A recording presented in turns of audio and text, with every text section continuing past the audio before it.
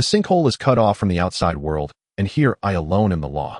A powerful female mayor who once held sway over an entire region now needs my back. A domineering female tycoon worth tens of billions now presses my feet. A beautiful actress begs me for a single bite of food. A cold, aloof female reporter pleads for a place to lie down and sleep. I have forged a sinkhole empire that belongs to me alone. My name is Sangu, a farmer born and raised in the deep mountains, poor, unable to afford a wife. That day, as usual, I carried my hatchet on my back and went into the wilderness to chop firewood.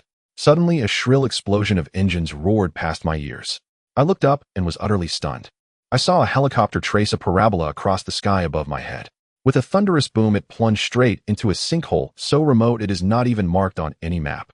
My heart clenched, and I rushed to the rim of the sinkhole to look down. At the bottom, 200 meters below, a dark pool churned with splashing water. A pure white helicopter lay skewed and half buried in the pool, its fuselage tilted askew. Faint cries for help drifted out from within the cabin. There was no time to think. Saving lives came first. Sheer cliffs ringed the sinkhole on all sides. How was I supposed to get down there? Yet I could not simply stand by and watch them die. Just then I spotted a long rock vine clinging to the cliff face, hanging straight down to the bottom. Without another moment of hesitation, I grabbed it with both hands and slid down along the vine. More than 10 minutes later, I finally reached the bottom of the sinkhole. Help, help! A weak female voice drifted from inside the cabin. I focused my gaze and saw 4 beautiful women of refined bearing trapped in their distorted seats, the rising water already up to their chests. It was autumn, and the pool water was piercingly cold. Terrified to the extreme, their delicate faces had lost all color as they trembled uncontrollably. The fuselage continued to sink inch by inch. A few minutes later, they would drown in the cabin. There was no time to waste. I whipped the razor-sharp hatchet from my back and hacked fiercely at the twisted metal frame, jamming the cabin door. With a heavy clang, I gritted my teeth and struck 3 times in a row, forcing the warped door open with a jagged gap. Come out now. Grab hold of me. I barked in a low voice. The women, as though clutching at their last straw, scrambled toward me in a mad rush. The icy water soaked their clothes, outlining every curve of their bodies. I seized the wrist of the first woman. Her hand was cold and soft. With a powerful heave, I yanked her. Hold on to me. One by one, I pulled all 4 women to safety. Fortunately, because the helicopter had crashed into the pool instead of solid ground, the water absorbed much of the impact, and astonishingly, none of them had been injured. The 4 women broke down and sobbed on the spot. They tried to pick up their phones and dial for help, but down in the sinkhole, there was no signal at all. There was no hope of calling for rescue. Only then did I learn who they were. They were all from our city. That very day, the 4 of them had chartered a helicopter to survey a potential low-altitude tourism route. Unexpectedly, the aircraft suddenly went out of control, veered off course, malfunctioned, and plunged into the sinkhole. At last, I understood the identities of the 4 women. Lin Wanqing Fortitwo, the city's mayor. A top graduate of a prestigious university, she was graceful in bearing, sharp-witted and decisive, swift and forceful in her actions. Su Lan, 40 years old, a female president of a listed conglomerate commanding assets worth tens of billions, accustomed to a life of privilege, her demeanor icy and aloof. Xia Yuran, 28, an actress and online celebrity at the height of her popularity with several albums released, a lovely face, a voluptuous figure, and an extraordinary aura. Chen Jing, 24, a television reporter from a local station, only recently graduated, beautiful and delicate, still green and inexperienced. Each of the 4 women possessed her own distinct temperament, her own unique allure. My name is Sangu, I introduced myself. A farmer, a bachelor with only a primary school education. After I finished, they all laughed. Yet what followed would completely overturn their expectations. For now, the only solution was for me to climb up along the rock vines, get out of the sinkhole, and then call the police to request a professional rescue team. I began climbing upward along the vines. Yet I had only climbed a few meters when a sharp crack rang out. The rock vine snapped in an instant. The ground vanished beneath my feet, my body lost balance, and I plunged straight down. I hit the ground with a heavy thud. Pain tore through me, as though my internal organs had all been displaced, but I still struggled to my feet. Looking up, I saw a 1,200-meter-high cliff, bare and smooth as a wall. The only hope we had just clung to was gone. The 4 women turned pale, all looking toward me in unison, their eyes instantly filling with despair. I looked around. We were cut off from the world, a desolate place with no signal, no food, and no way out. What should we do now? Everyone sank into hopelessness.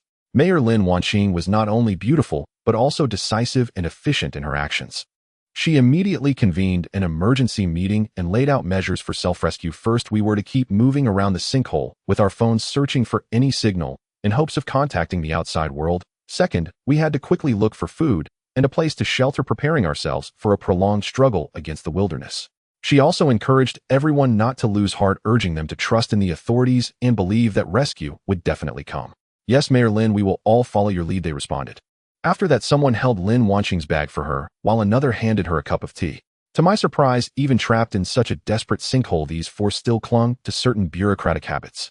They treated Lin Wanqing with utmost deference, addressing her as mayor again and again, their voices overly sweet and flattering. I had never met such a high-ranking official before, yet having been bullied since childhood by domineering village cadres, I could not help but feel an inexplicable dislike rising within me. Staring at the sinkhole that felt like a prison, I knew that survival was our foremost concern. Raising my voice, I said, down here there is no distinction of rank or status. We are all equal. Only by working together to find a way to survive, to escape from here, can we hold on to what truly matters. I had never spoken in front of such an important leader before. My heart was pounding with nerves, and my voice trembled as I talked. However, the female CEO Su Lan stepped forward to oppose me. Rules still matter, she said. After all, Lin Wanqing is our mayor. We ought to respect her. Rules? What useless rules? In this sinkhole, I am the rules. I shot back. I had no idea where such courage came from. Even I was astonished at my own boldness. Everyone turned to look at me in silence. By then, the four women's clothes were completely soaked, and they shivered from the cold. The most urgent task was to make a fire for warmth. Fortunately, having lived in the mountains for many years, I knew how to start a fire by drilling wood. I surveyed the surroundings. The sinkhole was about 200 meters deep, with a floor of roughly 1 square kilometer, surprisingly spacious and with fairly good vegetation. Most importantly, there was water at the bottom of the sinkhole, water the source of all life. I noticed a rock ledge at the edge of the floor that could shield us from wind and rain, so I told everyone to rest there for the time being. I then began to drill wood to make fire. It took a tremendous. At last, with a soft puff, a tiny spark flared to life. I hurriedly fed it with fine twigs, and the flames slowly grew, leaping into a warm, dancing light. Seeing this, the four women cried out in delight. I then brought over more dry branches and built a large bonfire. Their clothes were completely soaked, and they were freezing. They had to take them off immediately to dry them by the fire. But they had no spare clothes, so they would have to sit by the fire bareskinned while their garments dried. What should we do? I quickly said, stay here and dry your clothes without worry. I won't peek. I'll go look elsewhere for some wild fruit. Seeing the sincerity on my face, the four women nodded in relief. Then one after another they took off their clothes, revealing full curves and pale, delicate skin. I quickly walked farther off, yet still could not resist turning my head for a glance. From such a distance, all I could see were four indistinct figures seated by the fire. My heart surged with turbulent emotion. I sank, so poor I could barely survive, had never dated in my life, let alone touched a woman. And now four beauties were before me, their springtime charms laid bare. What a feast for the eyes this was. Each of the four women had her own curves and allure. One more voluptuous, one more slender, one taller, one fairer than the others. I found myself practically drooling, my body reacting beyond my control. I could never have imagined that what would happen next would leave me in overwhelming, dizzying ecstasy. After they finished drying the clothes, I also gathered a good number of wild fruits. Lin Wanqing is indeed a cunning and resourceful person. Seeing that I not only descended into the pit to save them, but also knew how to make fire by friction and forage for wild fruits, she understood that I was their only hope for survival. So she sat down beside me with a beaming smile. Sinkhole, thank you. You are our savior, and from now on we will rely on you to survive. I did not respond. You've worked hard today. To ease my hostile demeanor, Lin Wanqing even took the initiative to extend her hand to massage my shoulders and back. Wow, I have lived for 30 years and have never enjoyed a massage from anyone. Moreover, it was from a powerful female mayor. My heart swelled with pride. I had lost both my parents at a young age and grew up in poverty. Thinking of the past when I was bullied and insulted by village officials, I felt an indescribable comfort in my heart. It felt as if a great vengeance had been avenged. Sinkhole, once we get out of here, we will definitely repay you properly, Lin Wanqing said seriously while continuing to massage me. I replied, sure. However, I glanced around the sheer cliffs of the pit and lowered my head in despair. Lin Wanqing's massage technique was quite professional. She did not beat me randomly like an ordinary person, but instead first extended her fair and slender fingers, gently pressing the tips against my tense shoulder and neck muscles, gradually applying pressure and kneading. The pressure was neither too heavy nor too light. My heart raced like a rabbit trapped in a cage. In my entire life, no woman had ever touched me so intimately. Moreover, it was from such a high-ranking female mayor. Soon the sky darkened. I needed to find a way to solve the issue. Having lived in the deep mountains for years, I possessed exceptional outdoor survival skills. I first gathered some dry branches and grass to lay on the rocky ground. I tried lying on it, and it was soft enough to be quite comfortable. Next, I chopped a lot of firewood to ensure the bonfire burned brightly and would not extinguish during the night. With the fire, I wouldn't be cold while sleeping at night. I also set up hunting traps hoping to catch some small animals to feast on the next day. After finishing these tasks, I went to the water pool, found a small iron bucket from the helicopter cabin, filled it with water, and placed it on the fire to heat, avoiding anyone getting a stomachache from drinking raw water. The female CEO, Su Lan, had been pampered since childhood and had never experienced such harsh conditions. After just half a minute on the dry branches and grass, she frowned and left with a look of disgust. What kind of wretched place is this? A pile of grass can serve as a bed. I wouldn't even touch such filthy things. How could I possibly sleep here? What are you complaining about? It's better than having no place to sleep at all, I quickly retorted, feeling a bit irked. Even trapped in a pit, she still put on her airs as a female CEO. Su Lan's expression darkened, replaced by the arrogance of a wealthy CEO. With her hands on her hips, she spoke in a sharp and biting tone. What do you know? I, Su Lan, have always slept on silk soft beds, and my carpets were made of cashmere. How could I possibly lie on such a pile of grass? I knew that she was born into a wealthy family, raised in luxury, with servants waiting on her at home and bodyguards accompanying her when she went out. She dined on exotic delicacies and wore high-end designer clothes. Not to mention a pile of dry grass. Even an ordinary hotel bed would likely be beneath her notice. At this moment, such an environment was simply unbearable for her. But I would not indulge her bad temper. In this pit, no one would cater to her arrogance. If I didn't temper her personality, we wouldn't be able to survive together in the future. If you don't want to sleep, fine. If you have the ability, just sit by the fire for a night. Don't ask me for help if you freeze or starve. I turned over and spoke coldly. After saying that, I ignored her and lay down, closing my eyes. Su Lan trembled with anger, but was helpless. She sat beside the fire with a reluctant expression, her arrogant demeanor unchanged. The female Mayor Lin Wanqing slept on my left. The female star Xia Yuran and the female reporter Chen Jing slept on my right. Just as I was dozing off, I suddenly heard someone calling me. Sango, Sango. By the light of the fire, I saw it was the female CEO, Su Lan, calling me. What is it? I asked irritably. Please forgive me, I'm feeling sleepy and want to come sleep, she pleaded. No way, I replied firmly, wanting her to suffer a bit. At this moment, the arrogance on Su Lan's face had vanished without a trace, replaced by a flattering smile, completely different from the CEO, who had just been standing with her hands on her hips. She held the heated small iron bucket in both hands, pinching a cloth, and quickly walked to my side, saying she wanted to wash my feet. Instinctively, I wanted to retract my feet, but found it hard to refuse. I felt a tangle of emotions. In my entire life, I rarely wash my own feet properly, let alone let a multi-billionaire CEO wash my feet. In the past, in the village, let alone someone like Su Lan, even the wealthy women of the village would frown, and now this pampered woman was squatting in front of me, wanting to wash the feet of this poor boy, just to secure a... Su Lan cautiously flattered me. Singo, I was wrong. I truly made a mistake. I shouldn't have put on airs or complained about this and that. You're magnanimous, so please forgive me this once, okay? You saved our lives during the day, busying yourself with making fire, finding food, and preparing beds. It's only right for me to wash your feet and relieve your fatigue.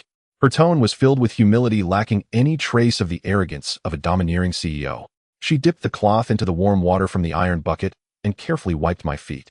Her movements were gentle and soft. She first carefully cleaned the dirt off the surface of my feet, then gently wiped between my toes, not neglecting the dirt even under my nails. I watched her lowered brows and eyes illuminated by the firelight, which softened her previously cold and arrogant demeanor. A surge of indescribable emotions welled up in my heart, mixed with both sadness and pride.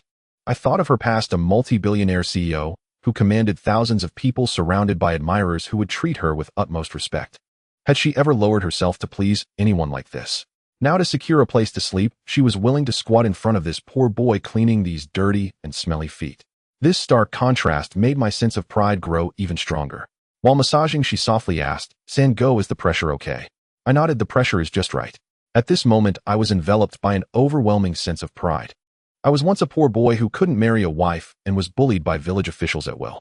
Now the powerful female mayor was rubbing my back and the multi-billionaire CEO was washing my feet. If this had happened before, I wouldn't even have dared to dream about it. The night grew deeper. Next, we would sleep together, huddled for warmth. Unexpectedly, something terrifying happened. I fell asleep in the pit along with 4 women. Everyone was exhausted during the day, and now they slept soundly. A woo, a sharp wolf howl echoed. Like a knife tempered in ice, it sliced through the dead silence of the deep night, reverberating repeatedly at the bottom of the pit. The sound struck painfully against the eardrums, tightening my chest. I was the first to awaken, startled into sitting up. Then one by one the 4 women came to. The hairs all over my body stood on end. A chill ran down my spine, shooting straight to the crown of my head. The youngest among them, journalist Chen Jing, was also the most frightened. I've never heard such a terrifying sound. Is it a wolf? Yes, I answered bluntly. The four women huddled tightly together in fear. As soon as I finished speaking, a sharper wolf howl followed. The women's cries grew louder. I'm so scared, do I want to go home? Exclaimed the actress Xia Yuran, her face filled with panic. Lin Wanqing, being the mayor, had seen her share of storms. At this moment she was relatively calm. Don't be afraid, oh, wolves are afraid of fire, and they wouldn't dare come near. Just as she finished speaking, the wolf howls grew sharper, and more wolves were approaching. Lin Wanqing was also startled. Why are there not just one wolf? It seems like a pack of wolves. I picked up the firewood axe, pretending to be calm. Don't be afraid, I'm here. Though I said that it was the first time I had heard such a dense chorus of wolf howls. In the TV shows, wolves are fierce. Could they climb down the vines? Xia Yuran's voice trembled. Yes, what if they climbed down? We wouldn't stand a chance, cried the CEO Su Lan, sobbing even harder. Are we going to die? Asked journalist Chen Jing, her youth not wanting to meet death yet. But the wolf howls did not cease. Instead, they grew closer and denser. One howl drowned out the next. They rose and fell in succession. That sound was wrapped in an insatiable greed, as if dozens of starving wolves were charging toward us. The bloodthirsty pressure weighed heavily on my heart. Boom! At that moment, a loud bang shook the entire pit slightly. Something crashed into the pit, hitting the ground. The four women, already on edge, were completely shattered by the sound, and their fear doubled instantly. They clung to me tightly, trembling. My mind raced, filled with shock and doubt. Did a wolf accidentally fall? But that impact sounded too heavy, oh, it didn't seem like the weight of a wolf. The four women held me even tighter. Breathing in their fragrance and feeling their body warmth, I suddenly felt immensely happy. These are four incredibly esteemed women. Typically, they exist high above, unreachable. They wouldn't even. Yet now, like startled fawns, they took me as their only support. I, a poor boy from humble beginnings, had never experienced such a glorious moment in my life. I secretly felt that this was probably a blessing from my ancestors. The previous tension and unease were surprisingly softened by this marvelous feeling. The wolves howled again, but the howls grew fainter. The panic in my heart also subsided. Having grown up in the mountains, I knew better than anyone that this pit was deep and steep with smooth edges. Those wild wolves, no matter how fierce, couldn't possibly come down. At most, they could only howl aimlessly at the edge of the pit. Thinking this, I relaxed, gently patting their backs to comfort them. Feeling their warm bodies and the faint fragrance lingering in the air, I unexpectedly found a bit of contentment. I thoroughly enjoyed this rare moment of being depended upon. Holding the four women, I imagined that without this accident we might never have crossed paths. I would have only been able to gaze from afar at their figures without even the qualification to approach. But at this moment their heartbeats were against mine, their tremors soothed by my gentle reassurance. This close connection felt like a gift from fate. Even though we were trapped in the pit surrounded by danger, I felt incredibly precious. I tightened my grip on the women in my embrace, silently vowing that no matter how many dangers lay ahead, I would do everything in my power to protect these four women who depended on me. The wolf howls gradually faded away. The fire was still burning, so I got up again to add more firewood. After tossing and turning for most of the night, the four women, under my calming presence, gradually fell asleep, their breathing becoming even and gentle. I looked down at their sleeping faces, feeling incredibly complex emotions. Soon I fell asleep as well. Just before dawn, a sharp and urgent cry suddenly came from the corner of the pit. It was piercing and jarring. We were awakened once more. The four women instinctively shrank towards me, their arms tightening around my waist. What? What is that sound again? Is it a wolf? Journalist Chen Jing was the most timid.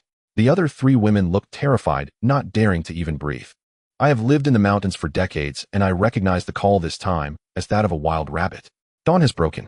The four women are still asleep. Seeing their beautiful faces, I cannot help but want to kiss each one. However, I cannot do that. I have my principles as a person. I did not disturb them, quietly getting out of bed and fastening my hunting knife. As I approached the corner of the pit, my eyes suddenly brightened and a wave of joy surged within me. The bounty far exceeded my expectations. The hunting trap has securely caught a plump wild rabbit, which is struggling futilely, occasionally letting out faint whimpers. Not far away, beneath several pressure plates, there are 5 fat mice, which seem to have already gone still. These prey are enough for the 5 of us to feast on. I quickly walked to the edge of the pond, picked up my hunting knife, and skillfully skinned and gut the rabbit and mice, carefully cleaning them. These prey are enough for the 5 of us to feast on. I quickly walked to the edge of the pond, picked up my hunting knife, and skillfully skinned. The flames crackled. As the roasting time increased, the fat from the prey slowly dripped into the flames, making a sizzling sound. A rich aroma of meat gradually spread. The 4 women who had been asleep seemed to be awakened by this enticing smell, opening their eyes one after another. They were already famished. When they saw the sizzling roasted rabbit and mice on the fire, their eyes instantly sparkled with delight. As I turned the bamboo skewers, I kept an eye on the cooking. When the skin turned golden and crispy and the inside remained tender and juicy, I took down the skewers, cutting them into small pieces and distributing them to them. Lin, Wanqing, Su Lan, and Xinjing were starving and took the meat, forgetting about their demeanor as they devoured it ravenously. But the only one who was different was the star Xia Yuran. When she received the rabbit meat I handed over, she wrinkled her delicate brows, lightly poked it with her fingertip, smelled it at her nose, and instantly showed a look of disgust. "What is this? There's no salt, no chili, not even a bit of seasoning. It's completely inedible." Seeing her picky demeanor, I was immediately enraged. Having fallen into this pit, it is already a blessing to have a warm meal. Yet she is still so particular, putting on airs as a star, being so choosy. Suppressing my anger, I said coldly, "If you have the ability, don't eat. No one is begging you to eat." Xia Yuran was taken aback by my retort, tossing her hair arrogantly and saying, "If I don't eat, then I won't eat. Who cares? I'd rather starve than eat this tasteless thing." Saying this, she turned her back to us, deliberately sitting down with an air of pride. We didn't bother with her and continued to enjoy the delicious food in our hands, the rich aroma of meat filling our mouths, leaving us immensely satisfied with every bite. Xia Yuran sat there alone, occasionally glancing at us, watching us eat with great relish, her throat involuntary. After about an hour, she could no longer hold out. The proud facade completely crumbled. She slowly turned around, walked step by step to me, and with a hint of pleading said, "Could I have a bit? I'm just so hungry." I deliberately put on a stern face and shook my head no. Who was it that said they wouldn't eat? I wouldn't dare to force you this big star lest you complain about this or that. I just want to crush her arrogance and let her know that in this dire situation there's no room for pride. Surviving is the most important thing. After being rejected, Xia Yuran's expression darkened even more.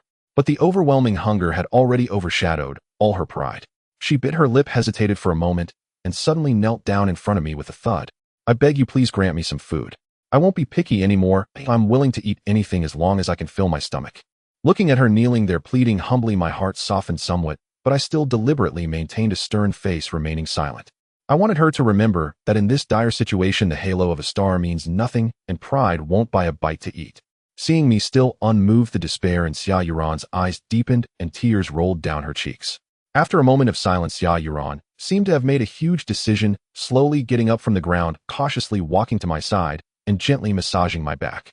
Seeing the contrast in her demeanor, an indescribable feeling of satisfaction surged within me. Xia Yuran, the luminous star on television, adored by countless fans, an existence that seemed unattainable at this moment, had actually set aside all pretenses, doing such humble things to please me, a poor boy. In the past, I could only look up to her from afar on the screen, never even having the chance to approach. But now she stands beside me, carefully trying to appease and flatter me, all for the sake of seeking a bite to eat. This reversal of roles made me feel a rush of exhilaration. "I know I was wrong. I shouldn't have acted all high and mighty or been so picky," Xia Yuran said in a low voice. As she massaged my back, she softly said, "Please forgive me, just this once. Share some food with me, okay? I promise to listen to you from now on and won't be willful anymore." Seeing me remain expressionless, Xia Yuran seemed to have decided to go all out and gently kissed my cheek. That kiss was very light, carrying the warmth of her lips and a faint fragrance, fleeting, but making me stiffen all over, a strange ripple stirring in my heart. I was stunned for a few seconds, looking at her flushed cheeks and evasive eyes. The last shred of my resolve completely crumbled. After all, she is just a woman driven to desperation by hunger, and to be able to lower herself to this extent is already a total capitulation.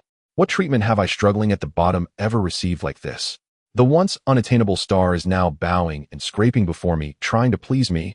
This feeling of being respected and cherished is even more satisfying than eating roasted rabbit meat. I quickly handed her the most fragrant leg of rabbit meat, saying, "In this dire situation, survival is the most important thing. Don't be so particular." Xia Yuran took the rabbit meat and began to eat heartily.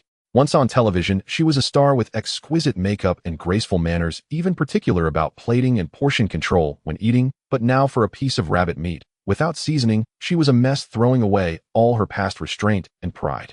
It is I who made this once unreachable woman drop all pretenses. It is I who made her experience the taste of pleading. This sense of control and the pleasure brought by this role reversal spread through my veins, making me unable to help but think, in the face of desperation, the so-called star halo is nothing at all. After filling our stomachs, everyone felt a surge of strength. The next most important task was to find a way out of the sinkhole. I picked up a hatchet and, accompanied by 4 delicate women, traversed through the jungle. We walked slowly along the edge of the sinkhole's bottom. I took the lead, occasionally reaching out to support the women beside me, fearing they might slip and fall. Not far along, we came to a pond where a massive stone had fallen, creating a pit. I sensed that this stone had rolled down last night, dislodged by the wolf pack digging at the sinkhole's edge. We continued forward. Lin, watching with her keen eyes, suddenly pointed into the distance and exclaimed, "Look, there's a cave." Following her direction, we indeed spotted a small entrance hidden in a recess of the rock wall obscured by vines, so concealed that one would hardly notice it without close inspection. We hurried over. The entrance was small, allowing only one person to pass through by bending down. It was pitch dark inside, exuding an air of mystery and eeriness. "This is a natural cave. Let's go in and see. Oh, perhaps there's an exit inside." I gathered a few dried bamboo sticks, wrapped them with some flammable leaves, and fashioned makeshift torches. Then I prepared a few spare torches. I was the first to bend down and crawl into the cave, followed closely by the 4 women pressing tightly against me. As we entered the cave, the passage was narrow and low, forcing us to stoop. I led the way, holding the torch to illuminate our path, while reminding the others, "Be careful, it's slippery underfoot. Stay close to me and don't fall behind." The 4 women huddled closely together, hardly daring to breathe. After taking just a few steps, Lin, walking in the middle, slipped, losing her balance. "Oh!" she cried out as she fell forward, her knees striking the stone. "Wanqing!" I quickly turned and rushed to help her up.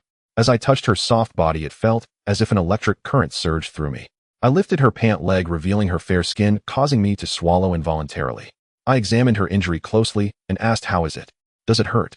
The other 3 women quickly gathered around, their faces filled with concern. Lin Wanqing bit her lip and shook her head. "I'm fine, I'll be okay in a moment." We continued to move forward. But Lin Wanqing's knee was injured, and she couldn't walk. I had no choice but to carry her on my back as I continued onwards. Her chest swayed with my steps. Soft and gentle, it constantly pressed against my back, making my thoughts wander. "Sango, how did you, a poor boy, earn such fortune over several lifetimes?" Even though Lin Wanqing weighed over 100 pounds, I felt no fatigue carrying her. I even hesitated to put her down.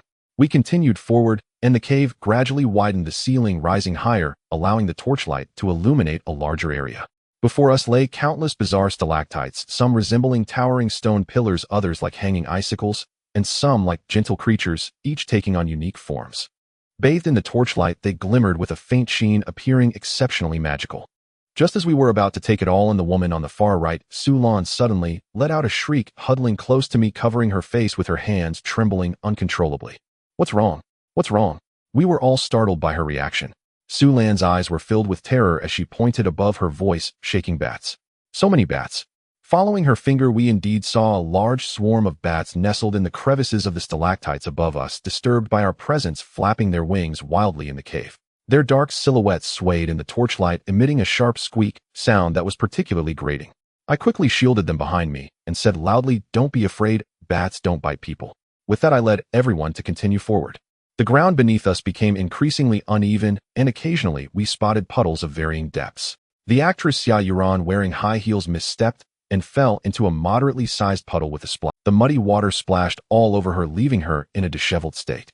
I quickly set Lin Wanqing down and rushed over to help her up. Seeing her covered in mud, I couldn't help but feel both amused and exasperated. Once a dazzling starlet, now she was a mess, her face splattered with mud, completely losing her former elegance and pride.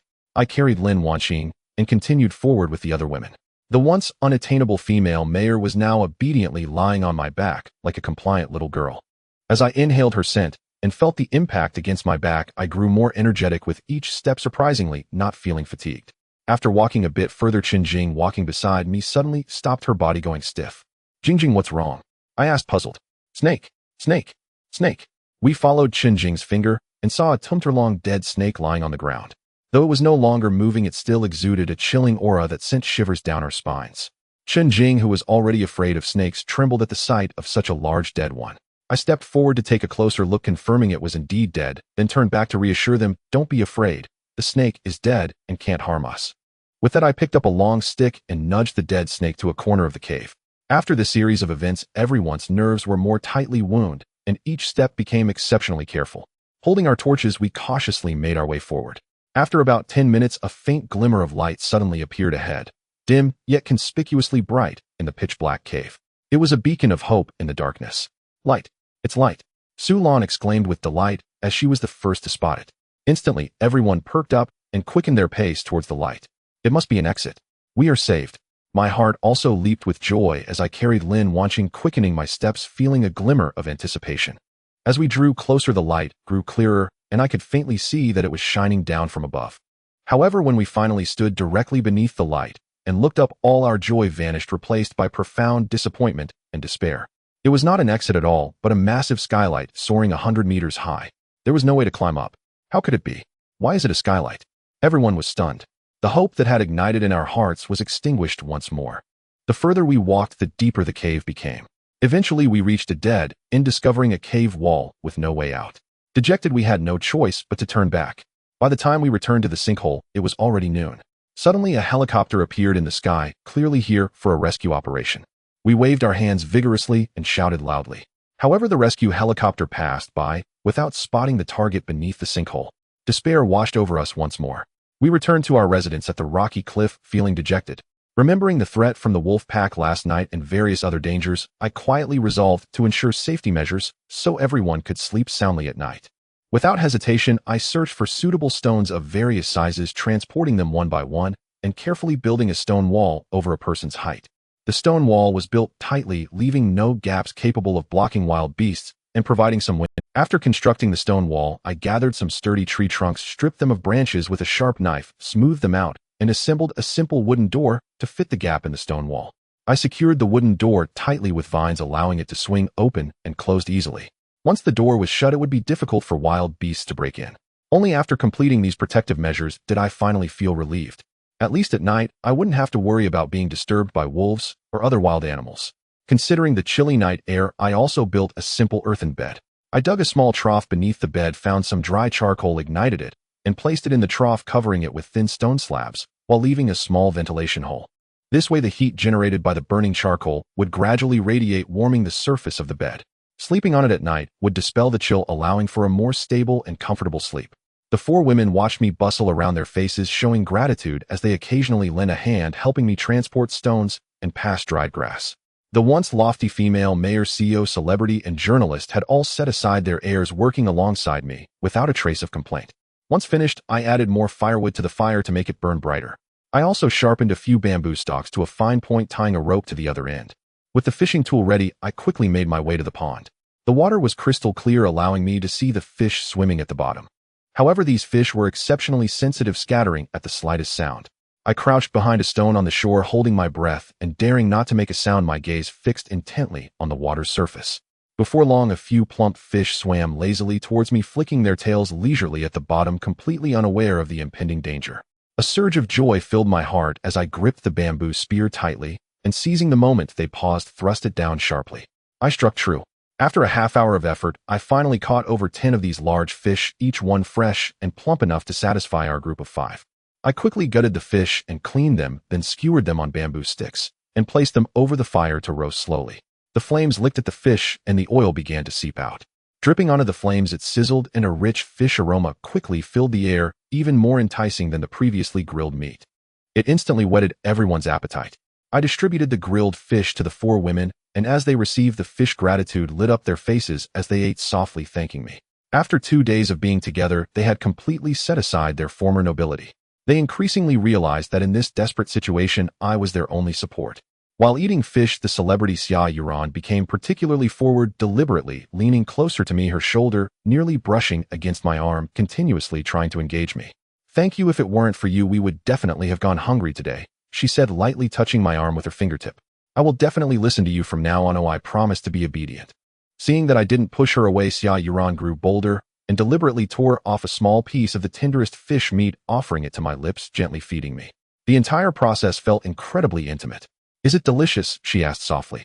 "Delicious, very delicious." She leaned closer to me, her hair brushing my neck, soft and smooth. I glanced at her, her cheeks flushed lightly, her long eyelashes fluttering, and her eyes filled with charm and anticipation, completely devoid of the former arrogance of a celebrity. A pang of sorrow struck my heart.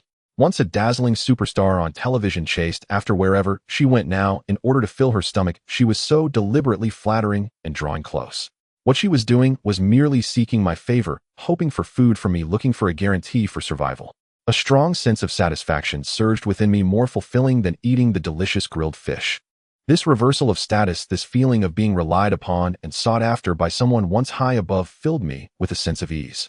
My sense of achievement and control swelled once again. "Don't worry, as long as you behave, I won't let you go hungry," I said, and upon hearing this, Xia Yuran's face lit up with a smile, her eyes crescent-shaped.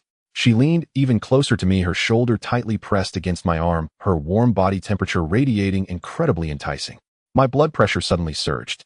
She became bolder, resting her arm on my shoulder, soft and delicate. From now on, I will listen to you. Whatever you ask me to do, I will do. Her eyes sparkled with a hint of mischief and softness. I felt a wave of weakness wash over me, unable to restrain myself. I quickly clapped my hands. Sure.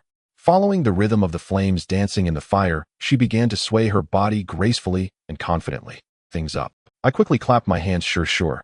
Following the rhythm of the flames dancing in the fire, she began to sway her body gracefully and confidently. Her arms lifted gently, her figure enchanting, resembling willow branches swaying in the wind, tender and alluring. But as she danced, her movements gradually grew bolder, shedding her initial shyness, gaining allure and sensuality. I watched her intently, my blood seemingly boiling, my heart racing, as if it would burst from my chest. The other three women observed Xia Yuren's actions in silence, quietly eating their grilled fish, their expression. I watched her intently, my blood seemingly boiling, my heart racing, as if it would burst from my chest. The other three women observed Xia Yuren's actions in silence, quietly eating their grilled fish, their expressions complex. In this primitive society, whoever can obtain food holds the highest power. At this moment, the identities of those female, mayor, CEO, celebrity, and journalist held no value. As night deepened, the wind at the bottom of the sky pit carried a hint of chill. After a day of toil and turmoil, the five of us huddled together on a makeshift earthen bed, where the charcoal beneath slowly burned, allowing warmth to seep through, creating a cozy and comfortable atmosphere. The beautiful CEO Su Lan shed her usual ruthless demeanor and cold authority in the business world, becoming gentle and considerate as she leaned close to me. Sango, you really worked hard today. You built stone walls and set up the earthen bed and even caught fish for us to eat. You're so tired to just rest well. Before I could respond, a pair of warm, soft hands gently grasped my feet. Then she pressed my feet tightly. The sudden sensation caused my body to stiffen, and a wave of panic surged within me, making my toes instinctively curl. I couldn't help but feel a mix of emotions, with a sense of indescribable pleasure rising in my heart. Once she was a formidable CEO managing thousands of employees with a fortune to her name. She was chauffeured in luxury cars and surrounded by countless sycophants. It was unimaginable for her to warm my feet. She probably wouldn't even glance at a poor guy like me. But at this moment, to survive and to gain my care, she had put aside all her pride, making every effort to please me. This significant reversal of roles filled me with ease. The sense of accomplishment and control surged within me. Sango, are your feet still cold? Is it warmer now? Su Lan gently asked. It's very warm, thank you. Hearing my response, she smiled. Once we get out of this sky pit, I will hire you as the security chief at my company with a monthly salary of 10,000 yuan. Before I could respond, Su Lan quickly added, I will also provide you with a vehicle and a small apartment in the city, so you no longer have to live in poverty. Such promises were once a distant dream for me. A monthly salary of 10,000 with a car and a house was a life I didn't even dare to imagine. However, this joy did not last long. I instinctively lifted my head to look around the sky pit, where the steep and smooth cliffs towered into the clouds. It felt like a giant cage trapping us tightly within. I sighed softly, overwhelmed by a sense of help. No matter how enticing Su Lan's promises were, we didn't even know how to escape this pit. What use were? How on earth could we escape this dire situation? Just as I felt despondent, the female, Mayor Lin Wanqing, also moved closer to me and lay down beside me. She carefully pressed my hand against her chest. The warm and delicate sensation caused my body to stiffen again, and a strong thrill surged within me. Feeling the softness of her skin and her faint heartbeat, I couldn't help but be swept away by emotions, my thoughts wandering. I knew deep down that her proactive closeness and intentional affection, like Su Lan's, were all to secure a share of food and avoid starving in this desolate wilderness. Once she was a respected mayor, high above others, her every move exuding dignity and authority. But now, in the name of survival, she had let go of all her pride, exhibiting such ambiguous behavior. A tinge of sadness arose within me, yet alongside that sadness, the feeling of being relied on and sought after by someone of high status became even more intense. The actress Xia Yuran could no longer contain herself. She leaned closer to me, snuggling tightly, even deliberately placing a leg lightly on me. The soft sensation spread along my leg, infused with her faint fragrance, instantly igniting a burning desire within me, leaving me restless. Sango, I'm cold too. Let me cuddle up to you for warmth. Her flattery and suggestiveness were laid bare. The bed was not spacious. With four women surrounding me, it felt a bit cramped. The youngest, Chenjing, had been pushed to the edge of the bed, her body curling slightly, as she softly called out, Sango, I'm cold. Can you make me some space to sleep? Her voice carried a hint of grievance and plea. Looking at her petite figure, my heart softened. I turned over and reached out my hand gently saying, "Come sleep in my arms, you won't feel cold this way." Chun Jing eagerly burrowed into my embrace as if grasping a lifeline. Her delicate and fragile body pressed against my chest, burying her face in my clothing, greedily absorbing my warmth. Her hair was soft, carrying a faint fragrance. Lin Wanqing beside me grew bolder, leaning her entire body against me, her cheek brushing against my arm. She even deliberately puffed out her chest a little, allowing me to distinctly feel her fullness and softness. Xia Yuran was not to be outdone as she squeezed closer to me, resting another leg gently on me, her fingertips lightly stroking my neck. Su Lan at the foot of the bed did not cease her actions of flattery. She held my feet, gently massaging my ankles, her fingertips delicate and soft, occasionally brushing her cheek against my toes, bringing warmth to my heart. At that moment, my heart was in a chaotic mess, and an intense psychological battle quietly unfolded. The warm touch, the faint fragrance, and the soft bodies felt like countless fine needles constantly plucking at my heartstrings. Countless thoughts surged in my mind. Every movement they made tested my resolve, bringing me to the brink of losing control. But reason quickly suppressed this agitation. I bit down hard on my lower lip, forcing myself to calm down. I repeatedly reminded myself, do not act impulsively, absolutely, do not make any inappropriate moves. They trusted me, relied on me, and saw me as their only support in this dire situation. If I were to take advantage of them and do something that would betray their trust, I would not only fail them, but also lose my own principles. Various emotions intertwined, complex enough to make it hard for me to breathe. For women, each with their own demeanor, yet all bore the same flattery and desire. I looked at the four women beside me, once of high status and prominence. A female CEO, a female mayor, a female star, and a female reporter. Now all had set aside their pride and dignity, seeking to cling to me for the right to survive, showering me with countless favors. At that moment, I clearly saw the essence of humanity in the face of despair. All status, glory, and dignity became worthless. Only survival remained the singular obsession. That night, the howls of wolves ceased, and we all slept soundly. When we rose the next day, the sun was already high in the sky. I picked up the bamboo fork I had made yesterday and quietly made my way to the pond, planning to catch a few more fish to fill everyone's stomach. In order to catch more fish, I slowly walked deeper along the edge of the pond, and without realizing it, I had swum to a secluded beach on the opposite side of the pond. The sand was fine and soft, scattered with modern items washed ashore during the floods, which were particularly noticeable. A surge of joy filled my heart as I hurried onto the beach, bending down to take a closer look. I saw several plastic cups, 2 enamel basins, a few toothbrushes, several tubes of toothpaste, and even a bottle of shampoo scattered across the beach. I casually picked up the bottle of shampoo, gently unscrewed the cap, and a faint, pleasant fragrance wafted towards me. I poured a little into my palm. It was still a viscous liquid, clearly still effective. I then picked up the toothpaste. Upon opening it, the white paste remained full, showing no signs of deterioration. These items felt like treasures in this desolate pit. Suppressing my excitement, I carefully gathered these items, cradling them in my arms, and hurried back. At this moment, the four women had also woken up and were sitting by the fire, their eyes filled with anticipation as they awaited my return from fishing. I have good news to share with you. I placed the cups, toothbrushes, toothpaste, and shampoo on the ground. I found these on the beach by the pond. They are all good and have not expired. The four women's eyes lit up instantly at the sight of the items on the ground, their faces brimming with delight.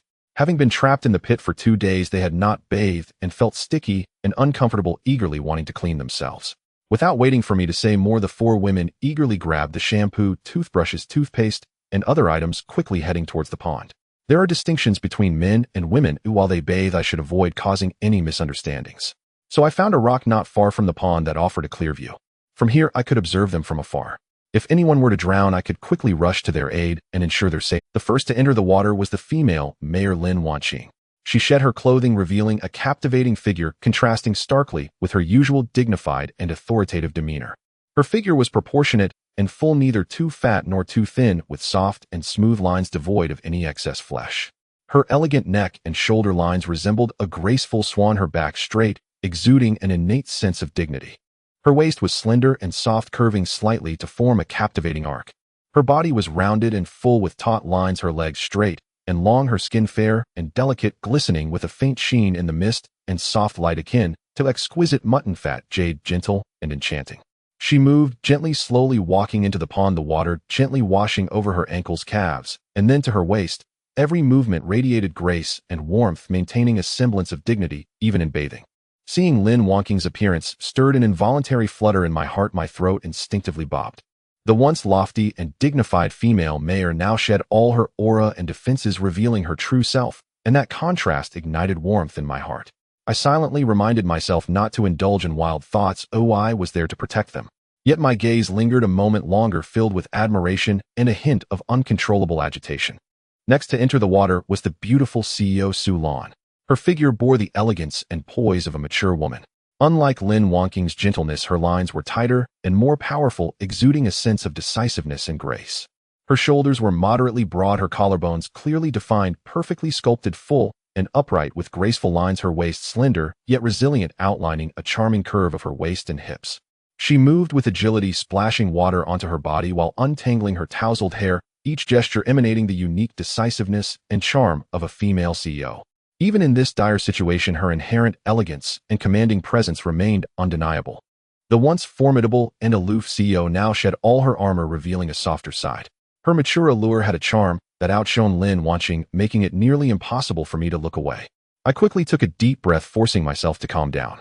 I knew clearly that I could not overstep my boundaries and could only watch from a distance, quietly safeguarding them. Following her, Xia Yuran also shed her clothing and stepped into the pond. As a celebrity, her figure was undoubtedly the most outstanding and eye-catching. Every inch of her form seemed meticulously crafted, perfect beyond reproach.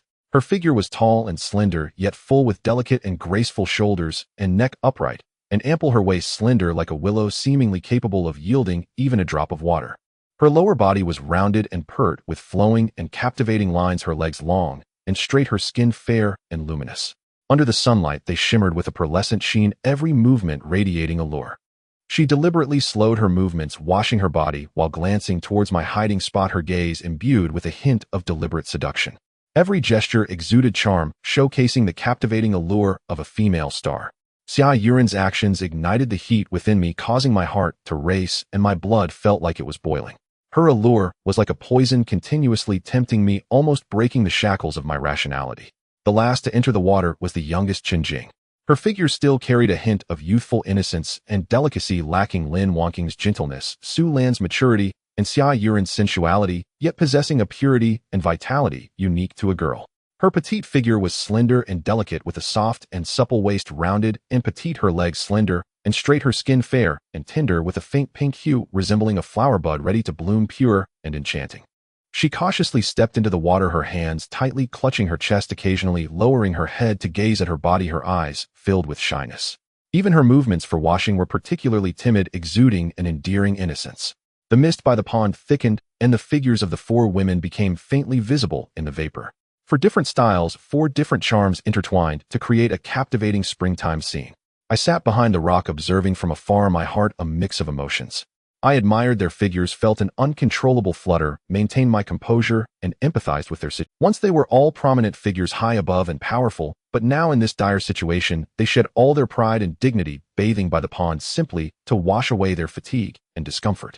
I sat silently, my unwavering belief remaining. I would always protect them, provide them with food, ensure their safety, and offer them hope for survival. The next day, just as dawn broke, I quietly got up and returned to the pond with a bamboo fork to catch fish. In no time, I had caught 5 or 6 plump fish. Back by the campfire, I skillfully skewered the fish on bamboo sticks. As I set them to roast, the flames licked at the fish's skin, and a rich aroma quickly filled the air, awakening the 4 women who were still asleep. Back by the campfire, I skillfully skewered the fish on bamboo sticks. As I set them to roast, the flames licked at the fish's skin, and a rich aroma quickly filled the air, awakening the 4 women who were still asleep. At that moment, a rumbling sound echoed from the sky. It grew louder as it approached. "It's a helicopter." Everyone jumped up excitedly. A white search and rescue helicopter was slowly hovering over the top of the sinkhole, the sound of its rotor blades deafening, its body gleaming dazzlingly in the sunlight. In that moment, everyone was elated, their hopes ignited. We all stood up and waved vigorously at the sky. "Here! We are here! Help!" The voices were filled with desperation, echoing repeatedly throughout. Unfortunately, the roar of the helicopter's rotor blades drowned out our cries, and it simply rushed past the top of the sinkhole without any sign of stopping. Clearly, the crew had not noticed our presence. Watching the helicopter drift away, we felt as if a bucket of cold water had been poured over us. Just as we were filled with disappointment and despair, the helicopter surprisingly turned back and began to circle slowly above the sinkhole. They saw us. They must have seen us. The light of hope reignited in everyone's eyes. We gathered our spirits and waved and shouted even more fervently. Every face was filled with anticipation. However, this expectation did not last long. The helicopter circled above the sinkhole a few times, then flew off into the distance, never to return. This time, everyone was utterly dejected. I looked at the four women beside me, their spirits crushed, and a wave of bitterness rose in my heart. But I knew I couldn't give up. I was their only hope. If I gave up too, we would truly have no chance. I forced myself to remain calm and stood up saying, "Everyone, don't lose heart. The helicopter's presence means that the people outside haven't given up on us, so we mustn't give up on ourselves either. Today we will search for a new way out. We will surely find a way to escape this sinkhole."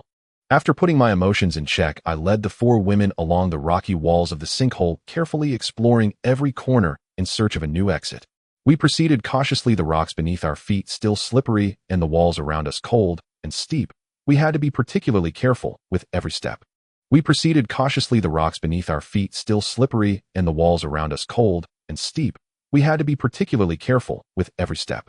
I did not to all enter. After discussing, we decided that part of us would stay at the entrance while the others would go in. "Sanddog brother, I will go into the cave with you." Lin Wanqing, being a mayor, took the initiative to volunteer. Moreover, she was an athletic champion in college with awards, her stamina stronger than that of the other women.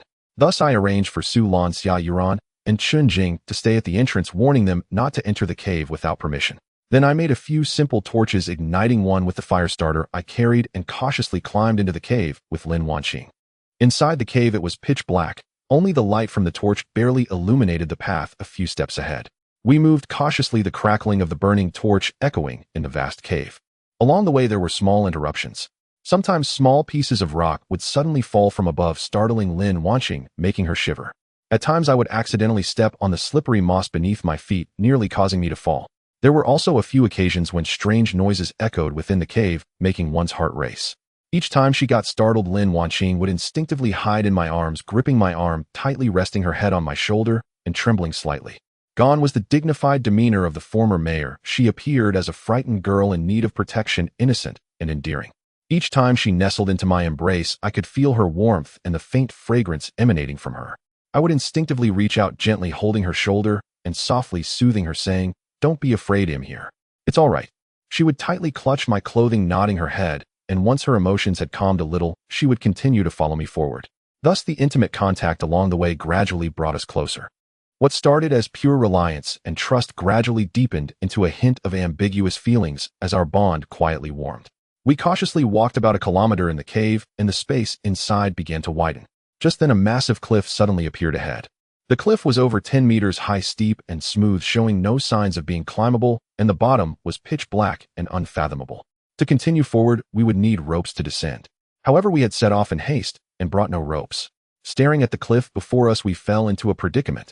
We had no choice but to return the way we came, deciding to bring ropes tomorrow for further exploration. Just as we turned back not far, Lin Wanqing suddenly slipped, almost falling. I quickly put down the torch and caught her in my arms. As our eyes met, my heart raced. By some strange twist of fate, I leaned down slightly and gently kissed her lips. At the moment of the kiss, I froze, my mind blank. I was just a poor kid from the mountains, having never seen much of the world. I had never even had the chance to meet the mayor, yet here I was daring enough to kiss her. As this thought crossed my mind, I was startled and wanted to pull back, filled with panic and regret. How could I dare to do this? She was the esteemed mayor, and she would surely be angry and push me away. But to my surprise, Lin Wanqing did not resist or get angry. She tensed slightly, a flicker of surprise flashing in her eyes, then closed them. She even slightly rose on her toes, actively responding to me. Her lips were soft and warm, carrying a faint fragrance, gentle like cotton.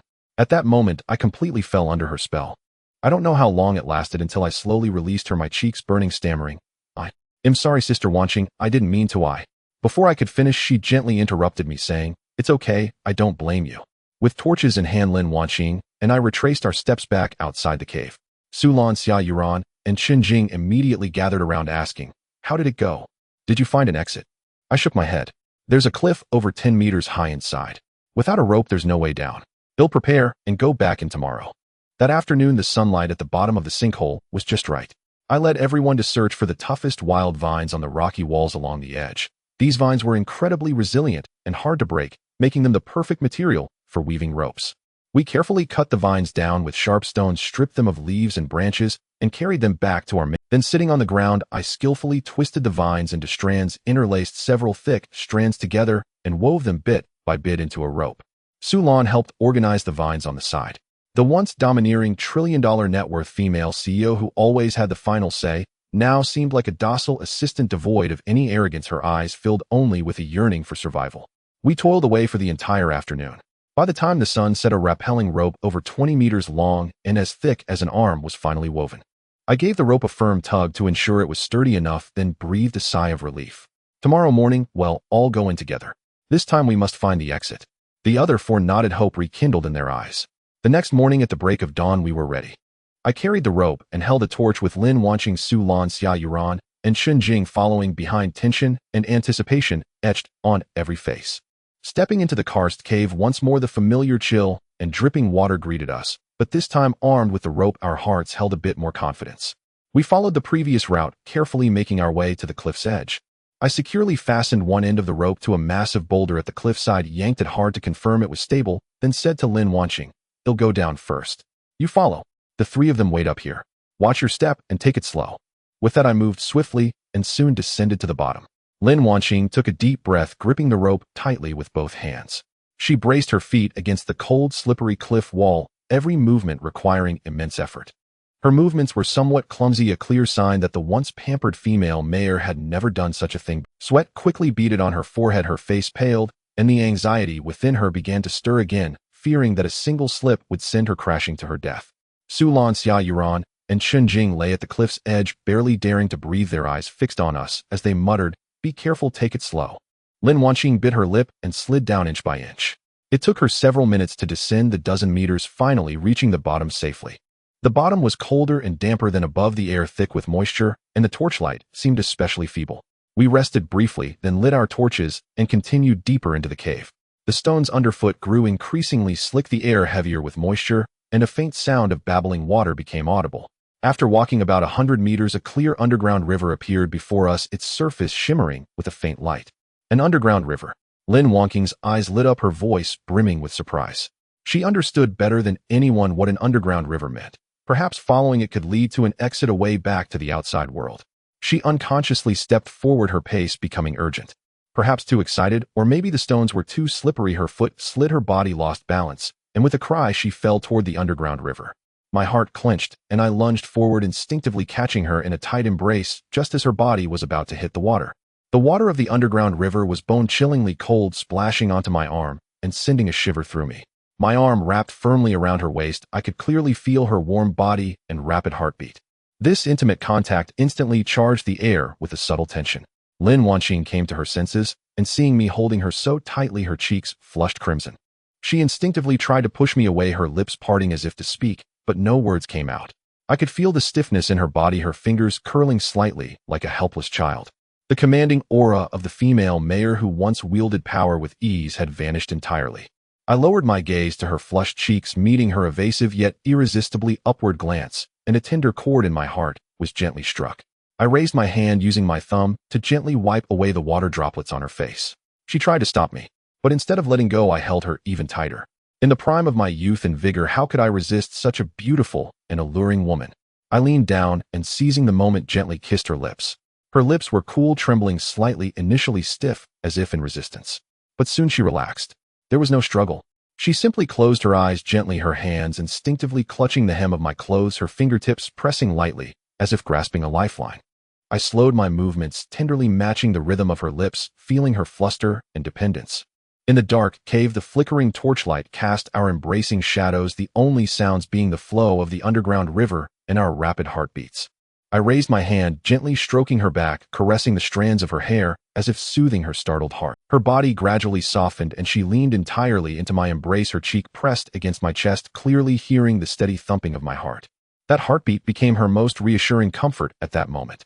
I knew in my heart that in this isolated sinkhole, in this boundless dark cave, I was her sole pillar of support.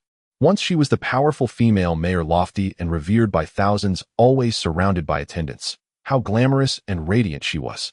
And I was merely a poor boy from a mountain village, born into poverty, making a living by chopping firewood. Insignificant and ordinary, not even qualified to speak to her. But now, in this desperate situation, she had shed all her pretenses and authority, set aside all her This immense contrast surged through me like a warm current, stirring an indescribable sense of exhilaration. It wasn't boastfulness or mockery, but a feeling of accomplishment from being needed and depended upon, a confidence from holding everything in control. I released her, wiped the water from her face, and said in a gentle yet firm tone, "Don't be afraid, I'm here." Lin Wanqing looked up, her voice as soft as a feather. "Brother Senga with you here, I'm not afraid." We continued along the underground river deeper into the cave, the torchlight illuminating the path ahead. I held her hand, carefully stepping over the stones, wary of any more accidents. But we walked for a long time, and still only boundless darkness and winding caves stretched before us with no sign of an exit. The torch's flame gradually dimmed, and our strength was nearly spent, yet the cave ahead showed no end. I stopped, looking back at the exhausted Lin Wanqing, and thought of Su Lan, Xia Yuran, and Chen Jing waiting anxiously at the cliff, a profound sense of helplessness washing over me. We had no choice but to turn back, trudging dejectedly, our steps heavy as lead. Reaching the cliff, the three above pulled us up with the rope. Seeing the hopeful looks in Su Lan, Xia Yuran, and Chen Jing's eyes, I couldn't bear to tell them the truth, but I still shook my head. There's no exit inside, only an underground river. Going further, there's still no end in sight. That single sentence shattered everyone's hope. Oh heavens, were we destined to be trapped in this sinkhole for the rest? We silently returned to the makeshift camp where the campfire was about to burn out. Everyone gathered dry branches to rekindle the flames. The flickering flames dispelled some of the chill and illuminated the tired and despondent faces of everyone. Soon everyone fell asleep in their clothes. That night, I was wide awake. The four women beside me were sleeping soundly, perhaps exhausted from the day's explorations. Soon everyone fell asleep in their clothes. That night, I was wide awake. The four women beside me were sleeping soundly, perhaps exhausted from the day. The steep cliff, the cold, dark river, and the boundless darkness pierced my heart like needles. I kept telling myself not to give up, but the feeling of helplessness grew stronger within me. The night breeze brushed lightly, and the pit was eerily quiet, only interrupted by the crackling of the fire and the steady breathing of the four women. Just as my thoughts were in turmoil, a shadow suddenly flickered beside the campfire. It moved quickly, flashing by. Could it be a ghost? I froze, instantly alert. In this pit, besides the five of us, could there be others trapped here? Or is there an unknown danger lurking in this pit? I held my breath, my gaze fixed on the shadow, not daring to make a sound for fear of startling it. The shadow was small and furry in the dim night, only a vague outline could be seen. After a moment, the shadow seemed to sense our presence, and suddenly let out a sharp cry in our direction, breaking the silence of the deep night. That cry heightened my alertness. I slowly stood up, picked up the machete, and cautiously approached the shadow, taking light steps. The light from the campfire was weak, barely illuminating a few meters ahead. I squinted, my eyes focused closely, and couldn't help but breathe a sigh of relief. It was not a person at all, but a monkey. It was of medium size, covered in brown fur that looked somewhat unkempt and appeared a bit weak. At that moment, it was warily staring at us, occasionally making soft, whimpering sounds as if testing the waters or seeking help. My heart, which had been hanging in suspense, completely relaxed. I quickly turned around and gently woke the four women beside me. "Wake up, something's happening." Lin Wanqing was the first to wake up, rubbing her sleepy eyes and softly asking, "What is it?" "What happened?" Su Lan, Xia Yuran, and Chen Jing also gradually woke up, all wearing the fatigue of sleep in their eyes. But when they followed my gaze and saw the monkey, they were all taken aback and instinctively huddled closer to me. Is it a monkey?" Xia Yuran's voice carried a hint of surprise. I nodded, my gaze fixed on the monkey, observing its frail appearance and the urgency in its eyes, and an answer began to form in my mind. I slowly stepped forward, easing my pace, signaling it not to be afraid, then turned to retrieve some wild fruits from the stone cave where we stored our food. I placed the wild fruits on the ground, then slowly backed away, indicating for the monkey to come eat. The monkey cautiously glanced at me, and then at the wild fruits on the ground. After hesitating for a moment, it gingerly approached, sniffed with its nose, and confirmed there was no danger before eagerly devouring the food. It was evident that it was extremely hungry, having risked coming down into this pit to find food. Before long, the wild fruits on the ground were all consumed. After filling its belly, the wariness in the monkey's eyes gradually faded away, replaced by a hint of affection. It wagged its tail and walked step by step to my side, gently rubbing its furry head against my pant leg, occasionally letting out gentle sounds. It kept trying to get close to us, looking very adorable. Xia Yuran gradually set aside her fear and carefully reached out her hand to gently stroke its fur. The monkey did not resist, instead it affectionately rubbed against her palm, causing Xia Yuran to chuckle. Watching the intelligent demeanor of the monkey, we exchanged glances, and a thought arose in our minds. Why not keep it? Perhaps it could bring a glimmer of hope to our survival journey. This monkey is so intelligent, let's give it a name. Lin Wanqing was the first to speak, her eyes filled with joy. What should we call it? It's so clever, let's call it Ling Ling. Lin Wanqing's suggestion was immediately met with agreement from all of us. Su Lan nodded and said with a smile, Ling Ling is a good name. It fits its clever appearance and symbolizes the spiritual energy and hope it can bring us. Lin Wanqing looked at the monkey and gently called out Ling Ling. The monkey seemed to understand, calling back to her and affectionately rubbing against her hand. Thus this lone monkey was given its own name, Ling Ling. Ling Ling was indeed particularly intelligent, quickly getting familiar with us in just a short hour. The next morning it followed us to pick wild fruits, helping to be alert to the sounds around us, and even used its paws to help us pick up fallen branches, looking very well behaved. Watching Ling Ling nimbly jump on the rocky walls, Lin Wonking's eyes suddenly lit up. I got it. Ling Ling can climb the rock walls. It can definitely climb out of the pit and help us send out a message for help. After saying this, Lin Wanqing took out a piece of paper and a pen, writing down a message for rescue detailing our location, number of people, and our current situation. After finishing, she carefully folded the note and handed it to Ling Ling, gently instructing Ling Ling, please take this out and give it to the people outside. Let them come rescue us, okay? Ling Ling seemed to understand Lin Wonking's words, gently took the note with its furry paws, carefully holding it in its mouth, then walked to the edge of the rock wall, looking back at us as if to bid farewell. Then it leaped up, skillfully grasping the vines on the rock wall, climbing step by step towards the top of the pit. Its movements were extremely agile, weaving effortlessly on the steep rock wall, quickly becoming a small black shadow that gradually disappeared. The five of us stood in place, looking up, our gazes fixed on the direction Ling Ling disappeared until we could no longer see its figure before slowly averting our eyes. Each of us silently prayed that the note Ling Ling took out would be discovered by someone outside. After Ling Ling left with the rescue note, we fell into a daily cycle of waiting. Days passed, shifting from initial hope to growing anxiety and now to a deepening despair. In just a few days, the light in everyone's eyes faded bit by bit under endless torment.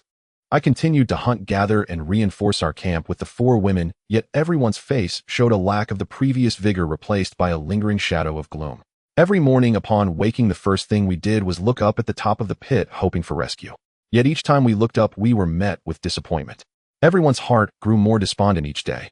Sometimes when a few of us sat around the campfire, not a word was spoken. Xia Yuran often curled up with her knees hugged, staring blankly at the top of the pit, murmuring softly, why hasn't Ling Ling come back?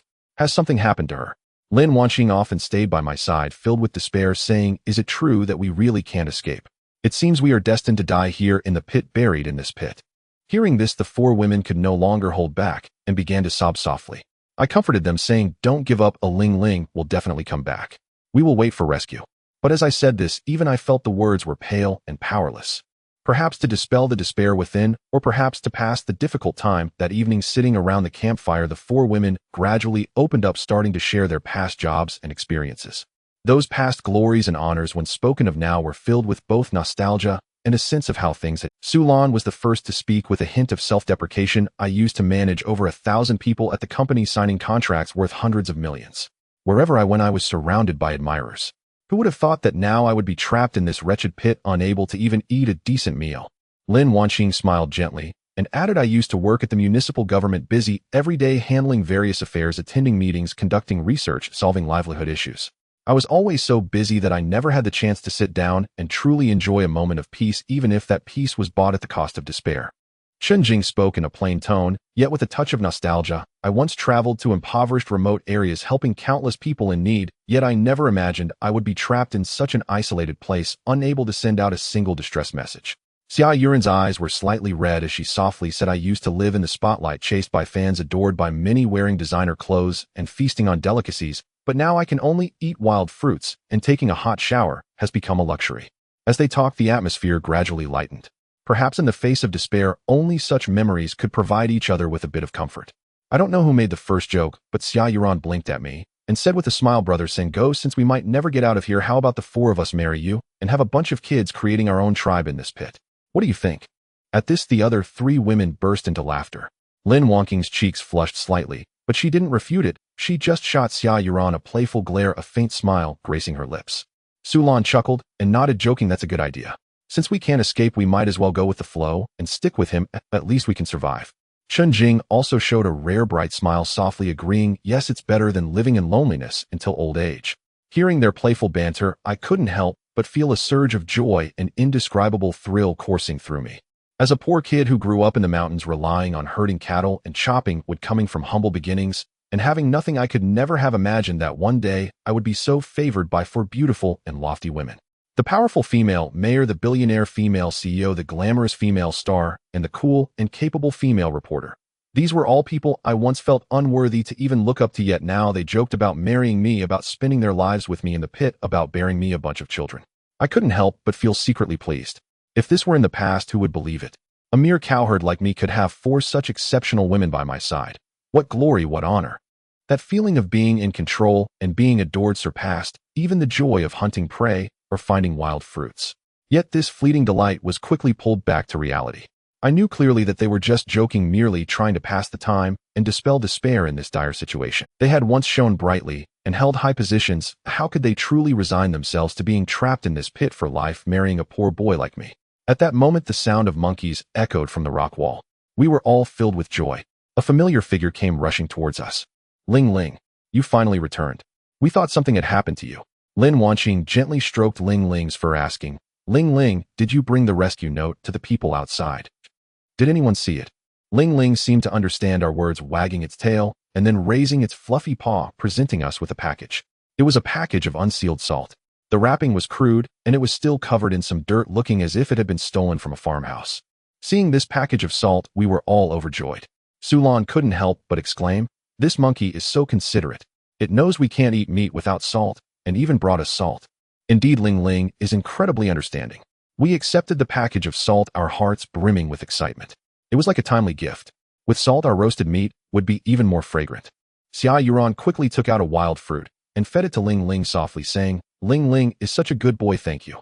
Ling Ling happily munched on the fruit, occasionally nudging our hands, looking utterly adorable. However, this joy did not last long, soon replaced by a deep sense of loss. We surrounded Ling Ling, gesturing repeatedly to inquire about the rescue note, but Ling Ling only chattered at us, its eyes filled with confusion, offering no response. Gradually, we came to understand. The note Ling Ling took out had ultimately vanished without a trace, undetected by anyone, bringing us no news of rescue. The campfire still crackled and the aroma of roasted meat remained strong, but the mood of all of us plummeted. The hope that had just risen was once again ruthlessly shattered, the weight of despair falling from the clouds to the abyss heavier than ever before. Ling Ling seemed to sense our gloom, pausing its eating to gently nuzzle our hands with its fluffy head as if trying to comfort us. Yet each of our faces was etched with despair and helplessness. Could it be that we were truly destined to be trapped in this pit for the rest of our lives, never to escape? After bringing back the package of salt, Ling Ling did not leave hastily as before, but instead began to play in the pit. This time it stayed for an unusually long time.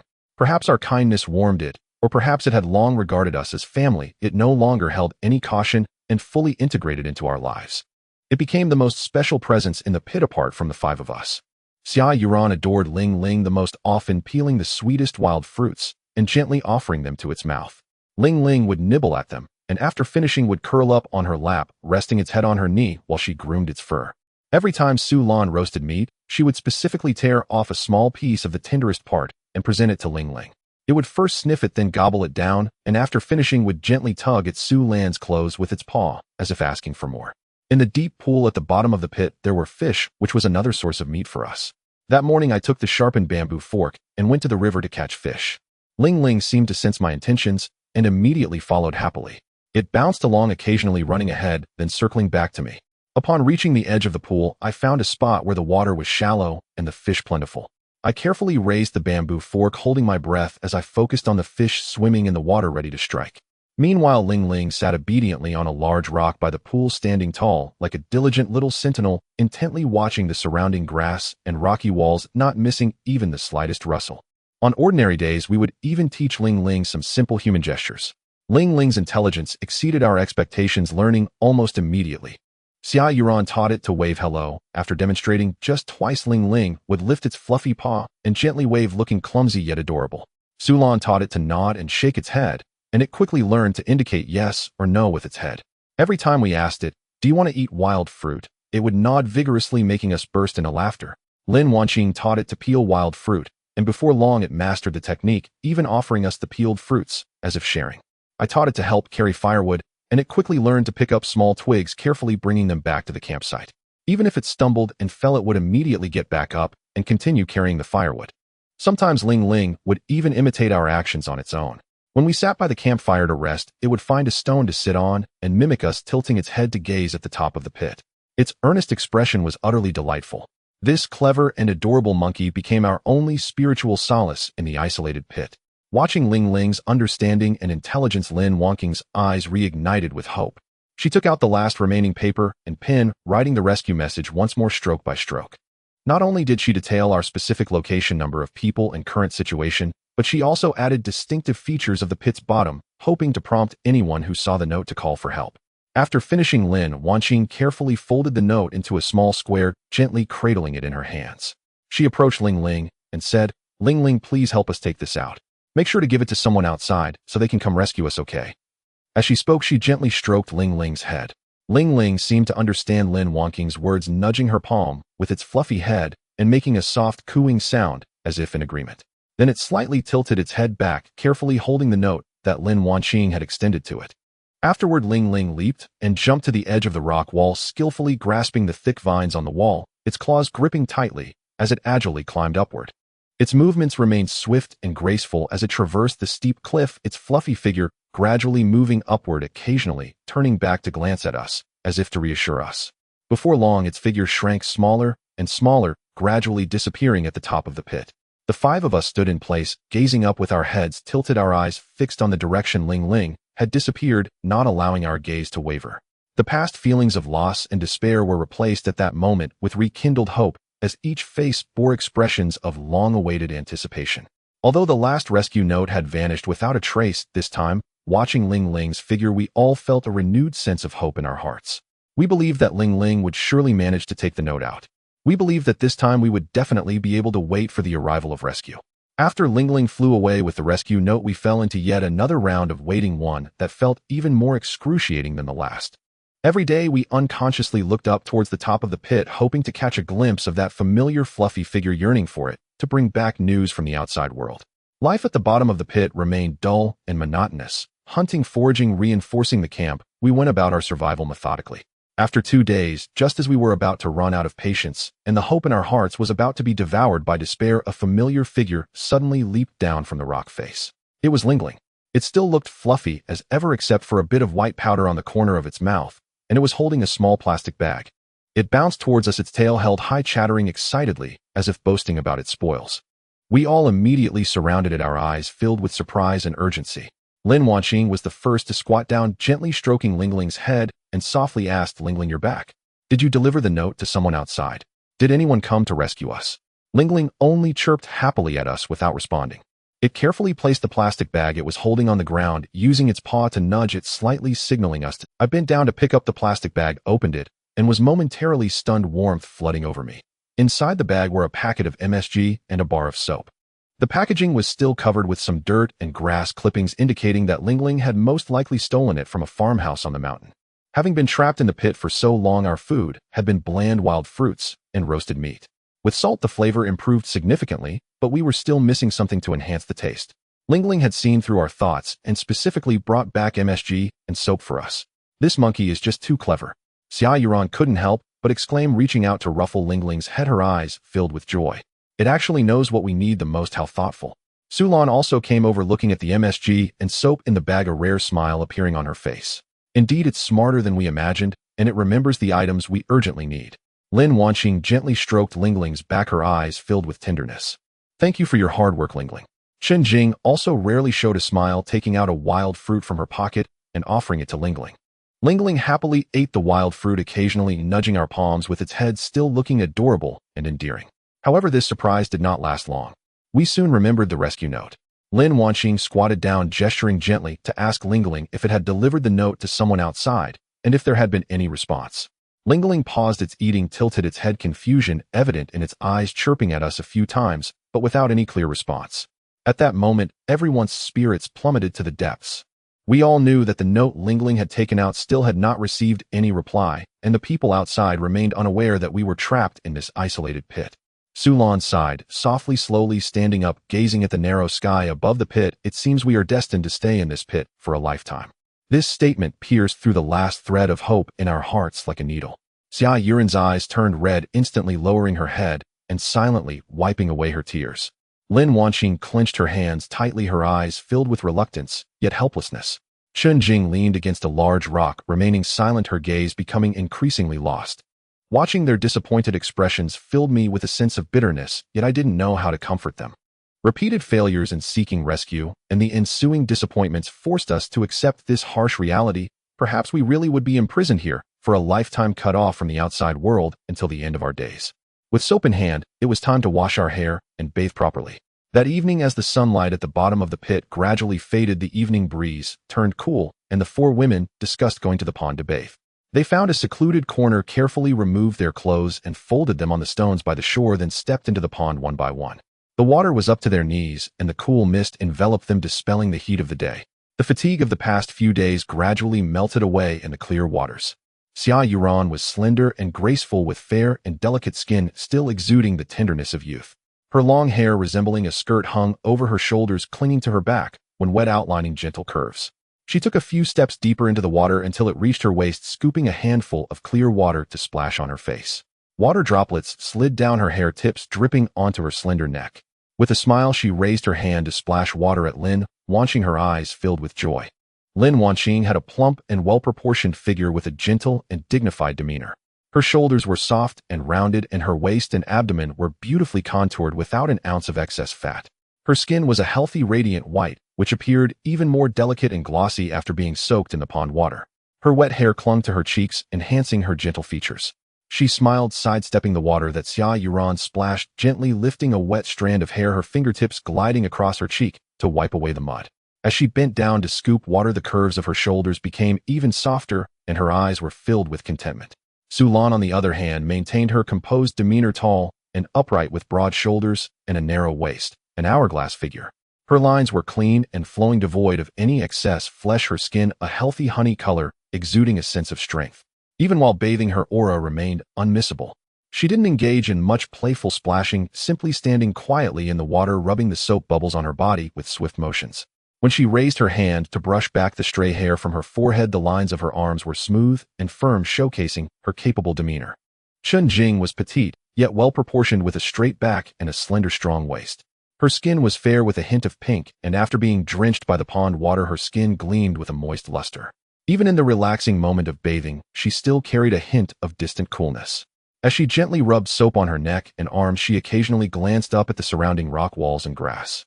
The lines of her arms were clearly visible as her fingertips glided over the dirt on her skin, neat and appealing. These four women were like four stunning scenic views, making my mouth water. Thinking of my own humble origins, having lived in the countryside my entire life, poor and unattractive, it felt like a stroke of fortune from several lifetimes to witness such beautiful and alluring women bathing before me. For women stood completely unclothed, exposed in the pool. At that moment, I stiffened, instinctively wanting to turn away, my cheeks instantly flushed with heat, filled with shyness and panic. They were once high and unattainable figures to me, the kind I didn't even dare to look up to, yet now they were unguardedly revealed before my eyes. The sudden impact made my heart race, my breaths quickening. I instinctively covered my eyes, but couldn't help but peek through my fingers, repeatedly stealing glances at them, my emotions swirling in a complex turmoil. There was shyness, panic, and an indescribable thrill and secret joy. I, a humble cowherd raised in the mountains, had nothing. I had never imagined that one day I would see four enchanting women so closely. Each of them had a unique demeanor, each radiating their own charm. The usual poise, competence, vivacity, and coolness all softened and calmed in this moment. The vivacity of Xia Yuran, the gentleness of Lin Wanqing, the aura of Su Lan, and the coolness of Chen Jing, four distinctly different appearances intertwined in the clear waters of beauty that captivated the eyes. I couldn't help but secretly rejoice within that hidden, indescribable thrill spreading from my heart throughout my entire body. Once unreachable lofty figures like the female mayor, female CEO, female celebrity, and female journalist were now trapped in this small pit, shedding all their glamour and defenses, appearing before me in their most authentic forms. And I became the only one who could witness it all. Within this secret joy lay a hint of humble satisfaction and an almost imperceptible pride. Even though I knew this encounter was born out of desperation, I couldn't help but feel grateful at this moment. Grateful to be able to stay by their side, to see them in such a soft and unguarded light. Yet this thrill was also mixed with deep shyness and unease. I didn't dare to get too close, fearing they might discover me. I could only hide in the shadows, secretly watching. My heart raced as if it would leap out of my chest. I kept telling myself not to think too much. They trusted me enough to bathe near the pool without defenses. I must not betray this trust. But my gaze was like iron filings drawn to a magnet, unable to look away. On one side was the moral restraint within, on the other an uncontrollable flutter and secret joy. These two emotions tugged at my heart repeatedly, leaving me both anxious and exhilarated. I watched them from afar, listening to their laughter, observing them relax in the water, the heaviness born from my failed plea for help gradually dissipating. Perhaps being trapped in this pit was not entirely hopeless. At least I could accompany them like this, watching them. This secret beauty became the most precious solace on my desperate path to survival. Little did they know the mischievous Ling Ling had quietly set her sights on their clothes left on the shore. Ling Ling had been playing around the campsite, and upon hearing the laughter by the pool, she curiously ran over, hiding behind a large rock, secretly observing the four women in the water, her shiny black eyes spinning, as if plotting something. Seeing the neatly arranged clothes on the shore, Ling Ling's eyes lit up, and she hopped over. Seizing the opportunity while the four women were distracted, she grabbed their clothes and quickly dashed towards the campsite. She would occasionally look back as if to flaunt her prank. Before long, Xia Yuran was the first to notice the clothes were missing from the shore. She instinctively covered her body and exclaimed, "Where are our clothes? Our clothes are gone." Hearing her call, Lin Wanqing, Su Lan, and Qin Jing immediately reacted, glancing down at themselves, and then at the shore, realizing all the clothes had vanished without a trace. The four of them were instantly terrified, their faces pale. They were trapped in the water, afraid to come ashore, droplets cascading down their bodies, their faces filled with panic and shyness. Xia Yuran, nearly in tears, shouted towards the campsite, "Sinkhole brothers, hurry and save us. Our clothes are gone." Ling Ling took away the clothes of four women, and after I retrieved them and scolded her, she angrily left the pit. She hasn't come back for several days. Everyone fell into silence. I looked at the empty rock wall at the cave entrance, finally biting the bullet, breaking the silence. We cannot just sit here and wait. We must find a way out. As soon as I finished speaking, Lin Wanqing raised her head, embodying the unique decisiveness of a female mayor. "You are right, waiting for death is not a solution." She stood up, her gaze sweeping over us. We resumed our search around the pit, trying to find a way out. It was almost a carpet-like search. Finally, we discovered a vertical shaft on the west side of the pit, hidden behind a dense thicket with the entrance obscured by rubble and vines. I casually tossed a stone down and heard a thud, thud, echo. It was long and clear. I could tell it was deep inside, but I didn't dare to go down easily. After all, the pit was fraught with unknown dangers. Next, we began to prepare the necessary items for exploration. I found the rough hemp rope I had previously made, crafted from the vines and bark around the pit, strong and durable enough to support a person's weight. I also lit 2 torches. At the same time, I took a sharpened machete. In case of danger, it could serve as a weapon for self-defense. We arrived at the edge of the vertical shaft. After discussion, it was decided that Lin Wanqing and I would go down. After all, Lin Wanqing was a former track athlete in college, her stamina better than the other women. Su Lan carefully checked the joints of the hemp rope, tugging it several times to confirm there were no issues before handing it to me. "Be careful, watch your safety." Xia Yuran then handed me 2 wild fruits, whispering, "Sinkhole Wanqing, you must come back safely." I nodded, took the hemp rope, secured one end tightly to a sturdy rock tree next to the entrance, wrapped it several times, pulled it tightly to confirm its stability, and said to Lin Wanqing, "I'll go down first, you follow behind." Lin Wanqing nodded, grasped the hemp rope with both hands, and carefully moved down the shaft with her feet pushing against the walls. I held the rope in one hand and the torch in the other, slowly moving into the darkness of the shaft. The walls of the shaft were very smooth, covered with damp moss, and one could easily slip if not careful. My movements were cautious. With each step down, I would first find my footing before continuing. Soon I reached the bottom of the pit, approximately 20 meters down. Below was a large cavity. "I've reached the bottom, you can come down." Lin Wanqing responded, slowly descending along the rope. "Be careful, it's slippery. Watch your feet," I reminded her. Before long, she was about to reach the bottom. I stepped forward to gently catch her. Holding her soft, alluring body, I felt my heart race. I took Lin Wanqing's hand, raised the torch, and looked around, instantly stunned by the sight before me. The bottom of the shaft was much larger than we had imagined, resembling a vast underground palace with various stalactites adorning the surrounding rock walls. Some resembled towering stone pillars, others like hanging icicles, and yet others like soaring eagles. Under the light of the torches, they shimmered with a faint milky sheen, appearing particularly mystical. The clear sound of spring water trickling reached my ears. Following the sound, I saw a clear spring slowly bubbling forth from the rock wall not far away, flowing along the grooves in the ground and pooling into a small pond in the corner. The water in the pond was crystal clear, allowing us to see the gravel at the bottom. The air was filled with dampness mixed with the unique coolness of the stalactites, devoid of the heat above the pit, bringing a chill. So magical. Lin Wanqing stood nearby, holding the torch, her gaze slowly sweeping around, filled with awe. I never expected such a place to exist beneath the pit. I nodded, gripping the machete tightly, vigilantly, scanning the surroundings. "Don't let your guard down. Although it seems calm here, there may be dangers. Let's move forward slowly and see if there are other exits." The two of us held up our torches and cautiously moved forward. The ground was very flat, covered with small pebbles that crunched underfoot, the sound echoing clearly in the vast underground palace. The shadows of the stalactites shifted under the torchlight, and occasionally water droplets fell from them, striking the ground and making a plop sound, breaking the silence. After walking for about several dozen meters, I suddenly noticed an inconspicuous opening in the rock wall ahead. If it weren't for the torchlight, we would have never seen it. The opening wasn't too big, just enough for a person to crouch through, and it was pitch black inside with no visible end. Only a faint dampness emanated from within, carrying an eerie chill. Lin Wanqing leaned closer, frowning, her gaze fixed on the opening. It looks like a secret chamber. I wonder what. I gritted my teeth. No matter what it is, we have to go in and take a look. Perhaps this is the path leading to the outside. I stepped forward, cleared the stones at the entrance, and bent down to enter first.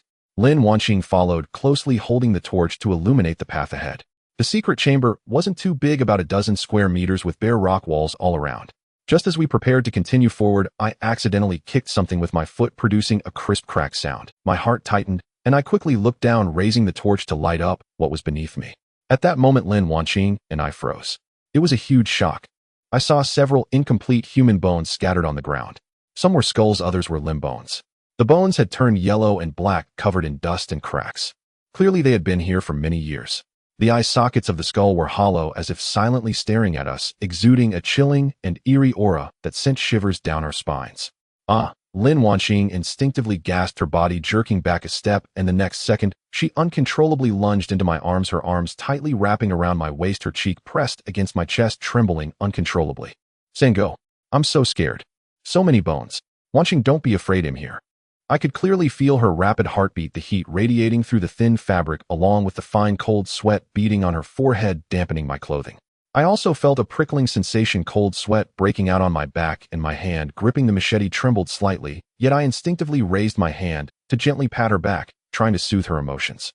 In this eerie secret chamber, her usual calmness and decisiveness as a female mayor had completely vanished, leaving only the vulnerability and fear of a small woman. Only by tightly holding on to me could she find a sense of security. So how did these bones come to be? Could it be that someone had been here before?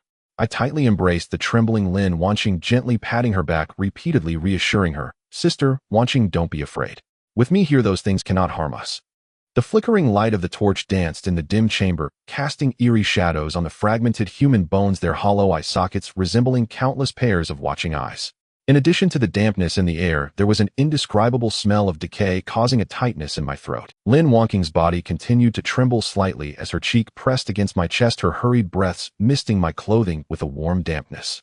The usual composure and decisiveness of the female mayor were replaced by deep fear, leaving only the vulnerability and reliance of a small woman. I gripped the hatchet tightly in my right hand, cold sweat trickling down my spine, the prickling sensation on my scalp unabated. Anyone encountering several long-sealed human bones in this isolated underground chamber would feel a chill. But I could not panic. I was Lin Wanqing's only support at this moment. If I faltered, both of us might succumb to this eerie atmosphere. I slowly helped Lin Wanqing to stand upright, pulling out the wild fruit that Xia Yuran had given me from my pocket, offering one to her. Take a bite, steady your nerves. Since we've come here, we can't leave without understanding the origins of these bones. Perhaps we can find clues to escape. Lin Wanqing took the wild fruit, bit into it, and the sour flesh melted in her mouth, slightly suppressing the fear within her. She nodded, gripping my hand tightly, her voice trembling. All right, let's take a look together. We can't just back down without clarity here. We raised the torches carefully, avoiding the bones on the ground, stepping cautiously as we explored the chamber. The chamber was not large, about 10 square meters. The surrounding rock walls were bare, with only the torchlight casting our flickering shadows, creating an atmosphere of solitude. Aside from the fragmented bones, the ground was covered in thick dust. Stepping on it left distinct footprints. The dust was stirred up, causing involuntary coughs. After only a few steps, my foot suddenly kicked something hard, making a crisp crack sound that shattered the silence of the chamber, instantly putting us on high alert. I quickly stopped, tightened my grip on the hatchet, and slowly lowered my head, bringing the torch closer to my feet to examine closely. I saw a faint square outline emerging from beneath the dust, covered with a thick layer of dust, almost merging with the ground. If I hadn't accidentally kicked it, I would have never noticed. I crouched down and reached out, gently brushing away the dust layer by layer, gradually revealing the object's true form. It was a wooden box. The material appeared to be high-quality mahogany, although it had aged over the years, and the wood had begun to decay with cracks on the edges, its exquisite craftsmanship was still evident. The surface of the box was carved with simple patterns, though obscured by dust, making it appear somewhat blurry. What is this, Sinkhole? Lin Wanqing also crouched down, her eyes gleaming with curiosity. It looks like a box. I wonder what I frowned, reaching out to gently push the box.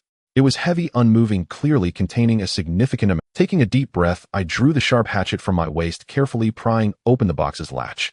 The latch was rusted, and with a gentle pry it broke with a click. I slowly lifted the lid of the box, an ancient scent wafting out mixed with a hint of metallic sheen. As the box fully opened, the torchlight instantly reflected within the dazzling brightness, causing us both to instinctively squint. Immediately we froze in place, speechless, our eyes filled with disbelief. Inside the box, it was packed full of gold and silver treasures. Golden bars stacked together, radiating a warm glow. Silver ingots were neatly arranged, reflecting a cold light. There were countless pearls, agates, emeralds, and jades.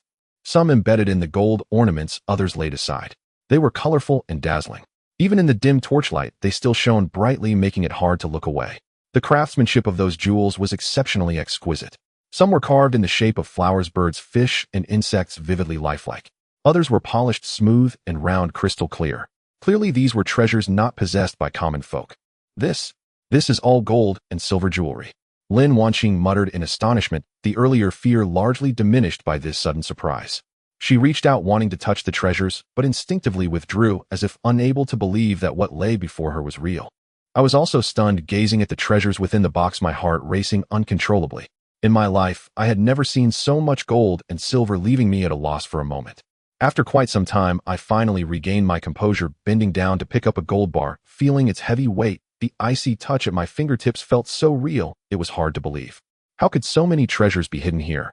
I frowned, filled with confusion, my gaze instinctively drifting to the bones on the ground, a thought gradually rising in my mind. Could these bones belong to those who came here, seeking treasure long ago? Lin Wanqing also reacted, nodding as her gaze fell on the fragmented bones, her tone heavy. Most likely. Look at those bones, many have cracks as if struck by sharp weapons, and they are placed haphazardly, clearly not the result of natural death. Lin Wanqing added, perhaps these individuals fought fiercely over the treasures in this box, and ultimately perished here, unable to leave even their remains behind. Following her gaze, I indeed noticed that the joints and bones of those skeletons bore numerous varying depths. I further examined the edges of the box and found many scratches on it, as if marked by sharp weapons, reinforcing our suspicions. Judging by the decay of these bones and the aging of the box, this tragedy likely occurred at least 100 years. Lin Wanqing squatted down, her tone tinged with a hint of lament. 100 years ago, these people ventured deep into this pit for wealth, only to meet such a tragic end. It's truly sad and lamentable. Looking at the gold and silver treasures in the box, my heart surged with excitement. If we could take these treasures with us, we would never have to worry again once we got out. I immediately bent down, wanting to stuff the treasures in the box into my pockets. But just as my hand brushed against a string of jade necklaces, Lin Wanqing suddenly reached out and grabbed me. The three brothers said, "We cannot take these treasures with us." "Why not? With so much gold and silver, we'll be rich if we take it out. How can we leave it here for nothing? We are trapped in this pit with no food. Survival is already a problem. What use are these treasures to us? Here they cannot buy us a meal and will instead become a burden. It's better to keep them here for now. Once we successfully exit the pit, we can contact experts to excavate them. These treasures rightfully belong to the nation and history. We cannot possess them privately." Hearing Lin Weiner's words, I was momentarily stunned, replaced by a sense of shame. Indeed, I was only thinking of getting rich, forgetting our current predicament. These treasures are indeed worthless in the pit. They might even cause us trouble due to their cumbersome nature. I nodded, withdrew my hand, and said somewhat apologetically, "Sister Weiner, you are right. I was too impulsive and didn't think it through. Let's do as you say and leave them here. After we get out, we will call in the experts to excavate them." Lin Weiner smiled and patted my shoulder, saying, "It's all right. Anyone would be tempted by such treasures. What's most important now is to find a way out." We carefully closed the box and covered it with dust again. After doing all this, we held up our torches and continued deeper into the chamber. Since there are treasures and traces of predecessors here, perhaps there is a passage leading to the outside. After walking a few steps, we suddenly discovered that the walls of the cave were covered with various symbols. These symbols were dense and varied in size, some resembling simple lines, others strange patterns, and still others like some form of writing, crooked and deeply carved. I stopped, leaned closer to the wall, squinted my eyes, and carefully observed these symbols, pondering over them again and again. However, my cultural knowledge was too limited. No matter how I looked at them, I couldn't comprehend any of it.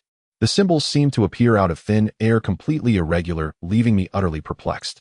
Lin Weiner also leaned over, her gaze fixed on the symbols on the wall, her eyes filled with surprise. These seem to be Oracle Bone script. Oracle Bone script. I was taken aback. Isn't that the writing from ancient times? Lin Weiner nodded, her expression filled with more confusion. When I was in college, I took a course in ancient writing and have some understanding of oracle bone script. The shapes and strokes of these symbols are very similar to oracle bone script. It shouldn't be wrong.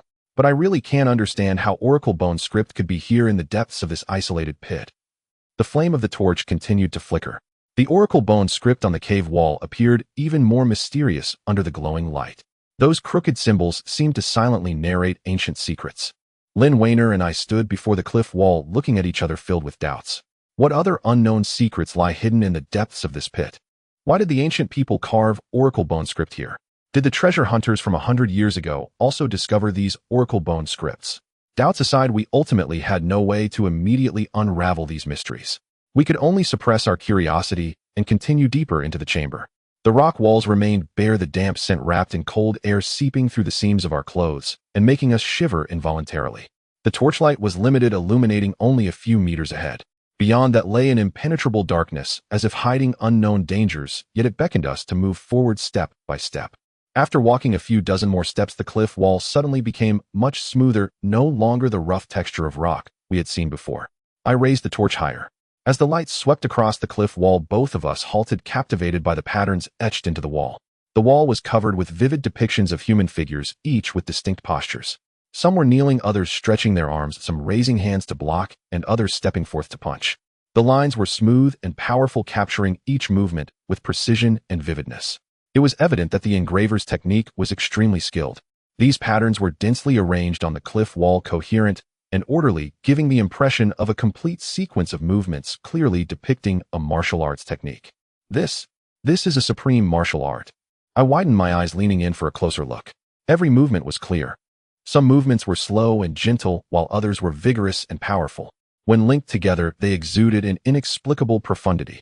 A thought suddenly surged within me. Could it be that long ago a transcendent master secluded here practiced martial arts and carved the techniques onto the cliff wall to pass down to future generations? As this idea emerged, I became excited, my gaze firmly fixed on the patterns on the cliff. The more I looked, the more captivated I became, as if I could already see that transcendent master practicing here. Instinctively, I set down the machete and torch in my hands and mimicked the first pattern on the wall, kneeling, raising my hand, lowering my shoulder, and gradually imitating it. At first, my movements were stiff and couldn't keep up with the rhythm of the patterns, but the more I imitated, the more I felt this set of techniques concealed mysteries. My muscles began to relax, and I gradually became immersed in it, forgetting everything around me. My mind was filled with the desire to master this supreme martial art. Perhaps it could help me fly out of the pit. I followed the patterns, mimicking each move, raising my hand, turning, kicking, with increasing proficiency, even unable to resist speeding up. "Three brothers, what are you doing?" Lynn Weiner's voice suddenly rang in my ears. I jolted back to reality, pointing at the patterns on the wall, and said, "Sister Weiner, look at these patterns. They are martial arts techniques. There must have been a transcendent master practicing here, carving down the supreme martial art. I'm trying to practice it, and maybe I can succeed." Lynn Weiner walked over to my side, unable to hold back her laughter. "What supreme martial art? Take a closer look. These movements are actually just the basic postures of Tai Chi, quite ordinary." Tai Chi. I was stunned, my earlier excitement instantly fading, unable to believe my ears. I had seen Tai Chi before. It's that slow and gentle form. How could these intricate patterns possibly be ordinary Tai Chi?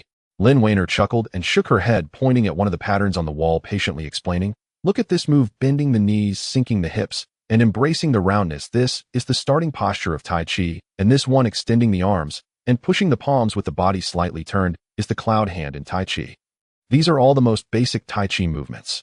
It's just that being carved into the cliff wall and the mysterious environment here makes it seem unusual to you." After hearing Lynn Weiner, I looked at the Tai Chi postures on the cliff wall and inevitably felt a bit disappointed. I scratched my head and smiled awkwardly, saying, "I thought I could master something great and fly out of the pit." Lynn Weiner laughed and patted my shoulder, saying, "You must have read too many martial arts novels." However, I never expected that soon after something unexpected would happen to Lynn Weiner. We pressed on. Both of us were exceptionally cautious, treading with the utmost lightness, our eyes fixed intently on the path beneath our feet. After about 20 paces, the cave ahead took a slight turn. Lin Wanqing instinctively slowed her steps, and just as she was about to sidestep around the corner, her foot suddenly slipped. "Ah!" A sharp cry escaped Lin Wanqing's lips. In an instant, she lost her balance, completely, her body tilting backward as her arms flailed uselessly in the air, grasping at nothing. She hit the ground with a heavy thud. Her hips took the brunt of the fall, producing a dull thud. The impact was severe and Lin Wangqing's face instantly paled from the pain. Her usually steady voice cracked as she cried out in agony, tears welling up in her eyes. It hurts. So much. She gritted her teeth, a fine sheen of cold sweat beading on her forehead. Her hands clutched tightly at her hips, her body curling up, slightly afraid to move even an inch. My heart tightened with alarm. I immediately dropped the firewood knife in my hand and rushed over, crouching beside her. Wanqingjie, are you all right? Are you okay? My gaze swept over her hip, and I was startled to see a patch of dark red blood seeping through the dark fabric of her pants, the stain slowly spreading, sending a chill through my heart. I think I broke my butt. Lin Wangqing's voice trembled with tears, her body shaking from the pain, her cheeks flushed crimson. In the past, she was the lofty, strategizing female mayor, always surrounded by attendants, her every word and gesture dignified and proper. She was someone others looked up to, never having been in such a disheveled and embarrassing state. Now not only was she in excruciating pain, but she also had to reveal such a private and awkward posture before me, a poor young man from the mountains. The deep-seated embarrassment was even more agonizing than the physical pain. She instinctively buried her face in the crook of her arm, unable to look at me, her shoulders trembling slightly. I quickly steadied my mind, forcing myself to remain calm. Wanqingjie, don't panic. He'll treat your wound right away. With that, I quickly took off my jacket, spread it on the ground, and carefully helped Lin Wangqing lie face down on it, trying to relieve the pressure on her hips. Wanqingjie, you have to take off your pants so I can treat the wound. Lin Wangqing was startled. A complex internal struggle ensued. How could she dare to take off her pants in front of a man? It was too humiliating. But if the wound wasn't treated in time, an infection could be dangerous.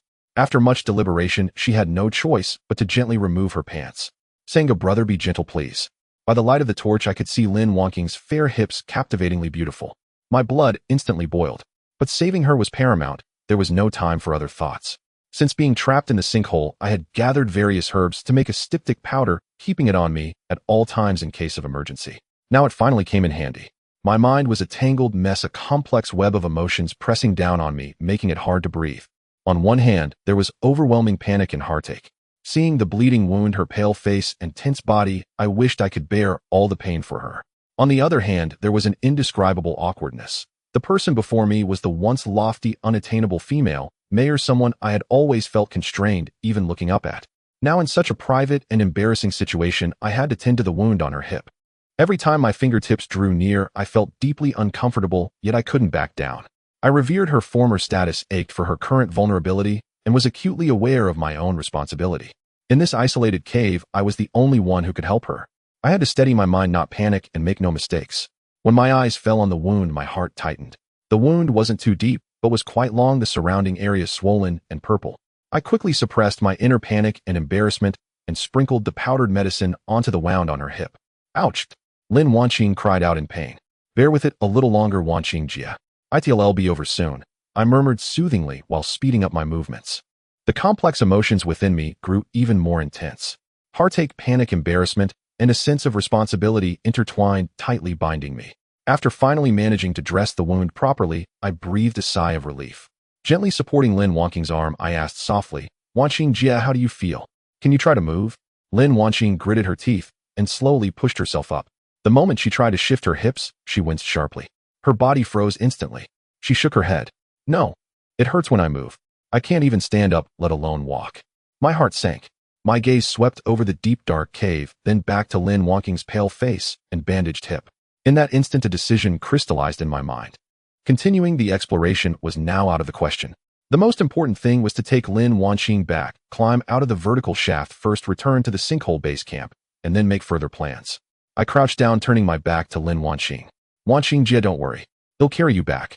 We'll stop the exploration here for now. Once your injury heals, we can make new plans. Lin Wangqing was momentarily stunned and her cheeks flushed red again as embarrassment washed over her once. The once lofty female mayor now not only injured and pathetic, but also had to be carried by me, a predicament she had never experienced before. She opened her mouth as if to say something, probably to refuse, but the severe pain made it impossible for her to be stubborn. Saying, brother, I'm troubling you. It's no trouble, Wanqingjie. Lin Wangqing hesitated for a moment, but ultimately unable to bear the pain and trapped in this desperate situation, she set aside all her pride and pretense. Carefully, she reached out, gently wrapped her arms around my neck, and slowly leaned her body against my back. Without further ado, I hoisted Lin Wangqing onto my back. Feeling her soft, warm body, my heart stirred for a moment. Her body was a bit stiff, clearly still unaccustomed to this intimate and awkward proximity. Her cheek pressed against my back, I could distinctly feel her warmth and slight trembling along with her barely concealed embarrassment. I held her legs firmly, moving as slowly as possible to avoid jostling her wound. Lin Wanqing held the torch, illuminating the path ahead. The cave floor was slippery, and I took each step with extreme caution. Wanqing Jie, don't worry. They'll carry you safely out of this shaft. Lin Wanqing didn't speak, only softly hummed in acknowledgement. Her arms tightened around me a little more, her cheeks still pressed against my back, the mix of embarrassment and vulnerability causing a tremor to run through her. Carrying her on my back, I retraced our steps step by step. The torchlight grew fainter, casting our moving shadows before us. The drip-drip sound of water still echoed in the cave, but now instead of the curiosity and anticipation of discovery, there was only the steadfastness of the return journey and the warmth of mutual reliance. The once unattainable female mayor now leaned against my back, stripped of all her aura and defenses, becoming someone I needed to protect. I dared not slacken in the slightest. Every step was steady and sure, with only one thought in my mind: I must carry her safely out of the shaft, let her recover properly, and when she's better, we'll find a way out of this damned sinkhole together. Soon we reached the mouth of the shaft, and I shouted loudly. Su Lan Xia Yuran and Chun Jing all responded from above. However, the next challenge, how to carry Lin Wanqing up the 20-meter vertical shaft, remained a formidable problem. The vertical shaft soared 20 meters high, its walls smooth and steep. I had to be especially careful while climbing alone. Now Lin Wanqing had injured her hips and was unable to move, making the task of pulling her up a colossal challenge. I firmly supported Lin Wanqing's legs and softly said, "Sister Wanqing, bear with it a little longer. I will climb up first and make a simple stretcher, then we will find a way to pull you up." Lin Wanqing gently nodded. I cautiously helped her to a flat rock next to the shaft wall, ensuring she could lean against the rock securely, and warned her, "Do not move, I will be down shortly." With that, I reached for the rope left on the shaft wall, and using my feet against the rough rock, began to climb upwards with both hands and feet. The shaft walls were covered with damp moss, and one slip could lead to a fall.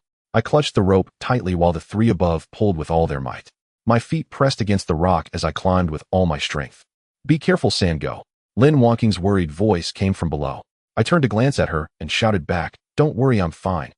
As soon as I finished speaking, my feet slipped suddenly, and my body dropped half a meter. My heart nearly stopped from the fright, and I quickly used all my strength to grip the rope and continued my arduous ascent. After a few minutes, I finally reached the top of the shaft. As soon as I landed, I collapsed onto the ground, gasping for breath. Blisters had formed on my palms, and my arms ached so much that I could barely lift them. Su Lan Xia Yuran and Chun Jing immediately surrounded me, their faces full of anxiety. Su Lan spoke first. "Where is Sister Wanqing? Why did only you come up?"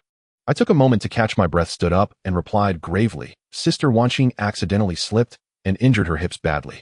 She can't stand up and is still at the bottom of the shaft. We need to think of a way to pull her up quickly." As soon as I finished speaking, the three of them fell silent. "I will make a simple stretcher binding sturdy vines and branches securely. We will put Sister Wanqing on it, and the three of you must pull together to get her up." The three nodded and quickly began to help me. We found several branches as thick as my wrist, cut them into equal lengths, and found strong vines, carefully binding the branches together to create a simple stretcher. After making the stretcher, I climbed back down the rope to the bottom of the shaft. "Sister Wanqing, we've made a stretcher. We're going to lift you up now, just hold on." I approached her carefully, lifting her while trying to avoid her injury, and slowly placed her on the stretcher. Lin Wanqing gritted her teeth, her body trembling slightly, yet she did not utter a sound of pain, only gripping my arm tightly, her eyes filled with reliance. I gently adjusted her position to make her more comfortable and carefully secured her body to the stretcher with vines, ensuring that there would be no jolting movements that could aggravate her wound. As I worked, I softly reassured her, "Sister Wanqing, don't be afraid. The three of them are pulling her up slowly, or we'll be up soon." Once everything was ready, I shouted towards the top of the shaft, "Ready. You all pull slowly and be steady." From above came Su Lan's reply, "Got it, Sango." Then I felt the stretcher moving slowly upwards. The process was far more perilous than I had imagined. The shaft walls were uneven, and as the stretcher moved up, it occasionally hit the rock, making a thudding sound. Each collision made Lin Wanqing cry out in pain. Halfway up, the rope suddenly jerked, and the stretcher tilted sharply.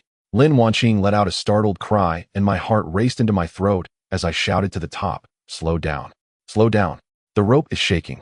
The three above immediately slowed their pulling. Su Lan's voice came through, "Sister Wanqing, hold on. I don't know how long it took, but the stretcher was finally nearing the top."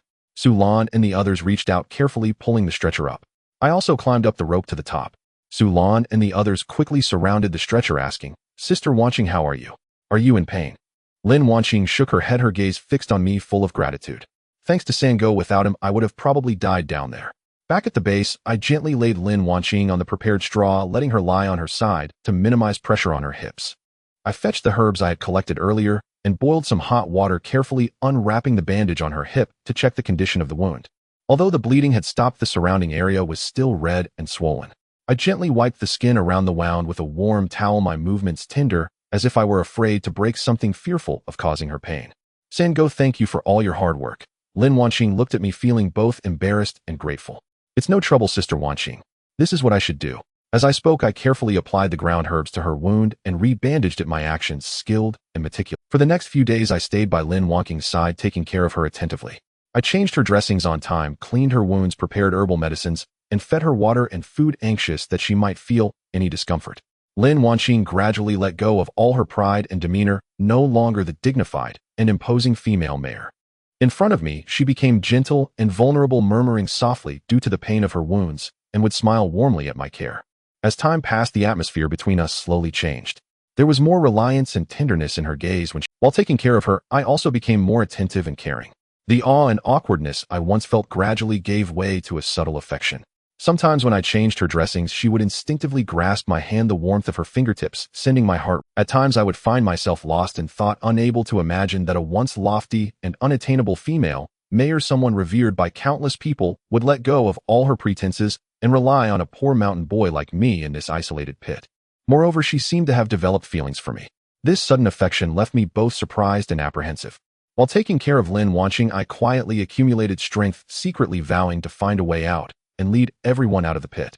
At the base, Su Lan, Xia Yuran, and Chen Jing continued to explore the surroundings of the pit from time to time in search of an exit, but each time returned empty-handed, leaving everyone disappointed. Just when our spirits had sunk to the lowest point, suddenly, the monkey Ling Ling appeared in the pit. Its arrival brought us new hope. Ji. Ling Ling came down from the cliff of the sky pit. This time it unexpectedly brought a newspaper.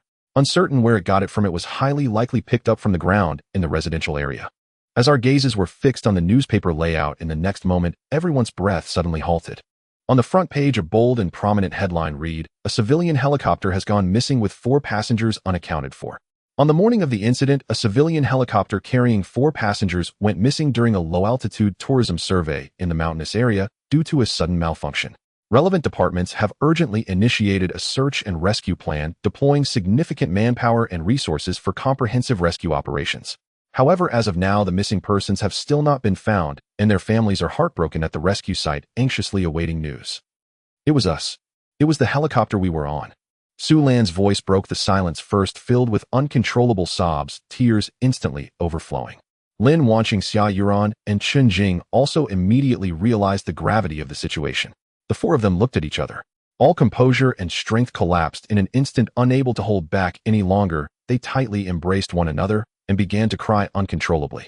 In their cries there was fear, a sense of injustice, and boundless longing for their families.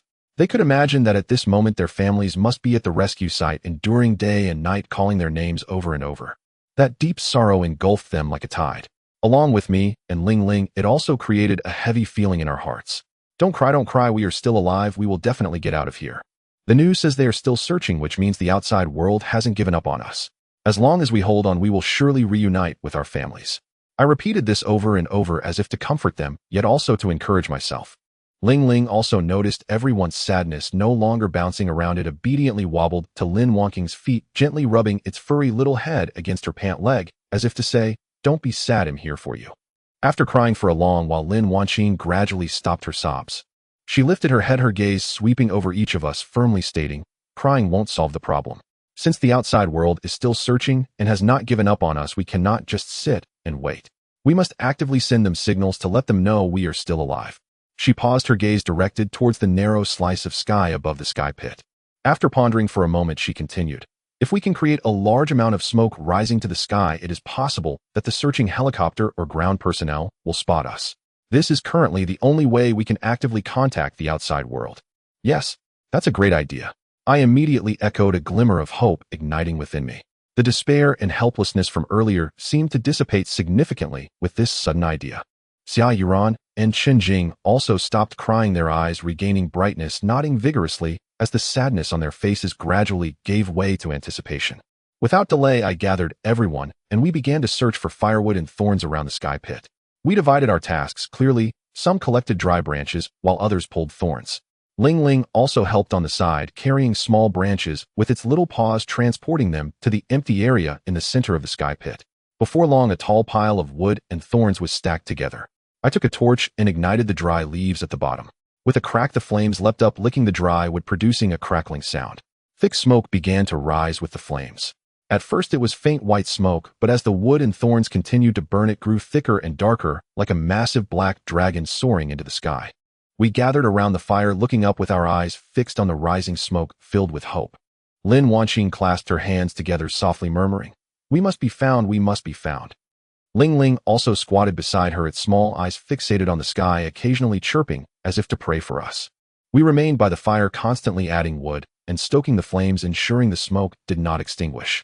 The smoke was particularly conspicuous in the sunlight, like a small black tower standing amidst the deep mountains. By noon the next day, just as we mechanically added wood to the fire, the smoke still billowing upwards, suddenly a distant rumbling sound echoed from the sky. It was the sound of a helicopter. Everyone instantly froze, abruptly looking up, their eyes bursting with dazzling light, holding their breath. Following the sound, we saw a small black dot slowly moving across the sky above the sky pit, becoming clearer. It was indeed a helicopter flying along the direction of the mountains, getting closer to us. "Over here. We are over here." We jumped up, waving our arms and shouting at the top of our lungs. Ling Ling also hopped around us, running back and forth, chirping, as if trying to help us call the helicopter. The helicopter approached closer, and our hopes surged like flames, believing rescue was finally at hand. But just then it seemed the helicopter did not spot us. The body slightly hesitated, turning its nose towards another direction, and the roaring sound gradually faded away. That small black dot also shrank little by little, eventually disappearing into the horizon. The previous excitement and joy felt like a bucket of cold water splashed over us, extinguishing in an instant. Our waving arms froze in midair, our shouts abruptly ceased, the smiles on our faces froze, and the light in our eyes dimmed once again. A day passed with no signs of activity. 2 days passed, and still no signs of activity. 3 days passed, and the rising smoke continued to drift in the sky, yet it seemed to have sunk into the sea, attracting no response. The fire slowly extinguished, the last wisp of smoke gradually dissipating in the air, and the sky pit returned to its previous silence. I sat weakly on the ground, hugging my knees as the hope in my heart slowly crumbled. We had done our utmost, yet the outside world still had not discovered us. Sulan leaned against the rock wall, tears once again slipping down her cheeks, this time with no cries, only silent sobs.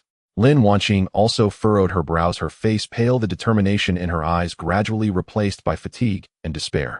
Everyone fell silent, the air oppressive enough to make it hard to breathe. Could it be that we will never escape this sky pit? Are we destined to stay in this sky pit for a lifetime? Heaven, why are you so cruel? The signal of the burning smoke has failed. We must devise another plan. In the sinkhole there are caves and vertical shafts, yet each exploration returns empty-handed. Either the undercurrents obstruct the way, or the caves are too deep to reach the end. What should we do? I decided to investigate the cave beneath the vertical shaft once more.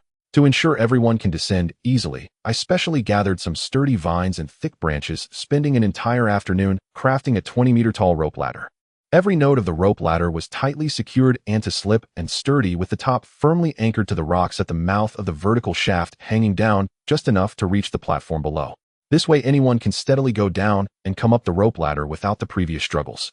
Before setting off, we checked our equipment once more. Torches, machetes, and provisions. Since Lin Wanqing's leg injury hasn't healed, yet I decided to bring the starlet Xia Yuran with me, while Su Lan and Chun Jing stayed outside to provide support. Once we encounter danger or need assistance, they can react immediately. Xia Yuran, hearing that she would go down with me, was filled with fear, yet she bit her lip and said, "I will go with you. I won't hold you back." In recent days, she had shed her former glamour. Her designer clothes were stained with dirt and dust, and her hair was a bit disheveled, but her eyes remained clear now, reflecting a resilience forged through hardship. With everything ready, I was the first to grasp the rope ladder and carefully began my descent. The walls of the vertical shaft were damp and smooth, with occasional droplets falling from above, the sound of drip drip echoing in the vast shaft, creating an eerie atmosphere. Xia Yuran followed closely behind me, gripping the rope ladder tightly, her body trembling slightly, clearly showing her genuine fear. After a few minutes, we finally reached the platform below the vertical shaft. This area was much more spacious than the mouth of the shaft, with a damp, moldy odor in the air mingled with a faint, fishy scent. I steadied Xia Yuran, then raised the torch to slowly scout ahead.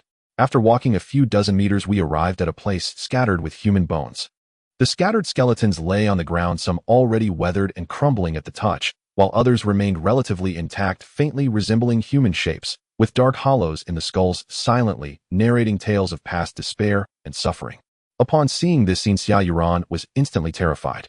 She screamed and, unable to contain herself, suddenly lunged into my arms, tightly wrapping her arms around my neck.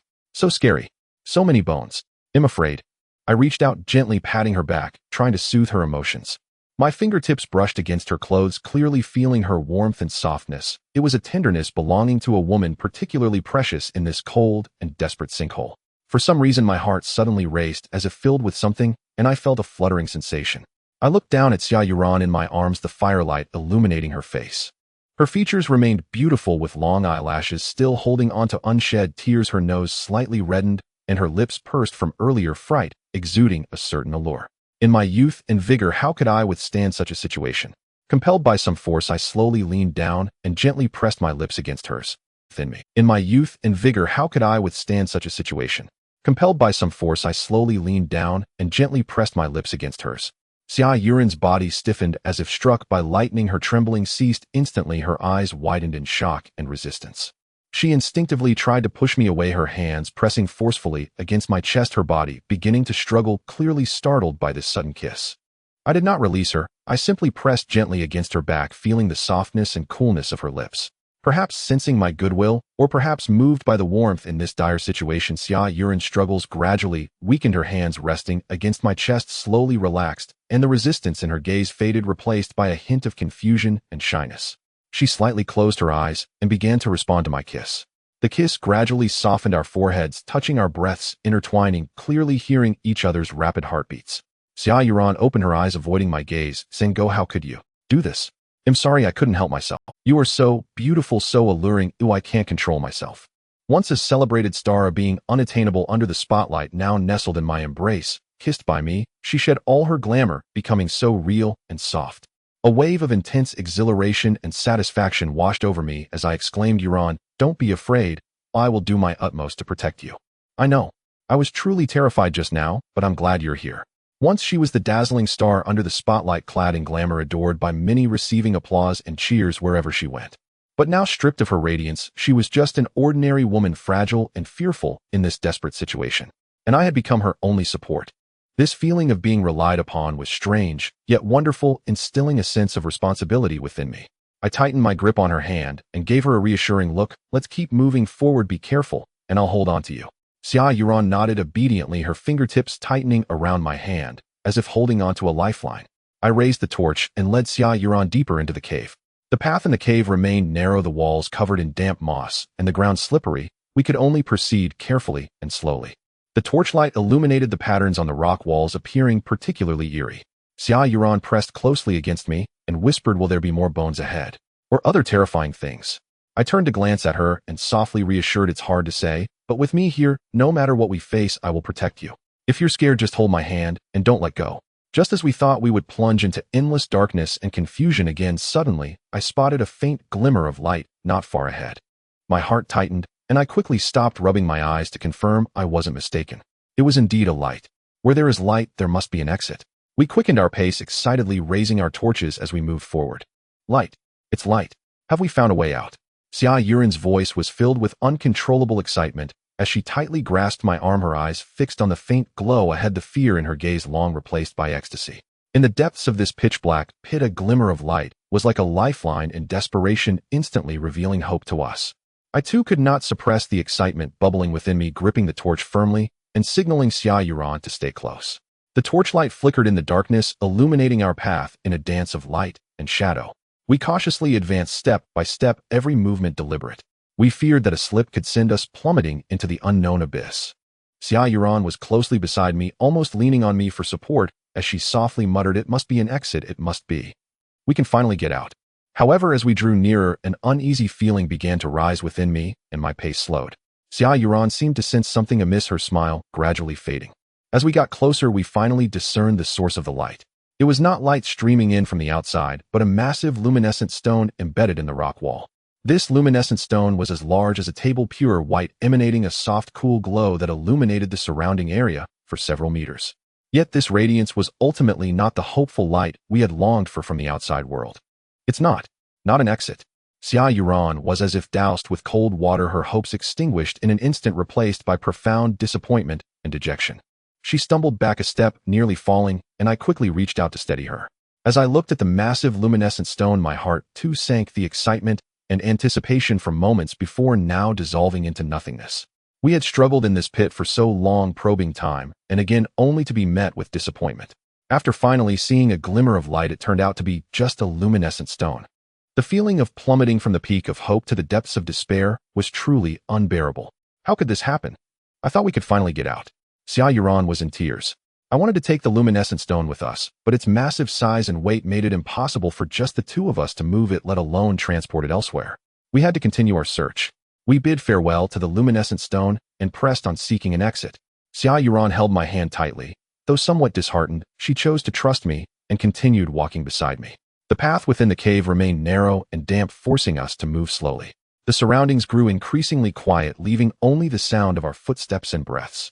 Yet just a few steps and a rush of water suddenly echoed in our ears. Boom, boom.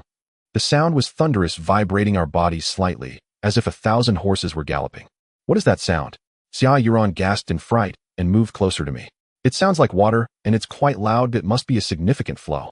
I quickened my pace, saying, let's go take a look up. Perhaps there's something new to discover. Following the sound of water, we held up the torch and walked several meters. The scene before us suddenly opened up. By the torchlight, we saw a waterfall cascading from a height of 10 meters. The rushing water crashed onto the rocks below, splattering water droplets in all directions. Beneath the waterfall was a deep pond. The water was crystal clear, allowing us to see the stones at the bottom. Even more astonishing were the numerous transparent fish swimming in the pond. They were small in size, darting through the water, and we could even see their internal bones, resembling a swarm of moving crystals. Wow, so beautiful. Xia Yuran was instantly mesmerized, her previous disappointment completely vanishing, replaced by awe. She stepped forward, wanting to see more clearly. However, the rocks by the pond were covered in moss, making them extremely slippery. As she stepped, her foot slid, and she cried out, nearly toppling over. Fortunately, I reacted quickly and caught her arm. Yet even so, her ankle twisted painfully. Her face turned pale, her brow furrowing tightly, beads of sweat rolling down her forehead, unable to stand. It hurts. It hurts so much. My foot. Her voice quivered with a sob, unable to hold back the tears streaming down her cheeks. Don't move, let me take a look.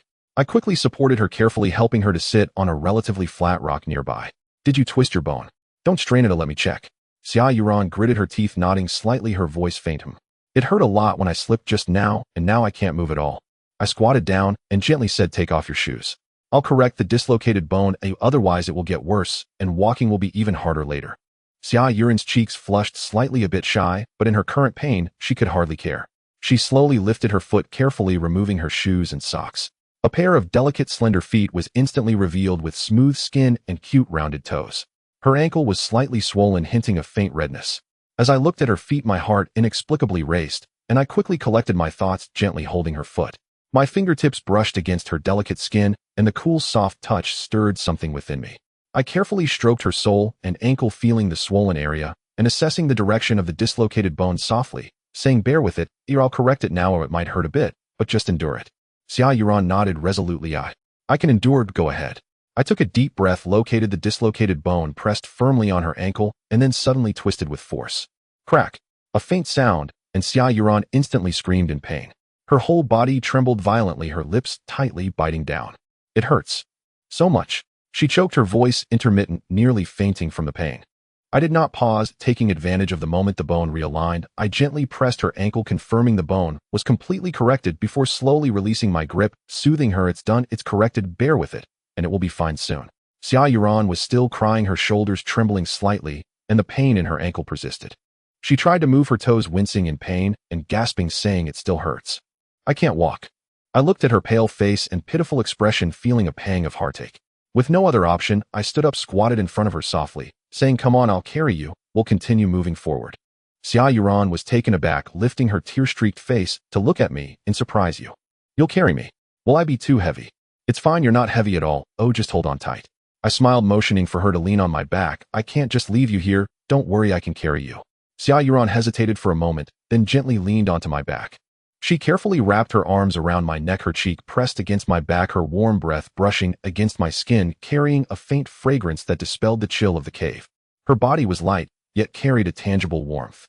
When she fully rested on my back, I could distinctly feel the gentle sway of her two peaks against my back.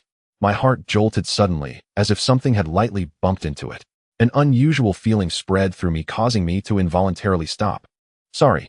Am I too heavy? Xia Yuran noticed my pause and quickly asked in a soft voice. No, not at all. Oh, I wouldn't want to put you down. As I spoke, I gently patted her hands around my neck, my fingertips brushing against her delicate skin, my heart racing even faster. Hold on tight, don't fall. Xia Yuran softly responded with a gentle In light of the situation, I suddenly decided to change the plan for our exploration.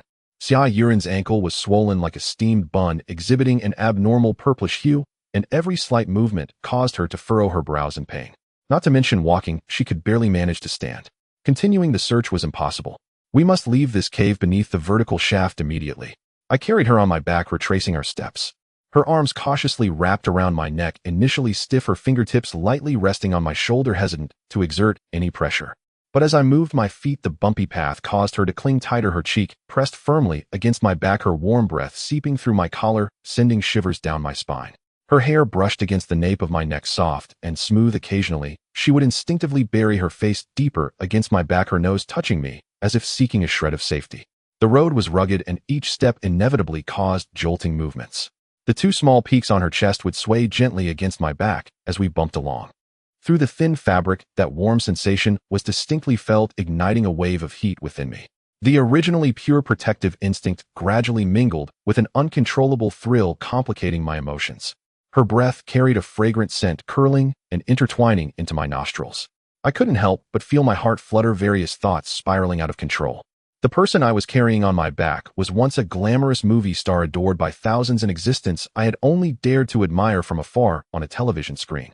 She shone brilliantly, elevated above, as if belonging to a different world than mine, a poor boy raised in the mountains with no connections or wealth.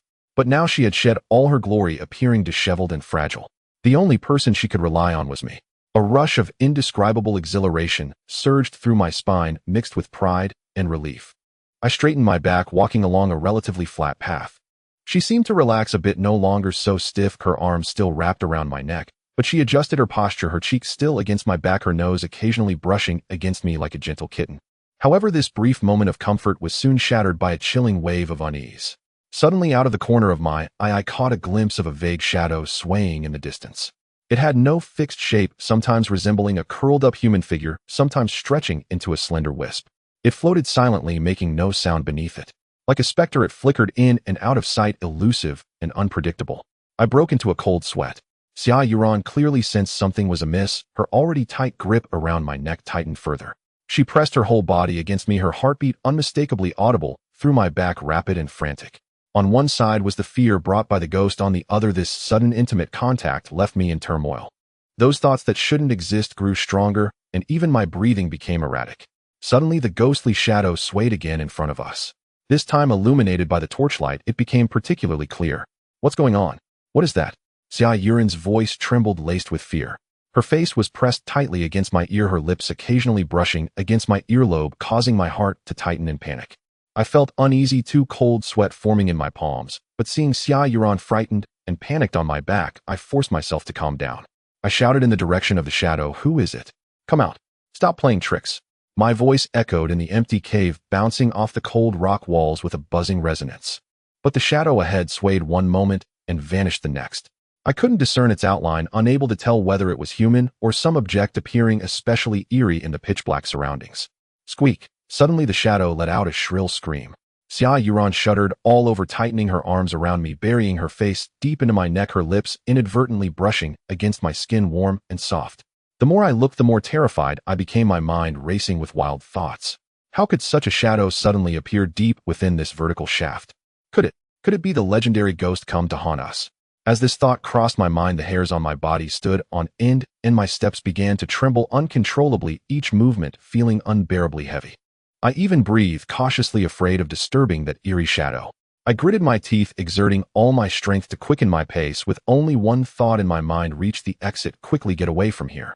The shadow continued to drift ahead, the occasional strange noises frightening Xia Yuran even more. After what felt like an eternity, a faint glimmer of light finally appeared ahead. It was the exit of the vertical shaft. My heart leaped with joy, and I felt a surge of strength beneath my feet as I rushed toward the light. Xia Yuran seemed to sense the hope and gently lifted her head. When we burst out into the exit and, aided by the daylight outside, took a closer look, we discovered that the shadow that had terrified us was none other than the monkey Ling Ling. I climbed up the 20-meter rope ladder with Xia Yuran quickly emerging from the shaft. Have you found the exit? Waiting at the shaft's exit, Su Lan and Chen Jing became dispirited upon hearing the news. I squatted down, picked up a dry twig from the ground, and drew a simple diagram of the shaft. Don't panic. We have only explored half of the depth of the shaft. There are many paths inside that we haven't had time to check. It was only because Xia Yuran was injured that we had to stop. In a couple of days I will go back down and conduct a thorough search. We will definitely find an exit. My words acted like a calming pill as Su Lan and Chen Jing slowly lifted their heads, a faint glimmer of hope reigniting in their eyes. Chen Jing nodded, her tone softening slightly. You are right, we cannot give up. We must find the exit. Just then a cheerful squeak sound came as the monkey Ling Ling scampered out of the shaft. Its fur was still covered in dirt and water droplets, yet it remained lively, bouncing over to my feet and rubbing its head against my pant leg. I bent down to pat its head, and it climbed up my arm, squatting on my shoulder and chattering, adding a touch of vitality to the gloomy atmosphere. We tidied ourselves up, supporting Xia Yuran, and slowly made our way back. Upon returning to the base, Lin Wanqing was lying on a bed of hay, nursing her injuries, anxiously asking, "You're back. How did the exploration go? Sister Wanqing, take care of your wounds. Don't worry, we only explored part of the shaft, and Xia Yuran was injured, so we had to return. We will go back in a couple of days to continue our investigation," I replied. Lin Wanqing nodded, her face showing a hint of guilt. "It's all my fault. If I hadn't been injured, I could have accompanied you on the exploration and helped out. The most important thing for you now is to recover well. Once you are better, we will think of a way together. As long as we work together, we will definitely find a way out of this pit." Ling Ling jumped down from my shoulder, ran to Lin Wanqing's side, and gently rubbed its head against her hand. Lin Wanqing couldn't help but laugh, reaching out to pat its head. At this time, it was already afternoon, with sunlight filtering through the gaps at the top of the pit, casting golden beams on the ground. I glanced at the four women in the pit, then at Ling Ling squatting by the side, nibbling a wild fruit, and said, "I'm going to the pond to catch a few fish for dinner. We can grill them to replenish our strength." As soon as I finished speaking, Ling Ling immediately put down the wild fruit, bouncing over to my feet, chattering, as if saying, "I want to go too." I smiled and shook my head, allowing it to follow me as I walked towards the pond deep in the pit. The water in the pond was crystal clear, allowing me to see the fish swimming at the bottom. Sunlight sparkled on the water's surface, creating shimmering reflections. Occasionally a fish would leap out, splashing tiny droplets of water. I drew the bamboo fork I carried at my waist, held my breath, and focused intently on the fish swimming below. Taking advantage of the fish's inattention, I suddenly thrust the bamboo fork down. With a splash, a fish over a foot long was firmly speared, struggling desperately and splashing water everywhere. Ling Ling bounced excitedly on the side, chattering as if cheering for me. I placed the caught fish in a nearby bamboo basket and continued to spear more fish. With previous experience, my speed in catching fish increased.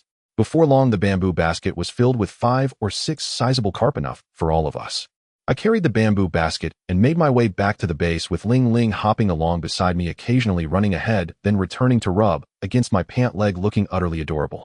Upon returning to the base, Su Lan and Chen Jing rushed over to help me clean the fish. I placed the cleaned fish on the campfire to roast slowly, the flames licking the fish's skin, and soon the enticing aroma wafted through the air, with oil dripping from the branches, sizzling in the fire and making one's mouth water. I found some salt and MSG, sprinkling them on the fish, instantly intensifying the savory aroma. The roasted fish turned golden and crispy, with a fragrant outer skin and tender, juicy flesh inside. I took the roasted fish down and first handed one to Lin Wanqing, who was lying down, softly saying, "Sister Wanqing, you're injured. Eat more to regain your strength." Lin Wanqing accepted the roasted fish, a grateful smile appearing on her face as she softly said, "Thank you," and began to eat carefully. Next, I distributed 1 roasted fish each to Su Lan, Xia Yuran, and Chen Jing. They eagerly accepted the roasted fish and began to eat without hesitation.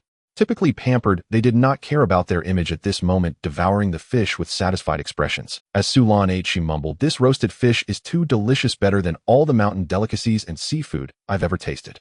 Chen Jing nodded in agreement, full of praise. "Yes, I didn't expect to find such delicious food in this pit."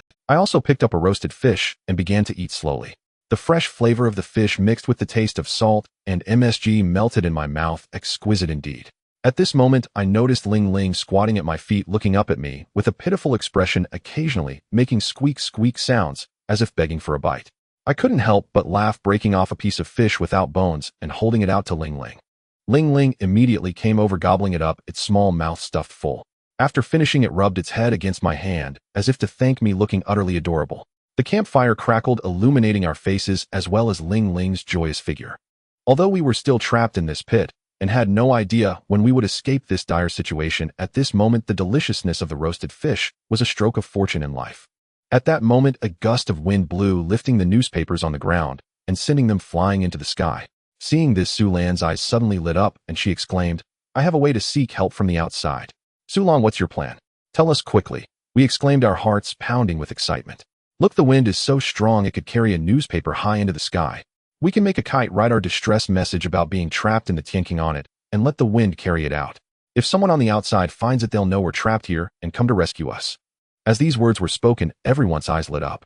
The dejected expressions on their faces were instantly replaced by a surge of joy. Xia Yuran lifted her head abruptly. "Really? Will this plan work?" Lin Wanxing also broke into a relieved smile and said softly, "This is a brilliant idea, Sulan.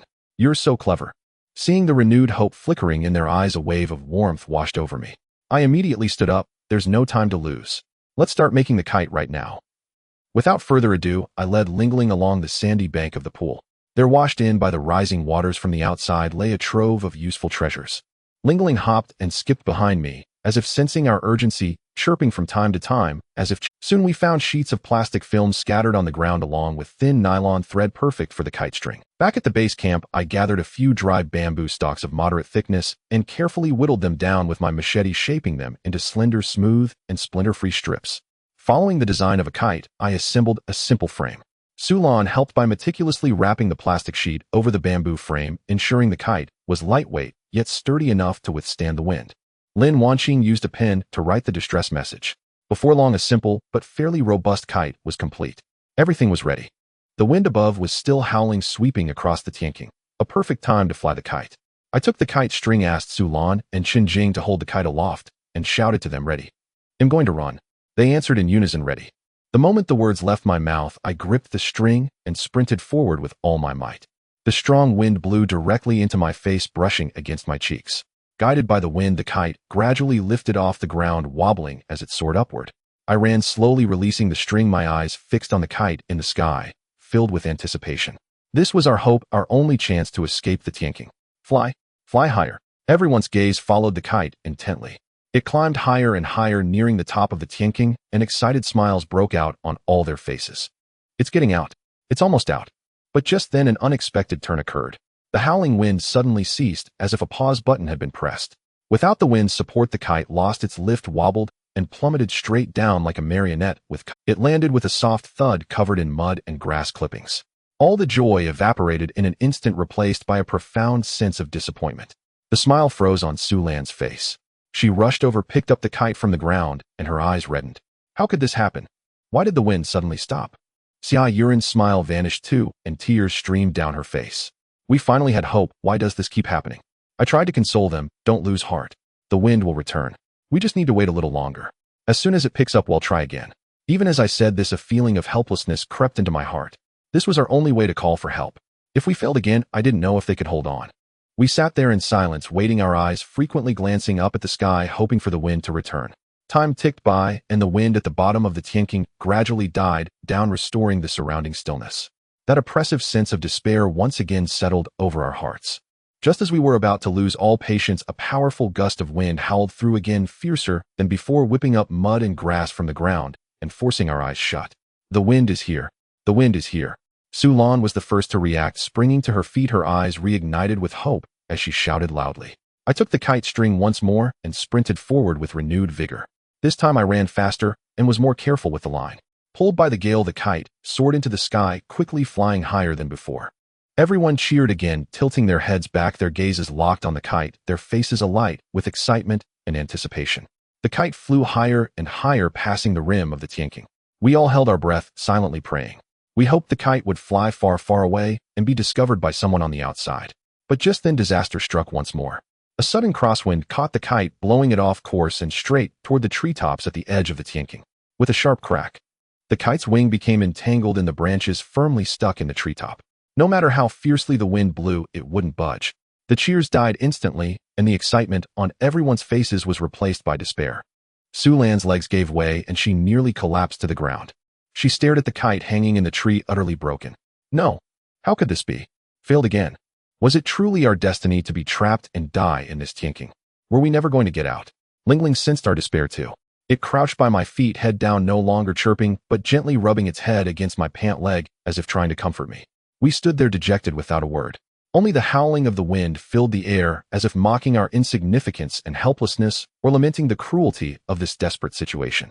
Just as we were sinking into utter hopelessness, an even more violent gust of wind suddenly swept in, howling as it raced across the edge of the tinking, slamming fiercely into the treetop where the kite was trapped. With a loud rustle, the branches holding the kite shook violently. Then the kite broke free from the branch's grasp, was lifted again by the gale, and soared straight up into the high sky. We all snapped our heads up. We watched as the kite, pulled by the fierce wind, climbed higher and higher, flew farther and farther, eventually passing the tanking's rim and disappearing from our sight. Everyone clasped their hands together, silently offering up a prayer. It must be found, it must be found. I hope someone sees it, I hope we can be saved. It will be found, we will be saved. Yes, this is our last hope. Heaven will surely show us mercy. After the kite flew out of the sinkhole, the four women began their long wait. Most of the time they sat on the rocks at the edge of the sinkhole, their gazes fixed on the direction where the kite had disappeared. Even when their eyes ached and dried, they couldn't bear to look away. Watching their lost expression made my heart uneasy. I knew that kite carried everyone's hopes, but this hope was gradually being worn away during the long wait. I could only force myself to stay spirited, going out to hunt on schedule every day, trying to bring back as much food as possible, using actions to tell them that only by surviving could there be hope. A day passed, and there was no sign of movement around the sinkhole. There were neither the roar of helicopters nor the shouts of humans. 2 days went by, and it was still the same. The expectations on our faces gradually gave way to disappointment, and the air was thick with a suffocating atmosphere. No one was willing to speak. By the evening of the third day, Xia Yuran couldn't hold back any longer and collapsed onto the stone table, sobbing softly. I knew it would be futile. We will never be able to get out. Sulan patted her back, her own eyes reddening, but she couldn't find a single comforting word to say. The days of waiting had long exhausted her last bit of strength. Lin Wanqing closed her eyes, letting out a deep sigh, her face etched with fatigue and helplessness. Chen Jing had buried her head, even lower, her shoulders trembling slightly. I sat beside them, speaking firmly, "Don't give up. Even if rescue doesn't come, we can still live well. As long as we stick together, there is no obstacle we cannot overcome." Though I said this, a hint of helplessness stirred. That kite was our closest connection to the outside world.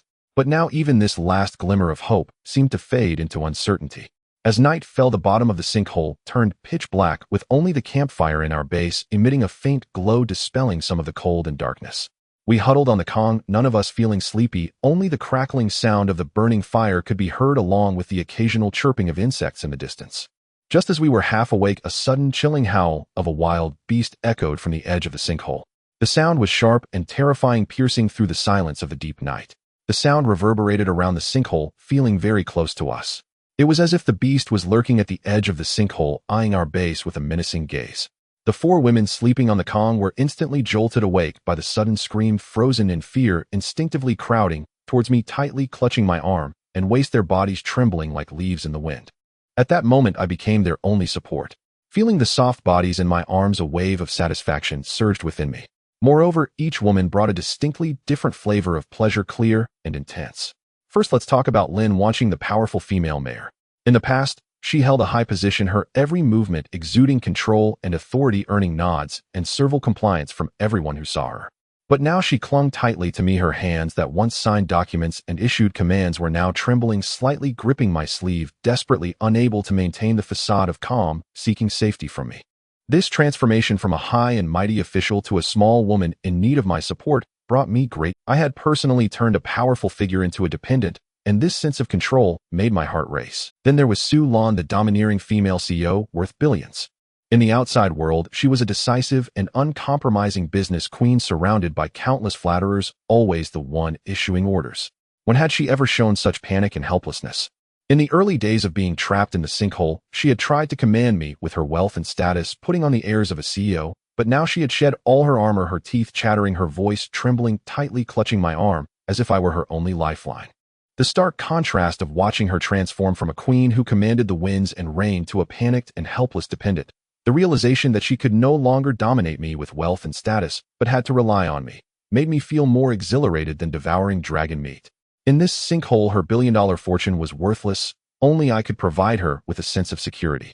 This overwhelming sense of control was more intoxicating than anything else. And then there was Xia Yuran, the starlet basking in the spotlight. In her daily life, she was as delicate as a flower in a greenhouse, pampered by fans and staff alike. If things didn't go her way, she would sulk and throw tantrums, unable to endure even a bit of hardship, let alone bury herself in a man's arms, weeping like a rain-soaked pear blossom. But at this moment, she was like a frightened little sparrow, her head buried deep in my embrace, shaking all over, her sobs soft and muddled, unable to utter a single complete sentence. The arrogance and petulance of the past were nowhere to be found, leaving only raw vulnerability. The starlet I could only see on screen was now seeking refuge in my arms. This shift from unreachable to within reach filled me with a sudden surge of satisfaction. Finally, there was Chun Jing, the aloof female journalist. She had always looked down on others, her gaze filled with scrutiny and distance, maintaining a barrier between herself and everyone, as if nothing in the world could catch her eye. But now she had let go of all her aloofness, tightly gripping my arm, filled with fear, not daring to even. I had personally shattered the layers of her defenses, transforming this icy beauty into a woman who needed my protection. This sense of conquest was more intoxicating than any achievement. I immediately reached out, pulling the four of them tightly into my embrace. Don't be afraid, as long as I'm here it can't get in. I'll protect you, and I won't let anything harm you. As I comforted them, I listened carefully to the sounds outside, a hint of vigilance stirring within me. At that moment, a loud bang echoed, deafening, as if something heavy had rolled down from the high edge. It crashed against the rock walls, producing a series of thuds. Finally, it landed heavily at the bottom of the sinkhole. This sound was even more frightening than the earlier howl of the beast. The four women screamed in fright, their grip on me tightening. Their bodies trembled even more. Don't be afraid, I'll go take a look. I slowly released them, gripped my hatchet tightly, and cautiously got up, walking to the entrance of our base, using the firelight to vigilantly glance in the direction of the sound. Outside was pitch black, nothing was visible. I couldn't afford to be careless, so I lit a torch, raised it in my hand, and stepped cautiously toward that direction. With each step I took, I was exceptionally careful, fearing any potential danger. The four women huddled tightly together on the Kong, their eyes fixed on my back, softly urging, "Be careful." I turned back and waved my hand at them, signaling them to rest assured, then continued on.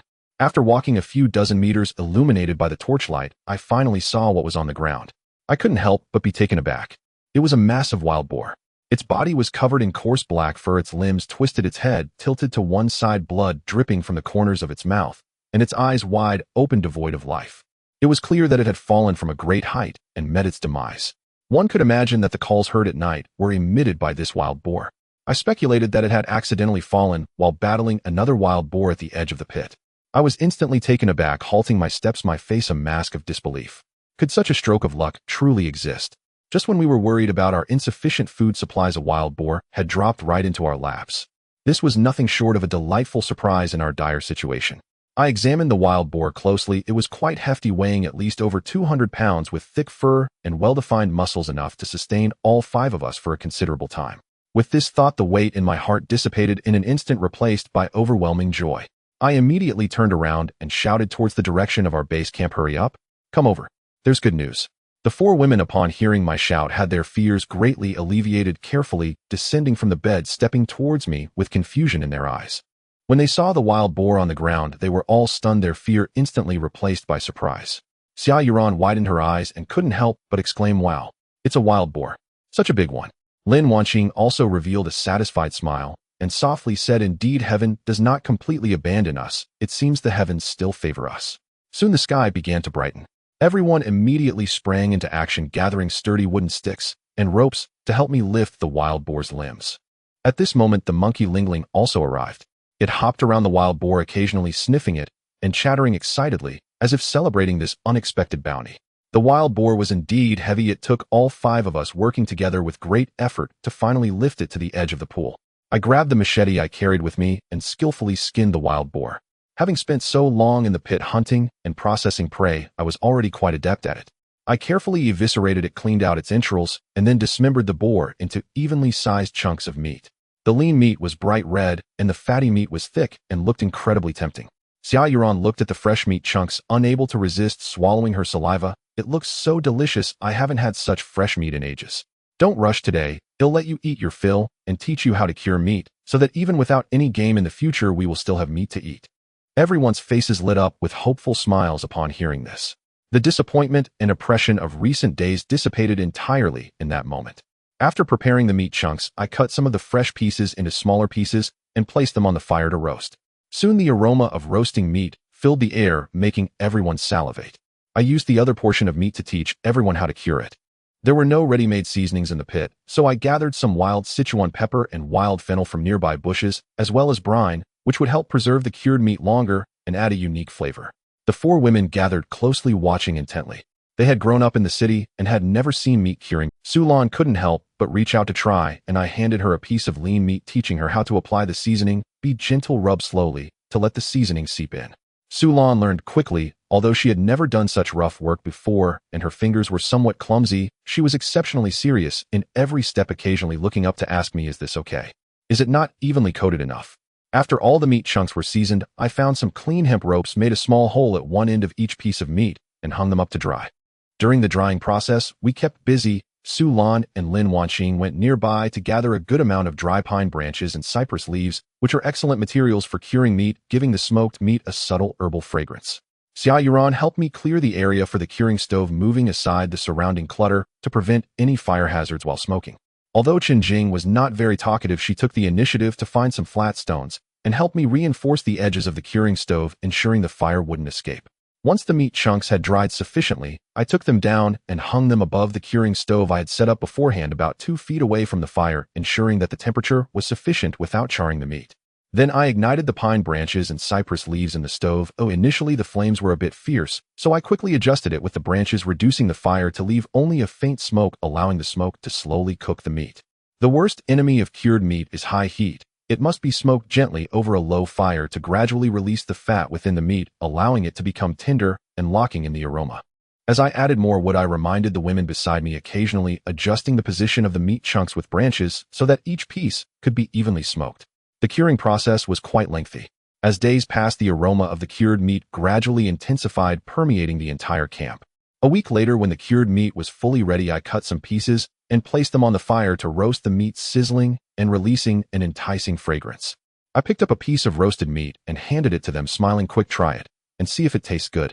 Xia Yuran was the first to take a piece and bit into it, exclaiming, "Delicious. It's so good. Better than any roasted meat we've ever had." Sulan also took a bite, revealing a satisfied smile. "It really is delicious, with a hint of smokiness." Lin Wanqing and Chen Jing slowly savored it, as well, looking very content. We sat around the campfire, enjoying the roasted meat and chatting, the previously oppressive atmosphere turning warm and inviting. Though there was still no news of rescue, and we remained trapped in the pit, this sudden arrival of the wild boar and the meat aroma in the air rekindled our hope for survival. The kite has been released for a long time, and we have been anxiously waiting for several days with no sign of rescue. Fortunately, we have enough cured meat to sustain us for a while longer. However, the anxiety in everyone's hearts has not diminished in the slightest. We all understand that waiting passively is not a solution. We must actively seek a way out. One afternoon, I sat on a rock by the pool, gazing at the clear, yet bottomless water, and suddenly a thought arose in my mind. This pool has never dried up. Even during the driest times, at the bottom of the sinkhole, it still ripples with blue waves, indicating it is not stagnant water. I stood up, walked to the edge of the pool, crouched down, and began to stir the water's surface, scrutinizing the surroundings. Sure enough, under the rock wall on the eastern side of the pool, I discovered a concealed entrance. The entrance was covered by the water flow, and unless one looked closely, it would be nearly impossible to find, as the water flowed gently out from it. There are subsurface flows beneath this pool. I stood up and shouted to the 4 women not far away. Upon hearing my voice, they hurried over, surrounding the pool and gazing in the direction I pointed. Lin Wanqing furrowed her brow and said softly, "Subsurface flow. Are you saying that this water flows?" "Exactly," I nodded, my tone resolute. "The bottom of the sinkhole is isolated from the outside world. This pool cannot exist without a source. There must be an outlet. This subsurface flow is the passage to the outside world." As soon as I finished speaking, everyone's eyes lit up, revealing a long-lost sense of hope. The disappointment of recent days seemed to be replaced by rekindled hope in this moment. Xia Yuran excitedly grabbed my arm, her eyes filled with anticipation. "Really? Can we follow the subsurface flow out? We can finally leave this cursed place."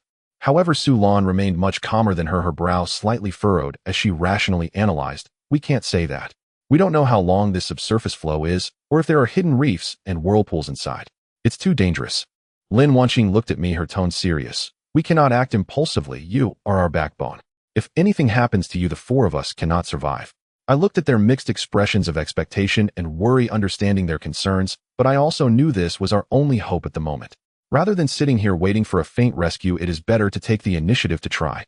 I know this is dangerous. I scanned the four of them. But this is our only chance to escape the sinkhole. Oh, I must attempt it. If the subsurface flow truly leads to the outside, we will be saved. If not, we will think of another way. I sought their opinions, and although they were still filled with worry, they recognized this was the best choice, ultimately nodding in agreement with my decision. Su Lan's voice was tinged with a hint of choked emotion. Be careful, don't push yourself too hard. If it doesn't work, come back quickly. We'll wait for you. I nodded, took off my clothes, took a deep breath, and turned to jump into the pool. The water was cold, instantly enveloping my body in chill and causing me to shiver. I steadied myself, adjusted my breathing, and swam toward the concealed entrance. The entrance was relatively large, and I slowly squeezed through into the subsurface flow. Upon entering the subsurface flow, a powerful current surged toward me, nearly sweeping me away. I quickly reached out, gripping the rocks on the flow's wall tightly to stabilize myself, carefully examining my surroundings in the dim light. The passage of the subsurface flow was narrow, and the surrounding rock walls were extremely smooth. It was very deep, dimly lit, and I could only vaguely see the winding path ahead with no end in sight. I cautiously moved forward as the current grew stronger. After swimming for about several dozen meters, the passage ahead became narrower, revealing many sharp hidden reefs. The current crashed against the reefs, sending splashes of water flying, concealing deadly dangers. What startled me even more was that I could feel myself running out of breath and needing to surface for air. I understood that continuing forward would only get more dangerous. I could be cut by the reefs or suffocate from lack of oxygen. After weighing my options, I had no choice but to give up and turn back toward the entrance. The resistance of the current was immense, but I exerted all my strength to slowly swim out of the entrance. As I surfaced, I gasped for air, my chest heaving violently, shivering from the cold. The four women saw me come up and anxiously asked, "How was it? What was it like inside? Can we get out?" I wiped the water from my face and shook my head. It's very deep inside, the passage is winding, and there are many reefs. It's dangerous, so I had to retreat quickly. Upon hearing my words, the expectations on their faces instantly faded, replaced by deep disappointment. Su Lan sighed and said softly, "It's okay, at least we tried. Let's think of other ways." Lin Wanqing comforted, "As long as you're fine, don't blame yourself too much. We will keep looking through, there will always be a way out." However, I did not give up. I turned my gaze back to the pool, thinking that perhaps there were other exits on the other side of the wall. I rested for a moment to regain my strength and said to them, "The pool is so large, there might be other entrances to subsurface flows on the other side. I will try again." Before they could dissuade me, I jumped back into the pool, swimming toward the other side. The other side of the pool was even more concealed than the east side, with vines covering the rock walls, obstructing most of the view. I dove underwater, searching carefully, and sure enough, beneath the vines, I found another smaller entrance through which the water also flowed in. I took a deep breath and once again squeezed through the entrance, praying in my heart that this time it would yield results. But just as I swam a short distance into the entrance, I suddenly felt a constricting sensation at my feet, as if something had tightly wrapped around me.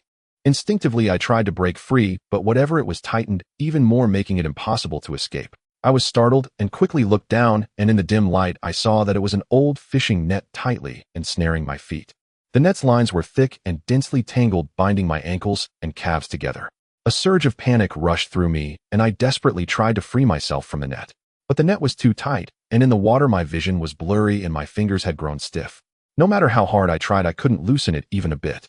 The current continued to surge, pushing my body forward, and I could only grip the rock wall tightly to barely stabilize myself. What made me feel even more hopeless was that the oxygen in my body was depleting and breathing became increasingly difficult, as if a huge stone was pressing down on my chest, making it hard to breathe. My vision began to blur. I repeatedly tried to free myself from the net, but each time ended in failure, and my strength was gradually exhausting. Could it be that I would meet my end here? Are we all destined to be trapped in this sinkhole forever? Despair surged like a tide, enveloping me entirely, and I even began to give up, struggling images of the four women's worried faces filling my mind, leaving me with deep guilt. I had failed to find a way out, and had made them lose their only support. Just as my consciousness began to fade and I was about to drown, I suddenly saw a long bamboo pole reaching into the water, perfectly positioned where I could touch it. In that moment, it felt as if I had grasped the last straw for survival. I exerted all my remaining strength to tightly grip the bamboo pole. Then a powerful pulling force came from the other end of the bamboo pole. Using that force, I struggled desperately, trying to escape the net on my feet. Perhaps it was the instinct to survive, or perhaps the pulling force of the bamboo pole was effective, but the net wrapped around my feet slowly began to loosen. I gritted my teeth, holding onto the bamboo pole and using its pull to swim desperately toward the surface. Splash! I broke the surface of the water, gasping for air as fresh air filled my lungs, allowing me to regain my composure instantly. I looked up to see the four women leaning over the edge of the pool, gripping the bamboo pole tightly, doing their utmost to pull me up. With their combined effort, I slowly climbed up to the edge of the pool, collapsing onto the ground, soaked through and gasping for air. The four women immediately surrounded me. After taking a long time to recover, I looked at their worried faces, feeling warmth and guilt in my heart. I shook my head and said heavily, "I'm sorry I failed again. There was no way through there, and I almost had an accident." Sulan gently patted my shoulder, her tone soft. "Don't say you're sorry. You were very brave. The most important thing is that you returned safely. Although this exploration failed, we at least ruled out one path. We will keep searching slowly, there will eventually." Just as I felt dejected, Lin Wanqing suddenly brightened and thought of another good way to seek help from the out. "I have a solution." Lin Wanqing suddenly spoke up, instantly breaking the silence in the room. Everyone looked up in unison, their gazes fixed on her. After numerous failures, we had dared not hold on to hope easily, but the light in Lin Wanqing's eyes stirred our hearts once more. "Sister Wanqing, do you really have a solution? What is it? Can we really get out?" Everyone asked in confusion. With a smile, Lin Wanqing walked to the edge of the pool, pointing at the sandy beach beneath her feet, then at the swirling water, her tone both excited and firm. "Consider this, since the undercurrent leads to the outside world, the water will eventually flow out along with it. On the beach next to the pool, there are many bottles washed in by the flood. We can write our distress messages, place them in these bottles, seal the openings, and let them drift away with the undercurrent. As long as people outside can find these bottles and see our distress messages, they will surely come to rescue us." As soon as these words were spoken, everyone's eyes lit up. The despair and disappointment on their faces were instantly replaced by surprise and anticipation. Indeed, how did we not think of this solution? Since the undercurrent can lead to the outside world, drifting bottles carried by the water have a chance of being discovered. This is certainly more reliable than kites. Kites can be blown off course or caught in branches, but as long as the undercurrent does not stop, the bottles can surely drift outside. This idea is fantastic. Sister Wanqing, you are so clever. Xia Yuran immediately broke into a smile, excitedly grabbing Lin Wanqing's hand, her eyes rekindling the light of hope. Looking at Lin Wanqing filled with admiration, my previously heavy heart felt much lighter. Yes, there is always a way out. Although our attempts to explore the undercurrent had failed, we now had new hope. I immediately stood up, brushing off the sand from my clothes, and said, "Let's do as Sister Wanqing suggested. Time is of the essence. Oh, let's act now and quickly prepare the drifting bottles to let them float away with the undercurrent." This suggestion received unanimous approval, and the previously oppressive atmosphere instantly became lively. Everyone's faces were once again radiant, and fatigue and despair were replaced by anticipation. We immediately divided the tasks, clearly each taking on their roles. No one complained anymore, and no one felt dejected. Oh, everyone held onto a strong determination, hoping to welcome the dawn of rescue through these drifting bottles. Lin Wanqing took the initiative to write the distress messages. She found paper and a pen, sat down on the ground, and focused intently, writing our distress message carefully, stroke by stroke. Each character was written with great care, as if every word carried the hopes of all of us. I took Su Lan, Xia Yuran, and Chun Jing to the beach by the pool to collect the bottles washed in by the flood. There were indeed many bottles on the beach, mostly plastic, with a few glass ones discarded by people from the outside world washed into the sinkhole and scattered across the beach. Some were half buried in the sand, some floated at the water's edge, and others were entangled in vines. Meanwhile, Lin Wanqing had already finished writing all the distress messages. "Help! After the helicopter crash, we are trapped in a sinkhole with no contact with the outside world. We hope that kind-hearted discoverers will contact rescue immediately upon seeing this message. We really want to leave the sinkhole and regain our freedom. Thank you." After stuffing the messages into the bottles, we began sealing the openings. Without specialized sealing tools, we used dried reeds and burlap, tearing them into thin strips to tightly wrap around the bottle openings, then sealing them with melted resin to ensure that no water could seep in and damage the distress messages. Each of us was particularly diligent. Soon a dozen or so survival drifting bottles were completed. Each bottle was cleaned, the openings sealed tightly, and the distress messages inside carried the hopes of our 5 lives, as well as our yearning for the outside world.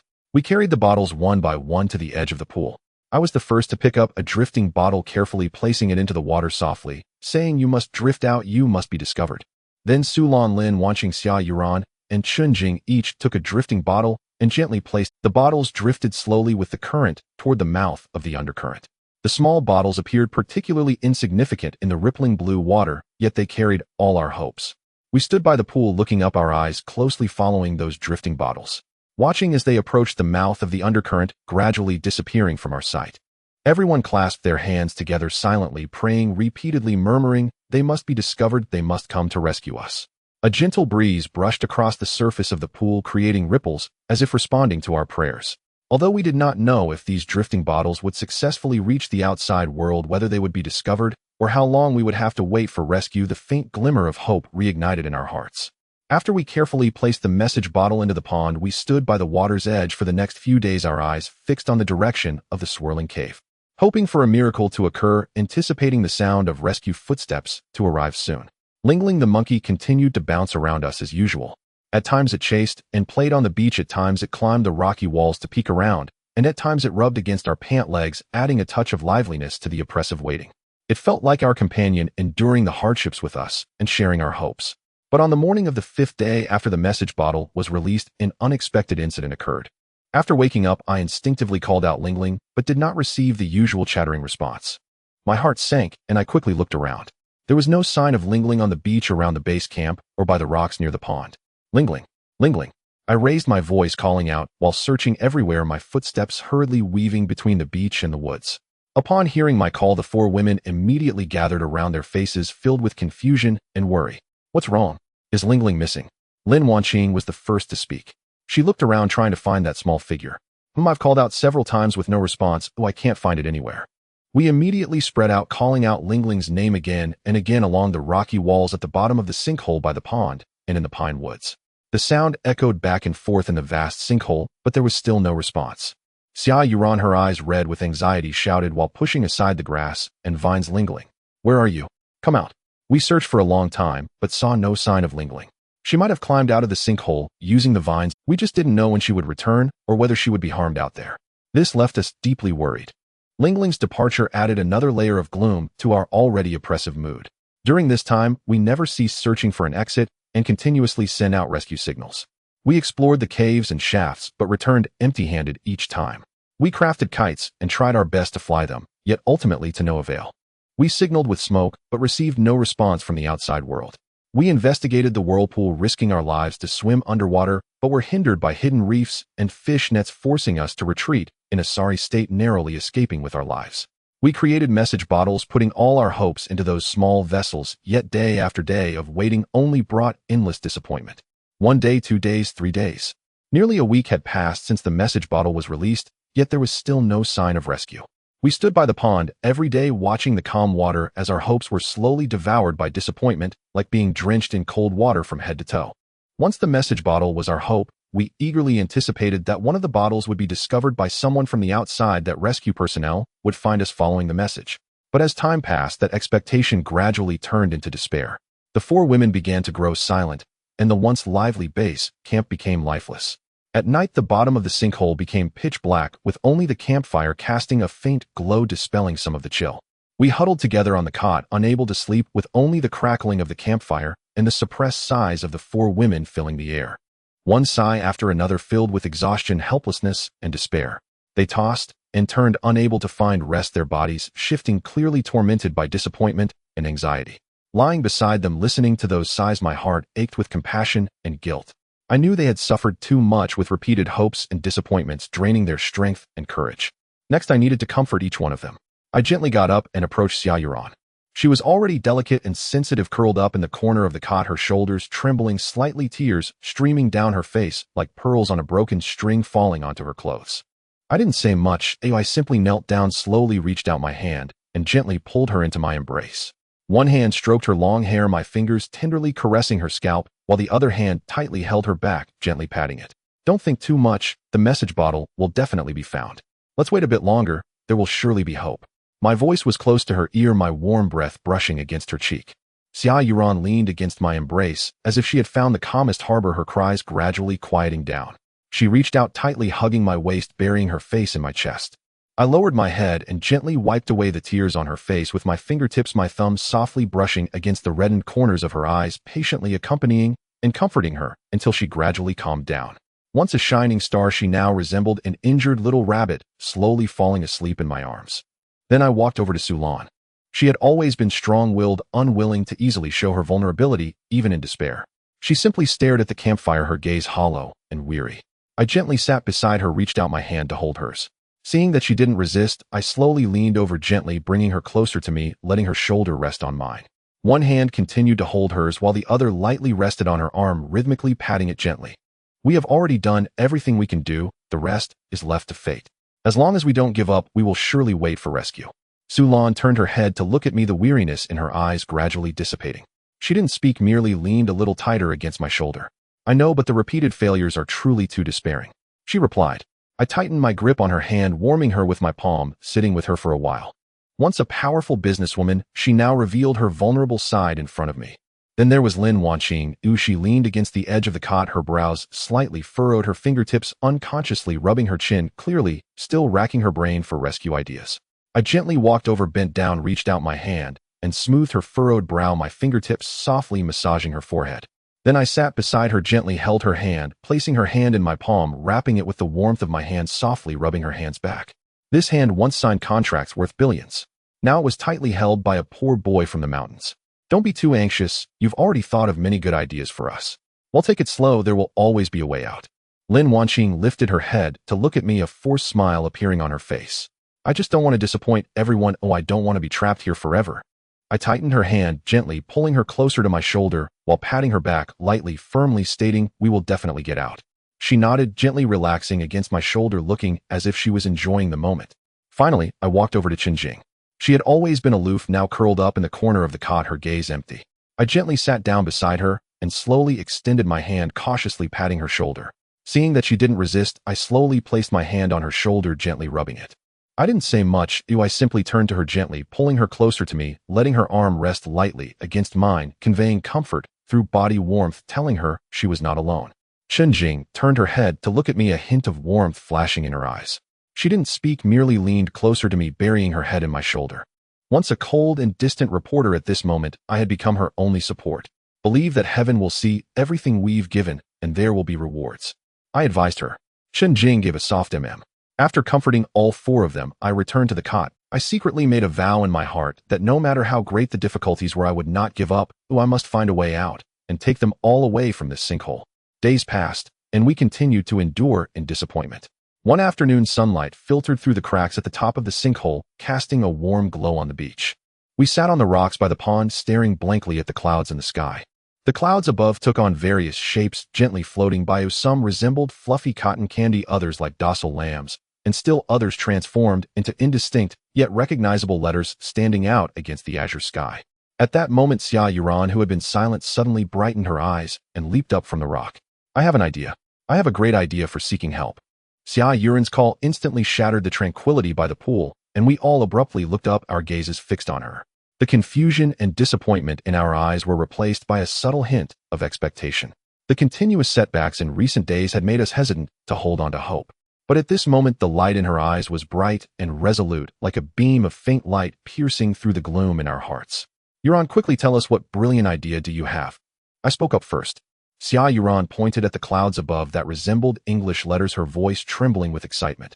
Look, the clouds in the sky can transform into letters. We can also arrange stones at the bottom of the sinkhole to form a giant SOS. What is SOS? As a rural guy with only a primary school education, I had never heard of it. Xia Yuran explained while sketching the shape of SOS in the sand with her finger. I once saw a related plot while filming. SOS is an internationally recognized emergency distress signal. Whether it's a passing airplane or a reconnaissance satellite, as long as they can see this signal, they will know that someone is trapped here and will come to rescue us. As soon as she finished speaking, our eyes brightened, and the disappointment on our faces was instantly replaced by surprise. Yes, why didn't we think of this method? The bottom of the sinkhole was spacious and filled with rocks, making it perfect for placing a giant signal. Moreover, SOS is simple and eye-catching, easily recognizable by both high-flying aircraft and satellites. This was far more direct than a message in a bottle and more reliable than a kite. It was currently the most likely distress signal to be discovered by the outside world. This idea is absolutely brilliant. Yuran, you are so clever. Sulan instantly perked up, the previously exhausted look in her eyes reigniting with brilliance. Lin Wanqing also nodded in agreement, saying, That's right, SOS is an internationally recognized signal highly distinguishable, and the bottom of the sinkhole has a clear view without obstructions. As long as it is big enough, it will surely be discovered. Looking at the four women before me, the feelings of guilt and helplessness gradually dissipated, replaced by a surge of determination. Let's do it just as Euron suggested. If we work together, we can definitely create a sufficiently large SOS. Without hesitation, we immediately sprang into action. The first task was to clear a huge area at the bottom of the sinkhole. Although the bottom of the sinkhole was open, most of the area was overgrown with weeds and bushes along with scattered rocks and debris, making it unsuitable for arranging a neat SOS. We divided the work. Clearly, Su Lan and I were responsible for cutting down the weeds and bushes with machetes. Lin Wanqing and Chen Jing took care of clearing the scattered stones and debris, while Xia Yuran was in charge of surveying the terrain to find the most open and unobstructed area. It had to be a spot with unobstructed views so that the entire signal would be clearly visible from above without any obstacles. The process of cutting down the weeds and bushes was not easy. The underbrush was thick and the branches were hard. The machete only left shallow marks when it struck. Su Lan and I exerted all our strength and finally managed to clear a patch of ground bit by bit. Lin Wanqing and Qin Jing also faced great difficulty while clearing the stones. The stones varied in size, with some weighing dozens of pounds, requiring both of them to work together to move them. Xia Yuran paced back and forth, meticulously examining each area, bending down from time to time to check the terrain, fearing that the chosen spot might not be suitable, affecting the signal's visibility. After several days of effort, we finally cleared a vast area near the edge of the sinkhole. This open space was flat and unobstructed with excellent visibility, and the ground was relatively even, making it very suitable for arranging the SOS signal. According to the international standard for distress signals, the length of each letter must be at least 10 meters, with a width of 3 meters and a spacing of over 3 meters to ensure aerial recognition. We planned to create an even larger one to ensure that it would be visible at a glance, whether to airplanes or satellites. Next came the most labor-intensive part, moving the stones. The bottom of the sinkhole was rich in rocky resources, with stones of various sizes scattered everywhere, from fist-sized pebbles to boulders weighing hundreds of pounds. We needed to select stones that were uniformly sized and lighter in color, as this would make the arranged SOS more contrasting and eye-catching. Following the placement requirements, we specifically chose lighter-colored stones with relatively sharp edges to enhance the signal's visibility, avoiding being obscured by the green vegetation at the bottom of the sinkhole. Working together, all 5 of us complained not at all. Everyone put in their utmost effort. I was responsible for carrying the heavier stones, gripping the edges tightly, gritting my teeth, and inching forward step by step. With each step, I felt my arms aching unbearably, and my shoulders were numb from the weight of the stones. Although Su Lan was a woman, she showed no sign of weakness. She found a sturdy stick to pry up medium-sized stones, and then slowly pushed them to the designated spot, beads of sweat covering her forehead, yet she still refused to stop. Lin Wanqing was tasked with moving the relatively lighter stones, despite her high status, and having never done such labor before, she was quite serious, carefully moving each stone and fearful of tripping. Xia Yuran, being delicate, couldn't carry very heavy stones, so she was responsible for selecting suitable ones, sorting out stones that were the right size and uniform in color, and passing them to us. Chen Jing remained quiet, but was exceptionally capable. She moved the stones swiftly and without complaint, silently fulfilling her task. During the process of moving stones, various small incidents occurred, making an already difficult task even more arduous. One afternoon, as Su Lan was bending down to lift a medium-sized stone, she accidentally slipped and lost grip of the stone, which fell heavily onto her right foot. She let out a muffled groan, her body swaying, nearly losing her balance. We all hurried over. I quickly supported her and carefully moved the stone aside, only to see her foot instantly swelling, the skin bruised, and a faint trace of blood seeping out. Su Lan gritted her teeth, her forehead covered in cold sweat, yet she still shook her head, saying, "It's fine, it's not serious. Just let me rest for a bit. We can't delay the progress of arranging the SOS." Seeing her forcing herself to be strong, we all felt a pang of heartache, yet we were also moved by her persistence. Not long after, another incident occurred. While moving stones, Lin Wanqing developed several blood blisters of various sizes on her hands from prolonged exertion. Some blisters had already burst, oozing blood that stained the stones, a particularly distressing sight. Yet she simply wiped her hands on a cloth and continued to move stones, the pain in her fingertips having no effect on her actions. These minor injuries aren't anything. As long as we can set up the SOS and be discovered by rescuers, all the pain is worth it. I watched as each of them got hurt, feeling a mix of heartache and admiration for their determination. While moving stones, I reminded them to be careful and occasionally stop to help treat their wounds and massage theirs. Fortunately, there were plenty of stones at the bottom of the sinkhole, so we didn't have to exhaust ourselves searching for them. And all 5 of us worked together, Even when faced with numerous difficulties, no one gave up. By day we toiled under the sun, moving stones and arranging shapes, our clothes soaked with sweat, our hands blistered, and our bodies marked with wounds, yet we remained full of vigor. At night we gathered around the campfire, treating wounds, massaging each other's sore bodies, and discussing our hopes for when the SOS would be set up. Our weary bodies found solace in each other's company and encouragement. 1 day, 2 days, 3 days. We busied ourselves from dawn until dusk without pause. During this time, we constantly adjusted the positions of the stones to ensure that the shape of the SOS was standard and eye-catching. The size and spacing of each letter were strictly adhered to the standards, aiming for it to be clearly visible from above as an urgent distress signal. Finally, on the evening of the 9th day, a gigantic SOS signal was fully formed on the open ground at the bottom of the sinkhole. This SOS covered several acres, with each letter being enormous and conspicuous, the stones arranged neatly and distinctly. Even from high above, this urgent distress signal was clearly visible. The 5 of us stood shoulder to shoulder on the open ground, gazing at the massive SOS, and then looking up at the sky above the sinkhole, silently praying. We did not know when this SOS formed from stones would be discovered, nor how much longer we would have to wait for rescue, but our hearts ignited with renewed hope. The wind at the bottom of the abyss carried a damp chill, sweeping over the massive SOS signal we had arranged with stones. In the days that followed, this signal became our sole pillar of spiritual support. It's been days, and there's not a single sound. What if? No one can see it. Is everything we've done nothing but futility? Lin Wanqing leaned against a smooth rock. The dignity and composure she once possessed as a female mayor were now replaced by an unconcealable panic. She raised a hand to rub her aching shoulder, her gaze fixed tightly on the narrow patch of sky above the abyss. Sulan crouched beside the SOS signal. This domineering female billionaire, once worth hundreds of billions, was now stripped of her fine attire, her face smudged with dust, yet she still forced herself to maintain a stubborn resilience. No, it won't happen. Such a large marker. If any plane passes by, it's impossible for them not to see it. Let's wait a little longer. There will be hope, Sulan said. Xia Yuran, once a glamorous female star, now had a face as pale as paper, her lips dry, and cracked, her eyes filled with an unshakable anxiety and fear. Sen, go tell me. Can we really get out?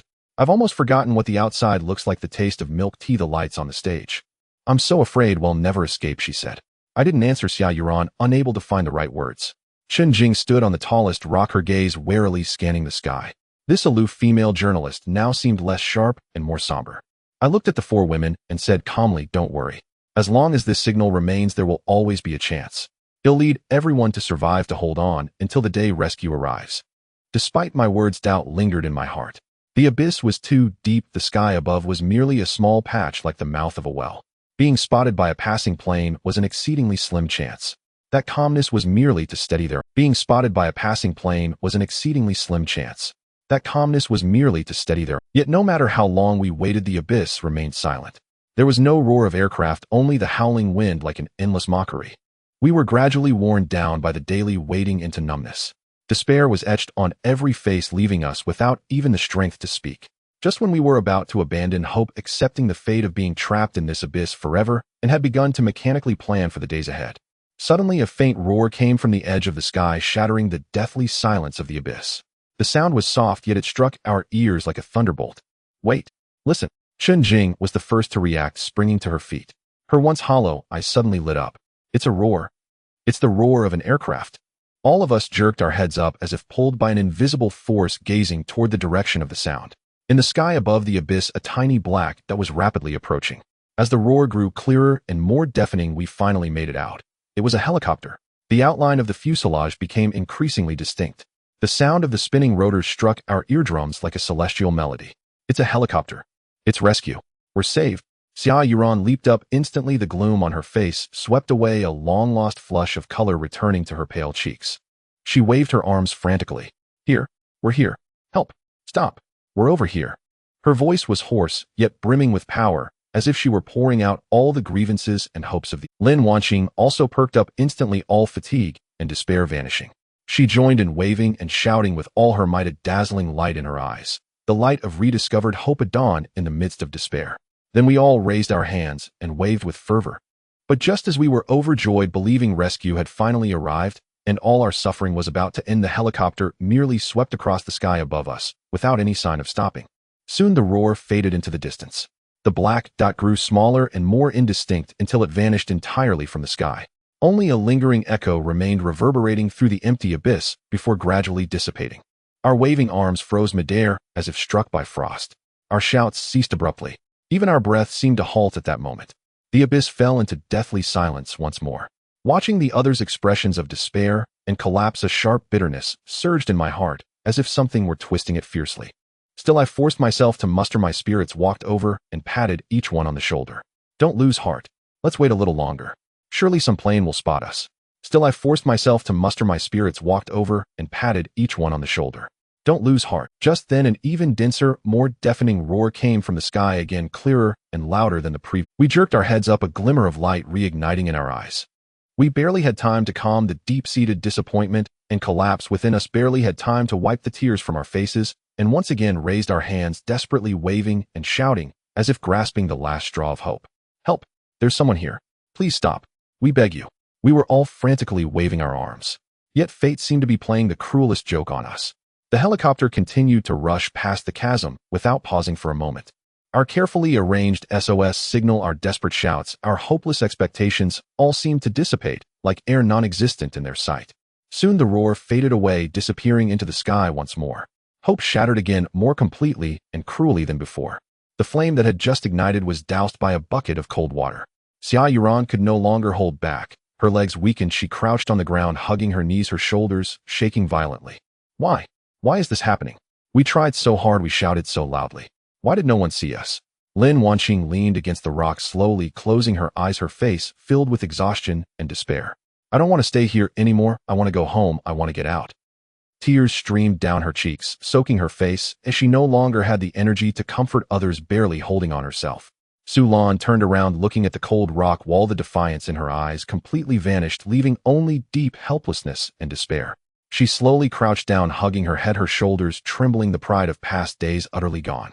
Chun Jing still stood on the rock, staring vacantly at the sky, unmoving like a soulless statue. The faint glimmer in her eyes had completely extinguished, leaving only endless silence, as if she had accepted this despairing fate. I gazed in the direction where the helicopter had disappeared. A wave of bone-chilling helplessness surged in my heart, as if something were holding me tightly, rendering me breathless. But at that moment another roar came, this time more dense and deafening than before. We looked up to see several helicopters appearing in the sky above the chasm.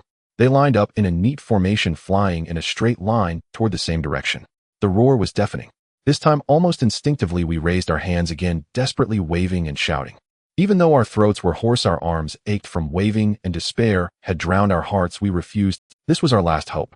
We longed for them to stop, for them to see us, for them to give us a chance at life. But those helicopters continued without any pause. They flew smoothly in a neat formation across the sky. 1, 2, 3. More and more helicopters flew by. The roar echoed back and forth, but soon vanished into the sky above the chasm. Our shouts gradually weakened, becoming smaller and smaller. Our waving arms also grew heavy, increasingly powerless, until at last they completely drooped down, lacking even the strength to lift. We gazed in the direction where the helicopters had vanished, feeling deeply despondent. Reflecting on the flight of those helicopters, they were neatly aligned, flying at a steady speed, not like rescue aircraft, but more like participants in some sort of training, a training with strict discipline and protocols. Why? Those planes. They are clearly up there. Why won't they save us? Xia Yuran's voice was weak. I looked at the sky that had once held all our hopes, but now appeared exceptionally cold. I guess those are not rescue aircraft. They are a formation of helicopters participating in a parade undergoing. My words struck like thunder, shattering the last psychological defenses of everyone present. All confusion and misunderstanding transformed into bone-chilling despair at that moment. Lin Wanqing's stiffened disbelief etched all over her face. A parade formation. Training. So, they won't even notice us. The signals we set up, our shouts, the torment and waiting we've endured all this time, was it all in vain? Just a joke. Su Lan slowly raised her head, her eyes hollow. So we really have to be trapped here forever. No chance of getting out anymore. Xia Yuran cried, even harder, as if all her strength had been drained away. I'm so scared. I don't want to stay here for a lifetime. I want to get out. I want to go home. I shouted to the 4 women. Yes, they are a training formation. They won't stop for us, nor will they notice us. But we cannot give up. A rescue will not come. We must live on our own. This chasm, since it can trap us, can also sustain us. From today onward, we will no longer wait for rescue nor cling to fantasies. We will rely on our own hands to survive well in this chasm. The wind blew through the chasm again, sweeping past our arranged SOS signal. That mark which had once borne all our hopes now appeared particularly ironic. But I knew that from this moment on we would no longer be tormented by hope and despair, nor would we hold on to unrealistic fantasies. We must let go of all grievances and despair, face this cruel deadlock heat, and with our own hands carve out a path of life for ourselves and those around us in this isolated chasm. The roar of the helicopter formation completely faded into the horizon, the remaining glimmer of hope crushed to dust. At the bottom of the pit, only an inescapable despair and coldness lingered in the air. We sat limply on the ground, silent for a long time. After a while, I got up to find some wild fruits to fill everyone's stomachs. I also grilled several pieces of cured meat. Everyone ate, but it felt tasteless. Sometimes eating is merely a way to prolong life. Days passed one after another. On this day, I cast my gaze toward the forgotten well not far away, a place we had stumbled upon earlier, having only explored down 200 meters. Now rescue seemed utterly hopeless. This mysterious well might be our only chance of survival. I broke the silence, my voice low yet firm. Rescue won't come. Let's check that well, perhaps we can find it. The others slowly lifted their heads, their eyes still filled with despair, but also with a flicker of weak hope. It was the only lifeline they could grasp in this dire situation. The others slowly lifted their heads, their eyes still filled with despair, but also with a flicker of weak hope. It was the only lifeline they could grasp. Chun Jing slowly stood up. I'll go down with you. I shook my head. More people will make it inconvenient. Lin Wanqing and I will go down, you three wait up here. At this moment, Lin Wanqing had calmed down considerably. Though her former dignified demeanor as the mayor was overshadowed by fatigue and fear, she still maintained a trace of composure. She nodded, her tone resolute. All right, I'll go down with you. Over these days, she had long ceased to be the aloof and privileged mayor. In this pit of despair, she gradually learned many survival skills. We quickly organized our gear and resecured the previously crafted rope ladder to the rocks at the top of the well. I meticulously checked every node of the ladder to ensure its safety. Sulan handed over 2 lit torches, the flames flickering. Be careful, it's pitch black below. Xia Yuran also looked concerned. Sango Lin Wanqing, you must return safely. I nodded, taking the torch, and was the first to grab the rope ladder and descend. The rope ladder pressed against the cold rock wall. With each step down, I could feel the bone-chilling coldness from the wall. The darkness below seemed like a giant mouth ready to swallow us whole. Lin Wanqing followed closely behind, her movements somewhat awkward, revealing her lingering fear. Don't be afraid, just follow me, take it slow. I instructed, my voice cutting through the crackling sound of the torch as it reached her ears. Looking at the flickering flame in my hand, Lin Wanqing's fear eased slightly. Oh, she softly replied with an and steadied her steps. Before long, we reached the bottom of the well. The ground was damp and covered in moss, making it slippery to step on. After landing, I immediately turned around and reached out to support Lin Wanqing, who was about to descend. Her body trembled slightly, her palms clammy with cold sweat as she leaned against me, taking a deep breath, her voice laced with lingering fear. It's so dark and cold here.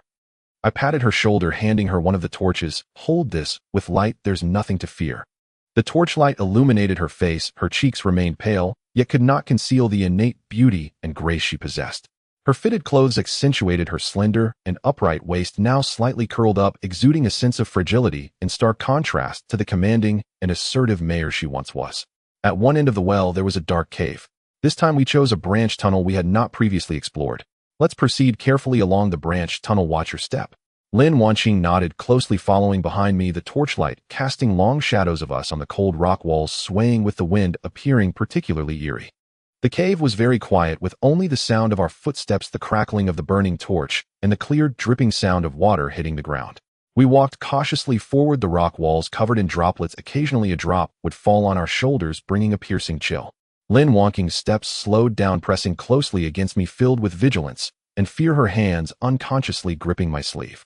Just as we had walked for several dozen meters, the cave suddenly widened, and a strange cry echoed from deep. The sound was sharp and hoarse, resembling the roar of a beast or the whimper of some unknown creature. Lin Wanqing froze in fear, nearly dropping the torch from her hand. Unable to hold back any longer, she let out a scream, her body trembling violently. In the next second, she suddenly lunged into my arms, tightly hugging my waist, burying her head in my chest, crying out loud. It's so scary. What is that sound? I'm so afraid. Instinctively, I reached out to tightly embrace her. Her body was soft, carrying a faint warmth that sharply contrasted with the coldness of the cave. The torchlight illuminated her face, her long eyelashes soaked in tears sticking closely to her eyelids. Her cheeks were pale, yet she remained stunningly beautiful, with her fitted clothes outlining her seductive curves. In my arms, she curled up like a frightened kitten, so fragile that it made one want to protect her. An unusual emotion surged in my heart. The woman in my arms, crying heart-wrenchingly and trembling, was once a powerful mare, a formidable presence that instilled fear and respect in many. Yet now in this pitch-black cave, facing the unknown terror, she shed all her facades and pride, resembling a child in need of protection, relying on me, a rural man with nothing. That intense sense of contrast, the feeling of being relied upon and needed along with an indescribable thrill, surged within me. I looked down at her tear-streaked face, my heart racing, and instinctively tightened my embrace, then leaned down and gently kissed her smooth forehead. That kiss carried a mix of tenderness and impulse. Lin Wanking's cries momentarily halted, her body stiffening slightly, seemingly surprised by my action. I didn't stop looking at her slightly parted lips. The emotions in my eyes surged again, and I leaned down to kiss her lips. Her lips were soft, carrying a slight chill with a hint of the bitterness from her tears. At first she resisted slightly, her body struggling for a moment. But soon she relaxed and let me kiss her. Her hands remained tightly around my waist, as if clinging to her only lifeline. The flames of the torches on the ground continued to flicker, casting our embraced silhouettes. The strange sounds in the cave had vanished without a trace, leaving only our breathing and the sound of the torch burning. I kissed her for a long time before slowly releasing her. Looking at her flushed cheeks, the tears that hadn't dried in her eyes, and a touch of shyness, a wave of guilt suddenly surged in my heart. I had been too impulsive, she was in a state of fear, and I had taken advantage of the situation. I'm sorry. I gently stroked her hair, filled with remorse. I lost control earlier. I shouldn't have taken advantage of your fear. Lin Wanqing looked up at me, the fear in her eyes having dissipated considerably, replaced by a hint of shyness and tenderness. She gently shook her head, wiping the tear stains from her face. I don't mind. Her voice was soft yet firm. After saying this, she gently leaned back into my embrace, her cheek against my chest, her breathing gradually stabilizing. I held her tightly until she completely calmed down, then gently pushed her away, took up the torch, and pointed deeper into the cave. Let's proceed forward. The sound we heard earlier was likely the tide rising. Don't be afraid. Lin Wanqing nodded, gripping her torch tightly, staying close beside me. This time her steps were no longer hesitant, and her gaze held more determination. Perhaps it was the earlier embrace, or perhaps the kiss, that gave her a bit more courage. We continued to move cautiously forward. The cave grew more spacious, and the torchlight illuminated further. After walking for about 10 minutes, a massive space suddenly appeared ahead, resembling a mysterious underground palace.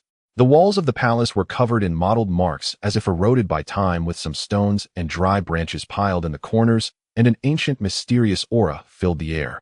This place seems like an underground palace. Lin Wanqing stopped, her eyes filled with astonishment. The torchlight illuminated the entire palace, allowing us to see everything inside. However, when we saw the writing on the cave wall, we couldn't help but be taken aback. There were several large characters written, "Intruders will die." Seeing these words, we were drenched in cold sweat. Lin Wanqing held the torch high, moving closer to examine them closely, discovering that these words were written 100 years ago. In other words, 100 years ago, someone guarded the treasure here, leaving this line of text as a warning to outsiders not to enter. Yet someone still caught wind of the news and entered this vertical well in the heavenly pit to seek treasure. This explains the treasure and skeletons found here previously. Evidently, a fierce battle took place here 100 years ago, resulting in the deaths of everyone involved. In the center of the underground palace, there was a broken stone platform scattered with some rusty metal fragments. Upon closer inspection, I discovered several daggers. Although the daggers had rusted, they still glimmered faintly under the torchlight. I stepped forward, bent down to pick up one of the daggers, weighted in my hand. It felt heavy. Though the blade was somewhat rusty, it could still be used after some sharpening. These daggers would become our most powerful weapons in this dire situation. Beside the stone platform in the underground palace, we found a total of 5 daggers. Most of the dagger handles were made from animal bones, their surfaces smoothed by time. However, the blades were covered in dark red rust, and with a gentle scrape of a finger, fine rust particles could be removed. There are 5 in total, just enough for the 5 of us, 1 for each person. I collected the 5 daggers one by one, arranging them neatly on the stone platform, then turned to Lin Wanqing beside me, saying, "This heavenly pit is fraught with dangers. We don't know what unknown threats we might encounter. These daggers can serve as protection and can also be used for cutting vegetables and meat, making them tailor-made for our survival in the wild." Lin Wanqing nodded, reaching for one of the daggers and gently stroking it. "Yes, with these weapons we'll have more assurance for our survival in the heavenly pit. Previously, we only had a single machete, which was insufficient. Now that each of us has one, we won't have to worry about fumbling when danger strikes. Don't worry, after we get back, I'll find a rough stone and properly sharpen these daggers to ensure they're incredibly sharp. Whether it's for chopping small trees, skinning animals, or self-defense, they'll be useful." I carefully stuffed all 5 daggers into my backpack. After securing the daggers, we didn't linger and continued walking along the passage of the underground palace. The passage of the underground palace was wider than the previous cave, with walls still covered in mottled marks. Occasionally, we could see strange carvings resembling some ancient symbols, yet no one could decipher them. The flickering torchlight cast our shadows on the wall, oscillating between light and dark, adding an air of mystery and eeriness. Lin Wanqing closely followed beside me, holding the torch high, scanning the surroundings, vigilantly fearful of encountering that strange noise again and wary of other unknown dangers. Her footsteps were light, carefully avoiding the rubble and puddles beneath her feet, occasionally reaching out to tug at my sleeve. After our earlier interaction, her trust in me had grown a little more. We walked for about 10 more minutes, and the passage ahead gradually widened. Soon we entered another underground. This underground palace was even more spacious than the last, with more rubble and dead branches scattered on the ground. The air was thick with a musty odor mingled with a faint scent of dust. In the center of the underground palace sat a dilapidated wooden chest, its surface rotting and blackened, covered in cracks, looking as if it had been forgotten here for a long time. "There's a chest over there."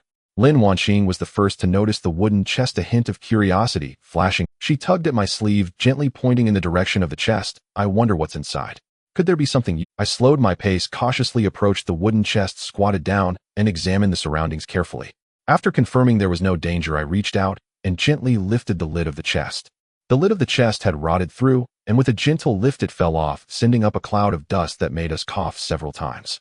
As the dust settled, we finally saw what was inside the chest. There were no gold or silver jewels, nor any peculiar objects, just an ancient book that had turned yellow. The pages had become extremely fragile, curling at the edges, and were still covered in some dust and mold spots, appearing to be quite old. I reached out and picked up the ancient book, gently brushing off the dust. The pages were very thin, and one careless move could tear them. I flipped through a few pages, all filled with dense traditional characters that I couldn't recognize at all. Having grown up in a rural area, I hadn't read much and recognized only a few large characters. Looking at these writings felt like deciphering a celestial script, leaving me utterly bewildered. I handed the ancient book to Lin Wanqing. She took the book carefully in her hands, gently opened it, and her gaze fell upon the pages, her expression gradually becoming serious. Coming from a scholarly family and holding a high position, she was well versed in knowledge. These ancient characters were not difficult for her. As she flipped through the pages, her brow furrowed slightly, then gradually relaxed, her eyes flashing with surprise, becoming more and more excited as she read. After looking for a few minutes, she slowly closed the ancient book and raised her head, exclaiming, "Great! This is a medical book. It contains various herbs detailing the appearance, growing environment, medicinal properties, and uses of each one very comprehensively. A medical book."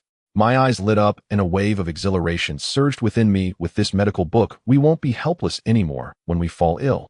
Exactly. Lin Wanqing nodded vigorously, hugging the medical book tightly to her chest, as if it were a rare treasure. "There are herbs everywhere in this heavenly pit. We just don't know which ones can heal and which are poisonous. With this medical book, if anyone gets sick in the future, we can look up the corresponding herbs in the mountains as recorded in the book, and we'll be able to treat and save people. This medical book is incredibly important for our survival in the heavenly pit, even more precious than those daggers." Hearing this, my heart was also filled with joy. This heavenly pit is isolated from the world, with no doctors or medicines. Once someone falls ill, they can only leave it to fate. Now that we have this medical book, it's equivalent to having a personal doctor. No matter what minor ailments we encounter, we can resolve them ourselves, undoubtedly adding a glimmer of hope to our survival. Great. We must take care of this medical book and ensure we don't lose it. I carefully took the medical book from Lin Wanqing's hands and placed it inside the inner pocket of my backpack to prevent the pages from being damaged. Having secured the medical book, we exchanged glances and saw joy and hope reflected in each other's eyes. This mysterious underground palace has already brought us so many surprises, first the 5 daggers, then this precious medical book. Who knows what more useful items we might find as we explore further, perhaps even a way out. Let's keep moving forward to see if there are any other useful items. We might find an exit. I tightened my grip on the torch, speaking firmly. Lin Wanqing nodded, gripping her torch tightly, staying close beside me. The fear from earlier had been replaced by joy and anticipation. Just as we took 3 steps forward before we could discern the scene ahead, a deafening roar suddenly erupted. It exploded violently as if the earth had split open. The entire underground palace shook violently in an instant. The ground beneath our feet trembled furiously, and rubble rolled down from the cracks in the ceiling, crashing to the ground with a series of sharp sounds. Large chunks of rock crashed down, sending up a cloud of dust that made it hard to breathe. The torch was knocked from my hand, rolling on the ground for a few circles, its flame flickering uncertainly. At any moment, it could extinguish, plunging the entire underground palace into chaos between light and darkness. Not good. The ceiling is about to collapse. Quickly take cover. My face turned pale instantly. My heart raced uncontrollably, almost bursting from my chest. I reached out and tightly held Lin Wanqing in my arms, using my back to shield her suddenly bending down. Lin Wanqing was terrified, shaking like a sieve, her hands gripping my waist tightly, her nails nearly embedding into my flesh. "Three dogs. I'm scared. The cave ceiling is going to collapse. Are we going to die here?" Her voice was drowned out by the rumbling, leaving only the heart-wrenching sobs.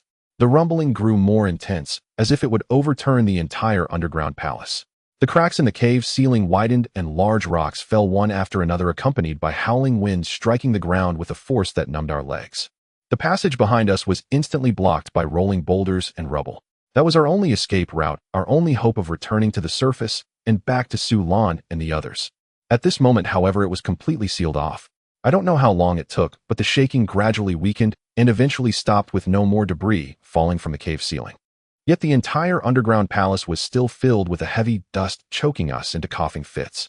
I slowly released my hold on Lin Wanqing, helping her to stand up, turning my head to stare intently at the pile of rocks blocking our escape, my expression grave. Lin Wanqing's lips trembled, her eyes filled with utmost despair and panic. She clutched my arm tightly, tears rolling down like loose beads. "Three dogs. What should we do? The escape route is blocked. We can't get out. We really can't get out. Are we going to be trapped here?" Her body trembled continuously, unsteady, even on her feet, completely losing the calm demeanor of the former mayor. I looked at the tightly packed rocks, then towards the boundless darkness deep within the underground palace, the echoes of the earlier rumbling still ringing in my ears, the helplessness and panic in my heart almost crushing me. We were trapped in this strange and eerie underground palace, our escape route completely cut off. What should we do? How could we survive? How could we return to the surface? After a while, the dust gradually settled, the darkness deep within the underground palace enveloping Lin Wanqing and me like a monstrous beast. The torch flickered, barely illuminating our pale faces and the despair in our eyes. Lin Wanqing could no longer hold on, her legs buckled. She fell straight to the cold ground, her suppressed cries finally breaking free, heart-wrenching and filled with endless helplessness and despair. Seeing her in such a desperate and helpless state, my heart felt as if something had been painfully tugged, both sour and astringent, filled with pity for her and profound helplessness. I had promised to protect her, yet at this moment I had no way to take her out, only able to watch her fall into despair. She held her head in her hands, her shoulders shaking violently, tears streaming down her cheeks. I quickly walked over, squatted down, reached out, and tightly embraced her, trying to warm her cold body with my own heat, gently patting her back. "Sister Wanqing, don't be afraid. I'm here. I won't let anything happen to you. We will definitely find a way out." As I said these words, my heart was filled with anxiety and guilt. I wasn't sure if we could really get out, but I couldn't let her completely collapse. Even if it was a lie, I had to give her a glimmer of support. The woman in my arms was once a powerful mayor, a figure atop the pyramid, revered and admired by In the past, she wore proper attire, spoke elegantly, and acted decisively. Even when facing the greatest storms, she could remain composed, never showing a hint of distress. But at this moment, in this dark and desolate underground palace, with our escape route completely blocked and hope for survival lost, she shed all pretenses, all pride and strength, like a lost child, helpless and despairing, releasing all her fears and despair in my embrace. I gently stroked her back, feeling her tremors, my heart a mix of emotions. I was relieved that she could rely on me at this moment, yet guilty for not being able to provide her with enough security, more so heartbroken that she had fallen from grace, enduring such torment. After crying for a long time, Lin Wanqing's sobs gradually subsided, turning into suppressed whimper. "Three dogs.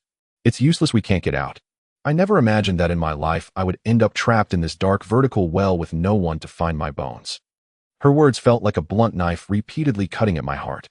I could clearly feel her unwillingness and despair, and I could also empathize with the pain of knowing one is destined to die, yet feeling utterly powerless to resist. I held her tightly, afraid to let go, fearing that if I did she would completely collapse. In my heart, I silently prayed that even if there was a glimmer of hope, even if it was just a thread of life, I would take her out, not allowing her to leave with regrets. She slightly raised her head, her eyes hollow and numb. Being trapped at the bottom of a sinkhole, at least we could still find food and water and survive by hunting and foraging, but this underground palace below the vertical well has nothing, no food, no water source. We won't last 3 days before starving or dying of thirst here. After saying this, she lowered her head again, burying it in my embrace, her shoulders trembling once more. "I'm unwilling. I haven't even lived properly, and before I could wait for the day to get out, I'm going to die here without understanding." This despair wrapped around her like an invisible net, stirring a sharp pang of bitterness in my heart. I could feel her boyish tremors, feel her deep despair. But I didn't know what to say to comfort her. I could only hold her tighter, repeating again and again, "Don't give up, Sister Wanching. Let's think of a way again. There must be a way out. There must be." But even I felt these words were pale and powerless. The escape route was tightly blocked by boulders. The road ahead was shrouded in darkness. We had no food, no water source. The hope of survival was as remote as dust. Lin Wanqing seemed to have completely given up hope, slowly pushing me away, wiping the tears from her face. She trembled as she reached into her pocket, pulling out a small notebook and a pen. By the light of the torch, she began to write a farewell letter. The pen trembled on the paper, writing each stroke carefully, tears occasionally falling onto the pages, blurring the ink. But she was completely oblivious, still lowering her head, writing continuously, as if she wanted to inscribe everything she had ever wanted to say and all her unfinished wishes on this small piece of paper. The handwriting, from initially neat, gradually became scrawled, each stroke conveying despair and unwillingness, writing page after page as if it would never end. I didn't know what she was writing. Perhaps it was longing for her family, perhaps it was reminiscing about the past, or perhaps it was a grievance against the unfairness of fate. I quietly sat beside her, not disturbing her, just silently watching her, my heart a mix of emotions. After a long while, Lin Wanqing finally stopped writing, her voice hoarse as she asked, "Three dogs, do you have any last words to write?" "I will write down your words, just in case. If someone finds our bodies, they will know our identities. I have no last words. To be here with you in this dire situation, to die alongside you, I am already very satisfied." This was not a comfort, but my truest thought. Once I was just a rural man with nothing, never imagining I could have such an intimate connection with a woman like Lin Wanqing, nor did I think I would be by her side in the final moments of my life. Even in death, having her accompany me would not be a regret. Lin Wanqing looked at me, a hint of emotion flashing in her eyes, tears falling again. "Three dogs. Thank you." I gently wiped away her tears, continuing to comfort and encourage her. "Don't give up, Sister Wanqing. Let's look carefully again. Maybe this underground palace has other exits." As I spoke, I forced myself to calm down. In the face of despair, one must not panic. Only by calming down can one find a glimmer of hope. "Three dogs, I know we really can't get out. I want to give my body to you before I die, to do what a man and woman should do as a way to repay you for your protection all this time." Upon hearing this, I was stunned. "Sister Wanqing, are you speaking nonsense?" "No, I am very clear-headed," Lin Wanqing supplemented. "I want to give you my body before I die as a form of compensation to you. Since we fell into the pit, you have been protecting me, blocking falling debris for me, leaving the little food we had for me. Even when you were starving to the point of dizziness, you never complained. I have nothing to repay you with, only this body, which I consider my final intention." Hearing Lin Wanqing's words, I was utterly stunned. My brain felt as if it had been struck by a heavy hammer, instantly blank. All my thoughts were shattered by this sudden declaration. I turned my head sharply to look at her. Her cheeks were slightly flushed, her gaze intertwined with shyness, despair, and tenderness. It was a kind of almost sacrificial piety. Seeing this made my heart ache, even my breathing seemed to halt. I opened my mouth, wanting to say something, but my throat felt as if it were blocked by something dry and unable to produce any sound. I could only stare blankly at her, my fingertips trembling uncontrollably. I never expected that in such a dire situation she would utter such words and make such a decision. Lin Wanqing did not wait for my response and showed no hesitation. She slowly raised her hand, her fingertips lightly brushing over the zipper of her coat, her initial shyness gradually replaced by determination, as if she had made all preparations. At that moment, my whole body stiffened, my mind was in chaos, and countless emotions surged and clashed within me, chaotic like a tangled mess. There was the feeling of being moved by her desire to repay me, even in a desperate situation, and moved by her trust in me. There was confusion, panic over this sudden proposal, and panic over my own helplessness at this moment. There was heartache for her current fragility, and despair, heartache that she would bid farewell to this world in such a manner. And there was a hint of a fluttering sensation within me, one that I was reluctant to acknowledge, yet was forcefully suppressed by a strong rationality. Don't do this, Sister Wanqing." I finally found my voice, but it was hoarse and unrecognizable. "Let's wait a little longer. Perhaps there is still hope. We cannot give up, nor can we do this." My words came out in fragments, and even I felt they were pale and powerless. The so-called hope was merely a comfort, I told myself. Lin Wanqing gently shook her head, the despair in her eyes showing no signs of diminishing. She looked at me, her voice soft, and "Go, don't deceive yourself. We all know we cannot escape. I don't want to leave with regrets. I want to experience being a true woman in my last moment of life. And I want you to remember me. Remember that in this dire situation, there was someone who sincerely thanked you for your protection." After she finished speaking, she no longer looked at me. The blush on her cheeks deepened, her fingertips already gripping the zipper of her coat, slowly pulling it down. Sizzle. A soft sound, the zipper sliding over the fabric echoed so clearly in this quiet shaft that one could hear a heartbeat. Each sound felt like a knock against my heart, causing my blood to feel as if it were freezing. I watched her movements, the struggles in my heart, growing increasingly intense, as if two voices were arguing fiercely. One voice whispered, "Agree to her, this is her final wish, and also our last moment in life. Fulfill it for her, it can be seen as a comfort to her. After all, we are going to die here, what does it matter?" The other voice shouted loudly, "No, you can't do this. She is currently filled with despair, and you are taking advantage of her vulnerability. You are her only support. You cannot betray her trust. You cannot let her leave with such haste, leaving behind deeper regrets." I clenched my fists, my nails digging deeply into my palms, the sharp pain keeping me somewhat clear-headed, but the chaos in my heart did not diminish. I remembered her past appearances, that confident and radiant Lin Wanqing, but at this moment, she was as fragile as a leaf that could be blown away by the wind, shedding all her disguises, presenting her softest and most vulnerable side to me without reservation. I recalled every little moment from the past few days. She was injured, I carried her. She was frightened, I held her. I even kissed her. Yet now, seeing her resolute demeanor, the fluttering in my heart intensified, yet was deeply wrapped in guilt. I cannot take advantage of her vulnerability. I cannot desecrate her intentions at her most desperate moment. Lin Wanqing did not notice the struggle in my heart. She slowly turned around, her back to me, her fingertips continuing to pull the zipper down, gently shedding her coat, casually tossing it onto a nearby rock. The sound of the coat hitting the ground was soft, yet it felt like a heavy blow to my heart. I instinctively looked away, my cheeks flushed uncontrollably, while my heart raced as if it would burst from my chest. Immediately after, she slightly raised her hand, shedding her inner garments. Her fair skin glistened softly in the light of the torch, with delicate shoulder lines and a smooth back curve, every inch of her skin radiating a gentle beauty without a hint of flaw. That pure white skin stood in stark contrast to the rough, cold rock walls, the scattered debris, and the dim surroundings, like a white rose blooming in darkness, fragile, yet radiant, captivating the eye. I stiffened all over, instinctively wanting to close my eyes, yet my gaze was drawn back, as if magnetically. Her image flashed repeatedly in my mind, her desperate tears, just moments ago, the look on her face as she wrote her last words. My heart was in chaos. Moved, heartbroken, fluttering, guilty, rational, and desirous, countless emotions intertwined, completely engulfing me. I didn't even know if I was awake or in a daze at this moment. I took a deep breath, feeling as if a boulder was pressing down on my chest, making it hard to breathe. I wanted to step forward to hold her, to not let her down for her kindness. But I also wanted to retreat, to escape this utterly entangled scene, to preserve my rationality, to not take advantage of her vulnerability. These two thoughts tugged at my heart, causing me immense pain. Lin Wanqing stood bare, facing away from me, her body trembling slightly, perhaps from the cold air in the shaft, or perhaps from the shyness and despair within her heart. Her shoulders quivered gently like a little cat that had been wronged, making one's heart ache. She did not turn back, only softly said, "Sinkhole, I am ready." Her voice was faint, carrying a noticeable tremor, yet still filled with determination, as if she had summoned all her courage to speak these words. Upon hearing her words, my inner struggle piqued, my nails digging deeper, a sting in my palms. I looked at her slightly trembling silhouette, the desire to fulfill her wish growing ever stronger. Perhaps this truly is our last moment in life. I should not let her leave with regrets, nor betray her heavy trust and intentions. "Sister Wanqing, I'm sorry. I'm coming."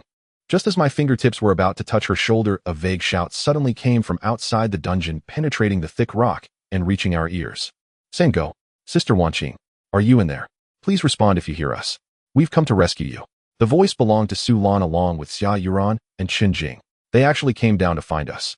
Lin Wanqing froze instantly, her head snapping up, her eyes filled with disbelief, the despair on her face instantly replaced by surprise. "Sinkhole, did you hear? It's them.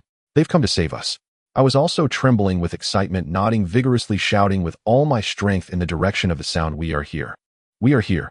Upon hearing their voices, Lin Wanqing suddenly realized, her cheeks flushed bright red as she hurriedly turned around, grabbing her clothes from the side and quickly dressing herself with frantic movements. Watching her flustered and shy demeanor, the complex emotions within me gradually dissipated. The hurried and desperate rendezvous earlier was ultimately interrupted by this sudden rescue. Perhaps this is fate.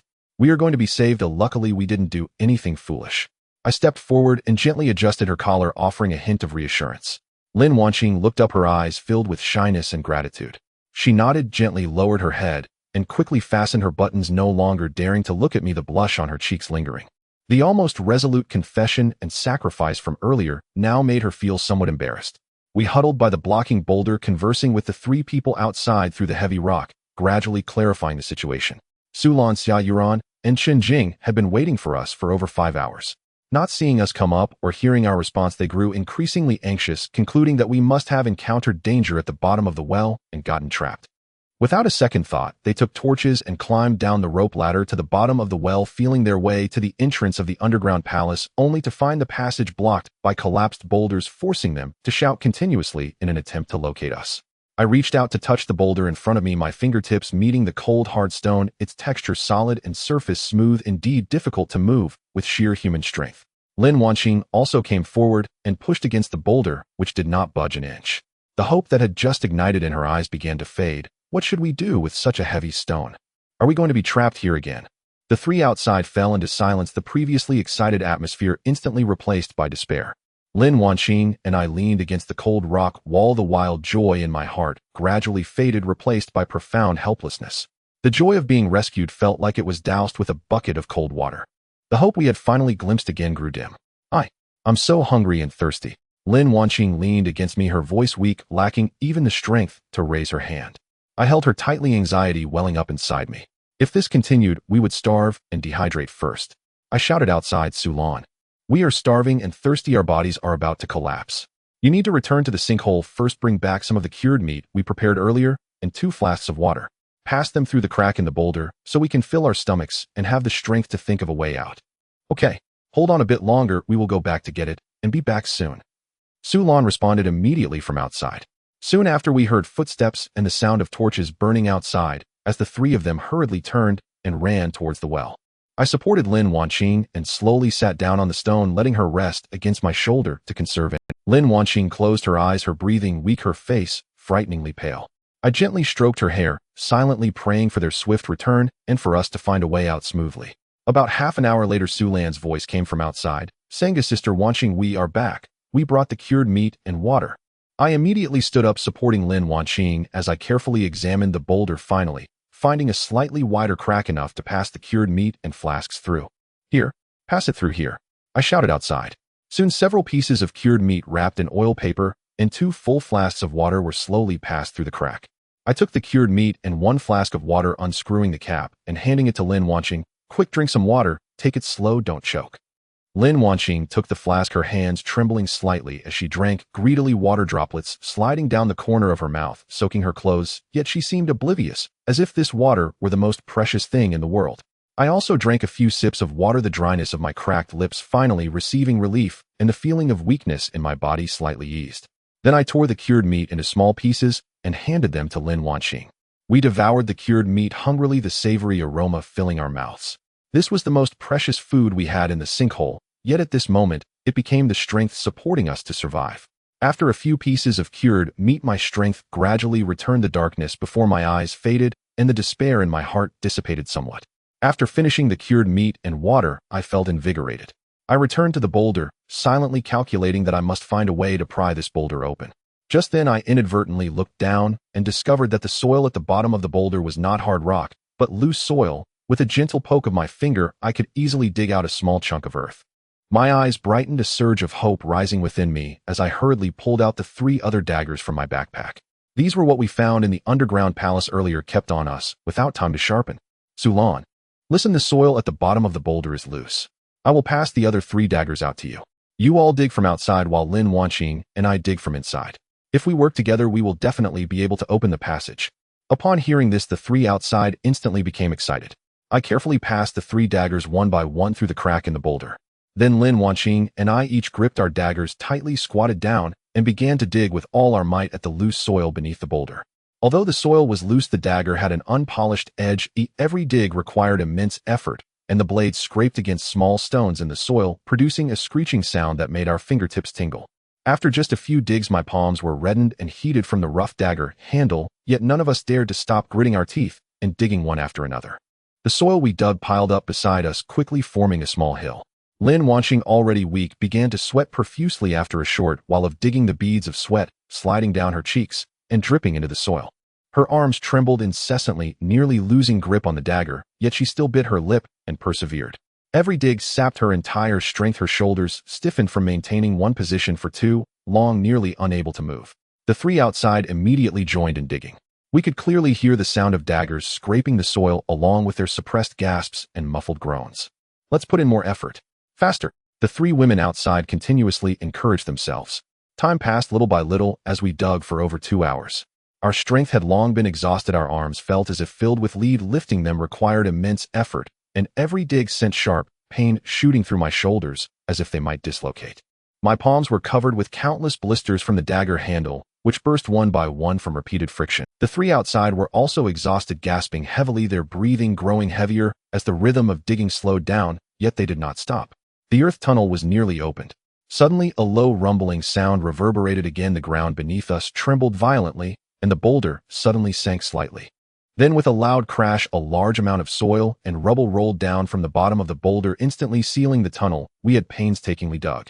Lin Wanqing and I froze, our daggers clattering to the ground, the joy on our faces instantly replaced by overwhelming despair. The three outside also let out a gasp. Lin Wanqing's voice trembled with despair. What happened? Did the boulder sink again? Is the passage blocked? I slowly squatted down, staring at the sealed passage, looking at my bloodied and dirt-covered palms. The hope within me was once again thoroughly crushed. All our efforts had led us to catch a glimmer of hope, only to have it mercilessly stripped away. Fatigue, despair, and helplessness instantly engulfed my entire body. I even lacked the strength to stand. We had once again fallen into a desperate situation. Outside, Su Lan, Xiaoyu ran, and Xinjing also fell into silence. After a long while, Su Lan's hoarse and weak voice came through. Sango, Sister Wanqing, are you? All right. Let's think of another way. Let's try again. We're fine. Nothing's wrong. I took a deep breath, forcing myself to calm down. Stop trying. It's useless. The boulder has sunk again, and the passage is completely blocked. We are now exhausted and weak. Let's rest for a while and plan carefully. We sat still, motionless, while fatigue overwhelmed us like a tide, leaving us without even the strength to think. In the darkness, only the faint firelight from outside filtered through the cracks of the boulder. It felt as if we were trapped in a cage. I knew that for the time being, Lin Wanqing and I could not escape. We were only temporarily trapped in this underground palace, slowly figuring out a way out. Fortunately, Su Lan and the other three were outside. They could bring us food and water so we wouldn't starve or die of thirst. Fortunately, the cave was not completely blocked. There were small gaps for ventilation, ensuring we had enough oxygen to breathe and wouldn't suffocate. This might be the only sliver of comfort in this dire situation. After resting for about half an hour, the fatigue in my body eased a little. I mustered the strength to stand up and shouted outside, Su Lan, we can't get out for now, or we can only stay in the cave for a while. You guys go back first, bring us some hay and firewood for warmth, and bring some dry food and water. We're going to spend the night in the cave tonight. Su Lan immediately replied outside, okay, we'll prepare it right away. Xiaoyu Ran also responded, Sango, Sister Wanqing, you must take care of yourselves. We'll think of a way to rescue you tomorrow. Half an hour later, footsteps could be heard outside. Su Lan and the others indeed brought hay, firewood, dry food, and water, which they handed in bit by bit through the cracks in the boulder. Lin Wanqing and I slowly stood up and took the supplies. Then we carefully spread the hay on the ground, piled the firewood aside, and used the flint we carried to ignite it. The flames crackled to life, and the dancing firelight instantly illuminated a section around us, dispelling some darkness and chill, bringing a glimmer of vitality to this desolate underground palace. We will first return to the base camp to rest. We'll come back early tomorrow morning and think of a way to rescue you. Su Lan's voice came through the boulder. Okay, you all be careful and pay attention to safety on the way back. I responded to the outside. Then we heard the sounds of footsteps gradually fading away and the crackling of torches until those sounds completely disappeared and the underground palace returned to silence. Lin Wanqing and I sat by the fire, and she instinctively leaned closer to me.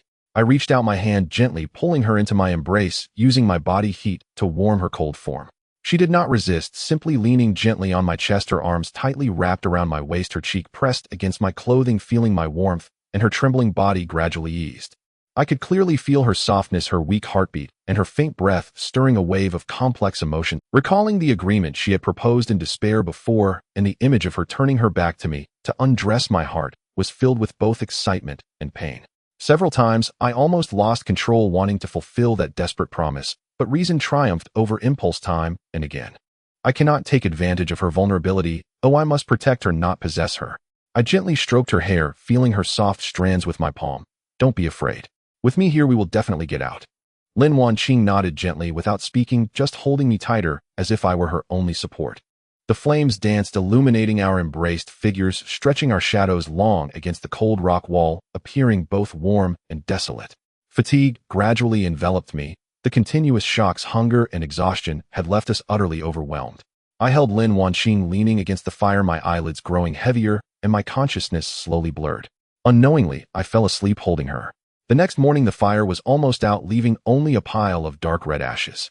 I slowly woke up to find Lin Wanqing still resting against my chest, sleeping deeply.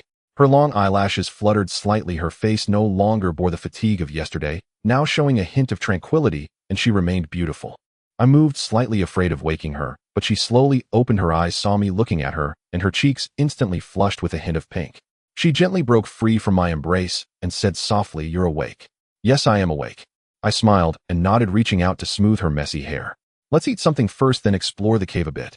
Maybe we can find another exit." Just then a sudden squeaking sound came. This sound was so familiar. I was overjoyed. Looking closely, it was the monkey Ling Ling that had come to our side. How did it get in? There must be another exit. "Ling Ling, quickly take us out," Lin Wanqing said happily. Ling Ling nodded and thoughtfully led the way ahead. It stopped at a cave wall and began to climb up the wall. I stepped forward and looked closely. Indeed, there was a small hole in the cave wall, just big enough for a person to crawl in. The hole wasn't too deep, and inside was a profound darkness. "Sister Wanqing, look. There's a small hole here." My heart surged with joy as I pulled Lin Wanqing over and pointed at the small hole, saying, "It's just right for crawling in. This small hole might lead to other places. Let's give it a try." Lin Wanqing looked at the small hole, her eyes flashing with surprise, and she nodded vigorously. "Okay, let's try it. Maybe we can really get out."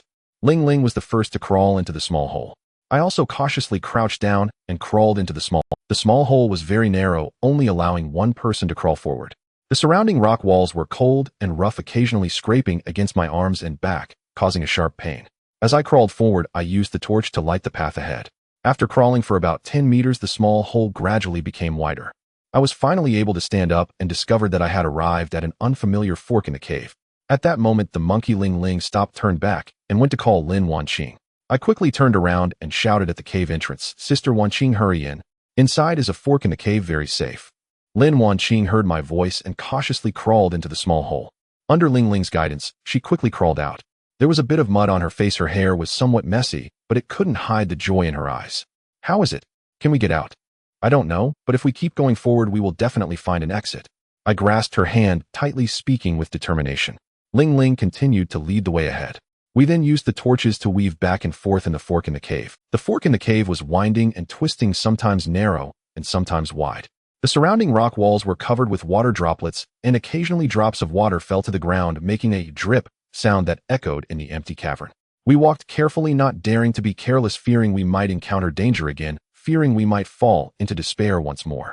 I don't know how long we walked, but ahead weak light gradually appeared along with a faint sound of wind. Lin Wanqing and I exchanged glances and quickly quickened our pace, heading towards the direction of the light. The further we went, the brighter the light became and the louder the wind sounded. Finally, we emerged from the fork in the cave, and the world brightened before our eyes. We had unexpectedly arrived at the exit of a vertical shaft with sunlight filtering through the gaps in the leaves, showering us in warmth and brightness. We made it out. We escaped successfully. Lin Wanqing trembled with excitement, grabbing my hand and bursting into tears, her tears filled with the relief of having survived a disaster. Ling Ling also jumped up joyfully. As we climbed out of the vertical shaft, a familiar voice called out, "Sen Go. Sister Wanqing, you guys are out." We turned to see Su Lan, Xia Yuran, and Chun Jing standing not far away. We rushed over, and Su Lan and the others immediately welcomed us, the five of us tightly embracing each other and crying loudly. However, we never expected that a greater disaster would soon strike the sinkhole. The pit in late autumn was already chilling to the bone. No one anticipated that a sudden, unannounced downpour would come crashing down. Moreover, it rained for 2 days and 2 nights. The pea-sized raindrops fell like beads from a broken string, hitting the rocky walls of the pit with a crackling sound. The splashing water flowed down the rock wall, merging into a thin stream that spread throughout the crevices at the bottom of the pit. I was startled awake by the sound of rain at night. When I touched the firewood pile, I found that the outer layer had been soaked by the rain, and the sparks were struggling to survive in the dampness, ready to extinguish at any moment. "Get up quickly. Move the firewood into the rock slope." I shouted softly, and the 4 women who had still been lost in their dreams jolted awake. Lin Wanqing was the first to react, getting up to grab dry branches. Although Su Lan was used to a life of comfort, she bent down to help, oblivious to the splinters that pricked her fingertips. Xia Yuran rubbed her sleepy eyes and swiftly tidied up the barbecue grill by the fire. Chun Jing assisted me in clearing the rubble at the rock slope entrance to make enough space for the fire. Amid the chaos, I caught a glimpse of the water level at the pit's bottom, rising visibly. The originally dry ground was already covered with a thin layer of water creeping towards the earthen bed we had built. That earthen bed, which I had compacted with clay and dry grass, was our only place to sleep somewhat soundly. If it got submerged by the flood, we would have to curl up in the muddy water for the night, not to mention keeping warm. Build a mud barrier to block the water. I decisively ran towards the pile of clay beside our base. Everyone come over, build a low wall along the edge of the bed to keep the flood out. Everyone hurriedly sprang into action. Just then a furry figure dashed over with a swoosh. It was the mud. It had somehow brought a smooth little branch squatting beside the mud wall, imitating our actions by first digging up the clay with the stick, rolling it into small clumps, and then tiptoeing to smear it onto the wall. It looked quite serious, its little brow furrowed, tiny paws working quickly, but the clumps of mud it smeared would soon fall, with a thud splattering mud all over Sue Lan's pants. We worked tirelessly for several hours until a half-percent high mud wall encircled our base and the earthen bed, finally allowing us to breathe a little easier. At this moment, the water level outside had risen to the ankles of the mud wall, the murky flood gently lapping against the wall with soft sounds, but could no longer seep through, and the earthen bed remained dry and tidy. Everyone collapsed on the ground, covered in mud and panting heavily. Just hold on a little longer, the rain should stop soon. I wiped the mud off my face, trying to comfort everyone. Perhaps my words had some effect, or maybe the heavens finally took pity on us as the torrential rain gradually lessened into a light drizzle. By the latter part of the night, the rain had completely stopped. The next morning, the sky cleared and a faint ray of sunlight streamed through the gap at the top of the pit, dispelling the damp chill and gloom at the bottom.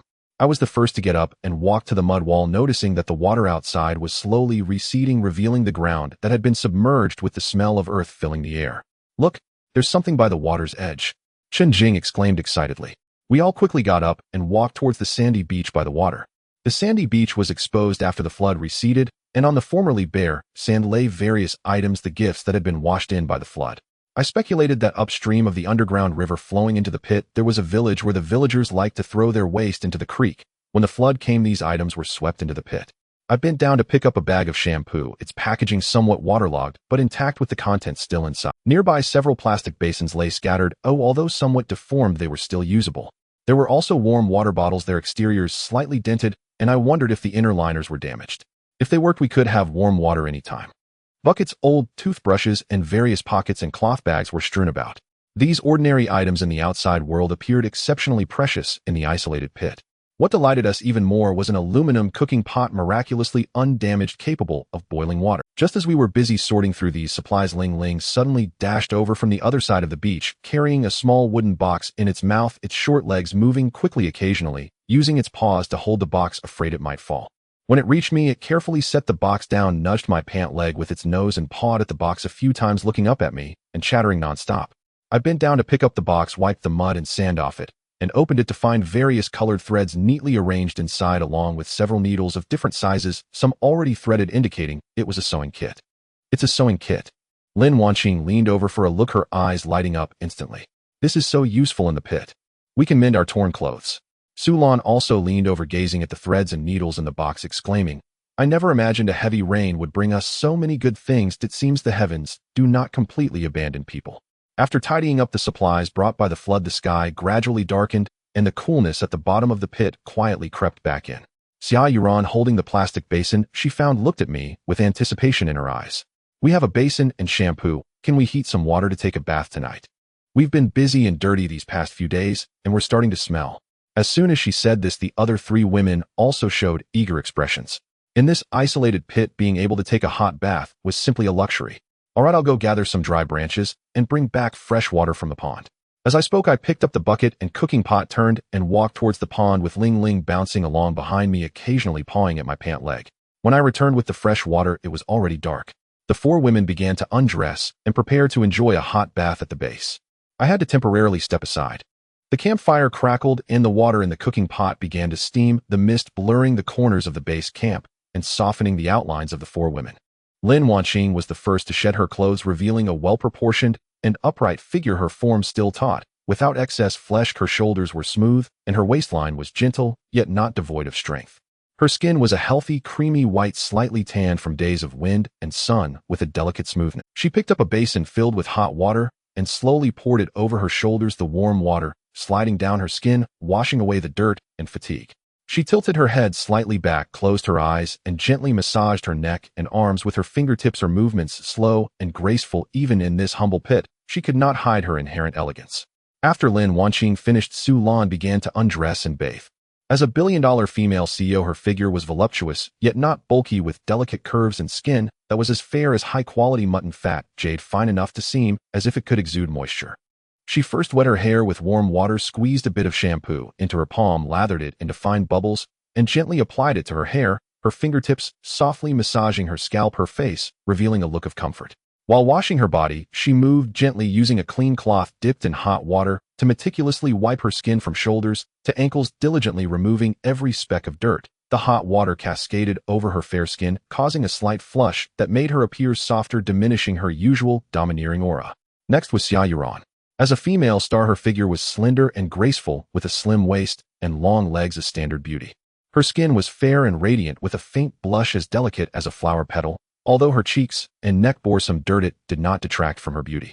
She was lively, even a bit playful, while bathing, splashing hot water on herself a few times to acclimate to the temperature, before happily scrubbing her fingertips, deftly working over her arms and cheeks, humming a little tune. She would glance at her reflection in the water of the basin, carefully wiping herself.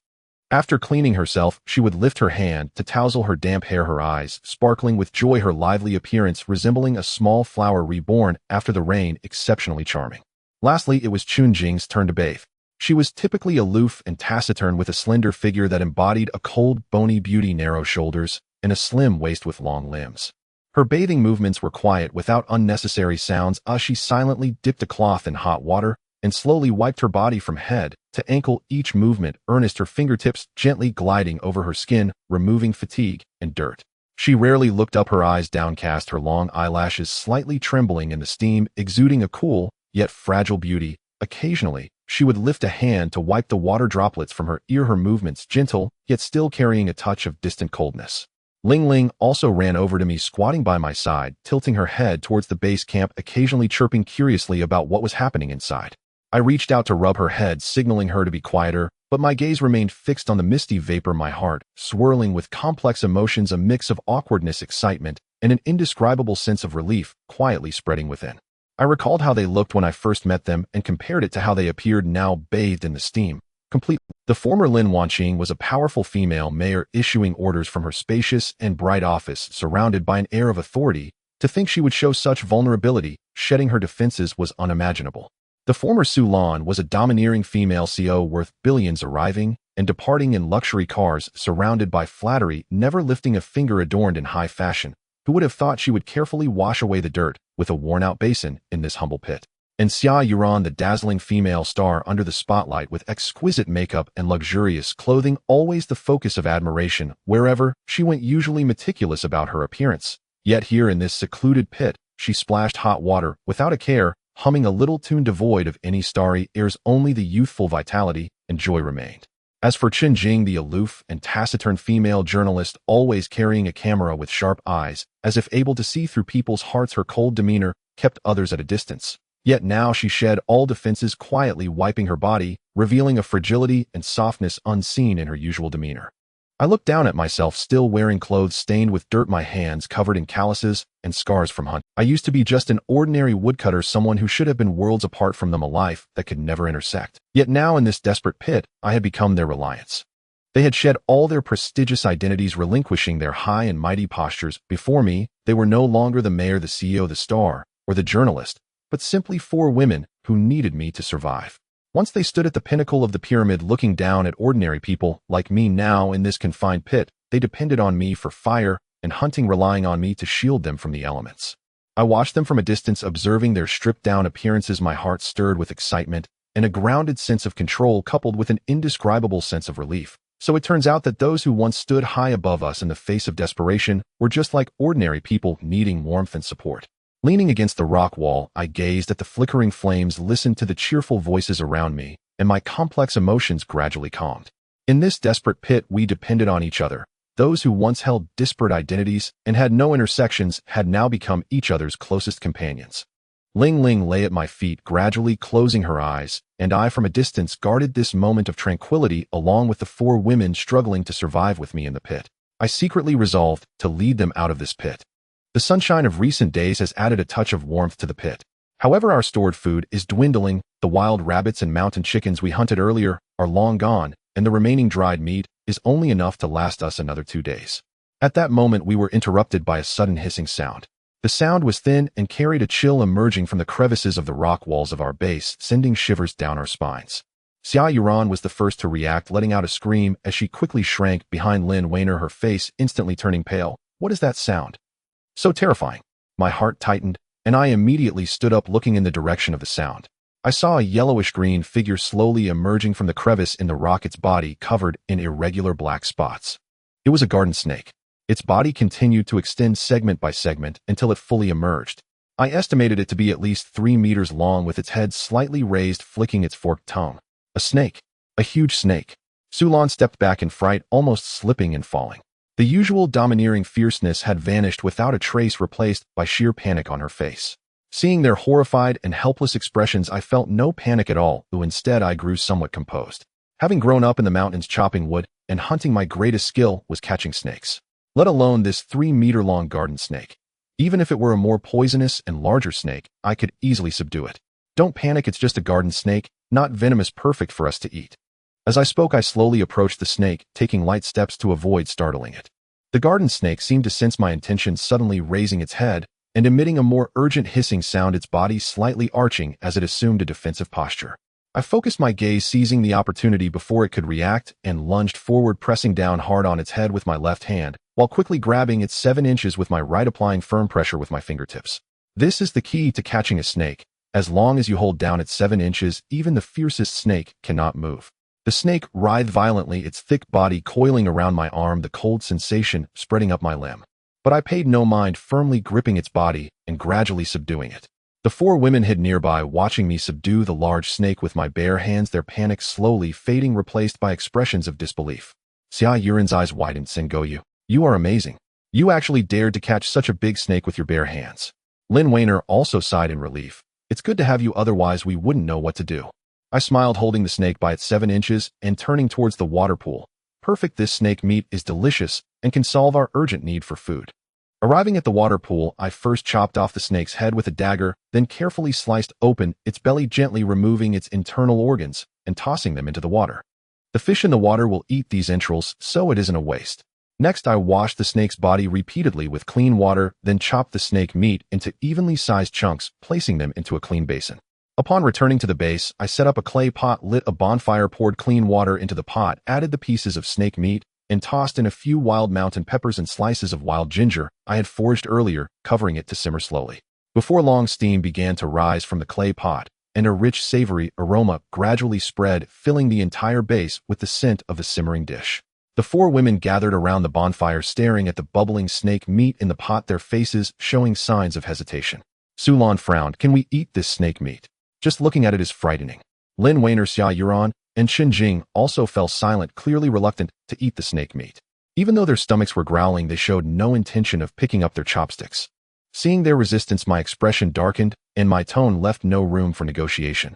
I won't indulge you in this pit. There's nothing that can't be eaten. We must eat whatever meat there is, or we will starve. I picked up a wooden bowl, filled it with snake soup, and handed it to Lin Weiner. Just try a sip of the soup. It's very fresh. It will warm you up and fill your belly. Lin Weiner looked at my serious expression, knowing I wasn't joking. After a moment's hesitation, she cautiously took a small sip, her eyes instantly brightening, the resistance on her face gradually fading. This soup is surprisingly delicious. Not fishy at all. Seeing Lin Weiner's reaction, Sulan was also tempted and cautiously scooped a spoonful of soup. After drinking, her brows relaxed. It really isn't fishy, and it's extremely fresh, even better than the meat soup we had before. Xia Yuran and Qin Jing couldn't help but each take a bowl of soup as well. After drinking, they praised it highly. Due to their extreme hunger, they began to try eating the snake meat. The snake meat was stewed until tender and flavorful, melting in their mouths, without a trace of fishiness, only a rich, savory aroma. Unable to endure their hunger any longer, the 4 women set aside their concerns and began to eat the snake meat piece by piece. As night fell, the temperature at the bottom of the pit dropped, and the glow of the bonfire flickered in the darkness, illuminating the faces of everyone present. Perhaps the 3-meter-long snake from earlier had left them with too great a shadow. By bedtime, the 4 women appeared particularly timid. Xia Yuran was the first to come close to me, gently tugging at my sleeve. Sengoai, I'm scared. I want to sleep next to you tonight. As soon as she finished speaking, Sulan also approached, a hint of embarrassment on her face. I'm scared too. That snake is too terrifying. Lin Weiner and Chun Jing hesitated for a moment before moving closer, saying nothing, but the fear and dependence in their eyes said it all. Seeing their timid expressions, my heart softened, and I did not refuse. I shifted in the middle of the earthen bed to make enough space. The four women immediately surrounded me, holding onto me tightly, as if I were their lifeline. Lin Weiner clung to my arm, resting her head on my shoulder, her breathing gradually stabilizing. Sulan pressed against my back, tightly hugging my waist, a trace of lingering fear still on her face. Xia Yuran held onto my thigh with both hands like a child. Chun Jing, although not hugging tightly, was also pressed against my arm, her body no longer stiff, and her fear gradually dissipated. I could feel their warm body temperatures catch a whiff of the faint fragrance of their shampoo in their hair, along with the lingering aroma of the snake's soup. Ling Ling lay in the corner of the earthen bed, squinting her eyes in a nap, while the bonfire crackled, casting shadows of us huddled together. In this moment, there were no female mayors, female CEOs, female stars, or female reporters, just four women who needed my protection. In this silent pit, this warm embrace became our courage to face fear and continue living. The shadow of the giant snake invading the base still lingered in the hearts of the four women. At night, as they cuddled up to me, while sleeping, I could still feel their occasional shivers. Seeing their exhausted yet fearful faces, I made a silent vow to build a sturdy bedroom to completely block out the intrusion of snakes and other wild beasts, allowing everyone to sleep soundly and free from the anxiety of such days. Early the next morning, just as dawn broke, I got up to renovate our bedroom. Sango, we're here to help you. Sulan, 40 years old, a female president of a listed conglomerate commanding assets worth tens of billions, accustomed to a life of privilege, after 2 months of survival in the pit, they were no longer the delicate and pampered queens they once were. The former female mayor, CEO, celebrity, and journalist had shed all their glories, becoming capable and resilient. I pointed to the materials nearby and assigned tasks. Lin Wanqingyu and Chun Jing moved the stones, picking out the regular heavy ones to build the walls. Sulan mixed the clay and gravel for the mortar, make sure it's even so we can fill the gaps without leaving any spaces. Yuran helped me pass the stones. The few of them immediately took on their roles without any complaints. Watching their busy figures, a warmth rose. Over the past 2 months, they had endured sun and rain, hunger and hardships in the pit. From their initial clumsiness and indulgence to their current adeptness and perseverance, each one was desperately adapting to life in the pit and growing bit by bit. Once they were high and mighty, even feeling ashamed to bend down to pick up things, now they could lower themselves to help me move stones and mix mortar covered in mud, and utterly exhausted, yet not a single complaint escaped their lips. We worked from dawn until dusk, taking only a brief moment to rest and gnawing on some dried meat to fill it. The originally empty corner gradually rose into a stone wall over a person's height. The wall was built neatly, with each stone tightly filled with mortar, leaving not a single gap. I also built a low wall around the Kong, completely enclosing the earthen bed, sealing all the gaps in the rock wall with clay to ensure that no snakes could get in from any direction. That night, our bedroom was finally completed. The stone wall stood more than a person high, with the top covered with collected branches and hay and a thick layer of clay on top, blocking wind and rain, while also providing shade from the sun. The previously built mud brick walls were also reinforced, ensuring that even if floods came again, they would hold firm. What pleased everyone the most was the spacious earthen bed I redesigned, which was more than twice the size of the previous one, enough for all 5 of us to sleep comfortably. Moreover, I dug a small stove underneath the bed, igniting well-burned charcoal inside with warm air spreading across the bed surface, making it cozy to sleep on, no longer having to endure the cold of the night. The 4 women sat on the warm earthen bed, looking at the solid and tidy bedroom, their faces filled with joy and gratitude. Sulan looked at me with appreciation, saying, "Go, thank you so much. With this bedroom, we will no longer have to fear snakes and wild beasts, and we can finally sleep soundly." Xia Yuran nodded repeatedly, excitedly, saying, "Yes, yes. And this Kong is so warm we won't have to curl up to keep warm anymore." Lin Wanqing sighed, saying, "Go, you've worked hard for us these past 2 months. You not only have to go out hunting for food, but also search for an exit to take us out. Now you're working hard to build us a bedroom for our safety. We really feel bad that we can't help much." Before I could speak, Lin Wanqing took the lead. "We've discussed it. From now on, every night we will take turns giving you massages and back rubs to repay your kindness and let you relax a bit." Sulan, Xia Yuran, and Chun Jing all chimed in agreement. Seeing their sincere expressions, my heart warmed, and I didn't refuse, nodding, "All right, then I'll trouble you." As night fell, the bonfire gradually weakened, and the bedroom was warm and cozy, the charcoal quietly burning beneath the bed, radiating a comforting warmth. Ling Ling curled up in the corner of the bed and fell asleep early. According to the agreement, Lin Wanqing would give me a massage and back rub on the first night. She walked over to me, signaling for me to lie down, saying, "Go, just relax. I'll be gentle. If anything feels uncomfortable, just let me know." I obediently lay down, closed my eyes, and relaxed my body and mind. Lin Wonking's hands gently landed on my shoulders, her fingertips warm, applying just the right amount of pressure as she kneaded the muscles on my shoulders. After days of hunting and building walls, my shoulders were already sore, and with her massage, the stiff muscles gradually relaxed, a wave of comfort spreading from my shoulders throughout my body. As she massaged me, she gently asked if the pressure was suitable, filled with caution, losing the former authority of the female mare. I could feel the delicacy of her fingertips and her attentiveness. Every movement was serious, not missing a single stiff muscle on my shoulders. With my eyes closed, I indulged in this rare comfort. The faint sound of burning charcoal filled my ears, the warm air surrounded me, and Lin Wonking's soft breathing was nearby. The fatigue and hardships of these past 2 months seemed to dissipate at this moment. The once high and unreachable female mare was now sitting beside me, cautiously giving me a massage and back rub. This contrast brought me more pleasure than the warmth of the calm. In the following days, I would also receive massages from the female CEO, celebrity, and journalist, and just thinking about it was thrilling.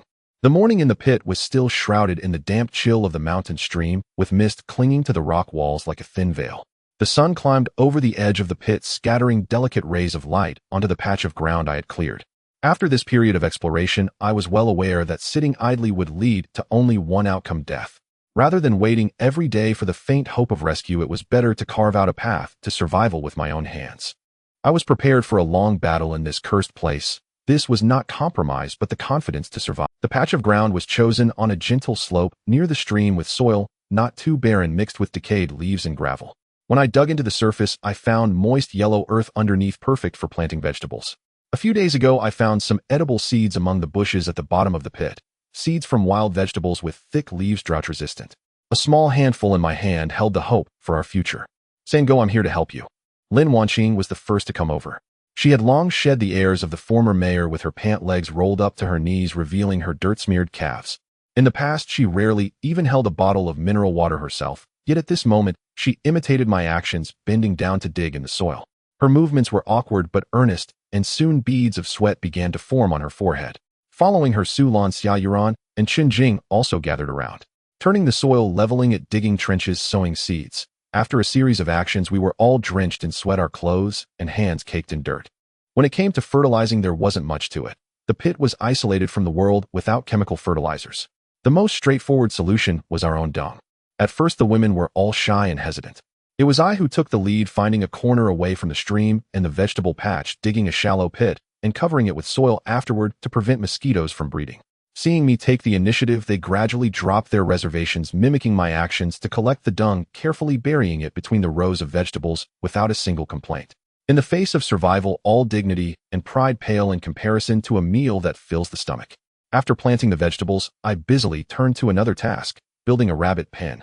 During my previous hunting forays, I had been lucky enough to catch 3 wild rabbits with traps, 1 male and 2 females, all of medium size, with tender meat.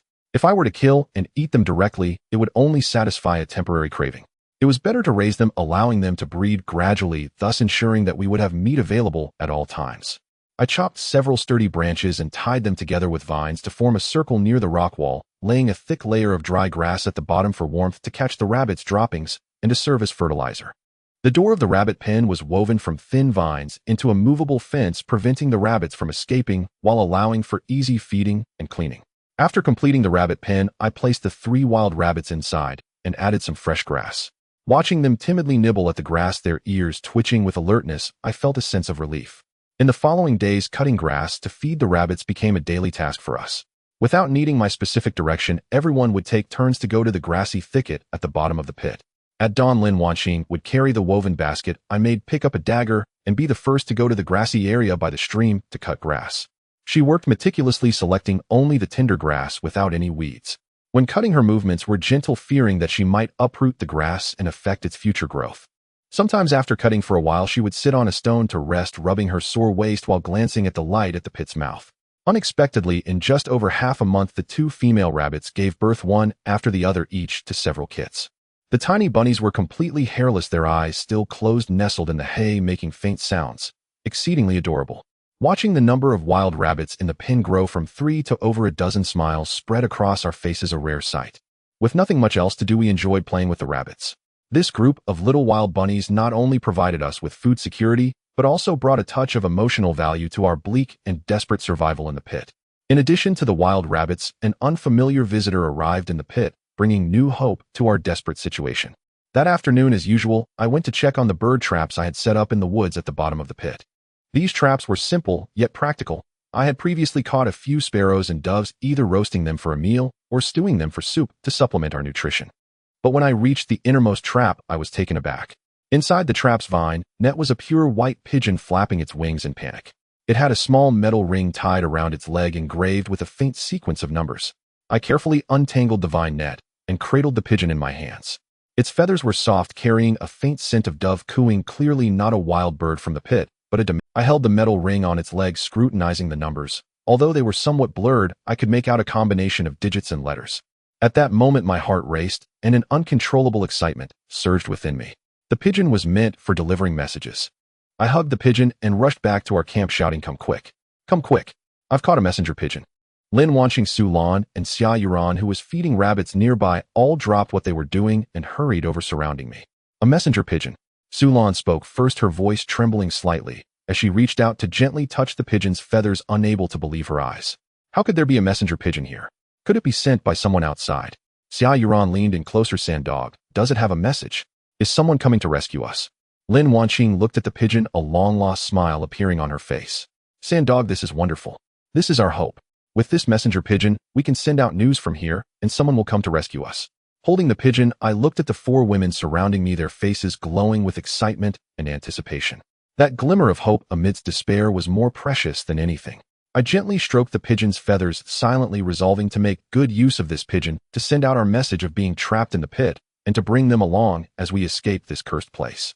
No matter how treacherous the pit was, as long as there was hope, there was no obstacle we couldn't overcome. Lin Wanqing quickly fetched our cherished food, carefully pouring it into her palm and offering it to the pigeon. At first, the pigeon was cautious, tilting its head slightly, its eyes filled with wariness. It only began to tentatively peck at the food once it caught a whiff of its aroma. Seeing that we meant no harm, it gradually relaxed and began to eat heartily. Su Lan crouched beside it, gently stroking the pigeon's snow-white feathers, her gaze fixed on the metal ring on its leg. Her fingers cautiously brushed over the blurred sequence of numbers, carefully discerning each character. "Look, there's a small mark next to the numbers, like a parade insignia," she said softly, her tone uncertain yet laced with excitement. I leaned in for a closer look and indeed found a small star engraving on the inner side of the metal ring, along with a line of faint text that barely read National Day Parade. So it's a pigeon that got lost after participating in the National Day Parade. Lin Wanqing realized this, and a look of relief crossed her face. Pigeons used for parades are specially trained and have excellent navigation skills. Perhaps it encountered extreme weather midway and accidentally fell into the pit. Xia Yuran leaned in closely, her eyes fixed on the pigeon. "Then it must be able to find its owner and send out our call for help, right?" Chun Jing nodded, her expression determined. As long as it can fly out of the pit with its training background, it shouldn't have difficulty finding its owner. We couldn't afford to delay any longer and immediately began preparing our message for help. Lin Wanqing took out paper and a pen, carefully writing down our plea. "We are trapped in a pit with 5 people urgently needing rescue. Please come to our aid if you see this message." After finishing, Lin Wanqing found a soft piece of string and carefully tied it to the pigeon's leg. Lin Wanqing gently stroked its little head softly, encouraging, "Little one, we're relying on you. You must deliver the message and bring rescuers to save us." Xia Yuran also leaned over, lightly touching the pigeon's wings, her eyes filled with hope. I embraced the pigeon and climbed onto the highest rock in the camp, where the view was unobstructed and I could see directly into the sky above the pit. Taking a deep breath, I gently released my hands and whispered, "Fly away, find your owner." The pigeon flapped its wings a few times, circling above my head, as if responding to us before heading towards. Its figure grew smaller, passing through the mist at the pit's mouth, gradually disappearing into the sky. We stood on the rock, gazing up speechless for a long time, our eyes filled with the light of hope. Each of us harbored the wish for rescue to arrive soon. From that day on, waiting became the main theme of our lives. We still tended to the fields, mowed the grass, and fed the rabbits on time each day. Yet our hearts were all tethered to that messenger pigeon. During our leisure time, we would often gather together, speculating on various possibilities. Xia Yuran was the most anxious, often sitting on a stone by the pit, gazing up at the sky, murmuring, "Could the pigeon have already found its owner? What does its owner look like?" Su Lan sat nearby, arranging the freshly cut grass, while analyzing. "For a pigeon involved in a military parade, its owner is likely a related training personnel. Upon discovering the plea for help on the pigeon, they would surely take it seriously and might already be organizing a rescue. Lin Wanqing nodded in agreement and added, but the pit is in a remote location isolated from the world. It won't be easy to conduct a rescue. We must wait patiently a bit longer. Chun Jing remained quiet, as usual, occasionally glancing up at the sky with a hint of barely perceivable worry in her eyes. I looked at them feeling somewhat anxious myself, yet I forced myself to appear calm and reassured, don't worry, that pigeon is professionally trained and will surely deliver the message. We will definitely wait for the rescue. Despite my words, I felt uncertain within. After all, the pit was too deep and the outside world was oblivious to our situation. Even if the pigeon delivered the information, the rescue might not find us quickly. 1 day, 2 days, time slowly passed. The pit remained the same. There was no sign of any outside activity.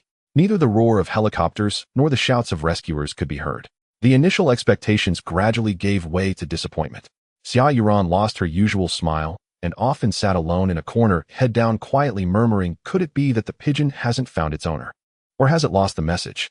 Su Lan's expression became grave as she no longer seemed as optimistic as before, quietly tending to her tasks, occasionally glancing up at the sky, the light in her eyes dimming. Lin Wanqing tried to comfort everyone, but when the words reached her lips, she found herself at a loss for what to say, as even she was filled with uncertainty. Chun Jing remained silent, though she gazed at the sky more frequently, her brows knotting tighter. That afternoon the sun was just right, warm rays filtering through the cracks at the pit's mouth, falling onto the vegetable garden and gilding the green seedlings with a golden edge. We were still working in the garden. Suddenly Xia Yuran stopped, watering the bucket in her hand, tilting slightly as she shouted, look! What is that? In the sky? We all halted our tasks and quickly looked up in the direction she pointed. Through the lingering mist at the pit's mouth, a snow-white figure broke through, diving down from the sky above, wings flapping powerfully. As the figure drew closer, the familiar snow-white feathers and agile form were immediately recognizable. It's the pigeon. It's that pigeon. Su Lan was the first to react. The pigeon flew swiftly, soon soaring above us, its wing beats gradually. It circled once as if confirming our presence, then swooped down towards me, landing steadily on my shoulder. Its small head affectionately nudged against my cheek, letting out soft, plaintive cooing sounds. The sound was gentle, like it was being spoiled. I carefully raised my hand, gently stroking its snow-white feathers, which remained soft, albeit a bit disheveled, with some dirt and grass clippings stuck to its wings. Clearly it had not had an easy journey. Most likely it had been soaring outside in search of its owner, but failed to find the way, ultimately returning to the pit, back to our side, guided only by vague memories. The plea for help note was still attached to it. At that moment, all of our feelings became extremely complex. All our hopes had fallen empty. We originally thought we would welcome a rescue, but unexpectedly, this was the outcome. However, there was also joy, as at least this pigeon returned still alive, having not encountered misfortune outside. It's okay if you're lost. We will take care of you. Lin Wanqing hurriedly brought food to feed the pigeon. From now on, this will be your home. We won't let you go hungry. Su Lan smiled and said, although we couldn't send out the message, having it with us is quite nice. Chun Jing looked at the pigeon, and a faint smile appeared at the corners of her mouth. To everyone's surprise, this pigeon actually chose to stay. It circled around the camp every day, sometimes landing on our shoulders, at other times by the rabbit pen, gradually becoming familiar with us. More interestingly, it became good friends with the monkey Ling Ling. Within a few days they were inseparable, often playing together around the camp. Ling Ling would share wild fruits she found with the pigeon, while the pigeon would accompany Ling Ling in jumping from branch to branch. Although the hope for rescue had temporarily vanished, this pigeon and Ling Ling brought us immense emotional value. In this dull and despairing pit, with their company, we no longer felt so isolated. The once somber camp was filled with laughter and joy because of their presence. We continued to wait for rescue, but at this moment we felt a sense of calm. Even without rescue, we could still live well in this pit. However, shortly after, a strange incident occurred in the pit that frightened everyone. In the dead of night, everyone was fast asleep. Suddenly, 2 faint red lights floated above the pit, flickering uncertainly. They resembled 2 weak flames, yet they lacked the stability of fire, drifting lightly in the air, creating a sense of eeriness. At first, no one paid them any mind, thinking they were merely ashes blown by the wind, but the 2 lights grew clearer, slowly drifting towards the campsite. They moved slowly, yet carried an inexplicable eeriness. What is that? Xia Yuran was the first to awaken, sensing something amiss. She pointed at the lights above the pit, her body instantly tensing as she unconsciously leaned closer to me. Her words startled the others, and they all quickly looked up. Upon seeing the 2 flickering red lights, their faces turned pale. Ghost fire. It's ghost fire. Xia Yuran trembled in fear, unable to hold back any longer, as she grabbed my arm tightly, her voice choked with tears, shaking all over. In this isolated pit beneath the pitch-black night, such an eerie light was bound to evoke fear in anyone. In an instant, the four women huddled around me tightly, some clutching my arms, others gripping my clothing, trembling with despair and fear. It was as if those two strange lights were the manifestation of vengeful spirits. I gently patted their backs, reassuring them, "Don't be afraid, don't be afraid. It's not ghost fire. There are no ghosts in the world. It must be something else. With me here, nothing will happen to you." Yet despite my words, I felt a tinge of doubt within. How could such eerie lights suddenly appear in this isolated pit? I suppressed my doubts, tightly protecting the four women beside me, my gaze fixated on the two red lights, not daring to relax for a moment. However, those two red lights seemed to possess a life of their own, slowly drifting towards the haystack, where we flickering in and out like two probing eyes. They fixed their gaze on us. The eerie atmosphere thickened, even the glow of the campfire seemed to dim against the strange red light. "It's coming. What should we do? Sindog, I'm so scared." Xia Yuran could no longer contain herself, bursting into tears, clinging to me and refusing to let go. Su Lan also broke down, her eyes reddening as tears brimmed her body, trembling even more. Lin Wangqing's tears fell, as well, her usual authority stripped away, leaving only fear. Chen Jing couldn't help but cry softly. At this moment, in front of the eerie lights, all their strength crumbled. The four women clung to me, weeping together, recounting terrifying experiences from their childhood. Xia Yuran shared how she had seen ghost lights by the cemetery in her hometown, just like the lights now. Su Lan recalled hearing ghost stories from the elders at home about spirits who would carry ghost lights to claim lives. Lin Wanqing remembered waking up in the middle of the night to see eerie lights outside her window, so frightened that she hid under the covers and didn't dare to make a sound. Chen Jing mentioned how she had seen similar lights in the mountains as a child, which had frightened her into falling ill. Their cries and fragmented ghost stories only intensified the already eerie atmosphere. Seeing them weep, trembling like delicate flowers, my heart ached with both pain and urgency. I knew this couldn't go on, and I had to figure out what those two lights really were. I gently pushed them away, speaking firmly, "Stay here and don't move. I will go check what those things are." And with that, I quickly got up, one hand gripping my knife, while the other grabbed a burning piece of wood from the campfire, crafting a makeshift torch. The flame instantly illuminated the path ahead, dispelling some of the darkness and fear. I tightened my grip on the torch and quickly strode towards the direction of the two red lights. Despite my doubts, what surged within me was a determination to protect them. No matter what it was, I couldn't let it harm them. The further I walked, the clearer the lights became. Gradually, I could see that they were not ghost lights at all, but two lanterns made of paper. Inside the lanterns flickered faint flames, drifting slowly with the evening breeze. The dark red glow was merely the light emanating from the lanterns. I felt a sense of relief wash over me as I stepped closer, gently touching one of the lanterns. The paper texture met my fingers, and the lantern swayed slightly, causing the flame to dance. It turned out to be a Kongming lantern. "Don't be afraid. It's not ghost fire, it's a Kongming lantern." I immediately turned around and shouted towards the campsite.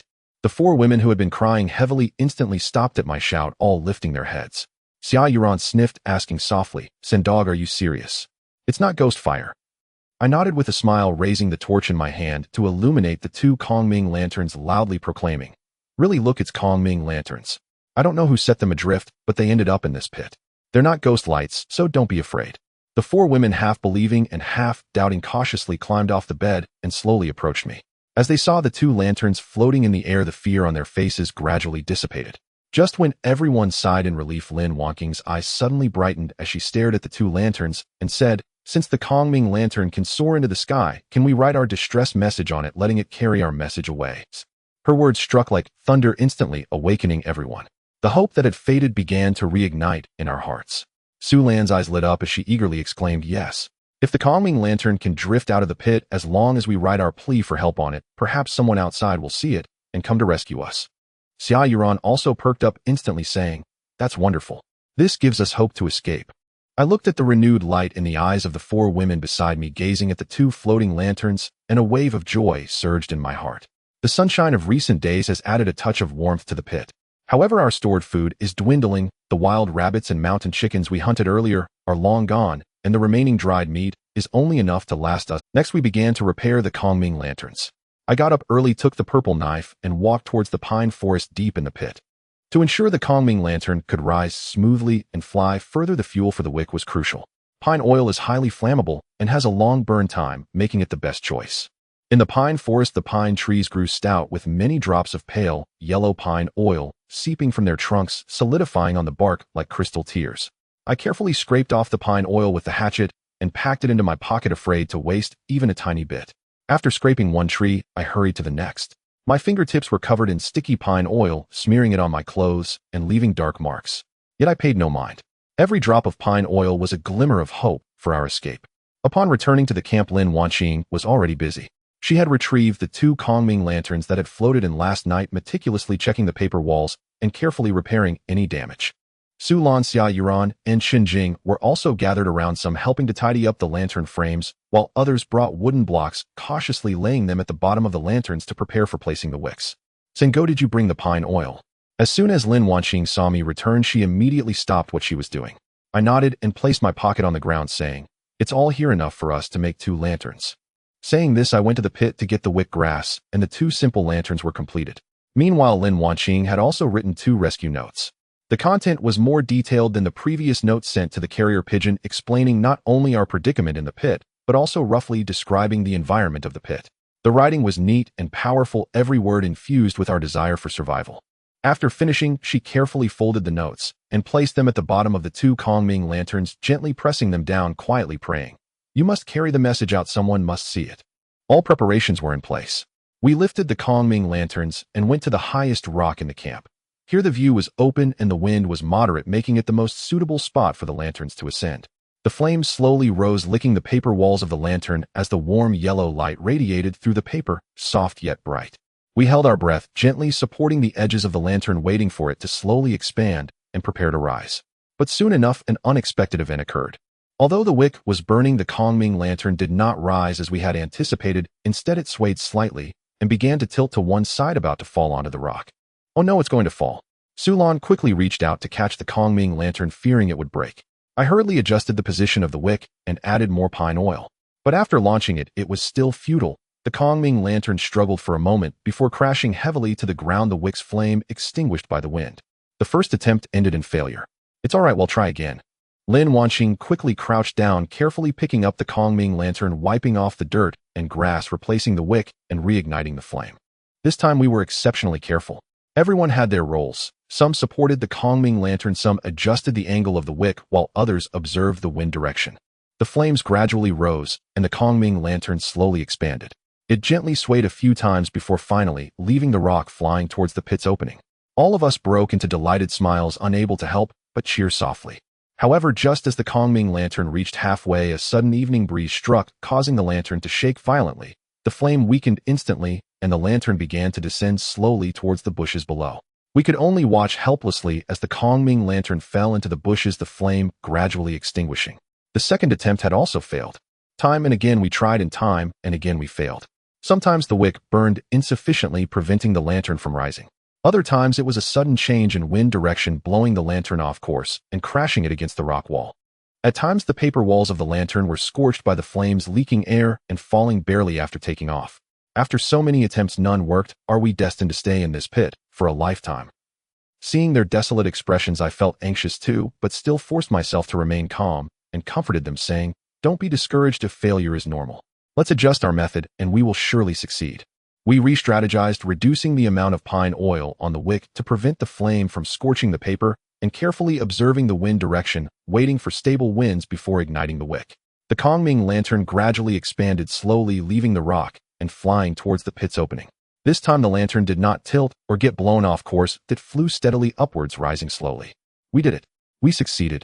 Seeing the lantern ascend successfully, I quickly lit the second one. With the experience from the first, the second Kongming lantern also rose smoothly, following the direction of the first, flying out of the pit. The 2 Kongming lanterns, like 2 bright stars, flew into the distance above the dark pit. The 5 of us stood quietly on the rock, facing the direction the Kongming lanterns were flying, and collectively closed our eyes, making our own wishes. I silently prayed, "I hope the Kongming lantern can successfully convey the message that rescue will arrive soon, and that we can bring them out together, returning to our normal lives." Lin Wanqing clasped her hands together, her face filled with sincerity. Perhaps her wish was to return to her post soon, hoping that all of us could be safely rescued. Su Lan closed her eyes tightly, her brow slightly relaxing. Perhaps she was hoping to leave the pit soon and regain control of her listed company. Xia Yuran had a sweet anticipation on her face. Perhaps she wished to see her family soon return to the stage and no longer live in fear in this pit. Chun Jing remained silent, but her hands were tightly clenched. Her wish was likely to leave smoothly and write this experience in the pit into a story to tell those outside. After making our wishes, we opened our eyes, watching the two Kongming lanterns fly farther and farther away, gradually disappearing into the horizon, our hearts filled with hope. In the days that followed, we began a long wait again. Like before, when we awaited the carrier pigeons, we still tended to the vegetable garden, mowed the grass, and fed the rabbits daily, but our hearts were all focused on those two Kongming lanterns. During our leisure time, everyone would gather together, speculating whether the Kongming lanterns had been seen by people outside, guessing when the rescue would arrive. 1 day, 2 days, 3 days. Time passed day by day. We continued to endure the agony of wait. We have grown accustomed to this scenario of hope turning into disappointment. From the initial excitement and anticipation to the later feelings of loss and numbness. Repeatedly dashed hopes have worn down our edges, yet they have not dulled our courage to survive. Sulan sat on a stone in the campsite, gazing towards the pit, and softly said, "It seems we are to be disappointed again." Lin Wanxing sighed gently. "It's all right, at least we have tried. It's better than sitting idly by. Even without rescue, we can still survive well in this pit." I looked at the 4 women beside me, seeing the relief and determination in their eyes, and a warmth surged. Indeed, what does it matter if hope is repeatedly dashed? As long as we are still alive and have each other, there is always a possibility of escaping the pit. The wait may be long and disappointments may come frequently, but our faith has never wavered. It has been 5 full days since the Kongming lantern floated out of the pit. Over these 5 days, we have habitually looked up at the sky above the pit, every day hoping to see the shadow of a helicopter, longing to hear the calls of rescuers. Yet the pit remains terrifyingly silent. The hope placed upon the Kongming lantern has ultimately fallen silently, like the previous kites. Disappointment looms like a thick cloud enveloping each of our hearts. Perhaps the alternating hopes and disappointments have stripped us of our initial restlessness and fragility. Perhaps the survival in this pit has taught us to settle ourselves in dire straits. Waiting idly is not a solution. We must prepare for a long-term survival here. I was the first to break the silence, glancing at the 4 women beside me. Though the resources in the pit can barely sustain us, they will eventually run out. We must take the initiative to explore and see if there are new exits. My words echoed the sentiments of everyone. Lin Wanxing nodded. "First, you are right. We can no longer passively wait for rescue. Active exploration offers more possibilities. Previously, we had explored the cave below the shaft. Although we encountered a cavian and almost had an accident, it might have hidden what we need. We can try again and explore another branch. Perhaps we will discover something new." Sulan, Xia Yuran, and Chun Jing also nodded in agreement. Everything was arranged. We took our torches and daggers and approached the shaft, descending the sturdy vine ladder we had woven. It was still me and Lin Wanxing exploring. This time we brought along the monkey Lingling. The other 3 women waited above. After confirming the ladder was secure, I turned to Lin Wanxing and said, "Stay behind me, watch your step. Lingling, you come too, don't run around." The monkey Lingling seemed to understand my words, giving a cheerful call, bouncing to the side of the ladder, its paws gripping the vines tightly, looking eager to try. I took the lead, climbing down the ladder, my fingertips clearly feeling the texture of the vines. The shaft was pitch black with only faint light coming from above, and I could hear the creaking sound of the ladder swaying. Lin Wanxing followed closely behind, gripping the ladder tightly with both hands, her steps cautious. Although there was a hint of tension on her face, her gaze remained particularly resolute. The monkey Lingling nimbly jumped on the ladder, sometimes running ahead of me, and sometimes falling behind Lin Wanxing, occasionally letting out cheerful calls. After climbing for about 10 minutes, we finally reached the bottom of the shaft. The bottom was pitch black, and a damp mist rushed towards us, carrying a faint smell of earth and decay that made it hard to breathe. I raised my torch, and the warm yellow light instantly illuminated the surroundings, revealing a spacious cave with wet moss covering the rock walls. Water droplets dripped from the walls, creating a tick-tock sound that echoed in the vast cave, making it especially clear. "Let's go this way, avoiding the area where we had the cavian last time, and explore another branch." I pointed to a narrow passage on one side of the cave and said to Lin Wanxing. The monkey Lingling bounced ahead, stopping at the entrance of the passage, turning back to call out to us a few times, as if urging us on.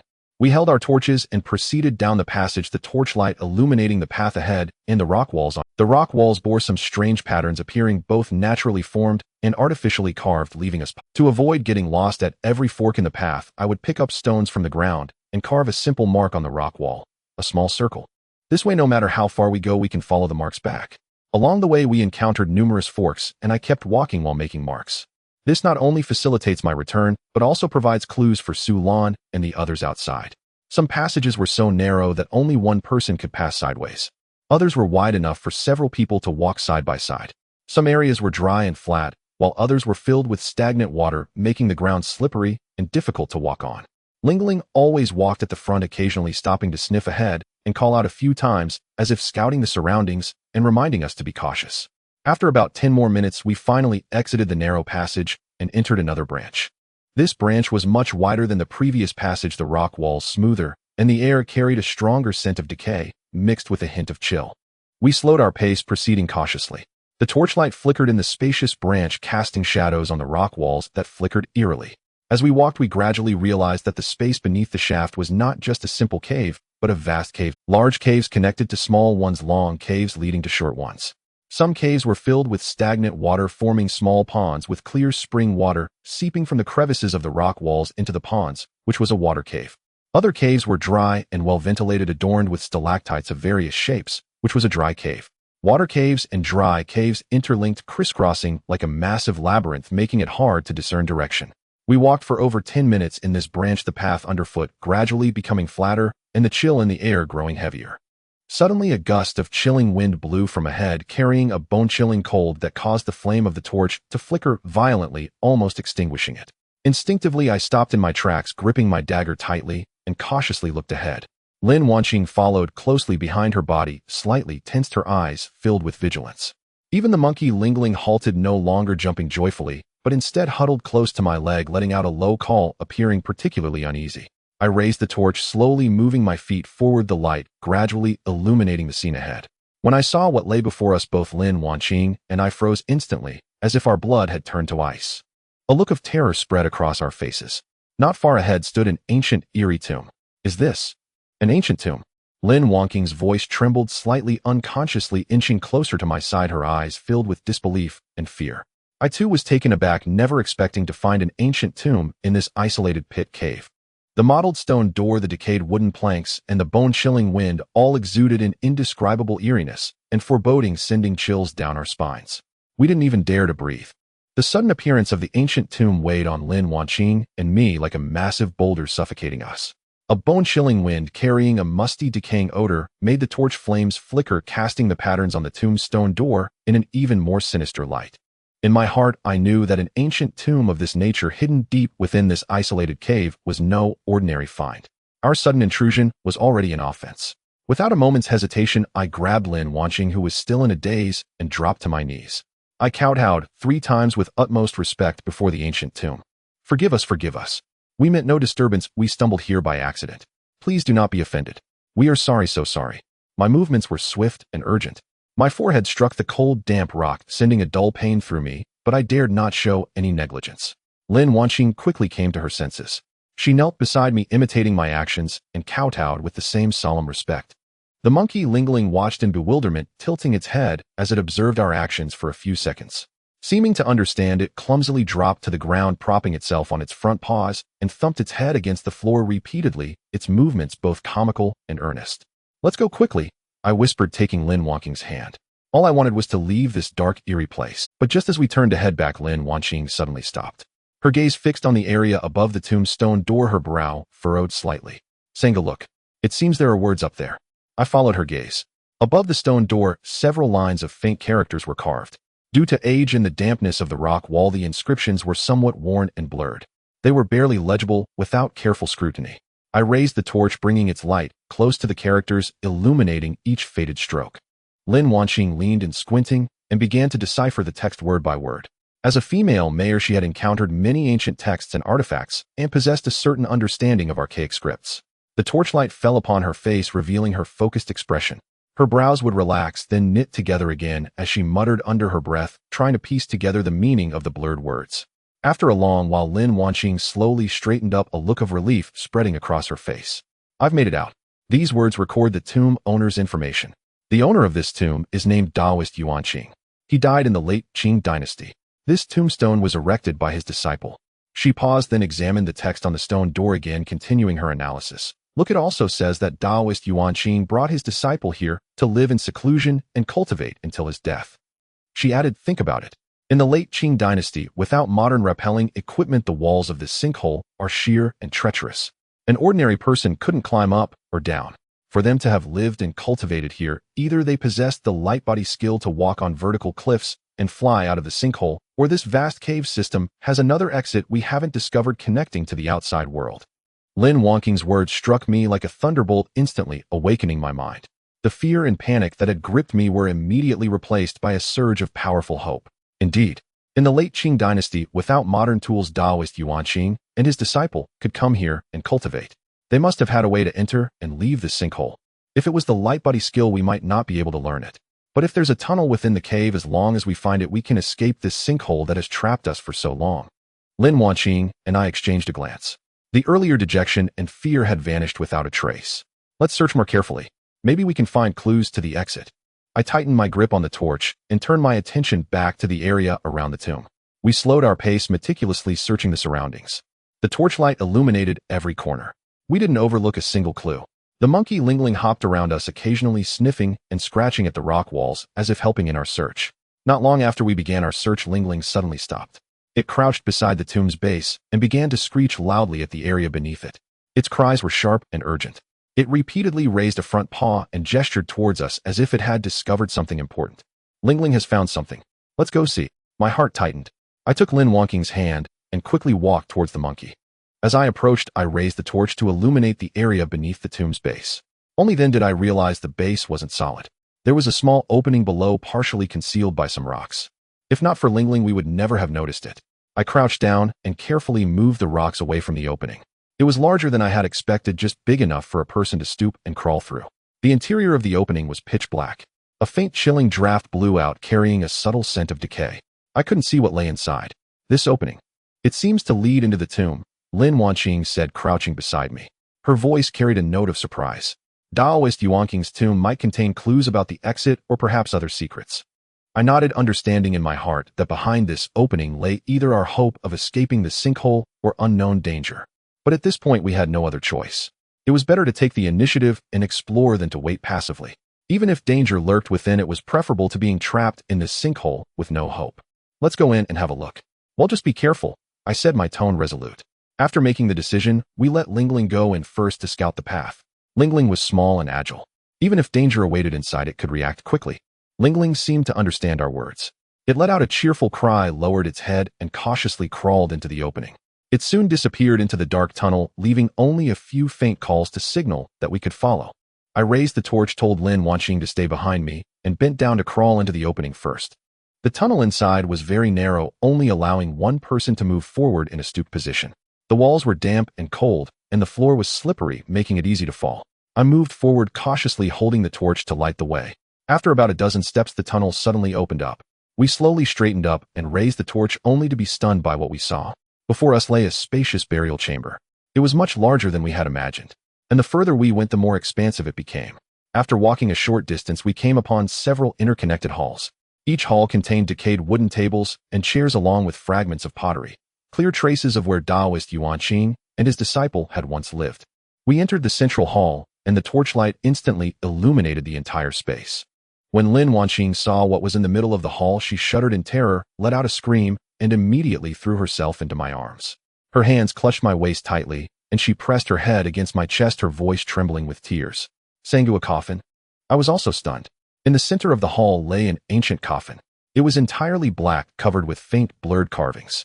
Due to its age, the coffin's surface was somewhat decayed, yet it still exuded a sinister, eerie aura that sent chills down one's spine.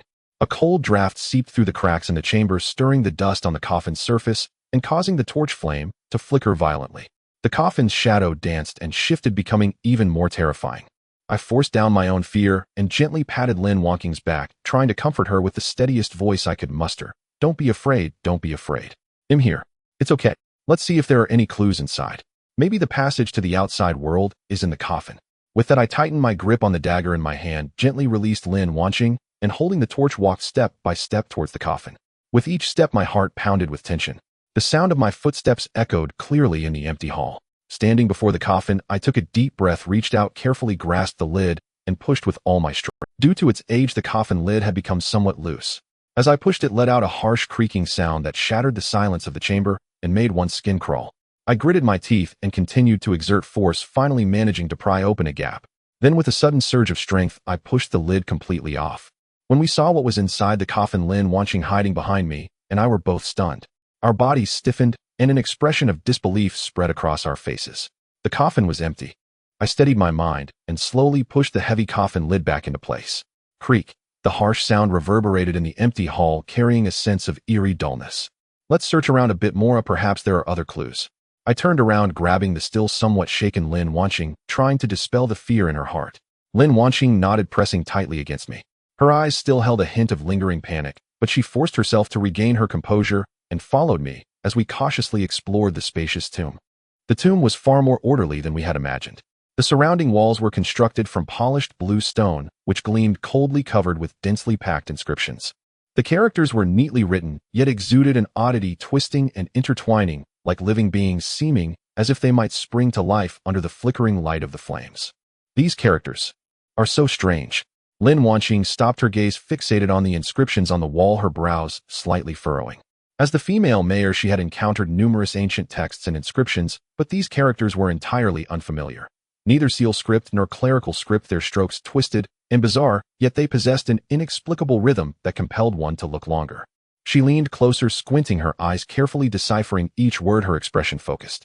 However, not long after, her expression suddenly changed. Her previously pale cheeks began to flush an abnormal red, her gaze becoming dazed, and she whispered softly, as if controlled by something. Something's wrong. These characters are problematic. Lin Wanqing abruptly shook her head, but her gaze grew increasingly vacant, her body starting to heat up as if a fire were burning within her. Sensing something was amiss, I quickly grasped her hand, feeling it burning hot. Sister Wanqing, what's wrong? What's wrong? I asked urgently, a wave of unease rising in my heart. The Lin Wanqing before me was no longer the dignified and authoritative female mayor. In the past, she held a high position, her every gesture radiating an undeniable authority. Even when trapped, she remained composed and calm, never displaying a hint of panic. But now it was as if she had been possessed. Her gaze was dazed as she looked at me, her body leaning weakly against mine. She tightly wrapped her arms around my neck, her lips pressing against me, without restraint, kissing my cheeks and lips fervently. Sango, I want. What startled me even more was that her hands began to wander restlessly over my body, her fingers sliding down, soon reaching my collar, tugging at my buttons, trying to strip away my clothing. Her own clothes were also in disarray, the neckline pulled open, revealing her fair neck and delicate collarbone, and she emitted soft, restless moans. Sango, I'm so hot, so uncomfortable. Her voice was soft and hoarse, her gaze so dazed that I could hardly make out my own figure. Her body was tightly entwined with mine, the heat radiating from her burning my skin. I instinctively pressed down on her hands, but she broke free from my grip and reached out again, her fingers frantically exploring until finally unbuttoning the top button of my shirt. Her fingers brushed against my skin, sending a shiver through me. Don't. Sister Wanqing, wake up. I pleaded, my voice trembling with urgency as I tried to stop her, but she seemed to have gone mad, resting her head against my shoulder, kissing my neck urgently while forcefully tugging at my clothes. The hem of my shirt twisted under her grip and several buttons popped open, exposing my chest. Her hands roamed chaotically over my chest, her eyes filled with yearning, continuously mumbling, "Hot. Help me. I can't hold on any longer." I was rendered speechless by this sudden turn of events, wanting to push her away, but her grip was too tight, her strength astonishing, completely unlike the usual fragile Lin Wanqing. At that moment, I suddenly remembered that I could not read. Earlier, when I looked at those characters on the wall, I only felt their strangeness without any discomfort. Lin Wanqing, who could read, had evidently been influenced by those bizarre words and had fallen into madness. Sister Wanqing, wake up. Don't do this. I was both anxious and panicked, pressing down hard on her restless hands while quickly using my other hand to cover her eyes, preventing her from seeing the inscriptions on the wall. But my pleas were in vain. Lin Wanqing was completely entranced by the characters. At that moment, she was limp in my arms, her hair disheveled, her clothes in disarray, her hands gripping my pants tightly, desperately tugging down. She began to kiss me furiously again. The kisses were urgent and frenzied, her lips sliding from my mouth to my neck, and then to my chest, each movement revealing her unabashed desire. The regal demeanor, the composed and dignified air she usually possessed, all vanished in an instant, leaving only the vulnerability and helplessness controlled by desire. This extreme contrast intensified the struggle within me. I wanted to save her, but dared not take advantage of her condition, nor could I bear to witness her lose all dignity. I could clearly feel her trembling and distress, my internal conflict profoundly complex, as if two voices were incessantly pulling at me. One side told me that I must not take advantage of her vulnerability. Lin Wanqing was not in her right mind. If I were to do anything to her, it would be the greatest disrespect, something I could never forgive myself for. On the other hand, seeing her in such pain and desperation, I felt an overwhelming urgency, unsure of how to find the antidote to bring her back to consciousness. Time passed slowly, and Lin Wangqing's condition grew increasingly dire, her temperature rising and her awareness fading. She instinctively clung to me, seeking relief. Seeing her in distress made my heart race like a fire on a hot pan. In desperation, I gritted my teeth, silently apologizing, and raised my hand to slap her cheek twice forcefully. Slap, slap. The two crisp sounds echoed loudly in the silent tomb, shattering the eerie. Lin Wanqing trembled from the slaps, her arms loosening their hold on me. Her body swayed, the dazed look in her eyes gradually fading and the flush on her face slowly receding. She stood there in a daze, her eyes vacant, as if she had yet to comprehend what had just happened. After a long while, she slowly regained her senses. Upon seeing her disheveled clothing and scattered hair, her cheeks instantly flushed crimson with embarrassment. She hurriedly put on her clothes. "I'm sorry. Sinkhole, I didn't mean to. I don't know what happened to me." At this moment, she had returned to her dignified self, filled with guilt and shame. "It's okay, Sister Wanqing, it's not your fault. Those characters were problematic. You were influenced by them and fell into madness. I don't blame you. As long as you're okay, that's all that matters." I gently patted Lin Wanqing on the back, soothing her emotions, secretly relieved that these two slaps had brought her back to her senses without causing more serious consequences. Lin Wanqing lifted her head, her voice still a bit hoarse. "Thank you, Sinkhole. If it weren't for you, I really wouldn't know what might have happened." Those words were too strange.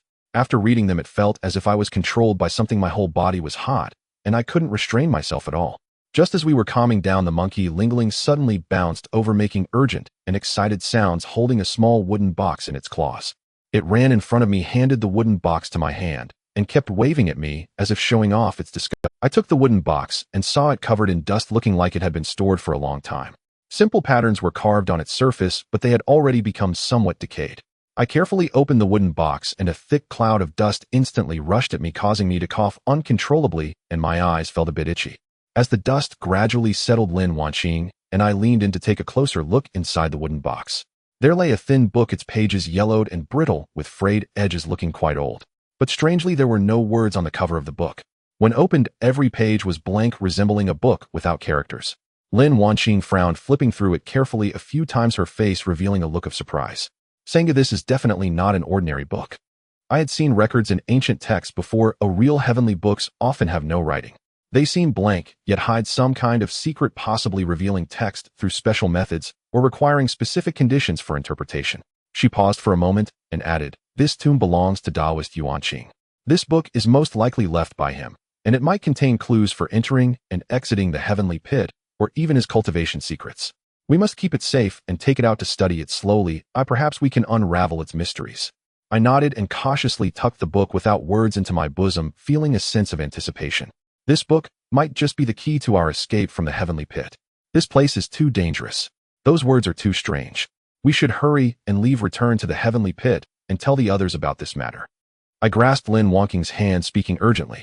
Lin Wanqing nodded, as well, the embarrassment on her face gradually fading away. We did not linger any longer and followed the monkey Lingling, quickly heading towards the tomb's exit, fearing any more unexpected events. Along the way, we dared not look at the text on the walls, focusing solely on the ground as we hurried out of the tomb. Following the previous passage and climbing up the vine ladder step by step, we finally returned safely to the heavenly pit campsite. When Sulan Xia Yuran and Shenjing saw us come back, their hearts finally relaxed. I immediately took out the book without words from my bosom, carefully placing it on the large blue stone. Sunlight streamed through the cracks at the pit's opening, casting down onto the yellowed and brittle pages of the book. The blank pages shimmered faintly, yet still bore no trace of text. It exuded an aura of mystery. Sulan Xia Yuran and Qin Jing immediately gathered around, their eyes fixed on the book without words, filled with anticipation. Why is there not a single word on it? Can it really hide secrets? Everyone was puzzled. Lin Wanqing had completely calmed down by this point, her earlier embarrassment long gone, and she had returned to her usual composure. She squatted down, carefully flipping through the heavenly book, examining each page in detail, her fingertips lightly brushing over the blank pages, confidently stating, "I am sure there are secrets hidden within. We just haven't found the method to decipher them yet." Previously, I had seen in ancient texts that some wordless heavenly books require specific conditions to reveal characters or patterns. Thus, the five of us gathered around the book without words, starting a discussion, each voicing our opinions. After half a day of study, we still couldn't make much progress. The book without words remained completely blank, like a massive enigma. No matter how hard we tried, we couldn't unveil its secrets. Lin Wanqing stared at the blank book, her brows tightly knitted, filled with reluctance, yet helplessness. I'm sorry, I must have misjudged. Perhaps this book really holds no secrets at all. Looking at the dejected expressions on everyone's faces, I felt a pang of discomfort in my heart.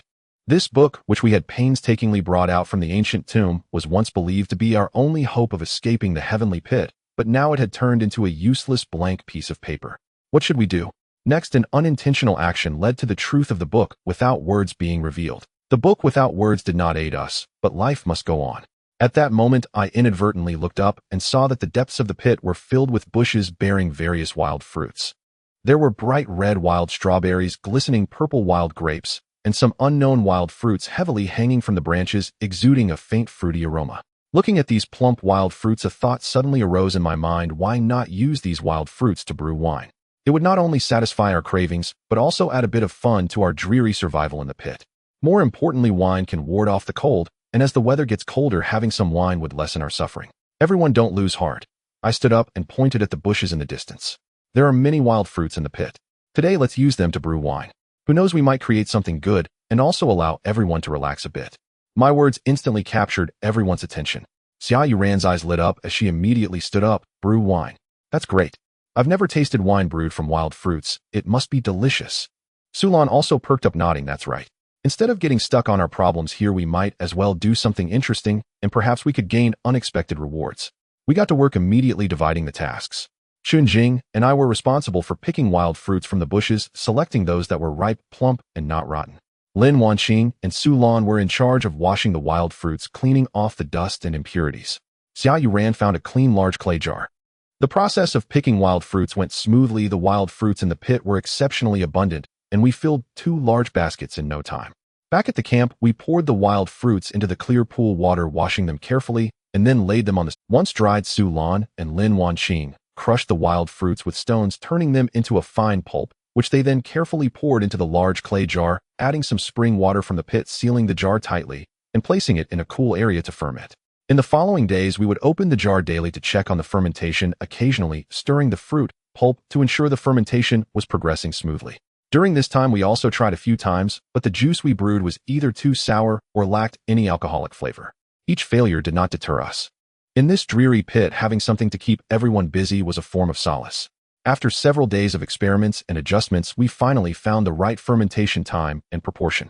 That afternoon, we carefully opened the seal of the clay jar, and a rich, fruity aroma, mixed with a faint scent of wine, instantly enveloped us, refreshing our spirits. We did it. We succeeded. Xia Yuran exclaimed, clapping her hands in excitement, her eyes filled with anticipation. As we sipped the wild fruit wine and chatted, the disappointment and oppression of the past few days gradually faded, and the atmosphere in the camp became lively again. But just then, Su Lan accidentally slipped, losing her grip on the fruit juice in her hand, which spilled out and splashed onto the book without words that I had previously placed on the stone.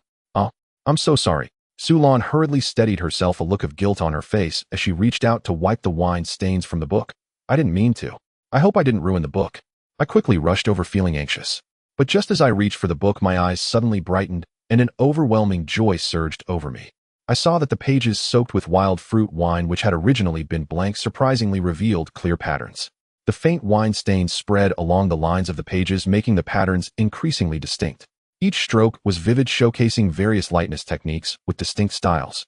Some depicted graceful leaps with flowing garments. Some showed movements of lightly touching the walls with toes gliding effortlessly. Others displayed techniques of leveraging force to soar with agile postures. Each move was meticulously depicted, with even the muscle tension and angle of the body clearly visible. It felt as if the figures in the illustrations would leap from the pages at any moment, demonstrating this exquisite lightness technique. My body stiffened, my hand paused midair, my eyes fixed on those patterns, my heart racing uncontrollably. It turned out that the book without words would reveal itself when it encountered wine. Would I learn the unparalleled lightness technique next and lead everyone out of the pit? After the appearance of the lightness skill patterns in the heavenly book, I spent nearly a sleepless night, my mind filled with those exquisite techniques, my heart yearning to master the lightness skill and fly out of the pit. The next day, as dawn broke and the mist in the pit had yet to dissipate, I could hardly wait to embrace the unmarked heavenly book and dash to the open space beside the camp, carefully flipping open its pages to examine each pattern in the faint morning light. The heavenly book carved a total of 108 patterns, each showcasing intricate techniques arranged in a staggered manner. From the basic horse stance and energy cultivation to the advanced toe pointing against the wall and leaping into the air, and then to the high-level techniques of walking on the wind and using force to soar, every movement was depicted in minute detail, with even the rhythm of breathing and points of exertion clearly marked. The more I looked, the more excited I became, as if I could already see myself stepping on the cliff and leaping out of the pit. Unable to contain myself, I immediately started practicing according to the first pattern.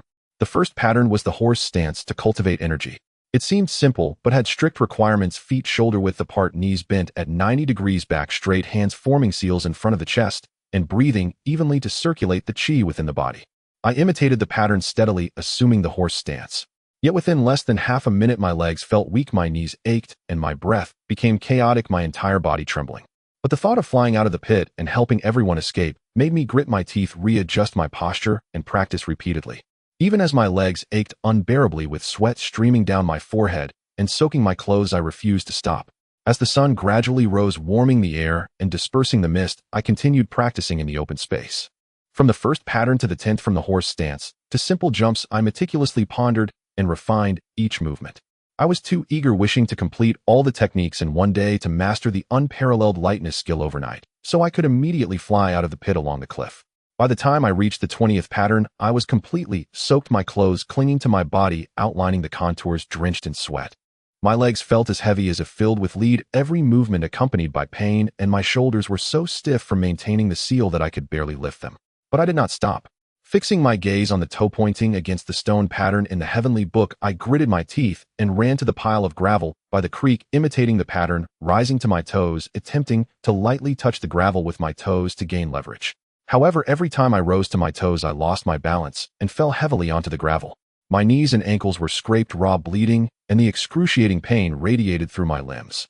Yet I gritted my teeth, rubbed my wounds, and immediately got back up to continue practicing. Lin Wanqing walked over with water, full of concern, forcibly pressing me down on a rock to rest. Singo, take a break. If you keep practicing like this, your body will break down. Look at your knees, they are all scraped. Take it slow. But my urgency outweighed the pain, and I pushed her hand away, standing up again. No, I can't rest. Every practice gives me one more chance. I must master it quickly and take you all out. After saying that, I turned and ran back to the open space, continuing to practice against the pattern. Even as my wounds stung from the sweat and my legs refused to obey, I would not allow myself to stop. By the afternoon, I began practicing the technique of energy cultivation and leaping into the air. The heavenly book required both feet to push off the ground, while channeling energy to the dantian, using the force to lift myself at least 3 feet off the ground.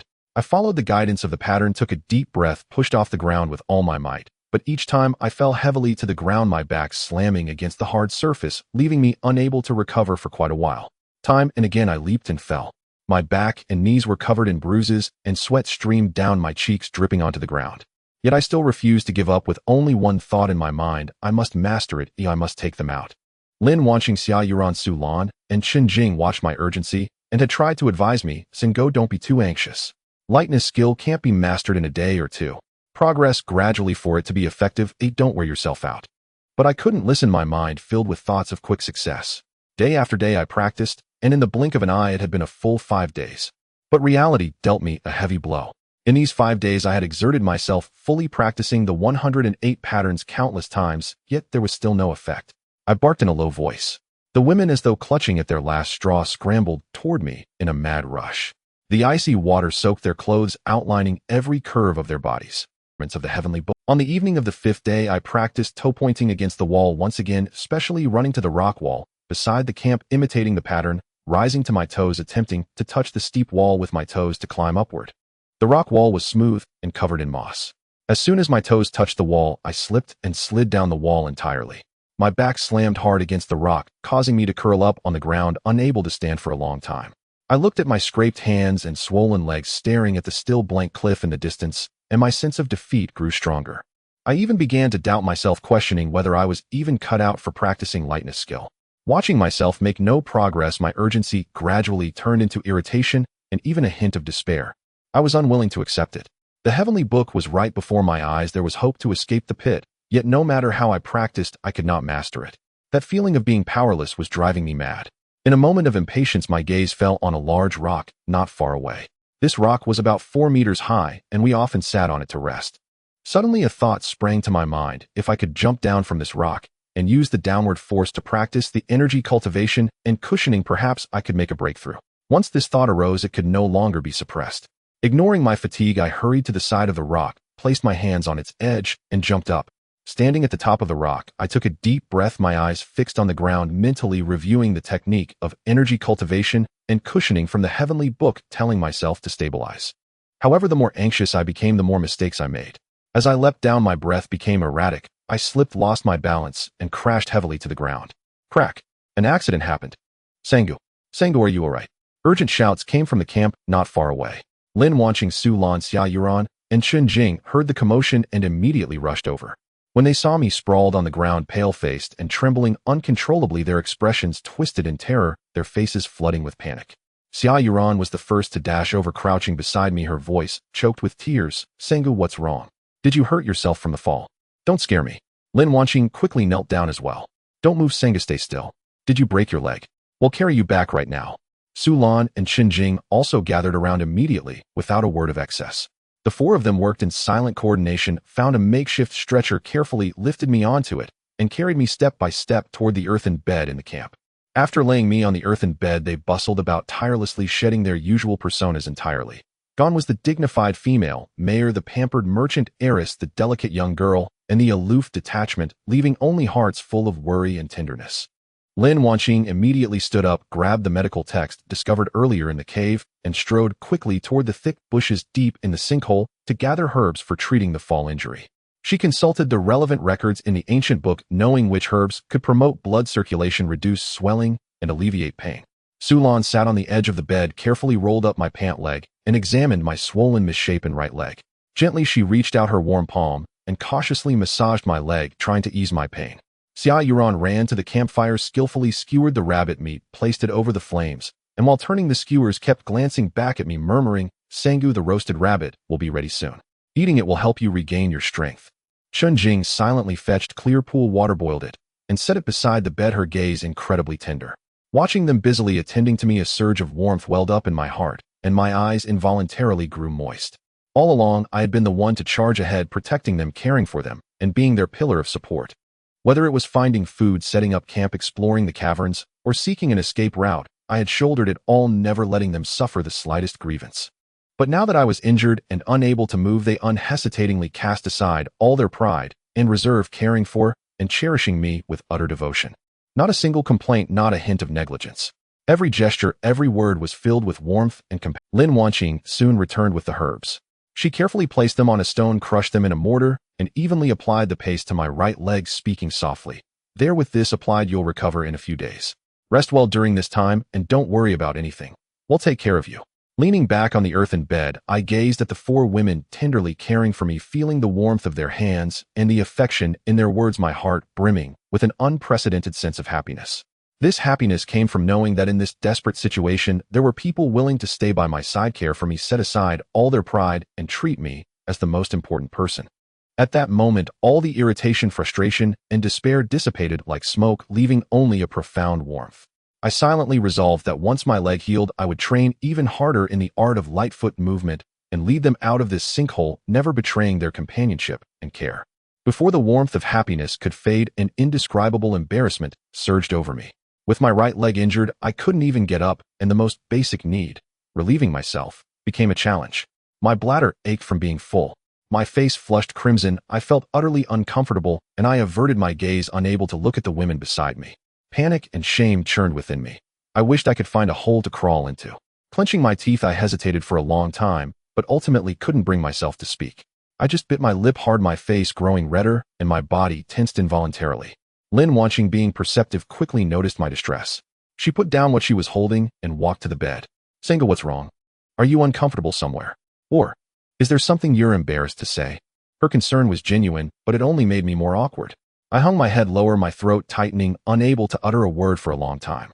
Su Lan, Xia Yuran, and Chen Jing also sensed something amiss and looked over, their eyes filled with confusion. Sangu, what's really going on? Is your leg hurting again? I shook my head, my cheeks burning hot enough to cook an egg. Finally, under their watchful gazes, I stammered in a voice barely above a whisper, I need to use the bathroom, but I can't get up. After saying that I wished I could shut my eyes, too ashamed to see their reactions, my heart a mess of embarrassment, and Lin Wanqing was the first to respond. It's okay. They'll find you a basin. Don't worry, we're here for you. There's no need to feel embarrassed. With that, she turned and hurried to a corner of the camp, fetched a plastic basin, and gently placed it at the edge of the bed. Don't move. Let me help you, Lin Wanqing said, reaching out to adjust my position. I unfastened my pants, took out my member, and began to urinate. Lin Wanqing turned her head away, not daring to look. The other women stepped outside to avoid the awkwardness. Drip, drip. The urine fell into the basin, emitting a pungent odor. I could clearly feel Lin Wanqing's hand gently supporting my waist, her movements tender. I had never been so vulnerable in front of them before, nor had I ever imagined that the once lofty female mayor would handle such an intimate and humiliating task for me. Yet she set aside all her pride, ignored the awkwardness, and cared for me with such devotion. That tenderness, like a warm current, quietly melted the shame in my heart. When it was over, Lin Wanqing picked up the basin, walked calmly to the pool, cleaned it thoroughly, and returned to the camp as if nothing had happened. I leaned on the earthen bed, watching her busy back, my heart a tumultuous mix of emotions. Embarrassment, self-pity, gratitude, and happiness intertwined, surging within me. I had never imagined that the once dignified and authoritative female mayor would cast aside all her pride to care for me so meticulously, even handling such an intimate and awkward matter without a single complaint. At that moment, my resolve grew even stronger. Once my leg healed, I would give my all to master the Lightfoot technique and lead them out of the sinkhole. But just then, Xia Yuran suddenly rushed in, bearing troubling news. Xia Yuran said that the homing pigeon suddenly disappeared. We called out in every direction, but found no trace. When we asked the monkey Lingling, it shook its head. We believed that this was both a bad thing and a good thing. The homing pigeon had our plea for help tied to its foot. Perhaps it could take it to the outside world and be discovered by someone. Thus, we did not pay much attention to the matter. Under the careful care of Lin Wanqing, Su Lan, Xia Yuran, and Shun Jing, my leg injury improved day by day. Every morning, Lin Wanqing would arrive on time with herbs for promoting blood circulation, carefully changing my dressings. Su Lan would prepare soft and delicious food for me in various styles, each dish filled with her heartfelt intentions. Xia Yuran would accompany me every day, chatting to alleviate my boredom, recounting amusing stories from her acting days, dispelling the monotony of my bed rest. Although Chen Jing spoke little, she always quietly stayed by my side, occasionally handing me water and wiping away my sweat, her concerned gaze never wavering. Under their warm care, my originally swollen and deformed right leg gradually saw the bruises fade and the pain diminish day by day. From initially being unable to move at all, I slowly progressed to sitting up and eventually to walking with the support of a rock. Every bit of improvement was inseparable from their efforts. Watching them bustle about for me, my feelings of guilt and gratitude intertwined, further solidifying my determination to master lightness skill and lead them out of the pit. Finally, after resting in bed for a full 10 days, my leg injury was completely healed. I could walk normally and jump flexibly with no pain left whatsoever. Early that day, I could hardly wait to find the Book of No Words, clutching it as I ran to the clearing beside the camp. After this period of recuperation, I shed my previous restlessness, yet I still harbored a strong obsession, wanting to quickly master lightness skill and lead them out of this pit. I cautiously opened the book, the 108 lightness skill patterns still clearly visible. With the morning sunlight, I began to practice them one by one. From the most basic stance and energy raising to the advanced techniques of toe pointing and leaping into the air, and then to the high-level techniques of walking on the wind and leveraging for flight, each move was meticulously contemplated and polished. I no longer rushed for success as I had before. Instead, I calmed my mind to carefully experience the power techniques of each movement, feeling the flow of qi within my body. Even a simple energy-raising action required me to practice it dozens of times repeatedly. Only when I felt proficient and correct would I move on to the next technique. Days passed, and I began my practice at dawn, stopping only when the sun set. Even if my whole body ached and my clothes were soaked with sweat, I would not allow myself a moment's rest. Lin Wanqing and the others watched my determination without further discouragement, silently accompanying me each day, bringing me water and food, and when I grew tired from practice, they would massage my shoulders and legs, offering quiet support. Su Lan would occasionally remind me, Sinkhole, don't push yourself too hard. Balance work and rest for effective results. Don't get hurt like last time. I replied with words, but never ceased my movements. I was too eager to practice, too eager to take them out. Thus, day after day, I practiced diligently, and before long, I had completed all 108 moves, performing each one with skill and precision. But reality dealt me another heavy blow. Even though I could perform all the moves in succession, there was still no sign of lightness skill efficacy. Forget about toe pointing or walking on the wind. Even the simple leap into the air was not much different from when I first started. I stopped my movements, looking at my sore legs, and the feeling of defeat grew more intense within me. I was unwilling. I had clearly mastered all the moves, so why was there still no effect? Could it be that this book is fake? Or am I simply not cut out for practicing lightness skill? Countless thoughts spiraled in my mind, making me increasingly anxious. It must be that my practice method is wrong. I'll try a different approach, perhaps I can find a breakthrough. I gritted my teeth, secretly comforting myself as my gaze fell on the nearby water pool.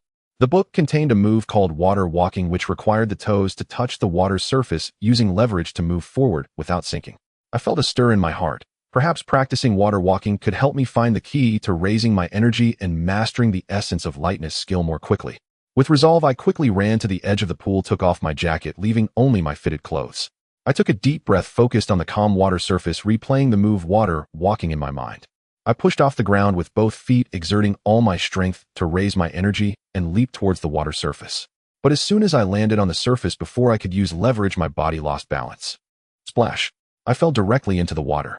The icy creek water instantly engulfed my body, soaking me completely, and my hair stuck to my face and my body was covered in mud, looking utterly disheveled. Struggling to climb out of the water, completely soaked, a cold breeze hit me, causing me to shiver involuntarily, looking both ridiculous and miserable. Nearby, the four women couldn't help but cover their mouths and giggle at the scene. Sinkhole, are you alright? Hurry up and dry off, you'll catch a chill. Lin Wanqing rushed over with a towel. I took the towel, hastily wiped the water off my body, feeling both angry and anxious, my face burning with embarrassment and defeat. If I can't even master water walking, can I really learn lightness skill?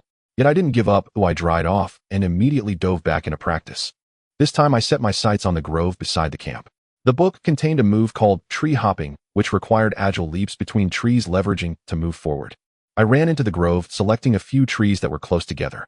Taking a deep breath, I pushed off the ground with both feet, leaping towards the adjacent trunk, trying to use my toes to point on the trunk and leverage myself onto another tree. But as soon as I jumped into the air, my balance faltered and my foot slipped, and I failed to grasp the trunk, crashing heavily to the ground. Thud! I landed hard on the ground, my butt hitting the earth. A sharp pain instantly shot through me, causing me to grimace and twitch, unable to get up for a long time. My butt throbbed painfully, and my legs felt numb. Lying on the ground, my feelings of grievance and defeat erupted, suddenly wishing I could punch the ground. Lin Wanqing and Su Lan heard the noise and rushed over, carefully helping me up. Sinkhole, are you okay? Did you hurt yourself? Don't push yourself so hard. We can think of other ways. Slowly. I shook my head, rubbing my sore, but speaking stubbornly. If I don't push myself, we'll never get out. I must master it. After resting for a moment to ease the pain, I stood up again. This time I set my sights on the cliff wall of the pit. Since practicing on flat ground, water, and trees yielded no results, perhaps directly practicing climbing on the cliff would allow me to find the key to toe pointing more quickly and master lightness skill. Clutching the book, I ran to the base of the cliff. The cliff was steep and smooth, covered in moss. We had attempted to climb it before, but had all failed. I took a deep breath, mimicking the toe-pointing technique from the book, rising onto my toes, carefully placing my toes in the crevices of the cliff, gripping the protrusions with my hands, and slowly climbing upward. But the cliff was too smooth, and as I had not mastered the power technique, I slipped after climbing less than 3 meters, failing to grasp the rock face, and fell heavily to the ground. My back slammed against the hard rock, leaving me unable to catch my breath for a long time, with several new bruises. Repeated attempts, repeated failures. From the embarrassment of falling into the water to the pain of falling from the tree, and then sliding down the cliff, I was covered in injuries, looking disheveled, while the feelings of frustration and defeat grew stronger, almost overwhelming me. Sitting on the ground, gazing at the steep cliff before me and the wordless book in my hands, I felt a wave of helplessness. Were we truly never going to escape this pit? Just when I was filled with despair and uncertainty, Xia Yuran gently walked to my side and squatted down. Sinkhole, don't be too anxious. I might know why you can't master lightness skill. I looked up, puzzled at her. Why? Am I really not cut out for practicing lightness skill? Next, Xia Yuran's words struck me like thunder, instantly awakening me. Xia Yuran shook her head and smiled, saying, "It's not that you can't do it, it's just that you're missing something." I had previously filmed a martial arts drama, which featured scenes with masters of lightness skill. I heard the martial arts director say that true masters of lightness skill need inner strength as their foundation. Without inner strength, no matter how skilled the technique, it remains merely a facade. Inner strength. I had never heard of such a thing, nor did I know how to practice it. How does one even practice inner? The Celestial Book contains only techniques for lightness skill, with no mention of practicing inner strength. I searched through the entire book, but found not a single clue. Thinking of my relentless efforts over the past few days, my repeated failures, and my inability to take them out, a surge of nameless anger instantly welled up within me. I suddenly grabbed the Celestial Book in my hand and slammed it hard onto the ground. With a loud bang, the book fell onto the stone, its pages scattering the yellowed paper, fluttering gently in the wind, as if silently sighing.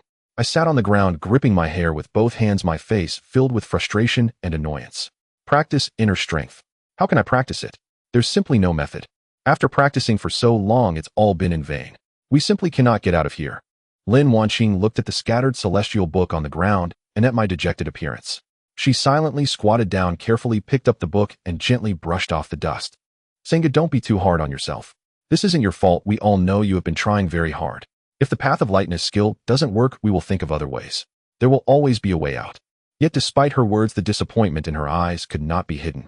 Seeing their helpless expressions, I felt both guilty and pained. From today on, we will clear land and plant crops, stockpile food, and prepare for a prolonged battle in the pit. As long as we are alive, there will always be hope. Everyone unanimously agreed. Without hesitation, the next morning we began to take action. I led everyone to the flat, fertile land at the bottom of the pit to cultivate new fields. Days passed by. We were busy every day clearing land, sowing seeds, watering, and weeding. Gradually, a large area around our camp was cultivated, and the seeds we planted began to sprout tender green shoots. Though we did not know how long this life would last, or when help would arrive, we were all striving to survive. Just as we were gradually adapting to this life of clearing land and farming, preparing for a prolonged battle, an unexpected event occurred. That afternoon, while we were weeding in the field, Xia Yuran suddenly pointed above the pit and shouted excitedly, "What is that?" "It's a pigeon. The homing pigeon we released before." All of us immediately looked up in the direction she was pointing, and we saw a gray pigeon slowly descending, gliding down through the crevice of the pit.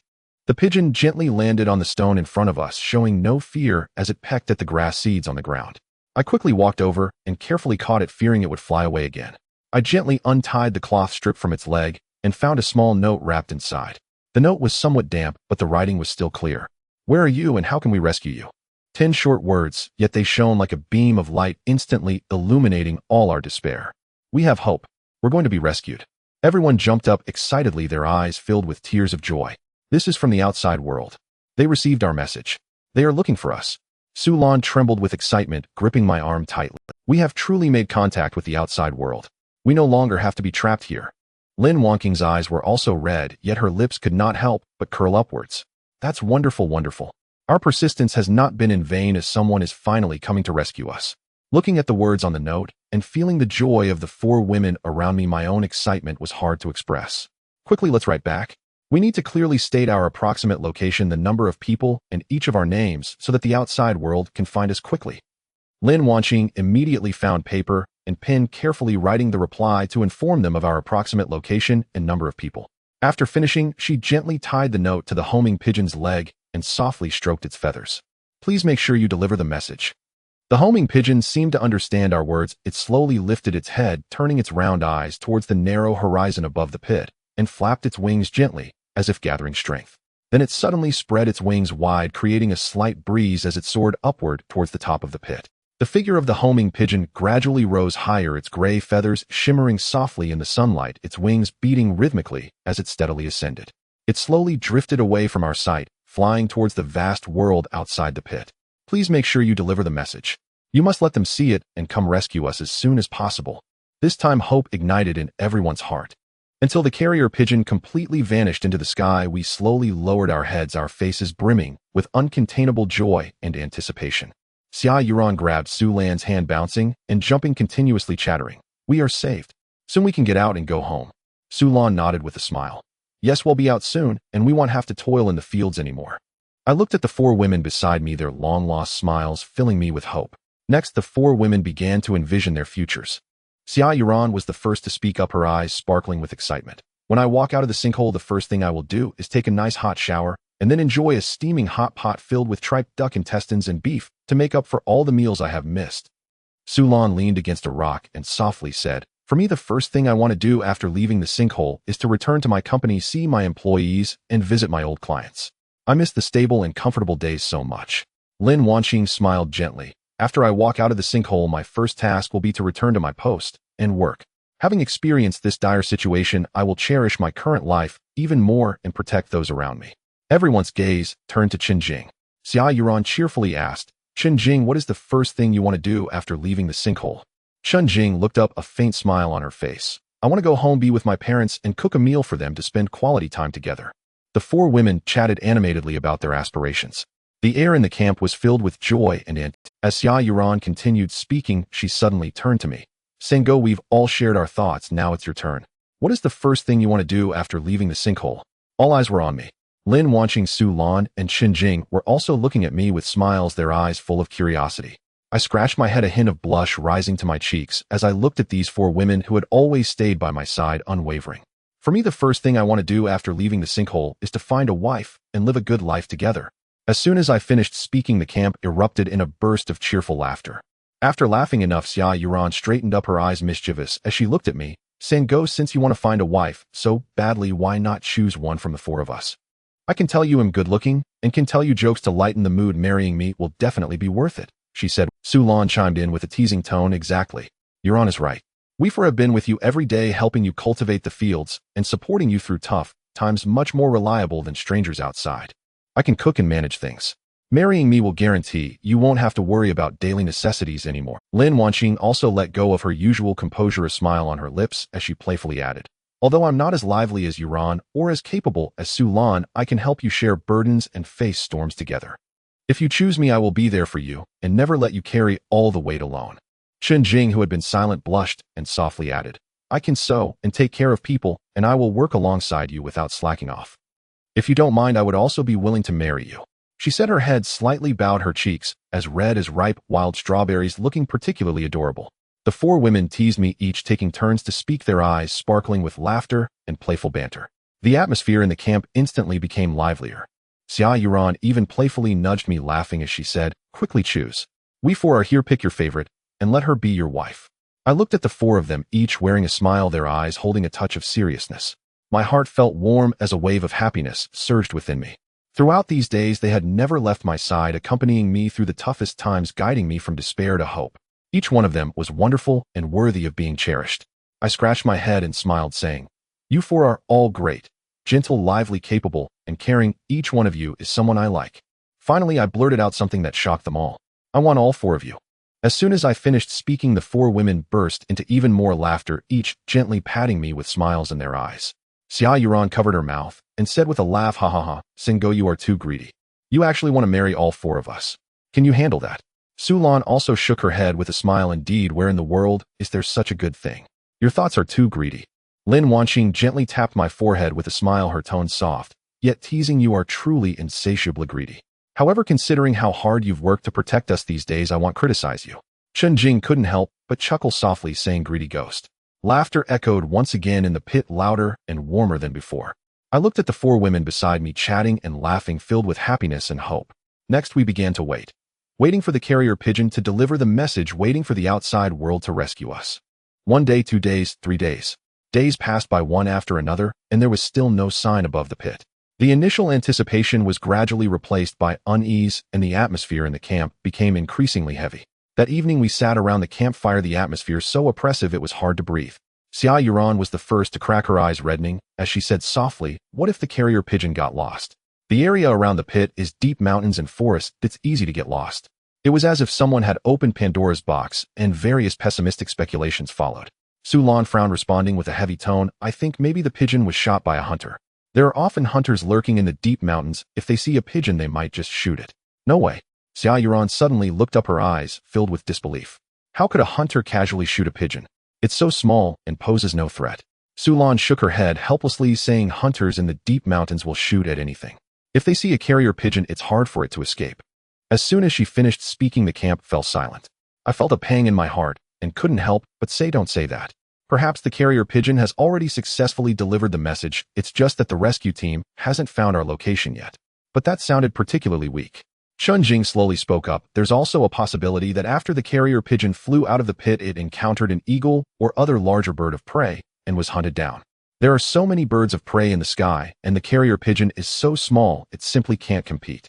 Upon hearing this, Xia Yuran couldn't hold back her tears, choking out, no, we finally had a chance to connect with the outside world. How can it just vanish like this? Lin Wanqing gently held Xia Yuran's hand, saying, Yuran, don't cry. We cannot only think of the worst. No matter what happens to the carrier pigeon, we must not give up.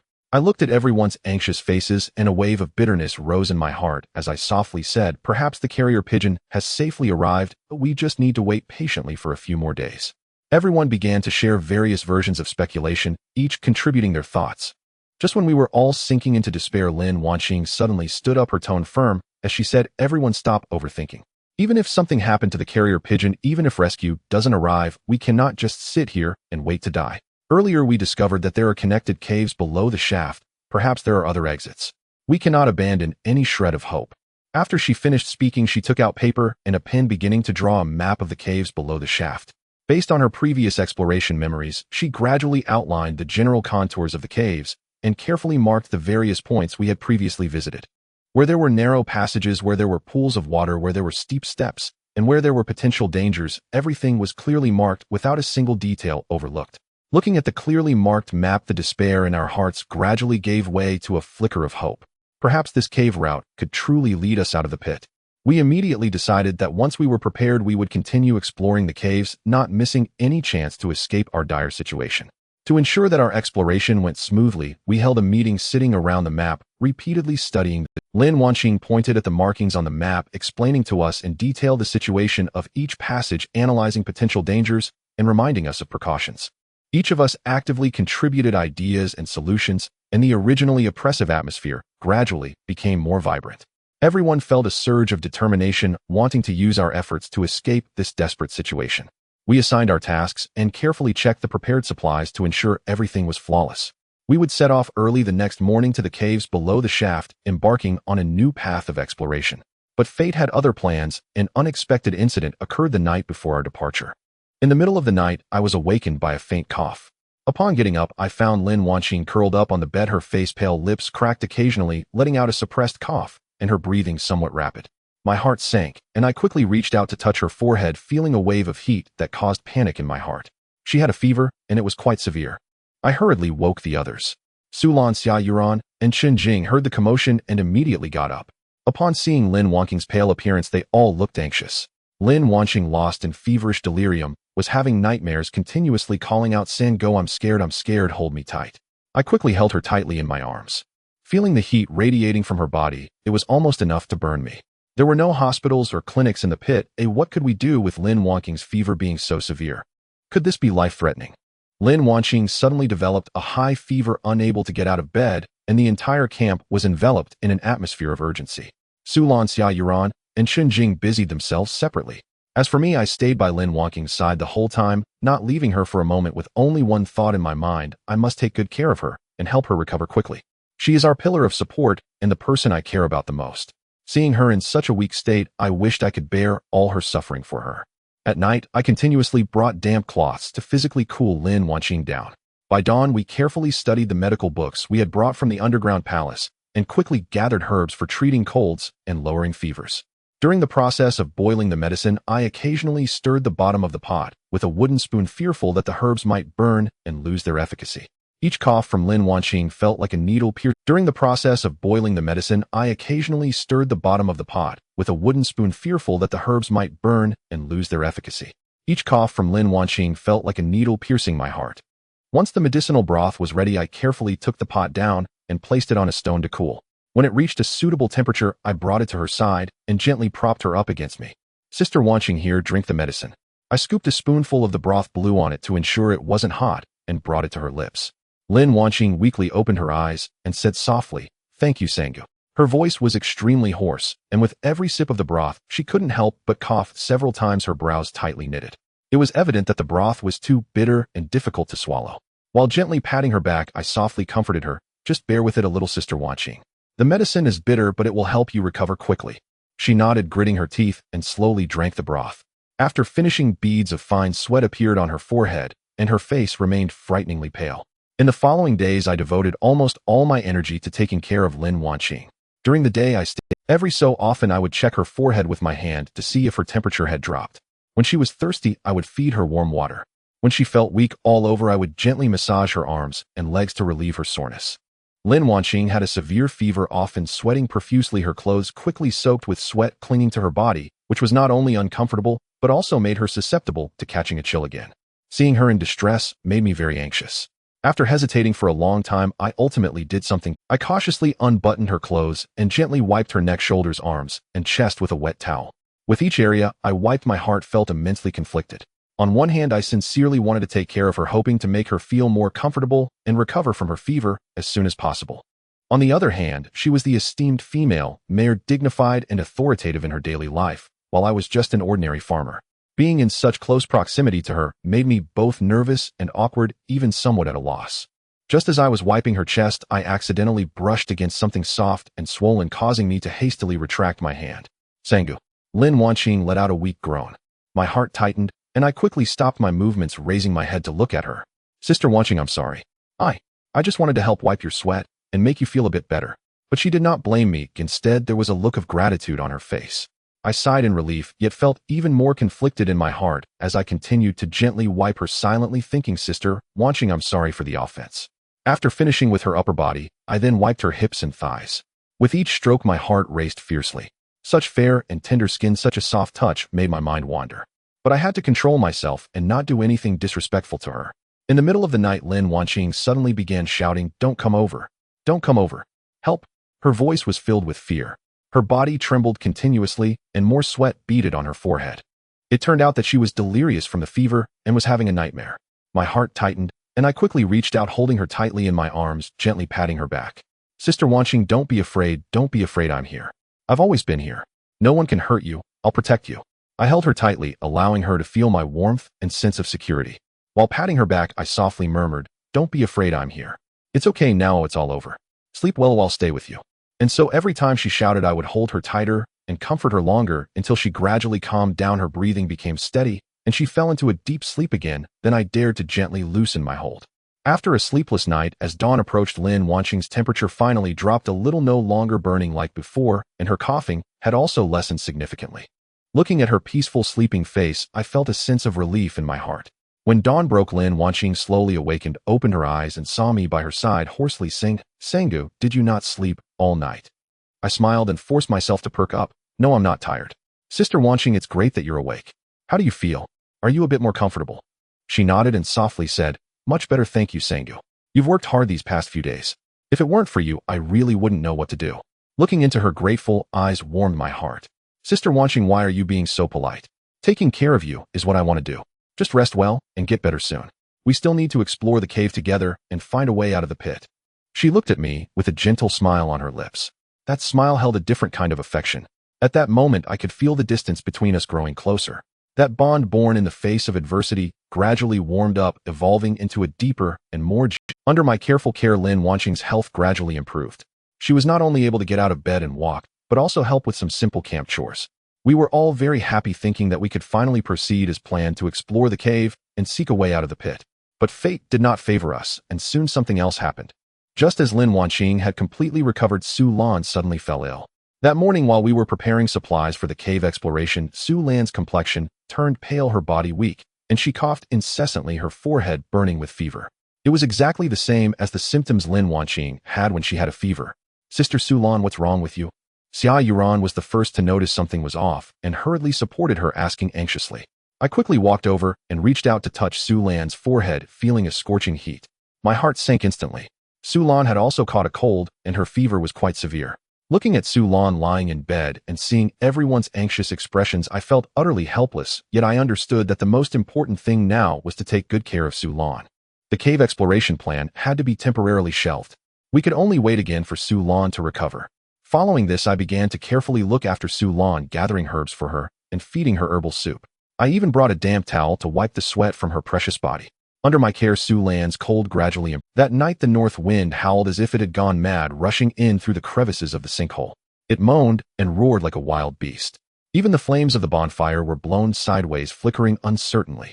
The cold seeped through our thin clothing, penetrating to our bones, making us shiver. The five of us, already cramped together on one bed, instinctively huddled closer. We warmed each other with our body heat, resisting the unending chill.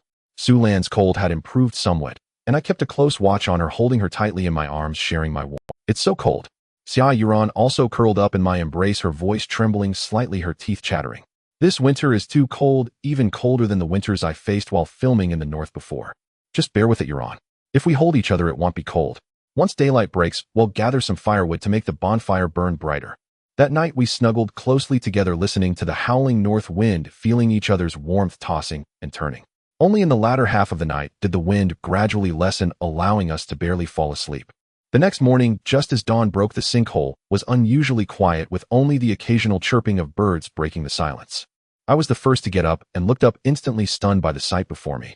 The entire bottom of the sinkhole was covered in a thick layer of white snow, a vast expanse of white, as if the heavens had laid down a pristine velvet blanket.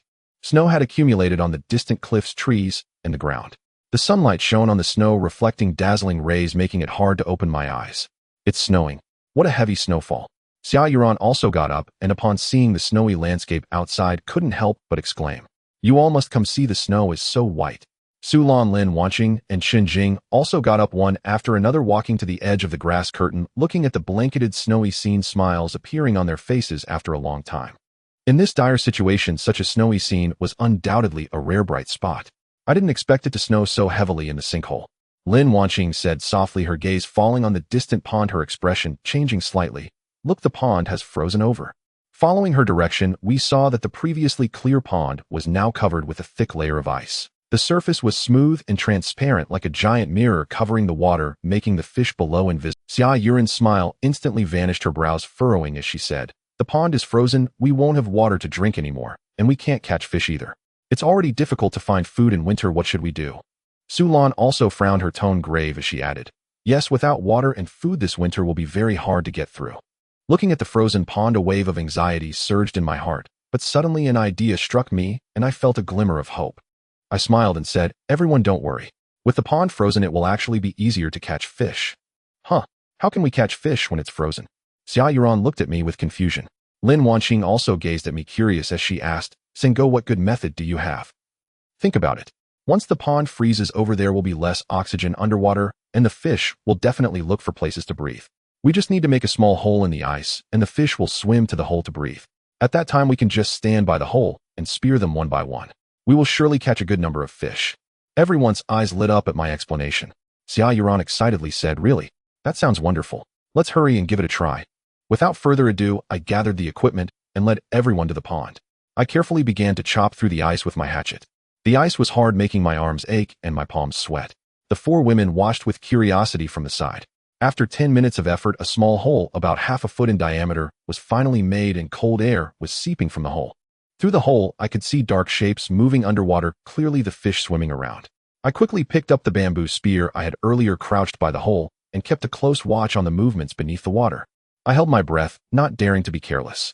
Not long after, a large fish swam over, cautiously poking its head out to breathe at the hole. I stared without blinking, seizing the opportunity to suddenly lift the bamboo spear and thrust it down hard.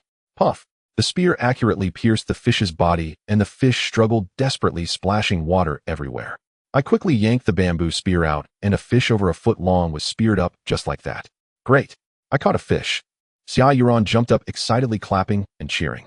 Su Lan and Lin Wanqing also showed comforting smiles. Shen Jing quickly came over to help me grab the fish and placed it in the prepared bamboo basket. With the first success, I became even more confident, continuing to crouch by the hole waiting for the next catch. Sure enough, fish kept swimming to the hole to breathe. Some were big, some small. Each time I struck, I hit my target accurately, hardly missing a single time. Unknowingly, half the day had passed, and our bamboo basket was already filled with fish, at least dozens of them. Moreover, they were all sizable fish, enough for us to eat well for several days. Looking at the full basket of fish, I felt a sense of satisfaction. All right, that's enough. Let's head back and cook the fish. Well, dry the remaining fish and store them for later, so we won't have to worry about going hungry this winter. Next, the four women took out knives to handle the fish, scraping off the scales and cleaning out the insides. Back at the camp, I threaded the cleaned fish onto branches and placed them by the bonfire to roast slowly. The flames of the bonfire danced, sizzling the fish meat.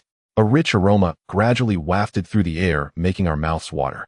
Before long, the fish were ready, with golden, crispy skin and tender, juicy flesh inside. We sat around the bonfire, each holding a roasted fish, and started to eat heartily. We enjoyed the meal immensely. The cold and fatigue seemed to be dispelled by the hot roasted fish. This was a rare moment of relaxation and comfort, since we had been trapped in the sinkhole. After finishing the roasted fish, I took the remaining dozens of fish and, following the method I had learned earlier, cut the fish meat into small pieces, placed them on a clean stone slab, and set them by the bonfire to dry, preparing to make dried fish. But at that moment, Xia Yuran suddenly stopped what she was doing, frowning as she said, not good, something has happened." "What happened?" we asked in unison. "Hey, have you noticed that Lingling the monkey hasn't shown up all day?" We then realized the gravity of the situation. A heavy snow had fallen last night. Where had Lingling gone? Could it have frozen to death? We searched and called out throughout the Tianqing, but there was no response. Perhaps Lingling had climbed out of the Tianqing. That thought comforted us a little. The snow fell heavier and heavier with goose feather-like flakes drifting down from the sky.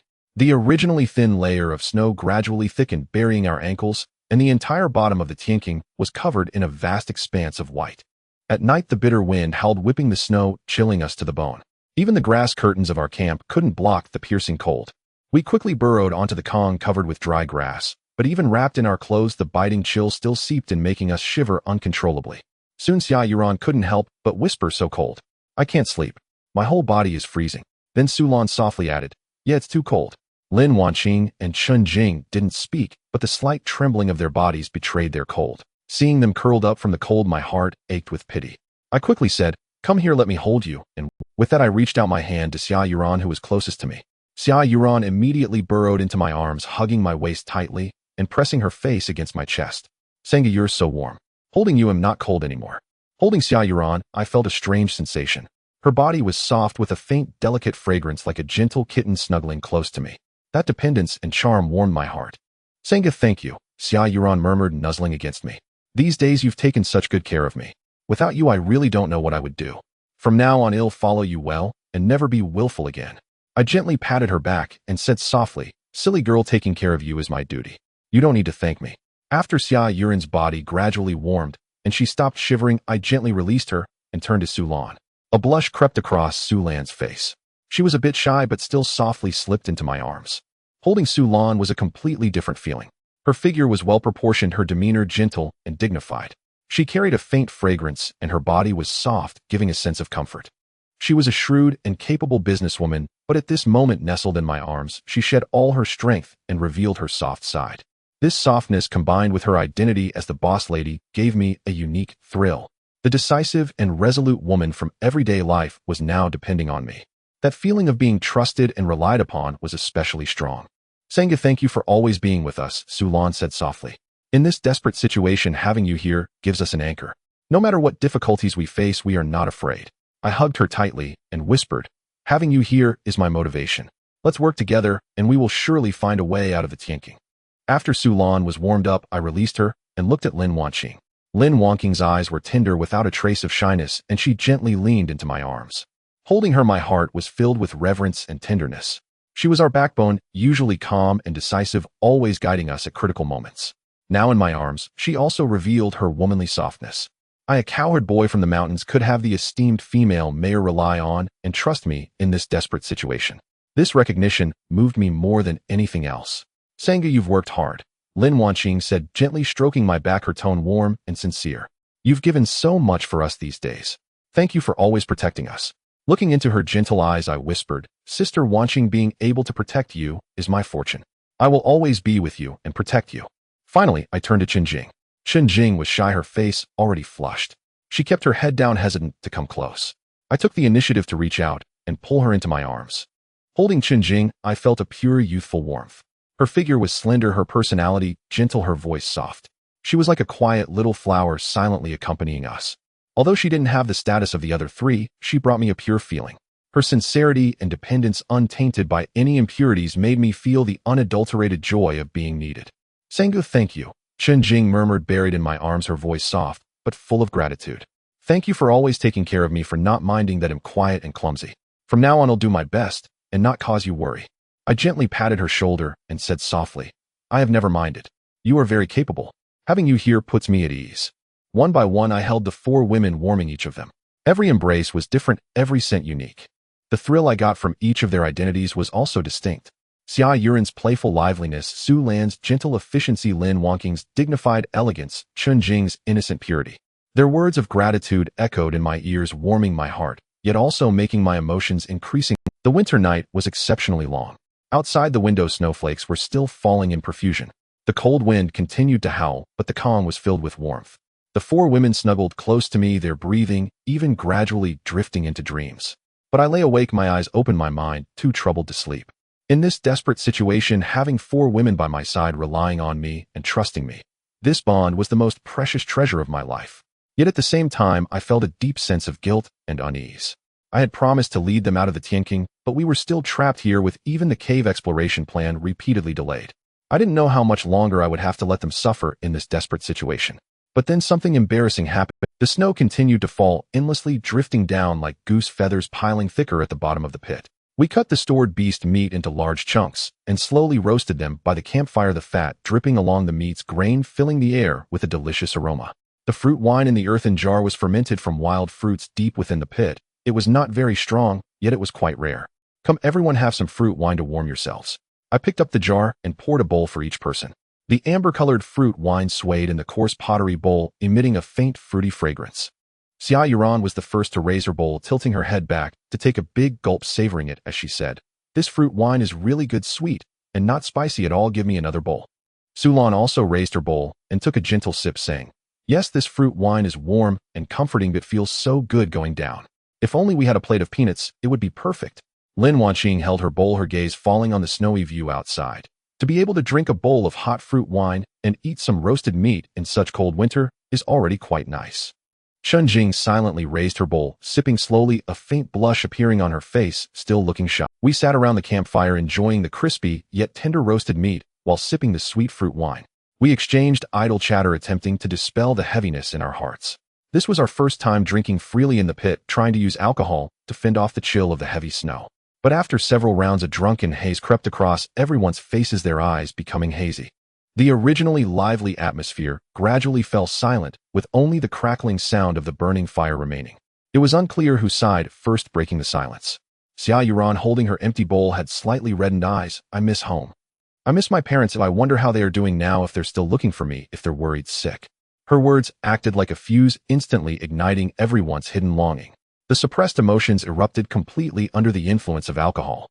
Sulan's eyes also turned red as she gently wiped her eyes. "I miss home too. I miss my employees, and I miss my old clients." She usually appeared competent and decisive, but at this moment all her strength seemed to slip away. Lin Wanqing put down her bowl, speaking heavily. "I miss my mom. I long for the meals she personally cooked. How delicious they were." As the mayor, she usually bore many responsibilities, but now under the influence of alcohol, all her grievances and longing were laid bare. Chen Jing hugged her knees, her shoulders trembling. "My grandma's health is poor. I want to be with her. When I left, I didn't even get to say goodbye." Her quiet sobs were particularly heart-wrenching, a pure longing that pricked at everyone's hearts. The four women each began to cry. They had been strong in their own ways, supporting each other in despair, but under the catalysis of alcohol, their softest yearnings could no longer be hidden. They missed home, their loved ones, and their respective roles and careers. Those emotions they usually dared not touch transformed into tears flowing freely. They drowned their sorrows in alcohol, one cup after another. After getting drunk, they sang and danced. It was chaotic. They even started shedding their clothes piece by piece. The campfire burned brightly. It seemed they felt no cold. Riding the wave of drunkenness, I joined in the dancing. The next morning, the snow outside continued to fall and sunlight filtered through the gaps in the grass curtain, casting a faint glow into the campsite.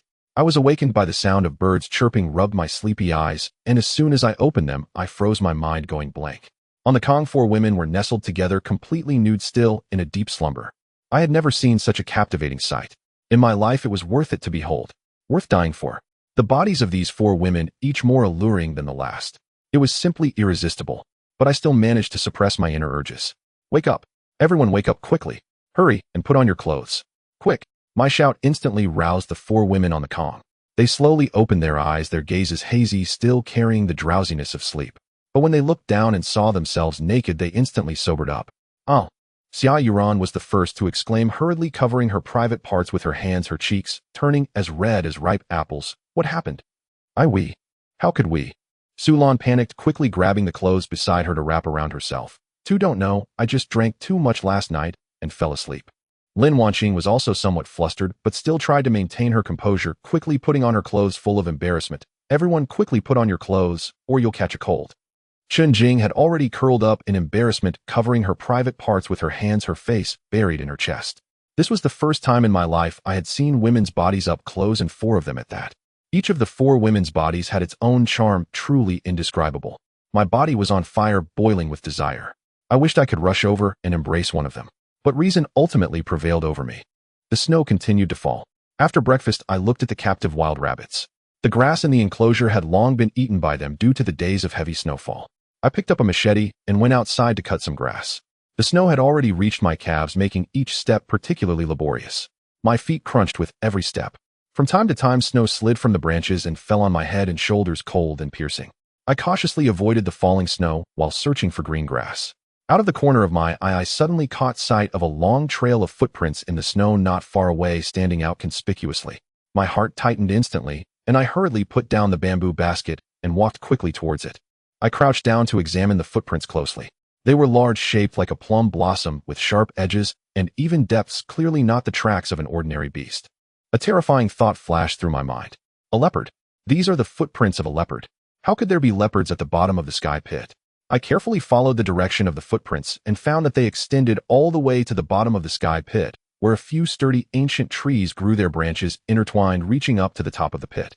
I understood instantly. These leopards must have caught the scent of the dried fish we had made following the trees and vines down the cliff of the sky pit to reach the bottom. The aroma of the dried fish was rich and even covered by the snow and wind it could waft far away, surely attracting the leopards from deep in the mountains. A chill rose from my heart, and I became alert, my nerves taut. I traced the footprints and found not just one set, but several, some large and some small. Clearly more than one leopard had come. From the depth and spacing of the footprints, it was evident that these leopards were not small and were quite agile. If they entered the camp, the five of us would be no match for them. The consequences would be unimaginable. I dared not be the slightest bit careless, quickly standing up and scanning the surrounding woods, warily fearing that a leopard might be lurking nearby. The cold wind swept through the trees, creating a howling sound that resembled a low growl of a leopard, making me increasingly uneasy. I couldn't sit idly by. I had to take action and capture these leopards, or we would eventually be attacked by them. After pondering for a moment, I quickly came up with an idea.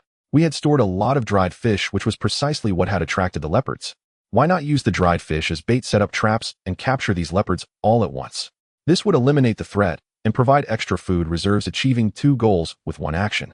Having made up my mind, I grabbed the bamboo basket and hurried back to the camp, my expression particularly grave. Upon hearing that leopards had come to the sky pit, the four women turned pale with fear. I quickly shared my thoughts about capturing the leopards with traps. Once we divided our tasks, we immediately sprang. We first constructed a simple trap frame using sturdy branches, then tightly tangled vines around the branches to reinforce the trap stability. Next, we laid sharp bamboo spikes at the bottom of the trap, placing the dried fish in the center, and finally covered the trap with branches and snow. We left only a small entrance which looked no different from the surrounding snow. As soon as a leopard stepped on it, it would fall into the trap and be firmly caught. After several hours of busy work, the trap was finally set up. The night gradually descended, the snow continued to fall intermittently, and the campfire burned brightly, yet it couldn't dispel the unease in my heart. After a day of hard work, everyone was a bit tired. I made sure they were settled and lay down on the kong myself, but I couldn't fall asleep immediately as my mind was still focused on the trap outside. I didn't know how long had passed when I gradually felt sleepy and dozed off. But in the middle of the night, a piercing scream suddenly echoed from outside the camp. Ayo woo. The sound was loud and painful, piercing the silence of the deep night. The four women woke from their dreams, trembling with fear, instinctively huddling closer to me. They tightly clutched my arms and hugged my waist, their bodies slightly trembling. I was startled awake by the scream, instantly becoming alert. I carefully got up, took a torch, lit it, and said to them, "Stay in the camp and don't go out. I will go check and confirm the situation." Holding the torch high, I pushed aside the grass curtain and stepped into the vast night. The cold wind whipped the snowflakes against my face, chilling to the bone, while the flame of the torch flickered, illuminating the snow ahead. I walked towards the direction of the sound, and the closer I got, the clearer the cries became. That painful low growl was clearly the sound of a leopard struggling after being trapped. Soon I arrived at the location where the trap was set. The scene before me left me stunned. Under the light of the torches, I clearly saw that the trap had indeed captured a leopard. There were 5 in total, some large and some small, likely a leopard pack. They could only struggle frantically in the trap, emitting piercing cries. I immediately returned to the campsite to share this good news with the 4 women.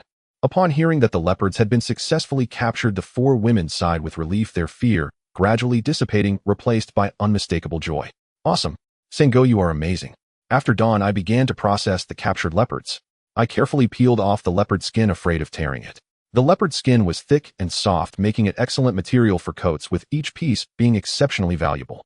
The skins of the 5 leopards were just enough for each of us to make a garment.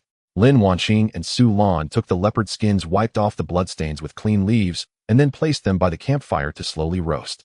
This not only removed the odor from the skins, but also made them softer, facilitating the subsequent co-making process. After peeling the skins, we began to process the leopard meat. The meat of the leopard was firm and substantial. The meat from the 5 leopards piled up like a small mountain. The campsite instantly became bustling with the crackling of the campfire, the sound of knives cutting meat, and the laughter and joy of everyone intermingling, dispelling the winter's chill. Xia Yuran, while helping to turn the leopard meat on the grill, smiled and said, "I didn't expect leopard meat to smell this good. Oh, I must eat more later." Sulan, while washing the leopard meat, added, "Yes, with this leopard meat, we won't have to worry about going hungry this winter, and once the leopard skin coats are ready, we won't have to shiver from the cold anymore." Before long, the roasted leopard meat was ready, its rich aroma wafting throughout the campsite, even more enticing than the previous roasted meat, making one's mouth water. We gathered around the campfire, each with a piece of roasted leopard meat, and began to eat heartily. The meat was firm and chewy, becoming more delicious with each bite. After finishing the roasted meat, we began to focus on making leopard jerky. We evenly spread the cut pieces of leopard meat on a clean stone slab, placed it beside the campfire to slowly roast, occasionally turning it to ensure each piece became dry and flavorful. Meanwhile, the leopard skins were also roasted, becoming soft and glossy, feeling exceptionally pleasant to the touch. We stitched the leopard skins into simple yet thick coats. Each coat was sewn with great care with tight stitches. Once all 5 leopard skin coats were completed, each of us wore our own. Wearing the leopard skin coat brought an immediate warmth, the biting cold wind no longer penetrating, and I felt warm all over, even my hands and feet were no longer stiff. Looking at the 4 women clad in leopard skins, I suddenly felt they exuded a wild allure, making them even more captivating. It stirred a desire to conquer within me. They resembled 4 female leopards, and I like a male leopard. We sat around the campfire dressed in warm leopard skin coats, gazing at the strings of leopard jerky hanging below the cliff, our hearts filled with joy and hope. We were filled with steadfast confidence about surviving and escaping the pit. However, just as we were immersed in joy and laughter, a squeaking sound came from the pit. "It's Lingling."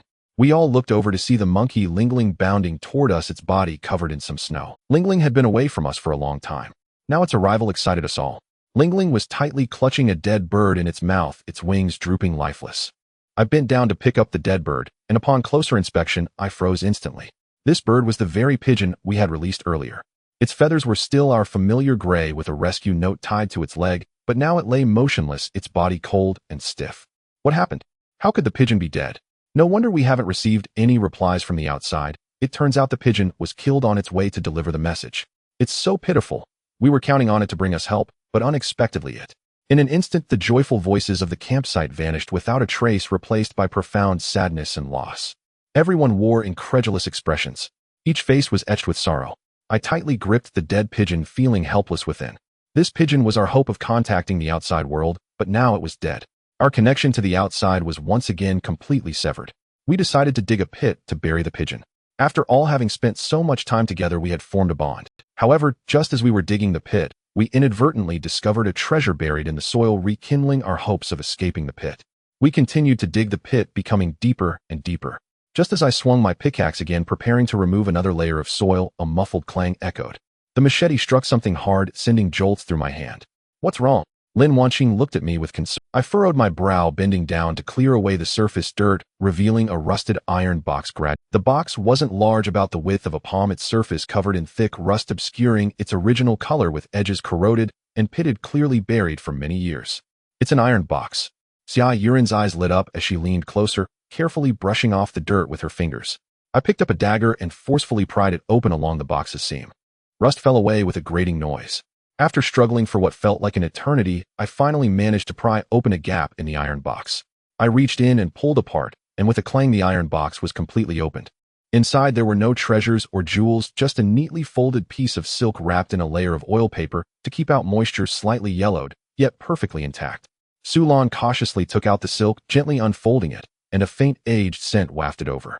On the silk, intricate patterns were drawn in dark ink, winding and crossing each other, accompanied by small dots and symbols, clearly forming a route map.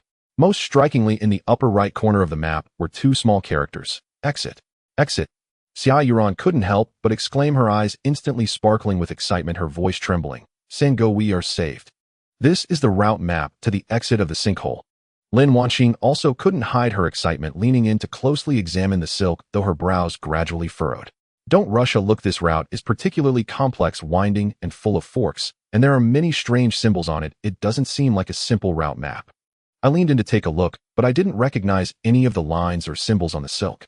I had never read much since childhood, unable to recognize a single large character, so I could only watch helplessly, feeling anxious and restless yet unable to help. Do you understand? I scratched my head, my tone somewhat helpless. Chun Jing took the silk, her gaze fixed on the patterns. The route is indeed very complex. And look here. She pointed to the bottom of the silk where a line of elegant small characters was written, a poem. There is a small mouth in the mountain hidden in the mist. Water flows around the stone, seeking the sky in reverse. Wood withers and stone decays. Only then can one see the flat land. What does this poem mean? Xia Yuran frowned, confused. It looks like a description of scenery, but on a route map it shouldn't just be a simple description, right? Su Lan nodded, her expression turning serious. It definitely isn't. This poem must hide a coded message. If we can't decipher the code, even with the route map, we won't find the true exit passage. As she spoke, she spread the silk out on the ground next to the pit. Let's study it together. We must crack the code. The four women gathered around the silk, bowing their heads and chattering excitedly. Lin Wanqing, who had handled many complex matters before, analyzed, pointing at the line. There is a small mouth in the mountain hidden in the mist. Could small mouth in the mountain refer to a gap in a mountain within the sinkhole? Hidden in the mist suggests that the gap is usually shrouded in mist and hard to discover. Chun Jing shook her head. Not necessarily. There are many gaps in the mountains of the sinkhole, and very few places are shrouded in mist. I think water flows around the stone might be more crucial. There are deep pools in the sinkhole. Perhaps the exit is related to water. Su Lan frowned, tracing her finger over the lines on the map. Look, there's a winding line on the map resembling the flow of water extending to a small dot. Could that be the small mouth? And seeking the sky in reverse. Does it mean we should walk against the water flow? Xia Yuran added. And wood withers and stone decays. Only then can one see the flat land. Does it suggest we must pass through a patch of dead wood and a pile of rubble to find the exit? They exchanged ideas, the sun gradually setting, the light at the bottom of the sinkhole growing dimmer. Their voices, once filled with excitement, began to sound increasingly weary, yet their eyes still held a steadfast determination not to give up. I sat on a nearby stone, fiddling with the dirt beneath me, with a twig occasionally looking up at them. Though I couldn't understand what they were saying, I knew they were striving for the hope of all of us. Finally, Lin Wanqing's eyes suddenly lit up, slapping her thigh. She exclaimed excitedly, I got it. I decided. The other three instantly gathered around her. Lin Wanqing pointed at the poem and the route map, urgently explaining. There is a small mouth in the mountain hidden in the mist, does not refer to a gap in the mountain, but to the funnel in the sinkhole. Look, the central dot on the route map is the funnel we saw before, where mist often wafts out. It's almost impossible to notice without careful observation. Water flows around the stone, seeking the sky in reverse, means that there are water flows surrounding the funnel. We need to walk against the flow of water. Seeking in reverse refers to the reflection of the water, following the reverse of that reflection to find the correct path. And wood withers and stone decays. Only then can one see the flat land, means that after going down we will pass through a patch of dead wood and scattered stones. As long as we get through there, we will see a flat passage, which is the true exit. Su Lan, Chun Jing, and Xia Yuran all brightened up at her words, nodding vigorously. Yes, just like that. It's so reasonable. Xia Yuran was so excited she nearly cried, grabbing my arm and shaking it. Sinkhole, we are saved. We really are saved. I also felt a surge of excitement, standing up. Let's go. To the funnel. We hurriedly made our way to the funnel at the center of the sinkhole. The funnel wasn't large, with a diameter of about 2 meters, surrounded by overgrown weeds, faint mist wafting out from the mouth of the funnel. The inside was unclear, only the faint sound of flowing water could be heard. The edges of the funnel were steep and covered with slippery moss. One could easily slip down if not careful.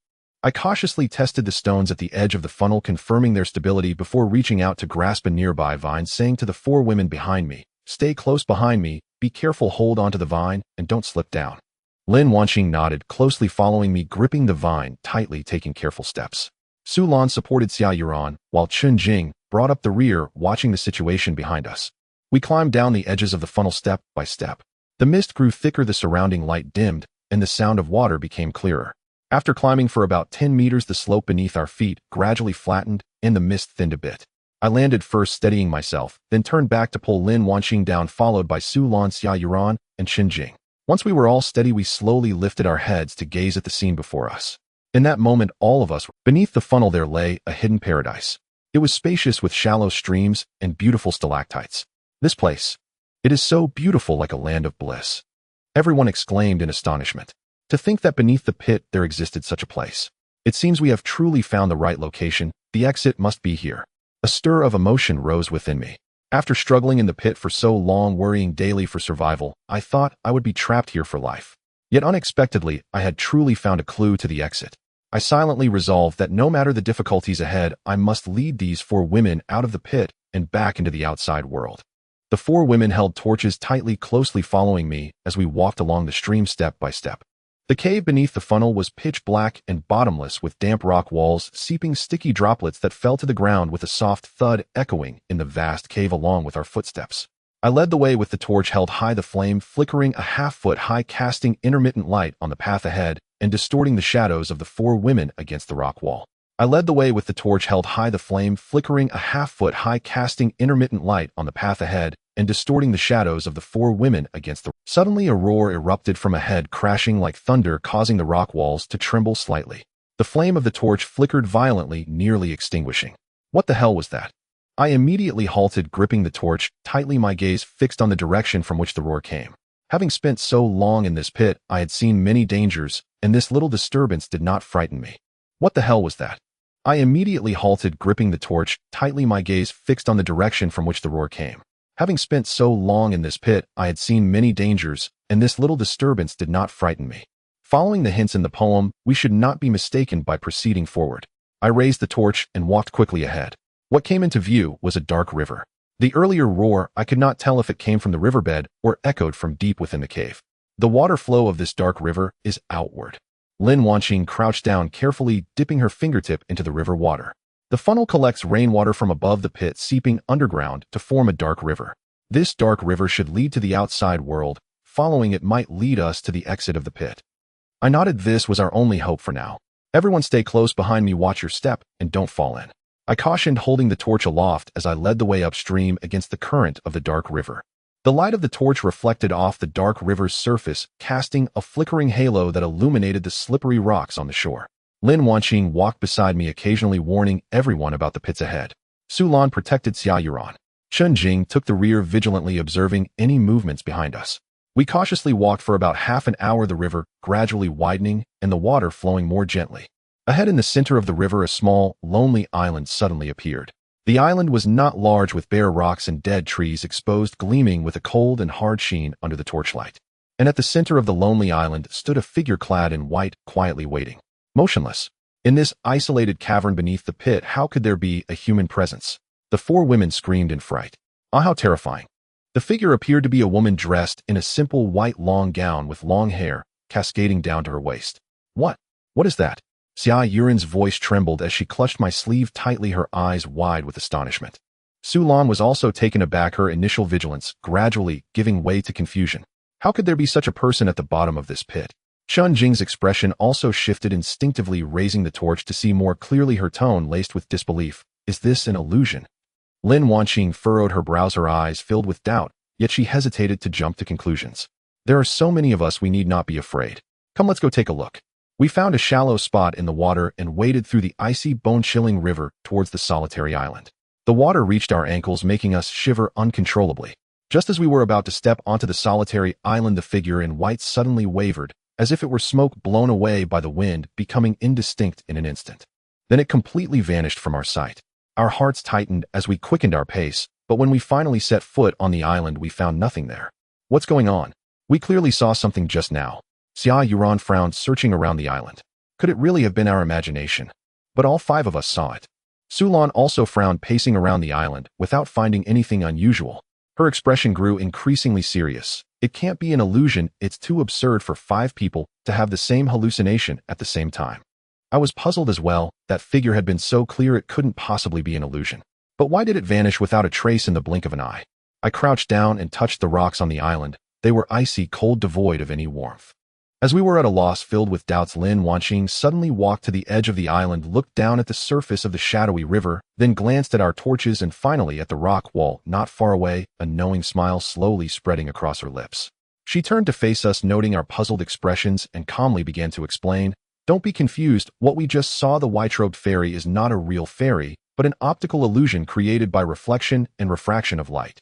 Upon hearing her words, we all turned to look at her in unison, our eyes filled with confusion.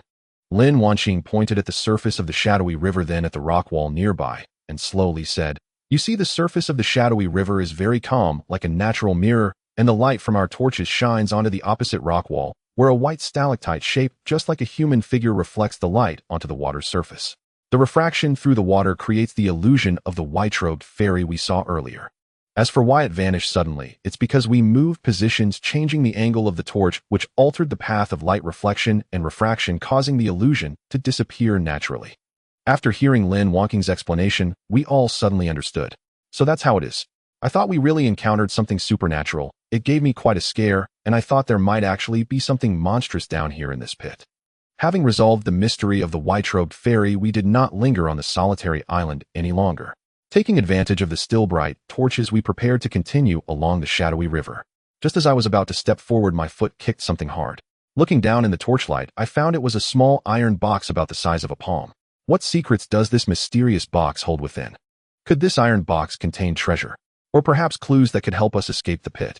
The crowd was filled. I crouched down, carefully examining the patterns on the iron box, speaking calmly. Given the rust, it must have been here for quite some time, not something left by anyone recently. However, the iron box was locked, and no matter what, it couldn't be pried open. Lin Wangqing took the iron box, running her fingers over the lock, and said slowly, regardless of what is inside, since it was found on this deserted island, it might indeed be related to the exit of the pit. Let's take it with us and look for a chance to open it. I nodded, stuffing the iron box into my cloth pouch, patting it, and said in a low voice, let's go, we need to move first, and once we return to the pit camp, we can devise a way to open it. Sulan pulled out the silk map again from her backpack, carefully unfolding it and laying it on a dry rock. Lin Wangqing leaned closer, using the light of the torch to carefully compare the map with the shadowy river before us, softly saying, indeed, the current marked on the map corresponds to this shadowy river. If we follow it, we can reach the next waypoint. After confirming the route, we set off again, holding torches, continuing our exploration along the shadowy. At this moment, the creek was shallower than before, with the deepest point only a little over a foot deep, revealing the gravel at the bottom glistening with a damp sheen. We did not take off our shoes and walked straight through the creek. The icy water reached our ankles, sending chill. Xia Yuran struggled a bit as she walked, occasionally needing Su Lan's support, yet she still gritted her teeth and did not complain. I walked at the front, holding the torch high to illuminate the path ahead, vigilantly observing the movements around us. The bottom of this pit was fraught with peril, and no one knew what we might encounter next. We trudged through the creek, stepping carefully. The light from the torch danced on the water's surface, casting our shadows to flicker back and forth, with only the sound of the flowing creek in our ears. After walking for about the time it takes to burn a stick of incense, the path ahead suddenly disappeared. We saw that the entrance of the current was completely blocked by a large mass of dark rocks. The pile of rocks was high, resembling a thick wall from a distance, sealing the entire entrance tightly. How could the entrance be blocked? Sulan frowned and quickly walked up to touch the rocks, saying, these rocks look very heavy and are extremely hard. They can't be moved at all. Chen Jing also stepped forward, closely examining the texture of the rocks, her tone grave. These rocks don't seem to be newly piled. They must have accumulated over time. It looks like they've been blocking this entrance for many years. Chen Jing also stepped forward, closely examining the texture of the rocks, her tone grave. These rocks don't seem to be newly piled. They must have. Lin Wangqing quickly unfolded the silk map again. Using the torchlight, we repeatedly compared the terrain before us, furrowing our brows. After a while, she said, the map is correct. 100 years ago, this place was indeed passable. However, later a caveat occurred at the top of this area, and the giant rocks piled up, blocking this entrance completely. Now it's no longer passable. Upon hearing Lin Wangqing's words, we fell silent. After finally seeing a glimmer of hope, we were now impeded by these thick rocks, and that sense of loss weighed heavily on our hearts. Xia Yuran's eyes turned slightly red, and she whispered, so how much longer will it take for us to escape the... Sulan patted her shoulder, suppressing her own disappointment. Don't be disheartened. Since we can't go through here, we'll retrace our steps and look for another route. I stood up, brushed off the dust from my clothes, my tone resolute. That's right, we can only go back the way we came. Perhaps along the path we just took there's a fork we didn't notice, and we'll surely find a way out. As I said this, I turned around and held the torch high as I led the way back, with the 4 women following closely behind. They all wore expressions of disappointment. As we retraced our steps, someone nearly stumbled from time to time. We walked cautiously, not daring to let our guard down, and the light of the torch grew weaker. After about half an hour of walking, we arrived at a narrow passage we had previously passed through. But at that moment, I suddenly noticed that the path ahead was different from the one we had taken. What was once a single passage now revealed 3 dark tunnels. Each tunnel was pitch black and bottomless, looking identical, making it impossible to distinguish which one was the path we had come from. Not good, we're lost. I halted my steps, raising the torch to illuminate the 3 diverging tunnels, my brows furrowed tightly. When we arrived, there had only been a single path. Lin Wanqing also frowned, carefully observing the entrances of the 3 tunnels, comparing them with the Silk Route map in her hand, her expression growing more serious. The map does not indicate any tunnels here. It could be due to geological changes that formed new caverns, or perhaps we strayed from our path on the way back. Chun Jing raised the torch, illuminating each of the 3 tunnels, her tone calm, yet tinged with caution. All 3 tunnels are pitch black. We have no idea what lies within. Venturing in recklessly would be too dangerous. We took a moment to rest before the 3 tunnels, ultimately choosing the middle one that appeared to be relatively wide. Holding the torch, we cautiously stepped deeper into the underground cavern. None of us anticipated that upon entering we would find ourselves completely immersed in a vast and intricate system of caverns. All around us were intersecting passages. Some were so narrow that only one person could pass sideways. Others were spacious, resembling grand halls. The light from the torch was pitifully dim, illuminating only a few steps ahead. All beyond that there was boundless darkness. We wandered aimlessly through the passages, the increasing number of loose stones underfoot making the air feel more oppressive. Lin Wanqing clutched the Silk Route map tightly, repeatedly comparing it to the terrain before us, her brow furrowing ever deeper. This isn't right. The map does not indicate such a complex system of caverns. It seems we have stumbled into an area not documented before. Chun Jing, holding the torch, scanned the surrounding passages with vigilance, her tone serious. All these passages look identical. Even the patterns on the rock walls are hardly distinguishable. If we continue like this, we will only sink deeper.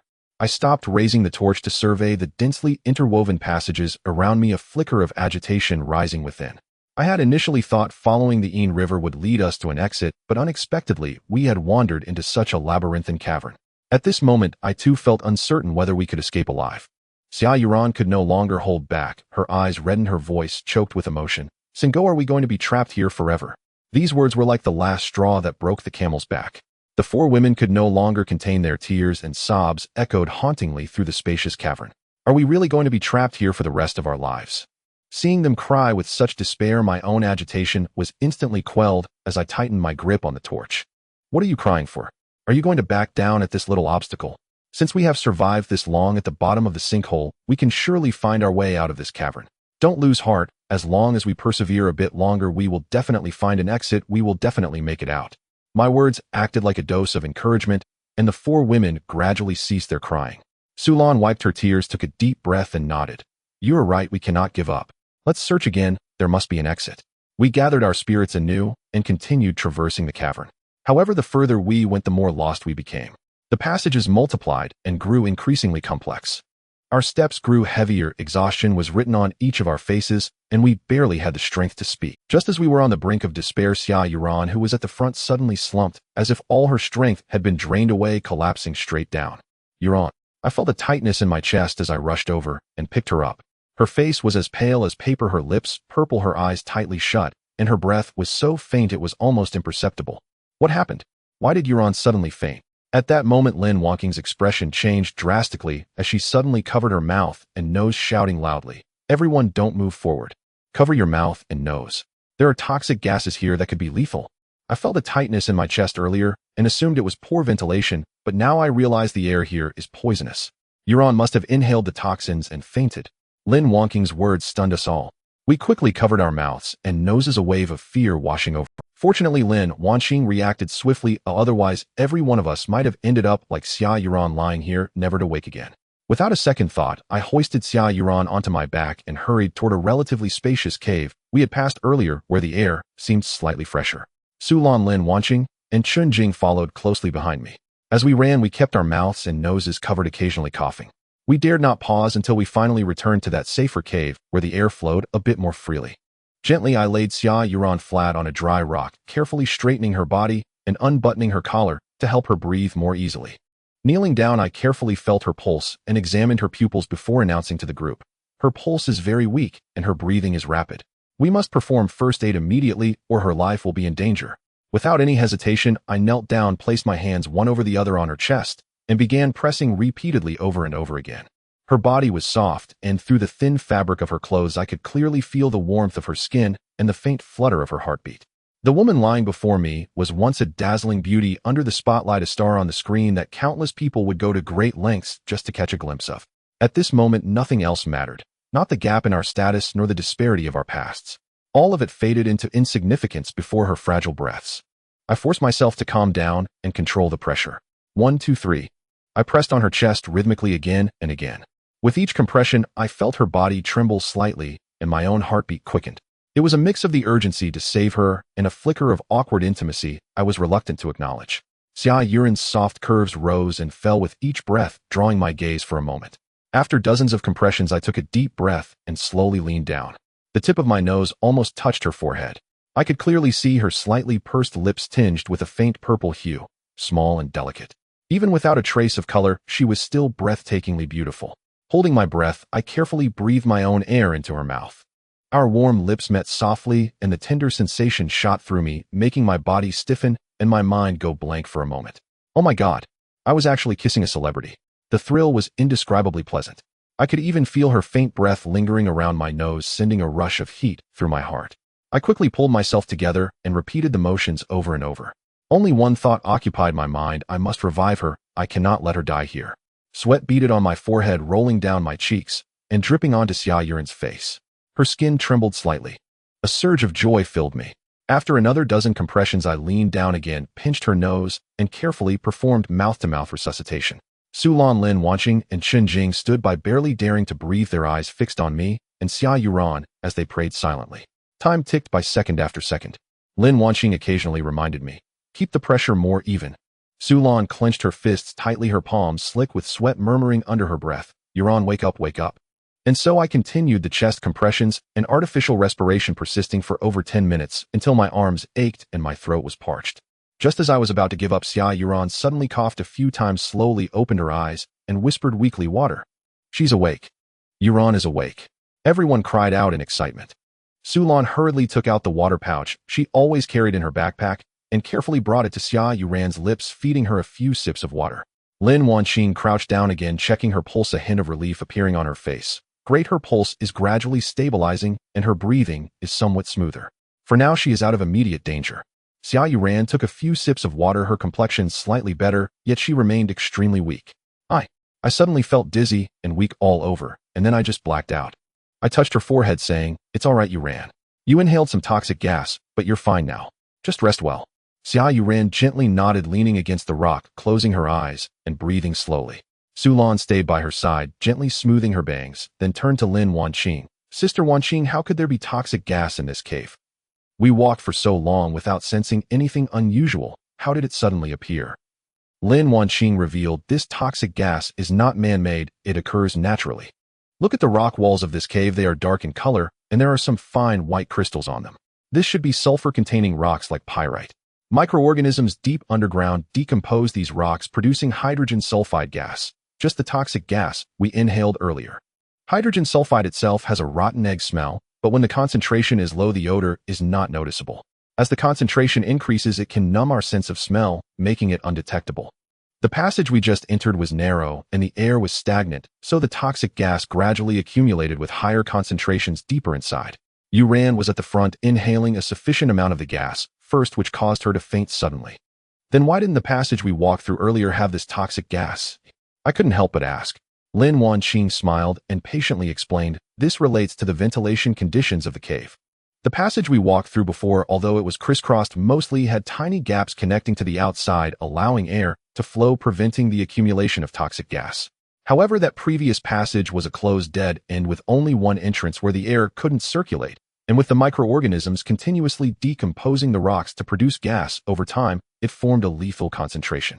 After hearing Lin Wanqing's explanation, we all came to a sudden realization. Sulan sighed with relief and quietly said, "Thank goodness we have you, Sister Wanqing. Without you, we might have all succumbed to the poison."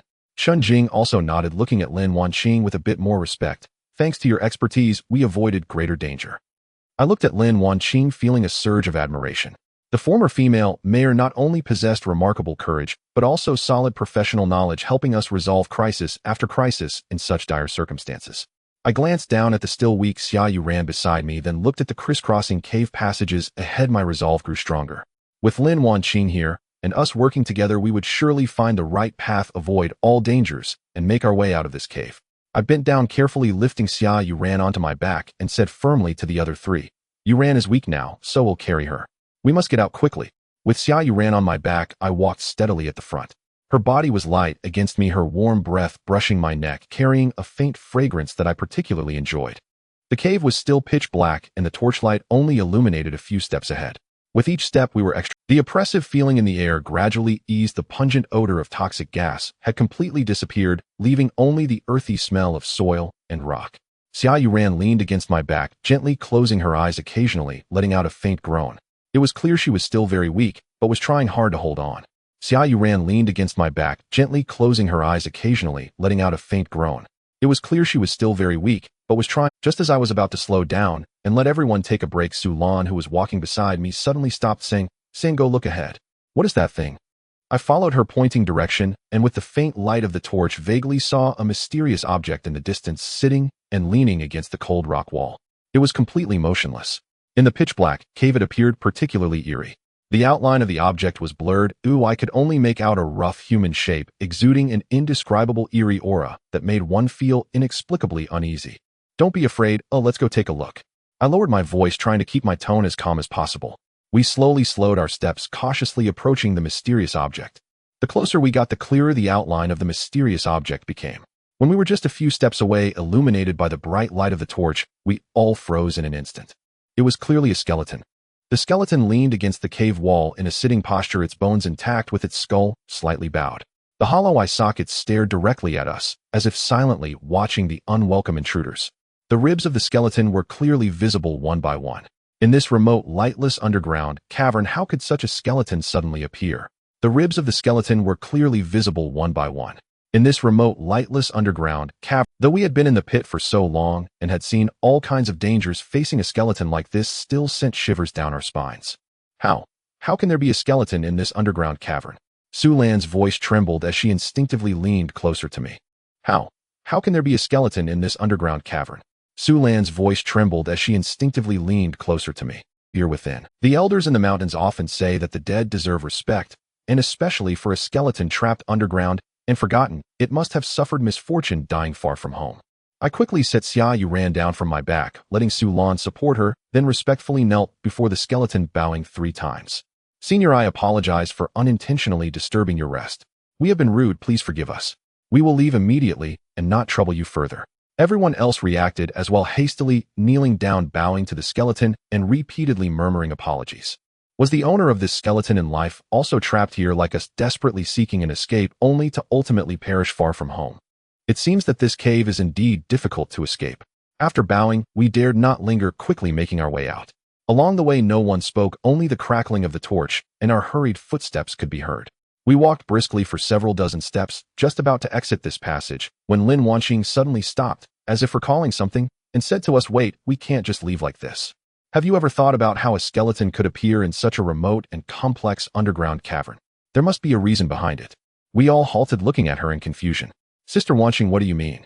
Is there something wrong with this skeleton?" Lin Wanqing shook her head slowly, saying, "That's not what I mean. I think the owner of this skeleton may have been like us, coming here to explore, but got lost, and was trapped in this cave, ultimately dying here due to lack of food and water or encountering other dangers." She paused and added, "Think about it, we previously found an iron box on the deserted island. Perhaps the owner of this skeleton is also connected to that iron box. If we leave now, we might miss important clues and lose our chance to escape the pit." Upon hearing Lin Wanqing's words, we all suddenly understood. Indeed, the appearance of this skeleton could not be a coincidence. There must be some relics nearby, or it might hide clues for us to escape the pit. We took a deep breath, encouraging each other, and walked once more towards the skeleton. This time, despite our fear, our steps were much more resolute, each of us holding onto a glimmer of hope.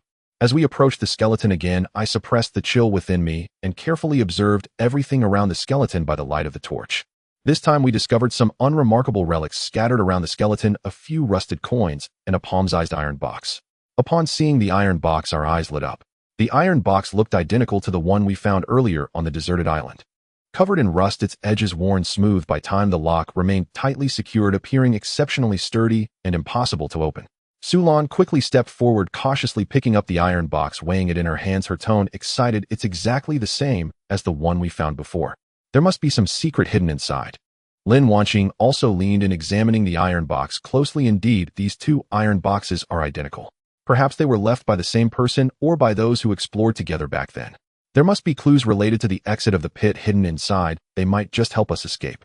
I nodded, taking the iron box from Sulan and placing it alongside the one we had previously found, carefully tucking them into my cloth pouch, addressing the skeleton. Senior, thank you.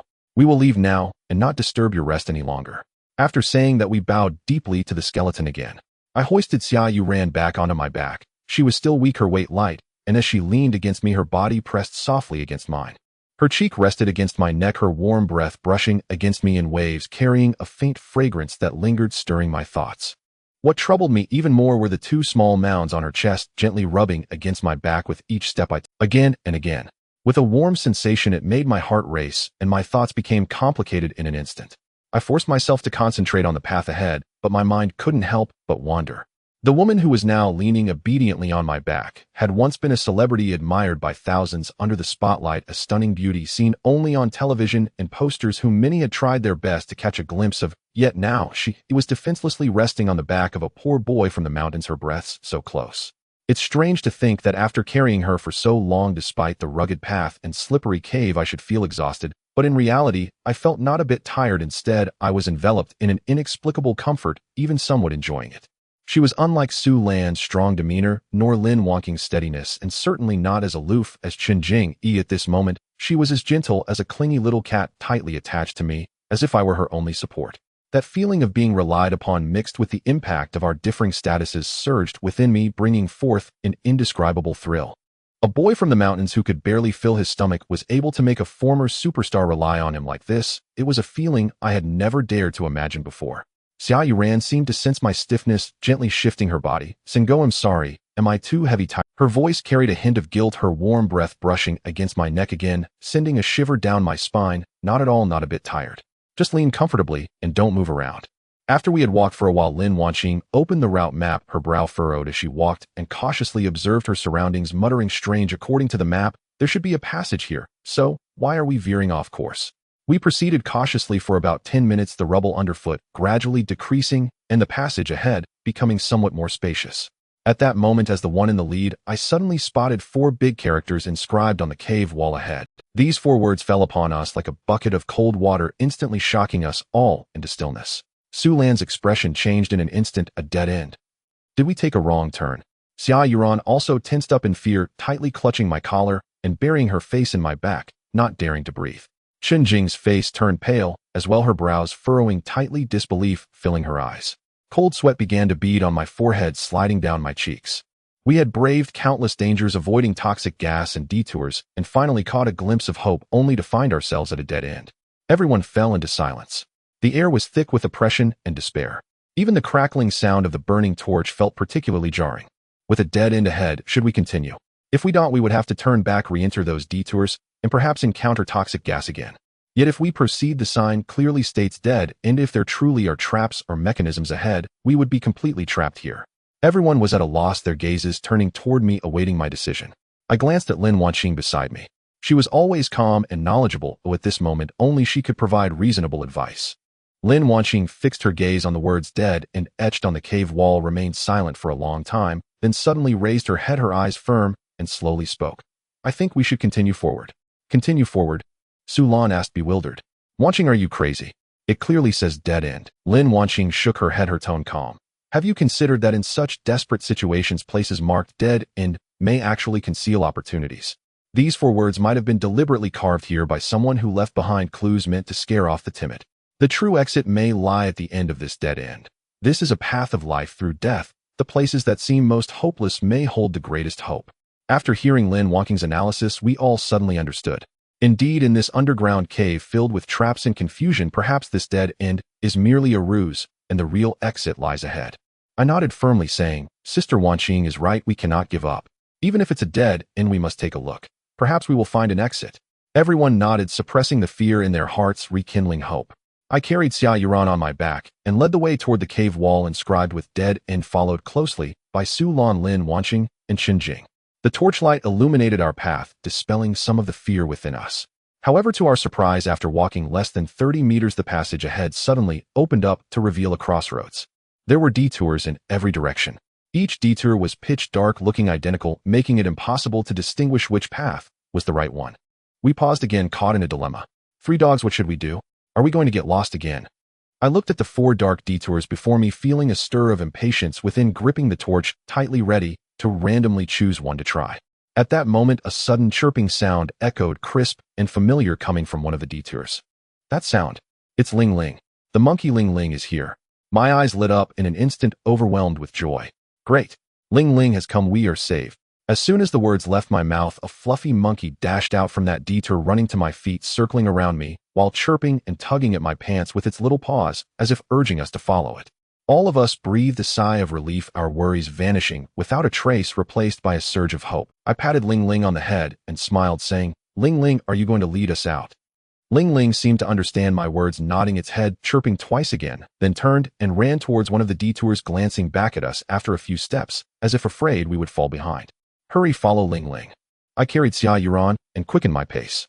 Su Lan Lin Wanqing and Chun Jing followed closely behind, their steps lighter, smiles of anticipation on their faces. Ling Ling led the way at a moderate pace, just right for us to keep up. We followed it, turning several bends in the deep. Along the way, Ling Ling occasionally stopped to check that we weren't falling behind before continuing forward.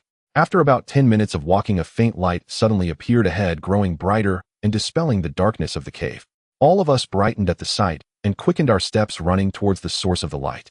In that moment, we were stunned by the scene before us. We had unexpectedly reached the bottom of a funnel. Looking up at the light at the top, smiles we hadn't worn in a long time spread across our faces and tears glistened in our eyes. Ling Ling the monkey is truly wonderful. It always saves us at crucial moments. Without it, we could never have made it out. Perhaps years from now, we would have turned into mere skeletons. We did not linger, quickly climbing towards the exit of the funnel. I carried Xia Yuran using both hands and feet to ascend, while Su Lan Lin Wanqing and Chun Jing supported me beside. After a while, we finally climbed out of the funnel, arriving at the sinkhole, once again seeing the light. Next, there was something very important we had to do immediately. Not a moment could be wasted. After seeing the light of day again, everyone's gaze fell uniformly on the 2 iron boxes. These identical iron boxes were the only clues we had brought out from the cave and our last hope of escaping the pit. Quick, let's open the iron boxes and see. Maybe there's a way to escape the pit inside. I nodded and placed the 2 iron boxes on the ground. They felt heavy, and the rust on their surfaces was increasingly evident. The locks were tightly fastened, showing no signs of looseness. I gripped the stone in my hand, aimed at the lock of one iron box, and struck it forcefully. With a loud clang, the stone hit the box, sparking small flecks of fire. But the lock remained unmoved, only a few bits of rust flaked off. No good, it's too hard. I frowned and shook my numb arm. That strike had nearly exhausted all my strength. Lin Wanqing crouched beside me, carefully examining the lock of the iron box, and suddenly said, "Don't hit it hard. Although the lock is rusted, there are still gaps. Let's find something thinner to pry it open a bit, then we can hit it hard. Maybe it will open." Following Lin Wanqing's method, we inserted a nail into the gap of the lock and pried it little by little until the lock showed some signs of loosening, then struck it down with the stone. Crack! With a crisp sound, the lock of the first iron box was finally smashed open and rust fell off like rain. Everyone's eyes lit up and smiles of anticipation appeared on our faces. However, when we tried to pry open the second iron box, no matter how hard we tried, using the nail to pry or striking it repeatedly, the lock remained utterly immobile, as if it had fused with the box. Lin Wanqing crouched down, touched the lock of the second iron box, and slowly said, "Forget it, let's first see what's inside the first iron box. Perhaps what's inside can help us open the second one." I carefully opened the first iron box. Inside lay a layer of yellowed cotton cloth, and on it rested a bound ancient book. Though the pages were somewhat yellowed and brittle, they were relatively well preserved. The cover bore no text, only simple patterns. I gently took the ancient book out and opened the first page. Dense characters came into view, clearly written by an ancient hand. What kind of book is this? Everyone gathered around, curiously looking at the pages. Lin Wanqing also leaned closer, examining the text, her expression gradually turning to surprise. This is a manual for cultivating internal energy. It records how to cultivate internal strength and open the meridians. A jolt ran through my heart, and I nearly dropped the ancient book. I recalled that previously I had stumbled upon a lightness skill manual at the bottom of the pit, practiced for a long time, but achieved no results. No matter how hard I tried, I couldn't leap lightly, only managing to jump clumsily. It turned out the problem was that I lacked the support of internal energy. The practice of lightness skills relies heavily on internal energy. Without it, no matter how powerful the lightness skill manual is, it is merely a worthless piece of paper. An indescribable joy surged within me as I tightly clutched the ancient book, my fingers trembling. With this manual for internal energy cultivation, I could cultivate internal strength and learn lightness skills. Then perhaps I could climb up the rock walls of the pit and lead them out of this dreadful place. Everyone eagerly flipped through the pages, closely examining the recorded cultivation methods, growing more excited, as if they could already see the hope of escaping the pit. But as we flipped to the middle pages and saw the core method of cultivation, the smiles on our faces instantly froze. The book clearly recorded that the method of cultivating this internal energy was actually yin-yang supplementation. It required utilizing the feminine yin energy to nourish the masculine yang power. The more yin energy collected, the faster the internal energy could be cultivated, allowing one to develop profound internal strength in a short time. Yin-yang supplementation. This meant that I would have to harm the 4 women beside me in order to cultivate internal strength and lead them out of the pit. But these 4 women are so noble, how could I harm them? The atmosphere on site suddenly turned oppressive. Xia Yuran, Su Lan, Lin Wanqing, and Chen Jing also sensed that something was amiss, their expressions of anticipation gradually turning to confusion. Yin-yang supplementation. How can this be? The 4 women almost spoke in unison, asking Sangha, do we still need to cultivate? Everyone was troubled and fell into silence. On one side was the hope of escaping the pit, a chance for freedom. On the other was the prospect of harming those closest to them, a choice that went against their conscience. The air was thick with awkwardness and entanglement. I looked at the 4 women before me, seeing the worry and resistance in their eyes, and a firm belief surged within me. I placed the ancient book on the ground without a moment's hesitation. Forget it, I will not cultivate this internal skill. Even if I am trapped in this pit for a lifetime, even if I can never escape, I will not harm the 4 of you. In my heart, they were no longer the lofty mayor, the powerful CEO, the glamorous star, and the diligent reporter of the past, but rather those who shared hardships with me in the pit, relying on one another. As a poor boy from the mountains, having gained their trust and reliance was already an immense fortune. How could I possibly harm them for the sake of escaping the pit? Even if I were to be trapped here for a lifetime, I would never commit such an act against my conscience. Upon hearing my words, the 4 women were stunned. Su Lan looked at me, her eyes slightly reddened, her tone filled with guilt. Sinkhole, I'm sorry, I shook my head, interrupting her. No need to apologize. This is my own decision, and I will never regret it. But just then Lin Wanqing suddenly stood up, her gaze resolutely fixed on us, and she slowly said, no, we cannot just give up like this. She glanced at Su Lan, Chen Jing, and Xia Yuran, then back at me, her tone heavy. We have been trapped in this pit for so long, endured so many dangers, and finally found a glimmer of hope to escape. We cannot completely abandon it because of this. Su Lan also stood up, her inner turmoil gradually replaced by determination. Wanqing is right. To escape the pit, to return to the outside world, we cannot give up. It's just a matter of balancing yin and yang. As long as we can get out of here, we are willing. Chen Jing had been silent for a long time, but finally nodded slowly, her tone calm, yet resolute. I am willing too. This small sacrifice is nothing if it means we can escape. Xia Yuran also lifted her head, tightly grasping my hand, her eyes filled with resolve. Sinkhole, I am willing too. As long as we can all escape the pit together, I will do whatever it takes. I looked at the 4 of them, at the determination and trust in their eyes, and my vision blurred with tears. I never expected they would make such a bold decision. For the sake of escaping the pit, for the chance to regain freedom alongside me, they were willing to accept this approach. I tightly held Xia Yuran's hand, glanced at Su Lan, Lin Wanqing, and Chen Jing, and a complex emotion surged within me. Have you really thought this through? I asked, my tone filled with uncertainty. This could harm you. We have made up our minds. Lin Wanqing interrupted me, her gaze firm. To escape the pit, for all of us to survive, this is our joint decision. No one is forcing anyone. Sunlight poured over them, illuminating their resolute faces. In that moment, I suddenly felt the weight of responsibility on my shoulders grow heavier. I clenched my fists and secretly vowed that no matter what, I would cultivate my inner strength as quickly as possible and lead them out of the pit. Then we returned to the base. Lin Wanqing was the first to approach the edge of the bed, taking a deep breath before turning around with determination and slowly shedding her clothes. The once dignified and composed mayor at this moment let down all her defenses.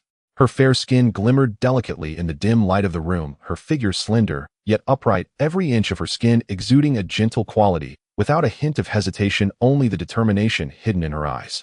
Su Lan followed closely behind, stripping away her dirt-stained clothes, revealing a well-maintained body, her skin smooth and pale, with alluring curves. The once domineering CEO's assertiveness was now completely replaced by a gentle willingness. She approached Lin Wanqing and gently laid down, her gaze fixed on me, filled with trust and anticipation, without any shyness. Chen Jing remained silent, not speaking yet. Without a hint of hesitation, she slowly unfastened her clothing. Her fair body shone brilliantly under the dim light. Her once cold expression softened as she lay down on the other side of the bed, closing her eyes, as if silently enduring, yet also resolutely embracing this sacrifice for freedom. Xia Yuran slowly removed her clothes, her skin fair and delicate, her bosom, still full, now laid bare before me, without concealment. She gently laid down beside Su Lan, looked up at me, her voice soft, yet resolute. Sango, we are all ready. Come on, don't hesitate. The four women lay side by side on the earthen bed, their naked, fair bodies aligned. I swallowed hard, gazing at them, my heart in turmoil. What should I do? They were once high and mighty figures, revered by all, a female mayor, a female CEO, a female star, a female journalist. When had they ever so openly revealed themselves before a man? When had they ever sacrificed their own purity for a goal? I stood by the bed, observing their pure white forms, seeing the trust and anticipation in their eyes. My heart felt tightly pierced by countless fine needles, causing me to struggle for breath. A complex array of emotions surged within me. There was empathy, guilt, infatuation, and deep entanglement. They had willingly cast aside all dignity, sacrificing their most precious purity to escape this abyss. This resoluteness moved me profoundly. Instinctively, I reached out my hand, wanting to touch them, but my fingertips paused in midair, slowly retracting. By absorbing yin to supplement yang, I could quickly cultivate inner strength, learn lightness, skill, lead them out of this abyss, and grant them freedom to return to their familiar world. But doing so would mean harming them. As a poor boy from the mountains, what right did I have to claim their pure bodies? If the cost of cultivating inner strength was to harm these four women who had shared hardships with me, I would rather never cultivate at all, preferring to remain trapped in this abyss for a lifetime. I closed my eyes, taking a deep breath, my mind wrestling repeatedly. On one side was the easily attainable freedom, the hope of leading them out of the abyss. On the other side was my steadfast conscience, the dignity of four women. After a long struggle within my complex psyche, I slowly opened my eyes, the conflict in my gaze gradually fading, replaced by determination. I stepped forward, picked up a garment beside me, and tossed it to them, my voice firm. I'm sorry, sisters, I cannot do this. I would rather be trapped in this abyss for a lifetime than harm you in the slightest for the sake of cultivating inner strength. I will not use the method of absorbing yin to supplement yang. We will seek new ways to escape this abyss together. Having said that, I gently closed the ancient book on the ground and set it aside. Although I lost the opportunity for rapid cultivation, and the hope of escaping the abyss grew dimmer, I had upheld my bottom line. The four women on the bed gazed at the determination in my eyes, their eyes reddening. They knew they had not misjudged me. This poor boy from the mountains, though ordinary, possessed the most precious qualities of kindness and responsibility. I turned around, looking at their still bare, pure forms, my gaze filled with tenderness and compassion. I picked up a garment beside me and approached Xia Yuran. She appeared the weakest, slightly curled up, her eyes glistening with unshed tears. I gently supported her shoulder, carefully putting the garment on her. My fingertips inadvertently brushed against her skin, warm and delicate, prompting me to instinctively soften my movements, adjusting her collar, fastening her buttons, and gently laying her back down softly, saying, Yuran, you are weak. Lie down and rest well, but don't catch a chill. Xia Yuran looked at me, her eyes growing redder, and she nodded gently, her voice choked. Thank you, Singo. Next, I walked over to Su Lan. The once domineering female CEO now lacked her former sharpness, replaced by gentleness and emotion. She sat obediently, allowing me to dress her. I took her garment, helping her into the sleeves, my fingertips grazing her arm, feeling the smooth delicacy of her. As I arranged her clothing, I softly said, Su Lan, I'm sorry for the trouble. In the future, we will find a way together. We will definitely get out. Su Lan looked at me, taking my hand with a warm touch, her tone resolute. Sango, we trust you. Then I moved to Lin Wanqing. She remained dignified and composed, but the resolve in her eyes was replaced by gentleness as she straightened, slightly cooperating as I dressed her. I fastened her buttons, arranged her collar, and softly said, Wanqing, thank you. Thank you and everyone for being willing to sacrifice for me, but I cannot do this. Protecting you is what I should do. Lin Wanqing smiled gently, her eyes filled with approval. Singo, you have not let us down. You are more responsible than we imagined. Finally, I approached Qinjing. She remained silent, but her former aloofness had faded, replaced by a hint of softness. Seeing me approach, she slightly lowered her head, a faint blush appearing on her cheeks. I picked up her garment, carefully helping her into it, my movements gentle. After arranging her clothing, I softly said, Don't worry, I will not harm you. Qinjing looked up, meeting my gaze. Thank you, Singo. Go. After helping all four women into their clothes, I finally sighed in relief, sitting by the bed, watching their reddened eyes, a warm current surging within me. Though we were still trapped in the abyss and the hope of escape remained dim at this moment, our hearts felt closer than ever. Sisters, don't worry, I will find a way to lead you out of here. No matter how difficult this road may be, we will walk it together, and we will never give up. At that moment, a flash of inspiration struck me, and I suddenly remembered another unopened iron box. Perhaps it concealed the real secret to our escape from this abyss. Let's try opening the other iron box. I picked up the rusty iron box, my tone resolute. The last box contained a cultivation method. This one might also hold clues. No matter what is inside, we must take a look. This is our last hope. Upon hearing this, Su Lan Lin, Wanqing Qinjing, and Xia Yuran all displayed a glimmer of expectation in their eyes gathering around. The last time we opened the first iron box, we had exerted tremendous effort. This iron box was sturdier than the last, and opening it would likely require even more strength. I fetched stones and a dagger, repeatedly striking and prying. After nearly an hour of fussing, soaked in sweat, my arms so sore I could barely lift them. Finally, with a crisp click, the stubborn lock was pried open. Rust fell away and the lid of the iron box opened with a creak. We all held our breath, our gazes fixed on the inside of the box, filled with anticipation for what lay within. I carefully opened the box. Inside lay a layer of yellowed cotton cloth, on top of which rested a bound ancient book. Compared to the last one, this book's cover was even older and somewhat damaged. However, upon seeing the contents of this ancient book, we were all stunned. On the cover of this ancient book were engraved two large characters: Dual Cultivation Secret Manual. My heart sank suddenly, and an ominous premonition surged within me. I gently took out the ancient book and opened the first page, where densely packed characters and vivid illustrations instantly came into view. What is this? Su Lan leaned in closer, and upon seeing the content on the page, her face turned crimson instinctively, covering her mouth, her eyes filled with shock and shyness. Lin Wanqing also leaned over, and after seeing the content, her dignified cheeks flushed red, her brows furrowed tightly in disbelief. Chen Jing's face instantly turned pale, instinctively taking a step back, her ears flushed red. Xia Yuran, terrified, clutched my sleeve tightly, burying her face in my shoulder, too afraid to look further. This Dual Cultivation Secret Manual was even more frightening than the previous manual on yin yang supplementation. It required male and female practitioners to cultivate together, exchanging yin and yang qi through specific methods, which not only enabled rapid cultivation of profound internal strength, but also allowed for exponential gains, quickly mastering powerful skills. With these skills, one could even fly out of the abyss along the rocky walls, completely freeing oneself from its constraints. The pages illustrated various dual cultivation postures, the poses lascivious and inappropriate, leaving one blushing and heart racing. I abruptly closed the ancient book. It felt as if my hands were holding something scalding. Dual cultivation. Must we perform such indecent actions? This was even harder to accept than yin-yang supplementation. But as I thought further, I couldn't help but furrow my brows. Dual cultivation, after all, only required the sacrifice of one woman to cultivate with me, allowing us to attain powerful skills and lead everyone out of the abyss. In contrast, yin-yang supplementation required all four women to sacrifice their chastity for me to cultivate internal strength. Comparing the two, dual cultivation seemed somewhat better than yin-yang supplementation. At least it did not require all women to make sacrifices. As this thought emerged, I couldn't help but scold myself for being despicable. But the reality was before us. We had been trapped in the abyss for far too long. Repeated failures had nearly exhausted all our courage and endurance. This Dual Cultivation Secret Manual might truly be our only way out. The atmosphere on-site instantaneously became oppressive and awkward, with no one speaking. Each face was filled with conflict and difficulty. Who will cultivate with me? I took a deep breath, slowly speaking, my voice heavy. This sentence struck like a stone, breaking the silence of the calm lake. All four women lowered their heads, silent, their faces filled with shyness, hesitation, and struggle. Everyone knew that cultivating with me meant sacrificing their chastity, making an offering that was hard for ordinary people to accept. Yet to escape the abyss, to regain freedom, this was a choice that had to be made.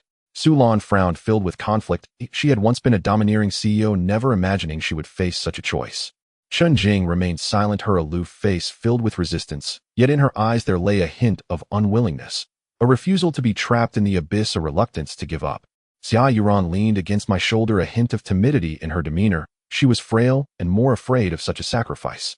Lin Wanqing lowered her head, her expression grave, lost in thought. Who would sacrifice? This became another difficult question. All four women had their pride and dignity. I truly could not bear to speak, asking any one of them to make such a sacrifice. But I also knew that to master the powerful skills and lead them out of the abyss, someone had to step forward, someone had to make a sacrifice. There was no other choice. After a long silence, Lin Wanqing finally lifted her head, her gaze firm as she looked at us, slowly speaking. How about this? We draw lots fair and square. Whoever draws the marked one will cultivate with Sango. Her voice was calm, yet carried a persuasive strength. This way no one will feel unfair. Oh, everything is left to fate. Upon hearing Lin Wanqing's words, the other three women raised their heads in agreement. Su Lan took a deep breath and nodded. All right, we will draw lots fair and square. Whoever draws it must accept. I looked at the four of them. At the determination and helplessness in their eyes, a complex emotion surged within me. All right, we will do as Wanqing says. We will draw lots fair and square. No matter who draws it, I will treat her well. I will not be brutal. Lin Wanqing stood up, walked aside, and found four identical leaves in size and shape. On one of the leaves, she gently scratched a mark with her nail. Then she crumpled the four leaves into a ball, placed it in her palm, gently shook it, and carefully laid it on the ground. Everyone will take turns to draw. Whoever draws the marked one will cultivate with Sinkhole, and no one is allowed to regret it. Sulan was the first to step forward, taking a deep breath, closing her eyes, and grabbing a leaf from the ground, clenching it tightly in her hand, her face filled with tension. Next, Qinjing approached calmly, picking up a leaf and holding it tightly, yet a hint of barely perceptible tension hid in her gaze. Then came Xia Yuran. She cautiously picked up a leaf, gripping it tightly, her body slightly trembling, clearly extremely anxious. Finally, only one leaf remained left for Lin Wanqing. She stepped forward, gently took that leaf, her face showing no signs of tension, only composure and determination. All right, let's all open them together, Lin Wanqing said softly, being the first to open the leaf in her hand. To everyone's shock, there was a clear mark on the leaf she held. The scene fell silent instantly. All eyes were fixed on Lin Wanqing. What would she do? Lin Wanqing looked at the leaf in her hand, her face showing no surprise, only a gentle smile as she fixed her determined gaze on me. It's me, Sinkhole, here to cultivate dual practice with you. At the moment the decision was made, by drawing lots, the air seemed to solidify. The calmness and determination on Lin Wanqing's face felt like a fine needle deeply piercing my heart. We did not act immediately, remaining silent, each burdened with our own thoughts. Until evening, Lin Wanqing stood up first, looking at me with calm eyes. Sinkhole, let's go to the pond to cultivate dual practice. It's secluded and quiet there, we won't be disturbed. I nodded without saying a word and followed her out of the camp. In the evening at the Sinkhole, the gentle breeze carried the fragrance of grass and trees, and the afterglow of the sunset shimmered on the pond's surface. The pond was secluded and tranquil, surrounded by dense wild grass and low shrubs that blocked all views, the most hidden place in the Sinkhole. Lin Wanqing walked ahead, her steps slow and heavy, her figure appearing particularly lonely, as if heading to an execution ground. I followed behind her, watching her back, feeling increasingly uneasy. Arriving at the pond's edge, Lin Wanqing paused slowly, turned around, her gaze falling on the dual cultivation secret manual. In my hand, a flicker of complex emotions flashing in her eyes. She took a deep breath as if making a monumental decision, and slowly raised her hand, beginning to remove her clothing. One by one her garments slipped from her body, falling into the grass, revealing her skin as pure as jade. The once dignified, serene, and lofty female mayor now shed all her pride and defenses, standing before me without any concealment. Her skin was delicate and smooth, glimmering faintly, her figure slender and upright, her curves gentle and captivating, resembling a meticulously carved white jade statue, flawless and devoid of any blemish. The afterglow of the sunset enveloped her, casting a soft halo over her, yet it could not conceal the loneliness and helplessness in her eyes. I held my breath, my gaze fixed on her, filled with both impulse and helplessness. At that moment, I saw tears slowly welling up at the corners of her eyes. One drop, then another, sliding down her smooth cheeks, falling into the grass, and also landing on the tip of my heart. Those tears contained no shyness, no complaints, only profound helplessness and resignation. She was the exalted female mayor. How could she sacrifice herself so humbly? How could she face the choices of fate so helplessly? But for all of us to escape the Sinkhole, she had no other choice. I gently stepped forward, my steps slow and heavy, each one feeling like a tread upon a knife's edge. Lin Wanqing looked up at me, her eyes filled with tears, yet she struggled to force a smile, reaching out to gently grasp the hem of my garment and began to undress me. Her fingers were slender and gentle, her movements quick. One by one my clothes were removed by her, falling to the ground. Together with her garments, they resembled two wilting petals, silently expressing the helplessness of this moment. After removing my clothes, she reached to undo my pants. I stood before her naked, gazing at her flawless body, feeling the warmth of her fingertips. A tumult of emotions surged within me, threatening to engulf me. I truly did not want to harm her in the practice of the divine skill, nor did I wish to tarnish this pure and noble body. My internal struggle intensified, three conflicting thoughts intertwining in my mind, pulling me in different directions. On one hand, I desperately wanted to cultivate the divine skill with her, to use this power to escape the Sinkhole and rescue everyone. On the other hand, faced with Lin Wanqing's beautiful and alluring body, I found it hard to control my instincts, a strong desire swelling within me, a primal reaction of a man that made me salivate, nearly causing me to lose control. Yet on the third hand, I constantly reminded myself that I must protect her, safeguard this woman who was prepared to make a huge sacrifice for everyone, and not tarnish her purity nor do anything that would betray her. I felt an inner turmoil as if countless voices were fiercely arguing in my mind. One urged me to seize the opportunity, cultivate the divine skill, and escape the sinkhole. Another reminded me to uphold my principles and protect those around me. Sweat instantly beaded on my forehead, sliding down my cheeks, dripping onto my chest, my whole body growing hot, and my hands and feet began to tremble slightly. I did not know how to choose. On one side was the freedom of everyone, on the other side was a woman's dignity and purity alongside my instincts and conscience. I bit my lip tightly, but the chaos within me remained uncalmed. I looked into Lin Wanking's tear-filled eyes at her flawless body, and the trust and hope in her gaze made my guilt and heartache increasingly intense. I cannot do this, absolutely not. Even if I were to be trapped in this sinkhole for a lifetime, I would never harm this innocent woman for the sake of my selfish desires or the so-called divine skill, nor would I trample upon her nobility and dignity. Finally, I overcame the desires and obsessions within me, suddenly turning around and rushing towards the pond. Splash! I jumped into the icy pond. The piercing cold water instantly engulfed me, extinguishing the heat and chaos in my heart and bringing me back to clarity. The cold water flowed down my hair and cheeks, gradually dissipating the heat throughout my body, calming the chaos in my mind, leaving only a firm thought: I cannot harm Lin Wanqing. Lin Wanqing was startled by my action, instinctively covering herself, her face filled with surprise. She quickly walked to the pond's edge, bent down to look at me, her voice trembling slightly. Sangyu, you're not practicing the divine skill anymore. You can't just give up like this. We finally have a hope of escaping the sinkhole. You can't give up halfway. I emerged from the water, wiping my face dry, looking at her tear-filled eyes, and saying, Sister Wanqing, I'm sorry, I cannot do anything that would harm you. I would rather be trapped in this sinkhole for a lifetime than tarnish or hurt you for the practice of divine skill. Hearing my words, Lin Wanqing trembled all over, and her tears burst forth. She could no longer hold back, crouching by the pond, covering her face with her hands, crying out loud. In her cries were grievances, comfort, liberation, and deep emotion. I quickly climbed out of the water, hurried to her side, and carefully wrapped my arms around her to shield her from the cool evening breeze. She leaned against my shoulder, crying heart-wrenchingly, as if releasing all the grievances, helplessness, and fears accumulated over these days. I gently patted her back, softly comforting her, and my own eyes instantly moistened, tears escaping and dripping onto her hair. We held each other tightly, crying uncontrollably by the secluded pond. There were no temptations of divine skills, no urgency to escape the sinkhole, only the mutual solace of two souls. After crying for a long time, our emotions gradually calmed down. Lin Wanqing leaned against my shoulder, her eyes still glistening with unshed tears, looking particularly fragile. The evening breeze grew cooler, and I instinctively held her tighter, softly saying, Sister Wanqing, it's getting cold. Oh, let's put our clothes back on so we don't catch a chill. I gently released her, turned to the grass, and carefully picked up my clothes, putting them on piece by piece. After putting on my clothes, I picked up Lin Wanqing's garments, gently brushed off the grass, and Dust walked to her side and said softly, Sister Wanqing, let me help you get dressed. Lin Wanqing looked up at me, her eyes still shimmering with tears. She nodded gently, without speaking, standing there obediently, allowing me to dress her. After dressing her, I took her pants, gently squatted down, and carefully helped her put them on. Sister Wanqing, I'm sorry for frightening and troubling you. Lin Wanqing looked at me, gently shaking her head. I'm not troubled, Sangyu. Oh, I don't blame you. Instead, I'm quite relieved that I did not misjudge you. She reached out her hand and gently grasped mine, her fingertips warm.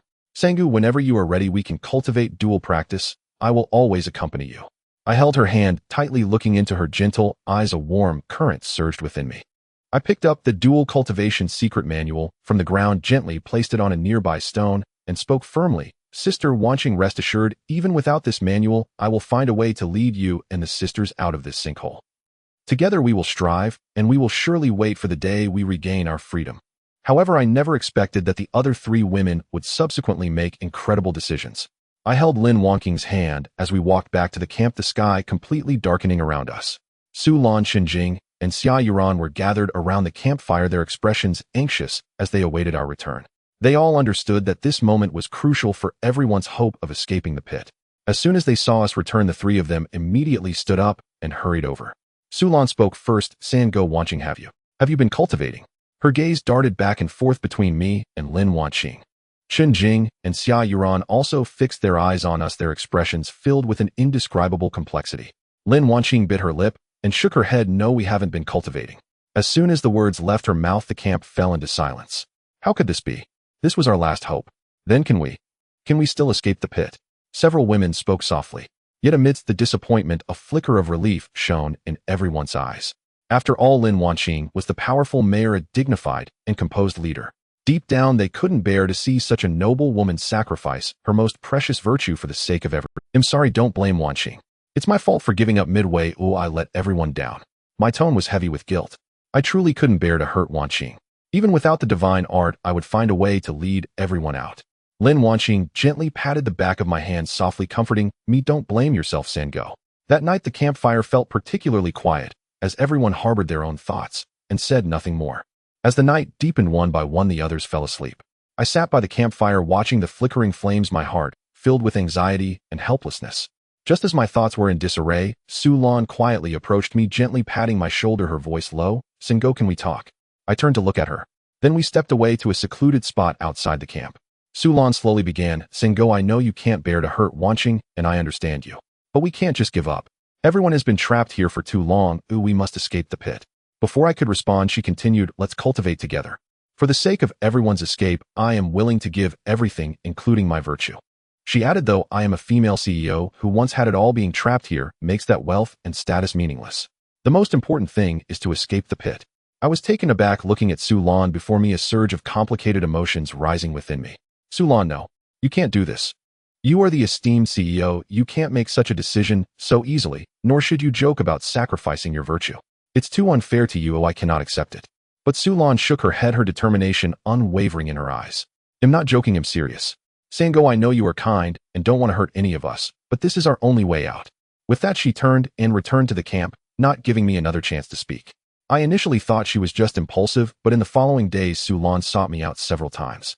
Each time she found me, she repeated the same words, her tone firm, insisting over and over that she was willing to make such a sacrifice for everyone. Seeing her determination, I felt increasingly troubled. On one side was her insistence, on the other was my inner line, and I fell into deep conflict. Sinkhole, tomorrow evening, let's meet by that secluded pond to cultivate together. It's quiet there, and we won't be disturbed. I silently nodded, my heart heavy with guilt and helplessness. The next evening I arrived at the pond as promised. The sunset's glow still bathed the water, sparkling with light, and the surrounding grass was lush. Su Lan had arrived first. She stood by the pond, her expression calm, holding the twin cultivation secret book, which she gently placed on a nearby stone. Seeing me approach, she took a deep breath as if making a tremendous decision, slowly raised her hand, and began to shed her clothing. The garments slipped from her body, falling into the grass, revealing her fair, smooth skin. Her skin was delicate and radiant, her curves exquisite, exuding a mature woman's allure and charm. The once domineering and forceful female, So now shed all her armor, standing before me, without any concealment, her eyes filled with determination. The twin cultivation secret book lay beside her, its pages slightly open, the words and suggestive illustrations clear. It seemed to urge us to follow the instructions within, to cultivate together, to achieve transcendent powers through the union of yin and yang, and then fly out of the pit to regain our freedom. I stood there gazing at her pure form, watching the determination in her eyes, my inner struggle surging once more. We slowly drew closer. Just as we were about to unite and begin cultivating according to the secret book's instructions, I suddenly looked down and saw tears streaming from the corners of Su Lan's eyes. One drop, then another. They slid down her smooth cheeks, dripping onto her chest, and also onto the tip of my heart. In that moment, I instantly understood. She was not willing, she was merely putting on a brave face, forcing herself to make such a sacrifice to allow everyone to escape the pit. Those tears concealed her unwillingness, her grievances, and her helplessness. How reluctant she was, how much she did not want to make such a sacrifice, yet for the sake of those around her, for the faint hope of freedom, she still chose to sacrifice herself. Su Lan, don't do this. Quickly put your clothes back on or we won't practice. I can't hurt you. Ooh, I absolutely can't. But Su Lan shook her head, her tears flowing even more fiercely, yet she still firmly said, no, Sinkhole, we can't give up. This rare opportunity must not be wasted. For everyone's sake, I must do this. You need to continue. Don't mind me. As she spoke, she reached out and grasped my arm, unwilling to let me stop. I looked at her tear-streaked face, still stubborn, feeling my heart ache even more. Unable to bear it any longer, I abruptly stood up, ready to turn and flee. I could not continue like this, not when it meant hurting this woman who was also willing to sacrifice everything for the sake of everyone. But just as I turned, Su Lan suddenly lunged forward, tightly grasping my feet, with an astonishing strength, refusing to let go. Sinkhole, don't run away. I'm begging you, let's continue. Is that all right? Her voice choked with emotion, tears falling on me, warm and burning. If we master the divine art, we can lead everyone out. I'm not afraid of sacrifice. Oh, I truly am not. I crouched down, my tone firm, yet pained. Su Lan, let go. This divine art is not worth practicing. Even if we remain trapped in the pit for life, I will never hurt you. I will never allow you to suffer like this. Freedom is indeed important, but your dignity and happiness are even more so. But Sulan still would not let go, crying as she urged me, Sinkhole, don't be foolish. This is our only hope. If we miss this chance, we will never escape the pit. I willingly accept this. Please don't refuse me, all right? We remained in this standoff, her grip tightening on my feet, tears streaming down her face. I stood there filled with guilt and helplessness, unsure of what to do. Just then a faint sound of footsteps approached. We instinctively looked over to see Lin Wanqing, Chenjing, and Xia Yuran standing by the grass nearby. They had clearly sensed something was amiss and had quietly followed us just in time to witness this scene. Lin Wanqing reacted first, quickly stepping forward. Upon seeing Sulan in tears, tightly holding my feet and glancing at the twin cultivation secret book and the clothes in the grass, she instantly understood everything. Her eyes instantly reddened. Sulan, why are you so foolish? Why do you have to put yourself through this? Chenjing and Xia Yuran also hurried over, their eyes filled with emotion and pain. Sulan, we know you are doing this for everyone, but we cannot let you make such a sacrifice for us. It's not worth it. As they tried to comfort Sulan, they carefully picked up the clothes from the grass and surrounded her, helping her get dressed. Sulan leaned against Lin Wanqing's shoulder and finally broke down in tears. Afterward, we returned to the camp. However, to my surprise, another woman quietly approached me, willing to sacrifice herself for the cultivation of the divine art. The atmosphere in the camp grew increasingly oppressive, with sorrow etched on everyone's faces. After the previous incident, Sulan had become much quieter, occasionally gazing at the top of the pit with a look of unwillingness in her eyes. Lin Wanqing remained calm, yet often stared blankly at the two secret texts, her brow furrowed. One day, the previously silent Xia Yuran suddenly approached me and whispered, Sinkhole, I've made up my mind. I want to cultivate dual practice with you. Upon hearing this, I was taken aback. Yuran, don't be foolish. You are a big star, so proud. How can you sacrifice your purity for this? Yet Xia Yuran shook her head, unwavering. I was once a star surrounded by countless halos, but those halos are worthless in this desperate situation. Sinkhole, you don't need to feel burdened. This is my choice. Let's meet by the pond tomorrow evening. I looked into her determined eyes, feeling a deep sense of guilt and heartache. Sinkhole, you don't need to feel burdened. This is my choice. Let's meet by the pond tomorrow evening. I looked into her determined eyes, feeling a deep sense of guilt and heartache. I wanted to refuse, but I didn't know how to begin. She was once a towering star, adored by many, standing under the spotlight, radiating brilliance. Now, for the sake of everyone's benefit, she was willing to sacrifice her most precious purity. This determination moved me profoundly and plunged me into deep conflict. The next afternoon, as the water tank at the camp was nearly empty, I picked up a bucket and headed toward the pond. Throughout the journey, my thoughts were chaotic, constantly replaying Xia Yuran's resolute figure from yesterday, my heart both anticipating and resisting. I hoped to master the divine skill and lead everyone out. What I resisted was that I didn't want to hurt this gentle and self-sacrificing woman. But when I arrived at the pond, the scene before me instantly froze me in place, shattering all my thoughts. Xia Yuran was already waiting there, completely naked, standing on the grass by the pond. The evening sun cast its rays upon her, enveloping her jade-like skin in a soft halo. Her figure was graceful with delicate curves, her skin smooth and flawless, resembling a white lotus blooming beside a serene pond, yet carrying a hint of deadly allure. Seeing me arrive, she showed no sign of shyness. Instead, she gently curved her lips into a warm and enchanting smile. Afraid of my rejection, she began to move gracefully, performing an alluring dance. Her movements were light and enchanting, her arms elegantly stretching, her waist slightly twisting. Each gesture exuded an indescribable charm and grace. With every smile and frown, her eyes sparkled with captivating emotions, filled with temptation, as if she intended to steal my very soul. I stood there frozen, my gaze locked onto her, unable to look away. Her dance was seductive, yet not vulgar, enchanting, yet not pretentious. The former high and mighty star had shed all her glory, enticing me in the most straightforward manner. A surge of intense desire suddenly welled up from my heart, spreading through my veins. I couldn't help but swallow hard, feeling a heat all over my hands and feet, beginning to tremble slightly. I knew clearly that she intended to use her beauty to attract me, to provoke my primal instincts, to cultivate dual practice with her master, the dual cultivation secret text, and then lead everyone out of the pit. At that moment, desire completely overwhelmed my reason. How I longed to rush forward, hold her tightly, possess her, and follow her wishes, to practice the secret text. At that moment, desire completely overwhelmed my reason. How I longed to rush forward, hold her tightly, possess her, and follow her wishes, to practice the secret text together and master the divine skill, leading everyone out of this dire situation. But just as I was about to lose control, my feet, moving involuntarily toward her, a glimmer of reason within me suddenly pulled me back. She was not willingly consenting, She was forcing herself, doing this only for everyone. I couldn't do this, couldn't let my primal desires or the so-called divine skill harm her or trample over her. I bit my lip hard, my nails digging deep into my palm, the pain bringing me back to clarity.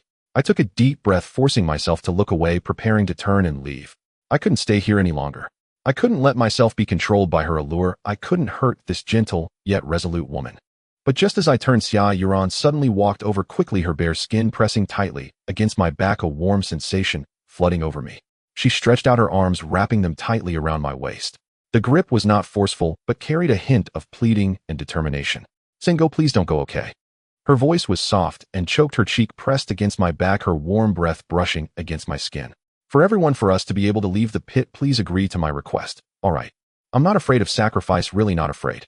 I became rigid. Held in her embrace, feeling her soft skin, I fell into a dilemma once again.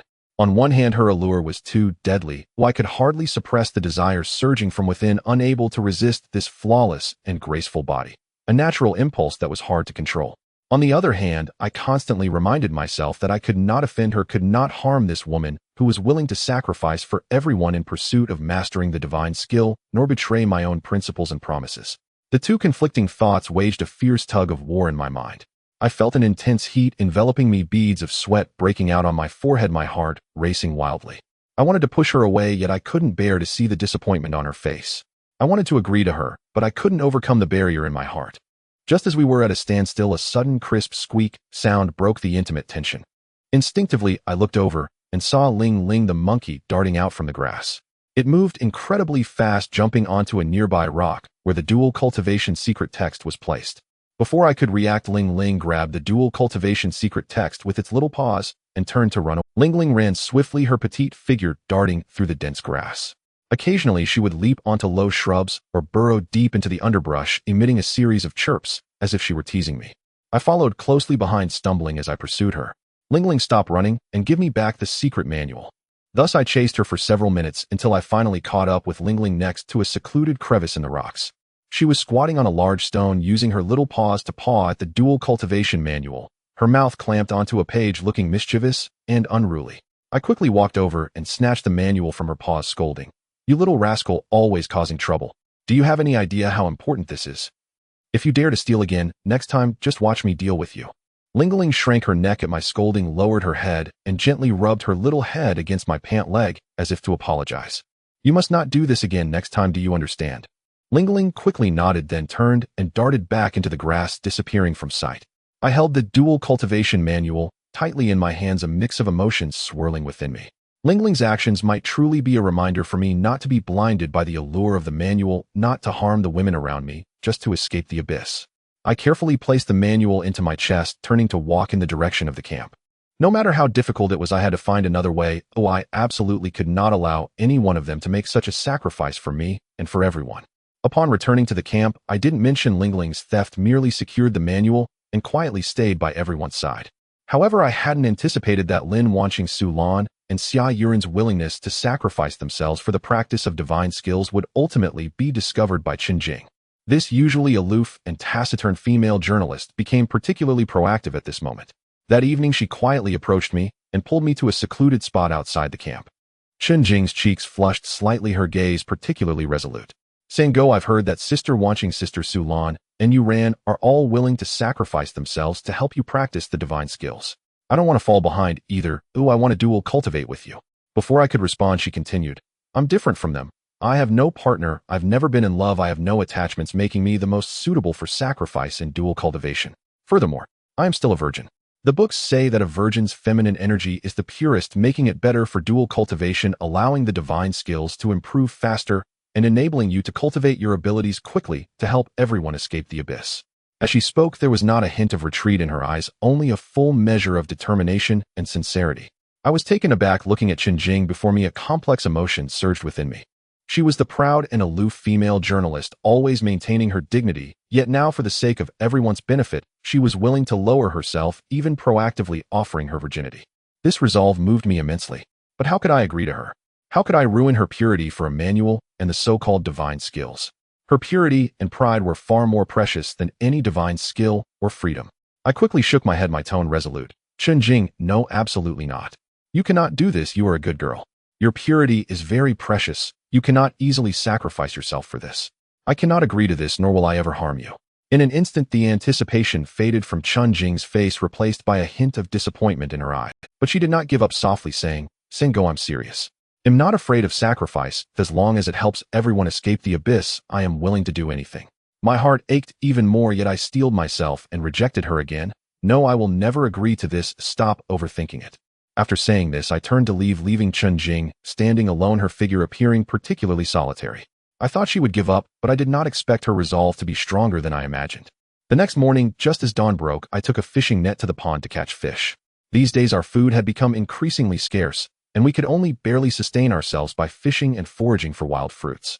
The air by the pond was particularly fresh, with morning mist swirling and the water shimmering with gentle ripples. I crouched by the pond, focusing intently on the water's surface, ready to catch fish. At that moment, I heard a faint sound of footsteps. I thought it was Lingling and didn't pay much attention. But the next second, a pair of soft arms suddenly wrapped tightly around my waist from behind. A warm sensation instantly enveloped me, accompanied by a faint fragrance. I stiffened all over, instinctively wanting to push her away, but I heard Chun Jing's gentle voice from behind. Sinkhole, please don't push me away, okay? Before I could react, her cheek pressed against my back, her warm breath brushing against my skin. Then she slightly stood on her tiptoes, her lips gently kissing my neck, then moving upward, fervently kissing my cheeks and forehead, each kiss filled with urgency and sincerity. That was her first kiss, tinged with a hint of innocence and clumsiness, yet filled with determination. Each kiss seemed to convey her resolve and sacrifice. I felt a surge of heat throughout my body, my mind blank. Feeling her warm lips and her tight embrace, a strong impulse surged within me. But I quickly snapped back to reality. Oh, I clearly understood that she was doing all this to entice me, to lure me into dual cultivation with her, to practice the dual cultivation manual and cultivate the divine skills to help everyone escape the abyss. For the sake of everyone's benefit, she was willing to sacrifice her most precious everything, willing to abandon her pride and aloofness. This noble character filled me with immense admiration, yet also deep concern. But I could not do this, absolutely not. I could not harm this woman who willingly sacrificed for everyone, nor could I tarnish her purity for my own instincts and the so-called freedom. I bit my lip hard, forcing myself to calm down. I suddenly reached out and gently pushed her away, saying, Chun Jing, stop this, please. I cannot harm you, we cannot do this. But Chun Jing seemed resolute, showing no sign of retreat. After being pushed away, she immediately lunged at me again, grabbing my clothes tightly with both hands, pulling and tugging, trying to remove my clothing. Her movements were urgent and clumsy, and she kept mumbling, Sinkhole, please don't reject me, I beg you. If we practice the divine skills, we can get everyone out.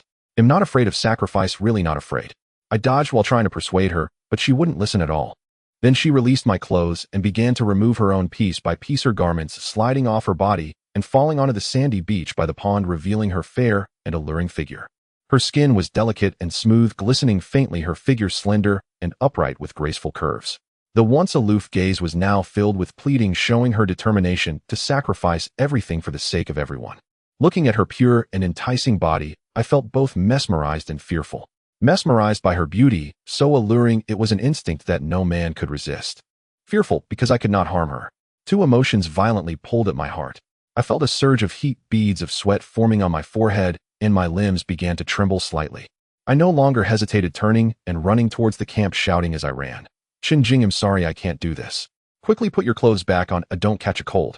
I dared not look back, afraid to see the disappointment in her eyes, afraid to see her standing alone on the beach.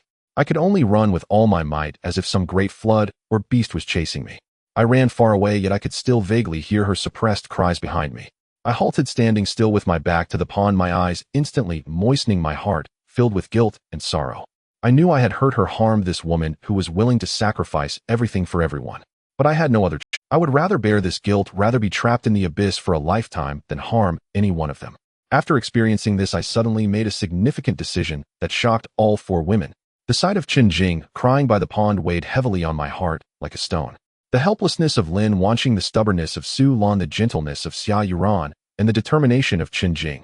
Each image flickered repeatedly in my mind. They sacrificed their pride and dignity to help me master the divine technique, and to lead everyone out of the abyss, willingly giving up their most precious chastity. Yet I could only refuse them time and again, disappointing them over and over. As I watched the four women beside me grow increasingly haggard, noticing the disappointment and unwillingness in their eyes, my resolve hardened. These two secret texts were not hope at all, but shackles that harmed. They put me in a dilemma, causing these sisters who fought alongside me to willingly sacrifice themselves. Such a hope was something I did not want nor could I allow. That afternoon, I found Lin watching Su Lan, Xia Yuran, and Xinjing. I took out the dual cultivation secret technique from my bosom and retrieved the inner workings of yin yang from a corner of the camp, placing both books on the ground with unwavering conviction in my gaze. Sisters, I have made my decision. I will burn these 2 books. My voice was heavy yet resolute as I scanned the 4 of them. These 2 books have caused great harm. For them, each of you must sacrifice yourselves. I would rather remain trapped in this abyss for a lifetime than allow you to suffer such indignities and make such sacrifices for me and the so-called divine technique. I paused before continuing. Moreover, none of us knows if we can truly master the divine technique by following the methods in these books. We may not be able to fly out of this abyss. If we fail and end up hurting you, then we would truly be worse off. With that, I picked up a nearby torch ready to bring it to the 2 books. But just as the torch was about to touch the pages, the 4 women suddenly rushed forward simultaneously, desperately trying to stop me. Sinkhole, don't burn it. Lin Wanqing was the first to reach out, gripping my wrist tightly. We cannot burn them. These 2 books are our only hope of escaping the abyss. If we burn them, we will truly be trapped here forever.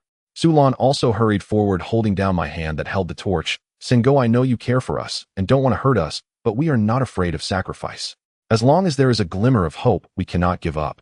You cannot be so impulsive. If you burn the books, we will truly have no way out. The 4 women surrounded me, desperately trying to block my way. Their hands gripped my arms and wrists tightly. Looking at their anxious expressions, the determination in my heart gradually gave way to pity and helplessness. Yet I still did not completely put down the torch. I truly could not bear to let them continue to struggle over these 2 books. At that moment, Lin Wanqing was the first to release my wrist, looking at me with firm eyes. Sinkhole, please don't burn the books. Just choose one of us 4 women to engage in yin-yang dual cultivation with you. No matter who you pick, that person will not hesitate, willingly sacrificing everything without regret. She paused, then continued. I was the first to propose drawing lots. If you choose me, I can do it at any time, even at the cost of everything. I am willing. As soon as she finished speaking, Su Lan immediately echoed. What Wanqing said is right. Sinkhole, don't burn the book. Out of the 4 of us, choose freely. If you pick me, I will not hesitate. I have said before that I am willing to give everything to help everyone escape the abyss. This has never been empty words. Xia Yuran also quickly tugged at my clothes. Sinkhole, I am willing too.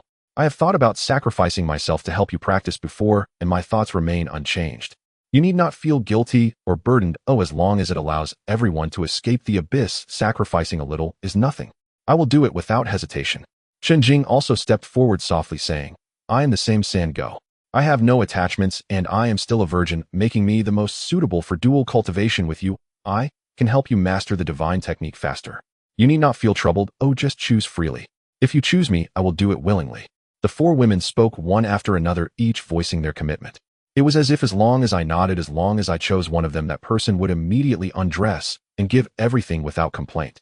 Seeing their determined expressions and hearing their unwavering promises, I could no longer hold the torch up. I slowly set down the torch. Lin Wanqing said, Sinkhole, we can choose not to practice and not to follow the methods in the books, but please do not let these 2 ancient books be lost. She paused before continuing. Although the methods recorded in these 2 books are unworthy of mention, they are remnants from ancient times and may still hold some value for future cultural studies and historical explorations. We can put them back in the iron boxes and bury them in the ground. That way we will not be tempted by them again, and we can preserve these 2 ancient books. After hearing Lin Wanqing's words, Su Lan, Xinjing, and Xia Yuran all nodded in agreement, their eyes full of support. Su Lan softly said, What Wanqing said is right. We can choose not to practice, but we cannot let these 2 books be lost. Burying them in the ground and never digging them up again is the best solution. Xinjing and Xia Yuran also gently nodded, echoing Su Lan's words. We found the 2 previous iron boxes, carefully placing the 2 secret texts inside, separately closing the lids and tightening the locks. Then we looked for a secluded spot near the camp to dig a pit for burial. We divided the work among ourselves. Su Lan and I were responsible for digging, while Lin Wanqing, Xinjing, and Xia Yuran cleared away the dirt and stones. However, after digging about 2 feet deep, suddenly an opening appeared below. This significant discovery shocked everyone. What happened? Everyone sensed something was wrong and quickly began to carefully clear the soil with their hands. As the dirt was gradually pushed aside, a dark hole slowly appeared before our eyes. The entrance was not large, and inside was pitch black and bottomless, with a faint cool breeze blowing out from the hole. We were all stunned. This is the entrance to a cave.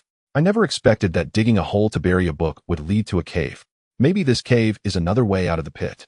The four women looked at the cave entrance, exchanging words filled with surprise and anticipation. The confusion and despair of the past few days seemed to be shattered by this sudden discovery. A glimmer of new hope quietly rose in our hearts. We fetched torches and began to bend down and crawl into the cave. Lin Wanqing exclaimed, "The bottom of this pit is actually a massive cave system, quite magnificent. In the future, when we get out of this pit, we must develop this place and create a scenic area, allowing more people to witness the wonders of nature. He'll invest 100 million. Su Lan quickly chimed in. I advised, let's not rush into development, we need to get out of here first. As I spoke, I raised the torch in my hand and took the lead into the depths of the cave. The four women closely followed behind me. The deeper we went, the more humid the air became, carrying a faint scent of moisture and earth.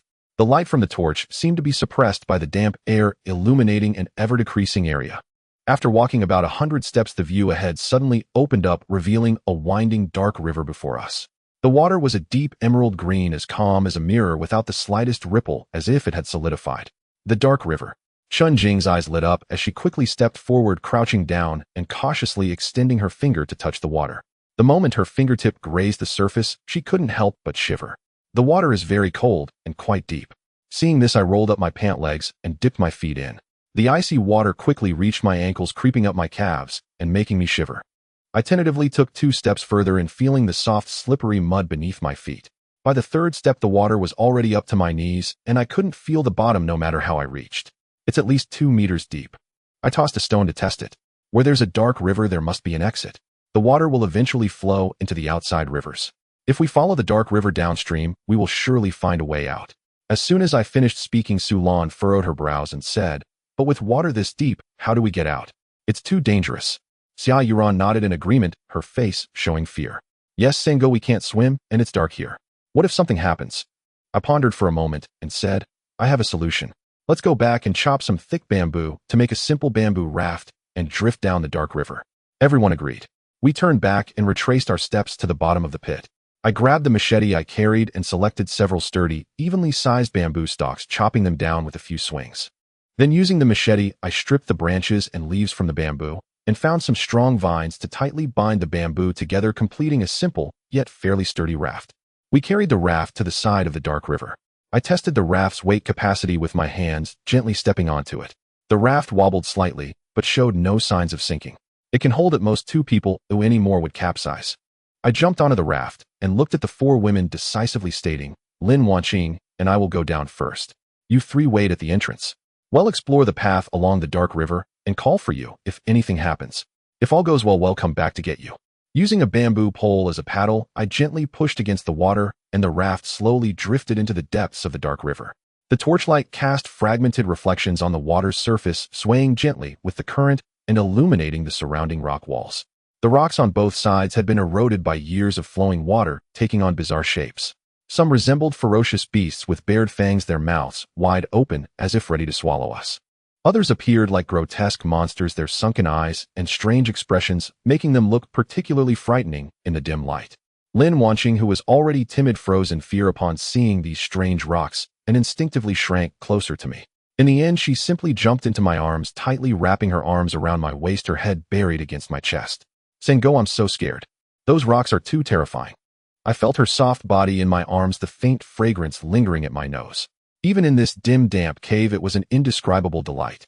My arms instinctively tightened around her, pulling her closer, and I could clearly feel her warm body heat seeping through the thin fabric along with the gentle beating of her heart. Each beat made my heart tremble slightly. I looked down at Lin Wanqing, whose face was pale and filled with fear, and a complex emotion surged within me. She had once been a high-ranking, powerful mayor, dignified and authoritative in her daily life. Yet at this moment, she resembled a frightened little kitten defenselessly nestled against me, exposing all her vulnerability. This stark contrast filled me with a sense of satisfaction in controlling everything, yet also inexplicably stirred a tinge of heartache. Wanqing, don't be afraid. I'm here. Those are just rocks, they won't move. The raft drifted slowly along the gentle current, and the surroundings were so quiet that only the sound of water flowing past the raft could be heard. Lin Wanqing gradually relaxed, leaning against me, gently rubbing her head against my chest, looking at me with soft eyes. Sango, with you here, I'm not afraid of anything. I raised my hand and gently patted her back, my palm touching her delicate skin. My fingertips involuntarily hesitated for a moment before slowly caressing her back a couple of times. I raised the torch a bit higher, trying to illuminate the surrounding environment. My gaze fell on her lowered eyelashes, watching as her long lashes fluttered slightly. A sense of ambiguous emotions quietly spread within me, and I nearly succumbed to the urge to kiss her, but forced myself to suppress it. The most important thing right now is to find the exit. Just as I was lost in thought, I suddenly felt the water flow becoming turbulent. The raft sped up uncontrollably, rushing forward. My heart sank. Oh no. I hurriedly tried to stabilize the raft, but the current was too strong, and at that moment I caught sight of several sharp rocks standing on the water's surface a short distance ahead, resembling a series of razor-sharp knives blocking our path. Oh no. Rocks ahead. I shouted urgently, quickly hugging Lin Wanqing tightly, trying to steer away from the rocks, but it was already too late. With a loud crash, the raft slammed into the rocks. Lin Wanqing and I had no time to react and fell directly into the icy, dark river. The frigid river water instantly engulfed us, causing me to cough repeatedly. To make matters worse, the torch in my hand also fell into the water. Sizzle, it extinguished. The surroundings were suddenly plunged into darkness where I couldn't see my own hand. What to do? Was there really no way out? The cold river water pierced through me like countless fine needles, leaving my entire body numb, and even my breath carried a bone-chilling coldness. I held Lin Wanqing tightly, my arms constricting around her, fearing that if I loosened my grip for even a moment, the rushing waters would sweep her away, and I would never get her back. Around me was an impenetrable darkness, not a glimmer of light, only the sound of rushing water in my ears. The river water surged into my mouth and nose, choking me painfully, while my chest felt as if a massive stone was pressing down on it, making it hard to breathe. Driven by instinct, I struggled wildly in the dark, my feet kicking against the icy river, trying to find something to grab onto. But all around were endless water and smooth rock walls, and I couldn't even touch a stone to leverage myself. The current grew fiercer, like an invisible hand dragging us deeper into the cave. That feeling of helpless despair slowly consumed my mind. Lin Wanqing clung tightly to my waist, her cheek pressed against my chest, tears mingling with the river water continuously streaming down. Her body trembled like a leaf in the wind, her voice filled with heart-wrenching fear, crying intermittently, "Sinkhole, I'm so scared. Are we going to die here?" Her sobs felt like a blunt knife, repeatedly cutting at my heart. I gritted my teeth, forcing myself to calm down. Even though a hint of despair rose within me, I dared not show it. I was her support. I couldn't falter, and I couldn't let her lose hope. I lowered my head, gently resting my chin on the top of her head. "Don't be afraid, Wanqing, I'm here. I will definitely keep you safe, or we will get out of here." Yet even I felt a lack of conviction in those words. The darkness was boundless, and the rushing waters were unpredictable. We were like two rootless floating weeds drifting aimlessly in the shadowy river. I had no idea what awaited us ahead. Was it an exit or a deeper abyss? I couldn't help but question myself. Was I really destined to perish here in this life? Was I really going to be buried alongside this once mighty female mayor in this pitch-black underground cave? As soon as this thought surfaced, I forcefully suppressed it. No, I couldn't just give up like this. I still had Su Lan, Xia Yuran, Shenjing, and the others waiting for me. I had promised to take them out of the pit. I couldn't go back on my word. Just when I was about to collapse, my hand suddenly brushed against a floating object. It was a bamboo raft. Wanqing, grab it. A surge of joy filled my heart, as if I had grasped the last straw of hope. With all my strength, I pulled the bamboo raft close, holding Lin Wanqing tightly with one arm, while grasping the raft with the other, ensuring it wouldn't be swept away by the current. The bamboo raft swayed in the water, carrying us away. But at least we no longer had to struggle desperately in the water, preventing ourselves from drowning. Lin Wanqing's sobs had eased slightly, yet she still clung to me tightly, her body continuing to tremble.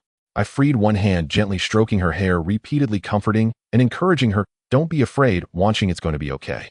There is likely an exit ahead. Perhaps we can reach the outside world." Hearing my words, Lin Wanqing's emotions gradually stabilized. "Sango, I believe in you. I will follow you. As long as I am with you, I won't be afraid." My heart warmed, and I tightened my embrace around her. We held each other like this, lying on the makeshift bamboo raft, drifting in the pitch-black, shadowy river. I didn't know how much time had passed. Each second felt exceptionally long. The only sound was the rushing of water, and the surroundings remained in endless darkness, as if it would never end. After drifting for over 20 minutes, just as I was about to lose patience with the endless darkness and cold, Lin Wanqing suddenly tugged at my sleeve, gently, her voice filled with a hint of surprise. "Singo, look, there's light ahead. There's brightness." I looked up, and indeed there was light ahead. In that moment we saw hope. At the end of the darkness, a faint glimmer of light appeared. "It's the exit. Wanqing, that's the exit." I quickly adjusted my posture and gently stirred the water with my hand, steering the bamboo raft towards the light. The closer we got to the light, the clearer it became, while the water flow grew more turbulent. In the distance, the roar of a waterfall could be faintly heard. I was taken aback. The exit of this dark river was likely situated atop a cliff. We had to get ashore immediately, otherwise we would be swept off the cliff and shattered to pieces. Feeling a tightness in my chest, I quickly embraced Lin Wanqing.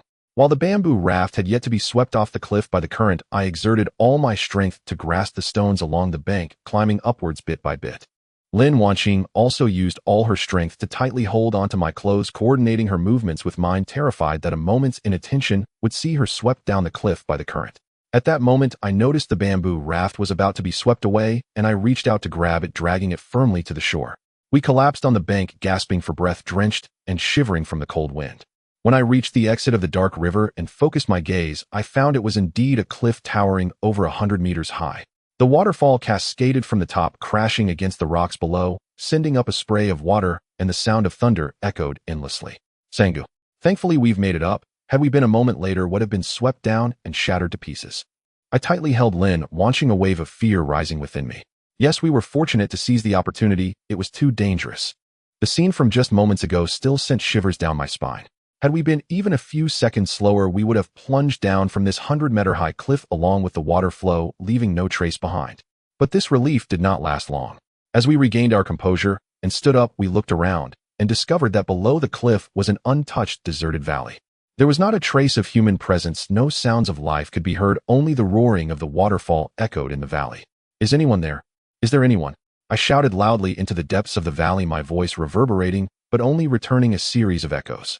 Lin Wanqing joined me in calling out, but no matter how loudly we shouted, the surroundings remained eerily silent. The hope that had ignited in our hearts when we first saw the light in the darkness burned bright, like a fierce fire, illuminating all our despair. Yet now, gazing at this boundless primitive valley and feeling the deep penetrating silence, that flame of hope was instantly doused with a bucket of cold water. We had barely escaped from the dark river, thinking we would find hope, only to unexpectedly fall into another. This deserted valley might very well be isolated, like a sinkhole with no response to our cries for help. Lin Wanqing tightly gripped my hand, her eyes filled with disappointment, her eyelids reddening once again. Sangu, are we? Are we trapped again? Don't lose heart, Wanqing. Since we managed to escape from the dark river, we will definitely find a way out. Let's keep searching, there must be a way. Sangu, are we? Are we trapped again? Don't lose heart, Wanqing. Since we managed to escape from the dark river, we will definitely find a way out. Let's keep searching, there must be a way. The hope that had just been ignited was cruelly extinguished, and the drop from the clouds to the abyss felt more painful than ever. At that moment, Lin Wanqing suddenly thought of a solution. Sangu, I have an idea. Oh, we can go down. We can make a rope over 100 meters long and lower it down this cliff. That way we can reach the bottom of the valley and then find a way out from there. We are bound to find signs of life. Yes, this plan is feasible. Let's head back now and quickly make the rope. But before long, our excitement faded, and we both frowned simultaneously. With no torches left, darkness enveloped us. The biggest challenge arose: how do we return to the sinkhole? I stood up and looked around. The cliffside was bare, with only the stark rock walls, and I couldn't find anything to provide light. How can we walk in the Yin River without a torch? Lin Wanqing frowned and remained silent for a moment, then said, Sinkhole, there's no other way. We can only rely on the memory of our path to return in the dark. The route we drifted earlier wasn't too winding. I could vaguely remember some distinctive rock formations. As long as we proceed slowly, we should be able to find the entrance back. All right, well, go together. May the heavens protect us. Saying this, I supported her and carefully sat on the bamboo raft. The raft swayed gently on the water's surface as I steadied myself, gripping the bamboo pole tightly, and slowly paddled deeper into the cave. This was the path we took to arrive here, the only route back to the pit.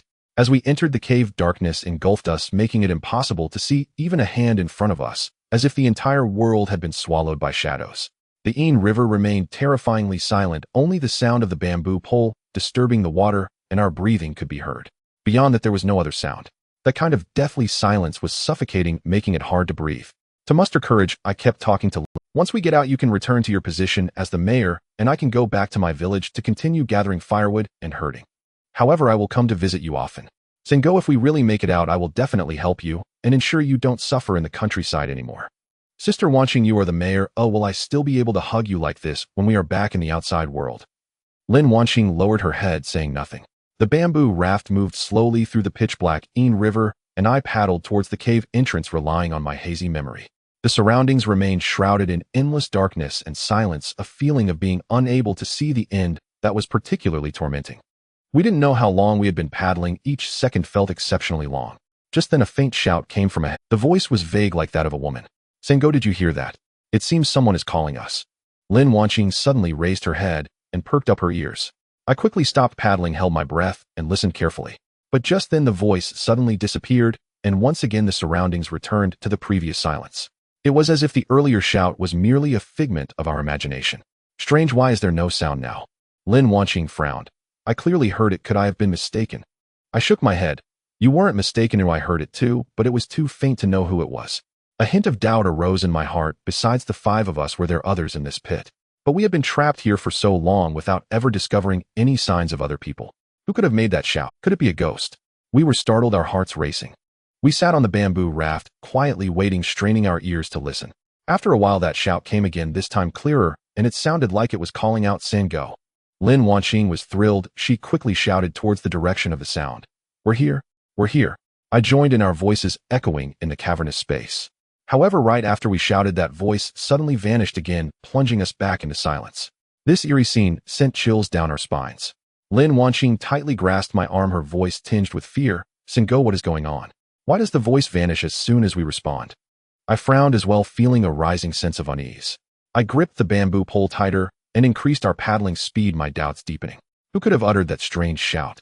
We continued paddling along the Ain River for about 10 more minutes. Just as we were about to lose patience, a faint glimmer of light appeared ahead. Though the light was weak, it stood out in the boundless darkness like a spark of salvation. There's light, Lin Wanqing shouted excitedly. I felt a surge of joy and hurriedly paddled toward the light. As we got closer, the light became clearer, and indeed we saw Su Lan and Chen Jing standing at the cave's entrance holding torches. Su Lan, Chen Jing, we're here, I shouted at them. Upon hearing our voices, Su Lan and Chen Jing turned and saw us on the bamboo raft waving their hands. Sinkhole, Sister Wanqing, you finally returned. We were almost worried sick. As the bamboo raft reached the shore, Su Lan and Chen Jing quickly reached out to pull us up. Su Lan looked us up and down, seeing us soaked and in disarray, her eyes slightly reddening. It's good that you're safe. Oh, we thought something had happened when you didn't come back for so long. Chen Jing wanted to go in to find you, but I stopped her, fearing she would also get trapped inside. Chen Jing nodded in agreement, her tone filled with lingering fear. Yes, we waited at the cave entrance for almost 2 hours without seeing you. We were so anxious. Thankfully, you returned safely. By the way, where is Yuran? I looked around, not seeing Xia Yuran, and couldn't help but ask. Su Lan smiled. Don't worry, Yuran is fine. She went back to the camp first, saying she wanted to prepare a barbecue and wait for us to return together to eat. Hearing this, we all breathed a sigh of relief. We then walked together towards the campsite at the bottom of the pit. Su Lan and Chen Jing held the torches, leading the way, while I supported Lin Wanqing from behind. Along the way, we talked about the strange shout we encountered in the Ain River. Su Lan and Chen Jing frowned, looking puzzled. A shout. We didn't call for you. Could there be other people in the pit? This question lingered in each of our minds. Yet I didn't ponder it further, focusing on returning to the camp to reunite with Xia Yuran and discuss making ropes. But when we arrived at the campsite, we were taken aback.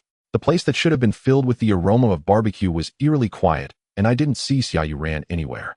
Yuran, Xia Yuran. Su Lan was the first to call out, her voice echoing at the bottom of the pit, but received no response. We exchanged glances, unease creeping into our hearts. I hurriedly quickened my pace, heading to the center of the campsite. The barbecue grill was still there, the charcoal nearly extinguished, and some clean meat was set aside, yet Xia Yuran was nowhere to be found. Yuran, where are you? If you hear me, respond. I shouted loudly, but still received no answer. Lin Wanqing, Su Lan, and Chen Jing also called Xia Yuran's name repeatedly. The campsite was empty, without signs of struggle, nor any clues left by Xia Yuran, as if she had vanished into thin air. Our expressions turned grave, a deepening sense of unease settling in. Where had Xia Yuran gone? Alone in this pit, could she be in danger? Was there a connection between the strange shout we heard in the Ain River and her disappearance? Yuran, Xia Yuran. I shouted hoarsely in every direction of the pit, my voice cracking. Again and again, yet the only response we received was the empty echo. Su Lan frowned, her expression grave. Yuran is so timid, she wouldn't dare to wander far alone. Could she have encountered some danger? We split into 2 groups. I took Lin Wanqing to search the bamboo forest on the east side of the pit, while Su Lan and Chen Jing headed towards the rocky wall on the west side. The bottom of the pit was not small, filled with weeds, loose stones, and dense woods. We walked carefully, parting the waist-high grass to check every hidden corner. Even the crevices were not overlooked. We searched for over half an hour, practically turning the bottom of the pit upside down, yet we never found a trace of Su Lan and Chen Jing returned, both their faces marked with fatigue and disappointment. We can't find her. We've searched everywhere without a trace. Where could she have gone? Could it be She accidentally fell into some concealed cave. The terrain at the bottom of this pit is complex with many hidden funnels and crevices. If one isn't careful, it's easy to slip in. As soon as Chunjing said this, our hearts sank. Indeed, there were many such spots at the bottom of the pit, and we were always particularly cautious. Lin Wangqing's tears fell uncontrollably as she choked out. What should we do? We must keep searching, or we cannot give up on Yuran. Just as we fell into despair, a small figure suddenly darted out from the bamboo forest. It was the monkey. Ling Ling, do you know where Yuran is? Are you going to lead us to her? I quickly asked. Ling Ling seemed to understand my words, nodding vigorously, tugging at the corner of my clothes, and ran towards the funnel on the north side of the pit. It ran quickly, occasionally looking back and chattering to urge us on. Quick, follow Ling Ling. It must know Yuran's whereabouts. I felt a surge of joy and hurried. After running for about 10 minutes, we arrived at a concealed funnel. This funnel was hidden deep within the bamboo forest, approximately 2 meters in diameter, surrounded by weeds and low shrubs, nearly impossible to notice without close inspection. We hurried over, crouched at the edge of the funnel, peering down cautiously. The funnel was not too deep, about 5. We hurried over, crouched at the edge of the funnel, peering down cautiously. The funnel was not too deep, about 5 or 6 meters. At that moment, a faint cry for help drifted up from the bottom of the funnel, fragmented. Help! Help! It's Yuran. Lin Wangqing was the first to react, her voice trembling with excitement. Yuran, don't be afraid. Oh, we will rescue you right away. I listened closely to the voice from the bottom of the funnel and examined its structure, suddenly realizing, so this funnel connects with the Yin River we encountered earlier. The strange cries we heard in the Yin River could very likely have come from Yuran calling from here. Sinkhole, hurry, let's rescue Yuran. Sulan said urgently, reaching to climb down, but I stopped her. No, the walls of the funnel are very smooth and covered in moss, making it easy to slip. You wait here, I'll go down to rescue her, and you'll assist me from above. Saying this, I took out a rope. I tied one end securely to a nearby tree, while holding the other end tightly in my hand, carefully climbing down the wall of the funnel. Indeed, the walls of the funnel were very smooth. My feet slipped occasionally, and I could only move down inch by inch, taking every step with extreme caution, fearing I might fall. Sinkhole, be careful, Lin Wangqing shouted anxiously. After climbing about 5 meters, I finally saw Xia Yuran crouching at the bottom of the funnel. She was curled up in a corner, her face pale, hair disheveled, and her body caked with dirt, looking extremely disheveled. Yuran. I called her softly.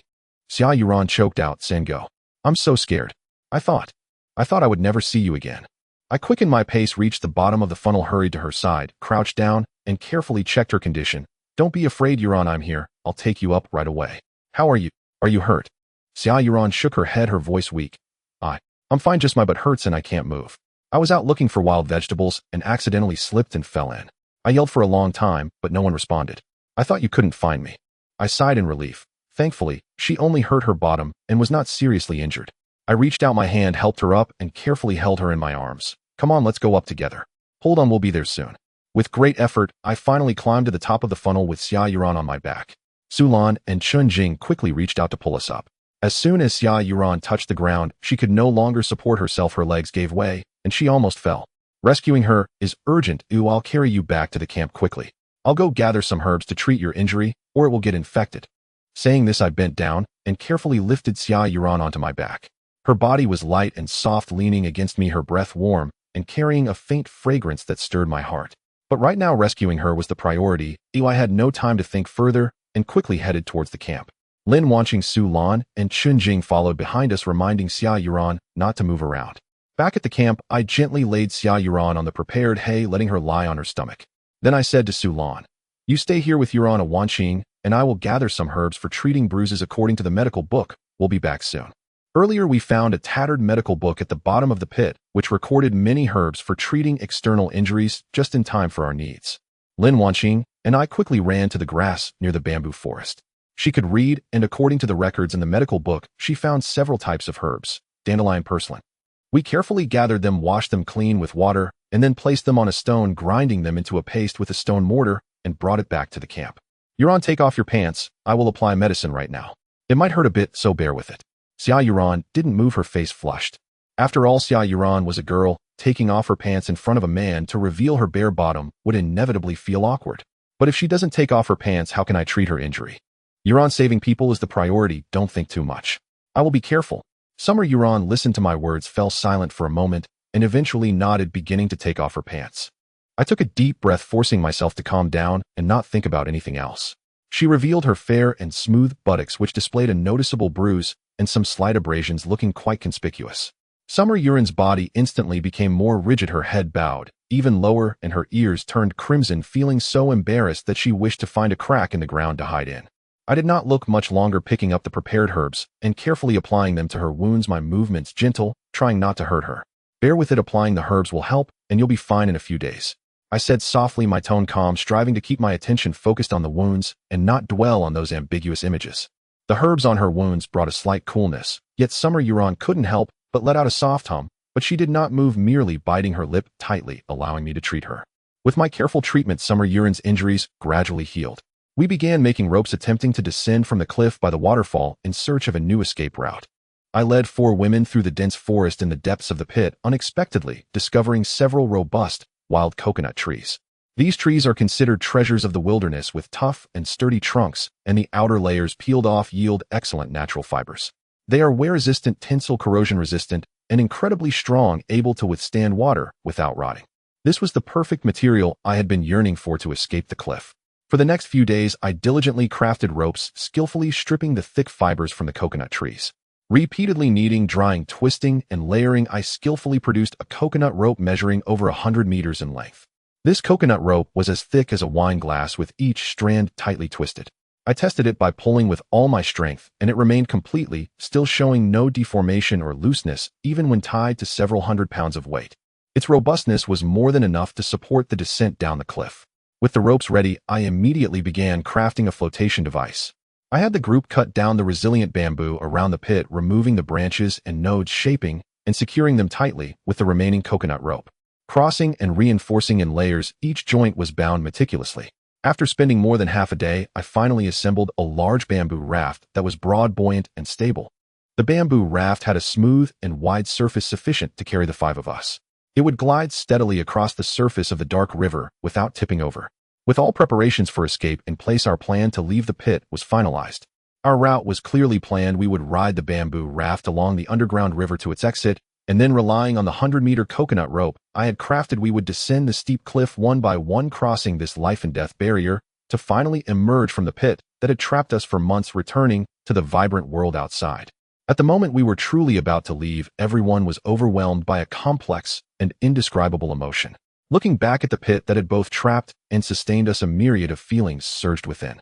Here, the once proud female mayor willingly offered to massage my back. The billionaire female CEO bent down to rub my feet. The glamorous starlet only sought a meal, while the aloof female reporter only desired a place to stay.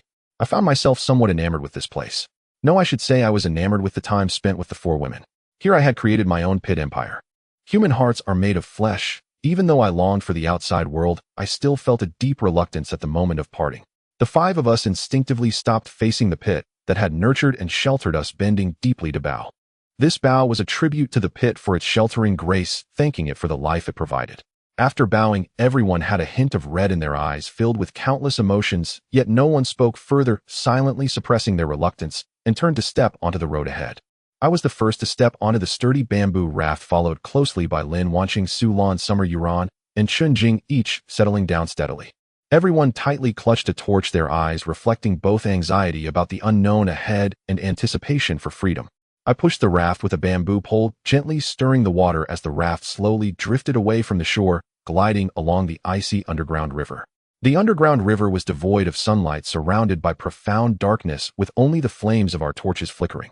There was silence between us, only the soft sound of the bamboo pole breaking the water. We journeyed for over 20 minutes when a distant sound of roaring water began to echo, growing louder as we advanced, vibrating our eardrums.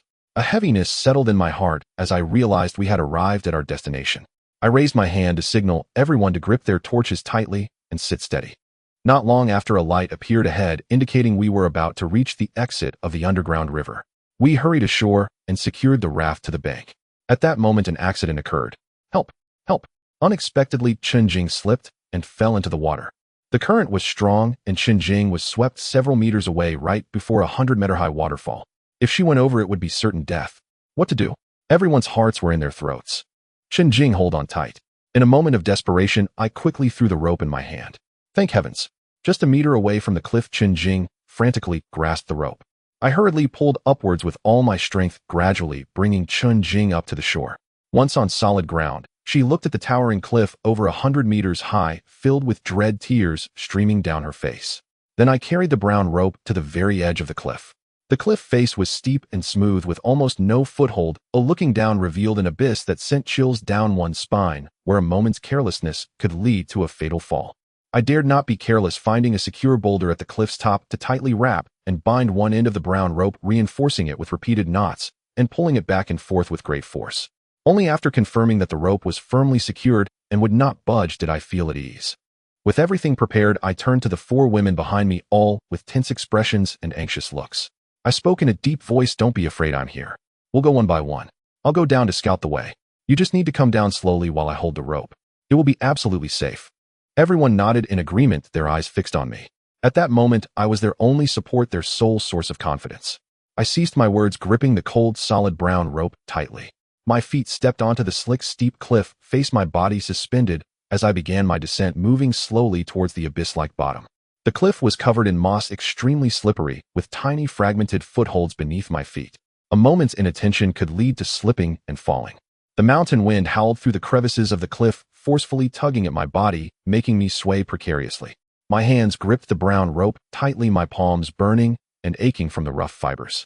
With every step down, I had to ensure my foothold was secure before slowly releasing the rope. The descent was treacherous. Several times I slipped on moss, my foot briefly losing contact, making me dangle in free fall. On a few occasions, I almost lost grip on the rope as it slipped slightly from my hands, causing my body to sway dangerously in midair. Below was an unfathomable abyss. A moment's relaxation or a slip could result in a shattering fall with no remains left.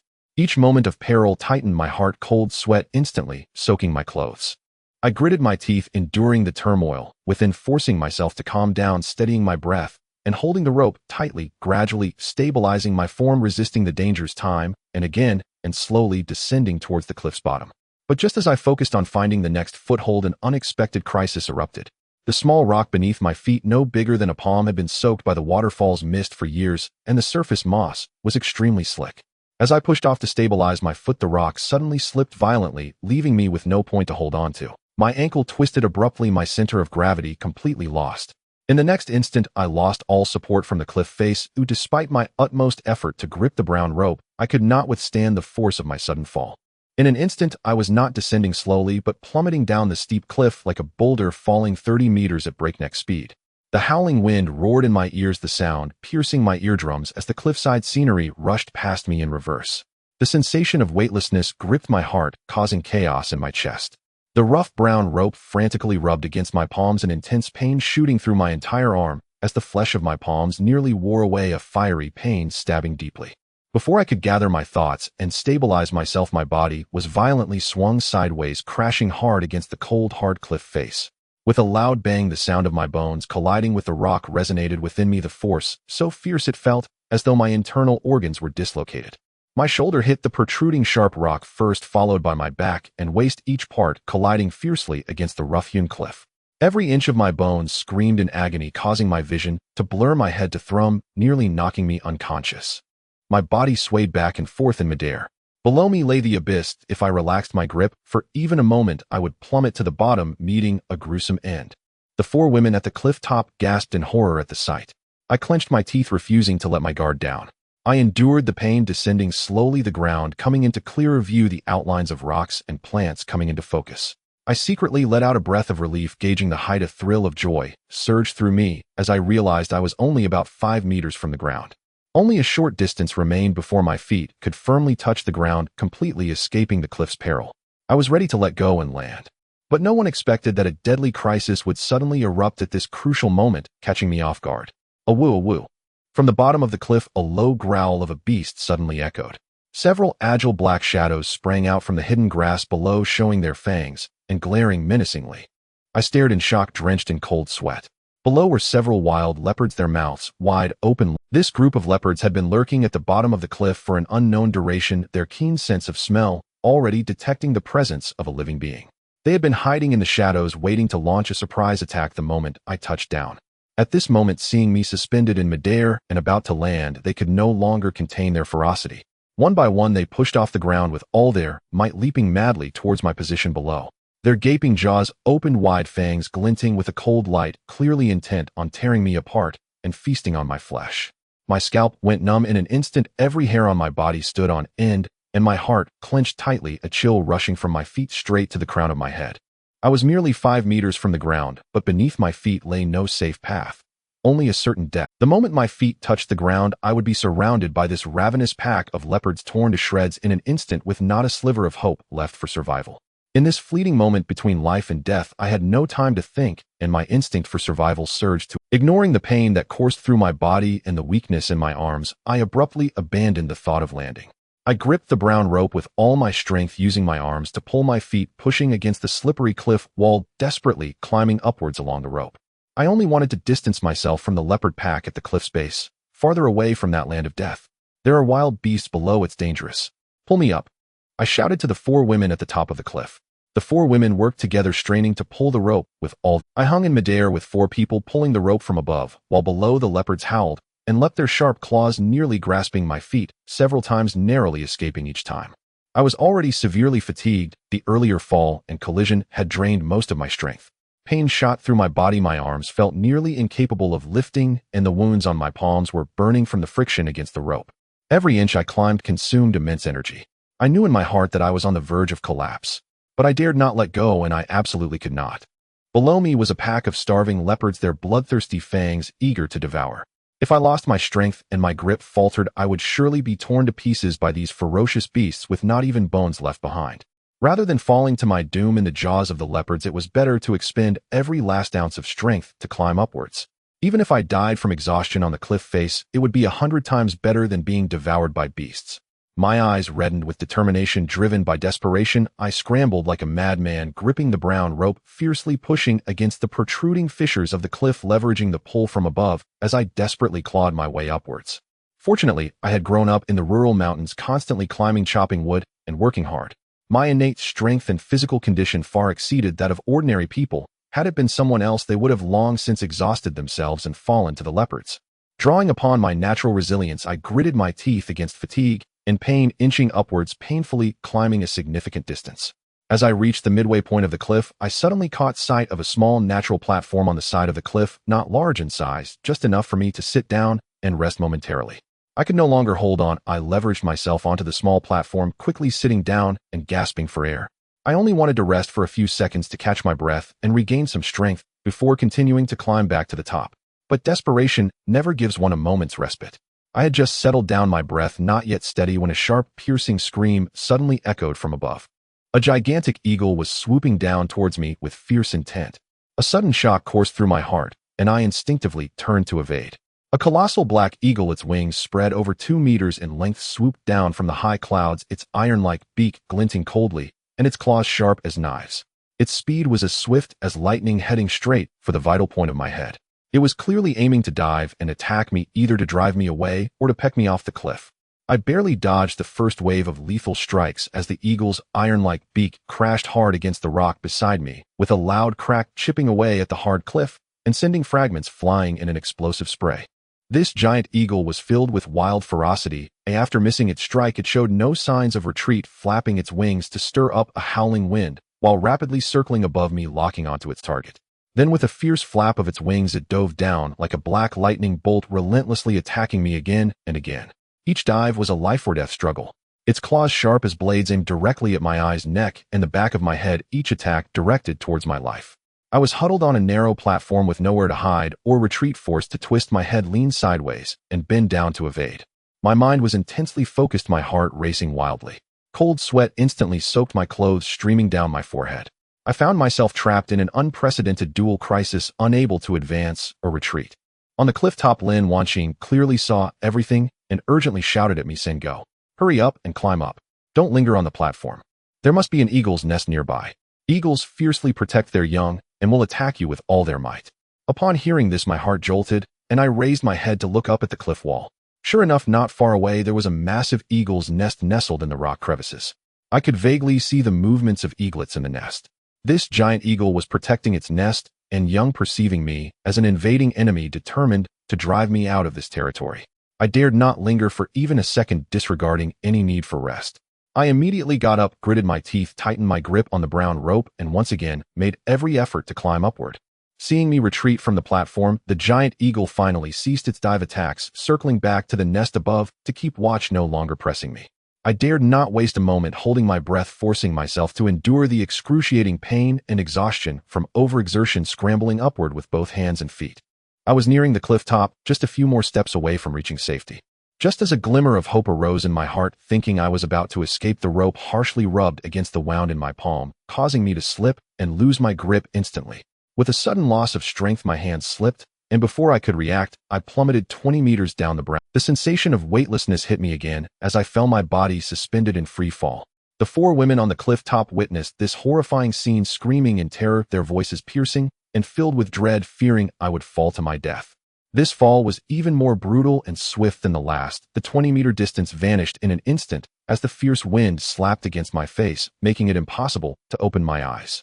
My palms were already raw and bloodied, and with the sudden slip the flesh was torn apart by the brown rope, blood flowing down the rope, slick and sticky, making it impossible to maintain any grip. The inertia of the fall strained my arm joints painfully, as if they would dislocate at any moment. My body swung violently in midair, swaying precariously. Pull up quickly.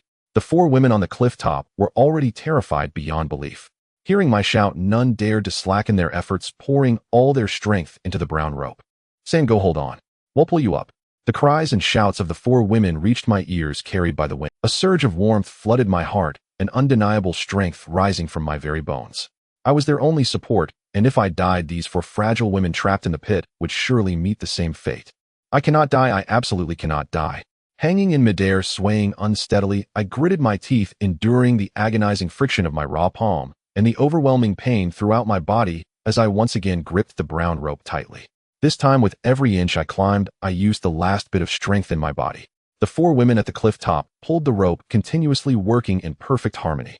The howling wind, the cries of the eagle, and the roars of leopards filled the air, and in this life-and-death struggle, I moved inch by inch toward the light of survival at the cliff top, laboriously advancing.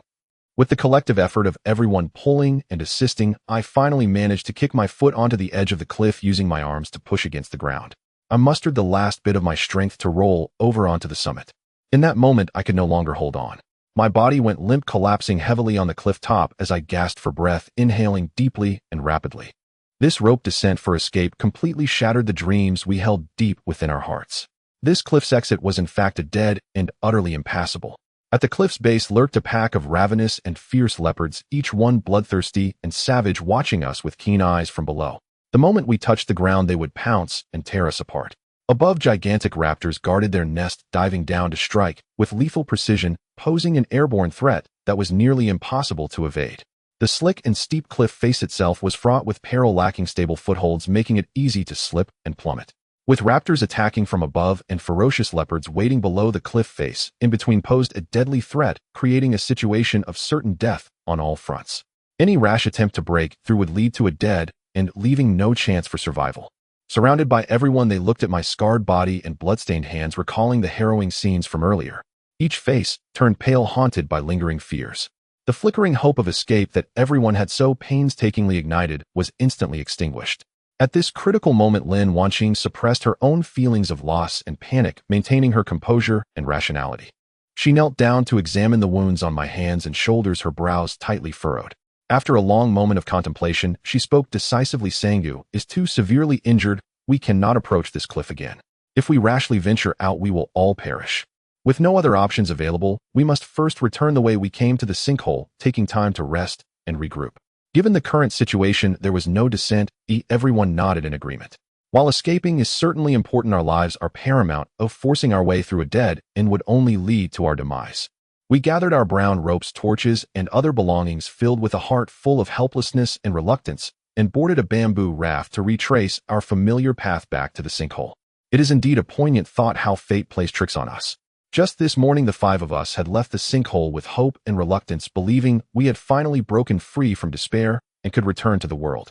None of us anticipated that in just half a day's time, after enduring multiple life and death dangers and narrowly escaping, we would find ourselves back where we started, unable to find a way out, returning with dust-covered faces and heavy hearts to the prison of the sinkhole.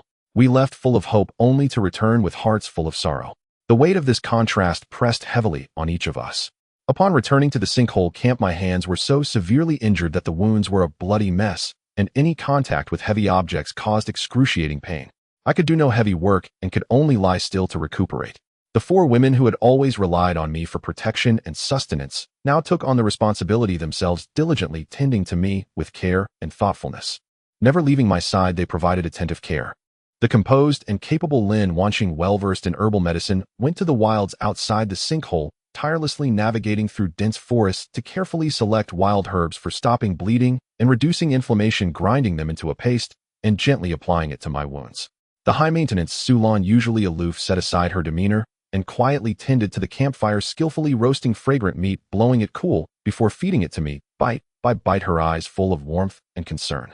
The beautiful actress Xia Yuran, with her thoughtful and caring nature, stayed by my side throughout, occasionally wiping the cold sweat from my forehead, softly soothing my emotions, patiently accompanying me and taking care of my daily needs. The aloof journalist Chen Jing busily attended to various tasks, fetching water, passing items, organizing the camp, making sure everything was in order.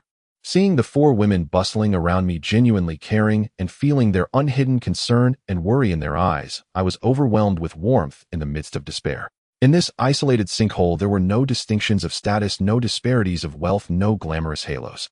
Only the genuine bond of relying on each other and sharing hardships. In the past, I had fought to protect them. Now injured and weak, they were the ones looking after me with such care. This bond of friendship became all the more precious in this dire situation. As I settled down to rest and recuperate, a sense of endless confusion and melancholy inevitably welled up within me. We had been trapped in this sinkhole for several months, and in our desperate attempts to escape, we devised and tried numerous escape plans. We explored countless corners of the sinkhole, attempted water routes, rappelled down cliffs, trying every conceivable method, but in the end, each time we came up empty, hitting dead ends with no path leading to the outside world. With no hope of escape and no way to break through, I lay by the campfire, gazing at the narrow sky above the sinkhole, looking at the four women silently guarding me by my side, and I couldn't help but feel a twinge of sorrowful doubt. Were we five people destined to be forever trapped in this isolated sinkhole, never to return to the world? Just as we were filled with confusion, no one could have predicted that next the monkey Ling Ling would return to the sinkhole, bringing us new hope. Under everyone's careful care, my injuries gradually healed. The oppressive gloom that had lingered for days weighed heavily on the hearts of the five of us.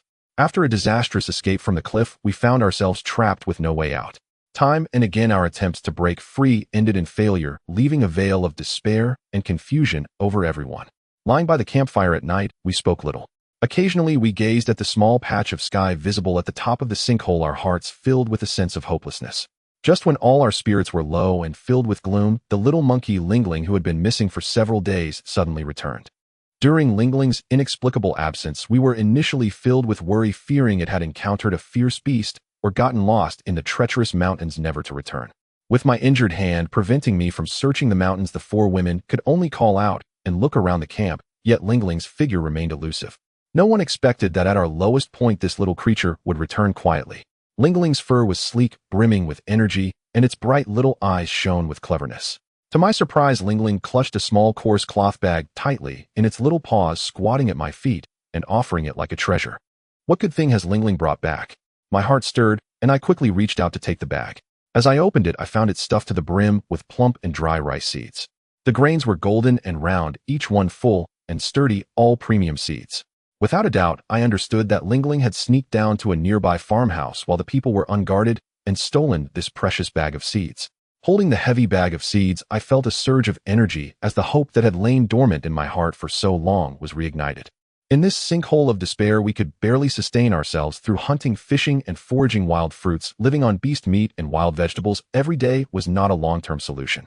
Facing the rainy season floods or the cold winter with disrupted hunting, we could easily starve or freeze with no guarantee of survival. But now with these seeds, everything changed.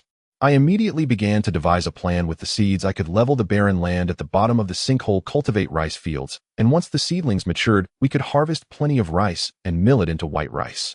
At that time, we would be able to eat fragrant rice every day, no longer gnawing on beast meat or chewing wild fruits, bidding farewell to the days of feasting one moment and starving the next.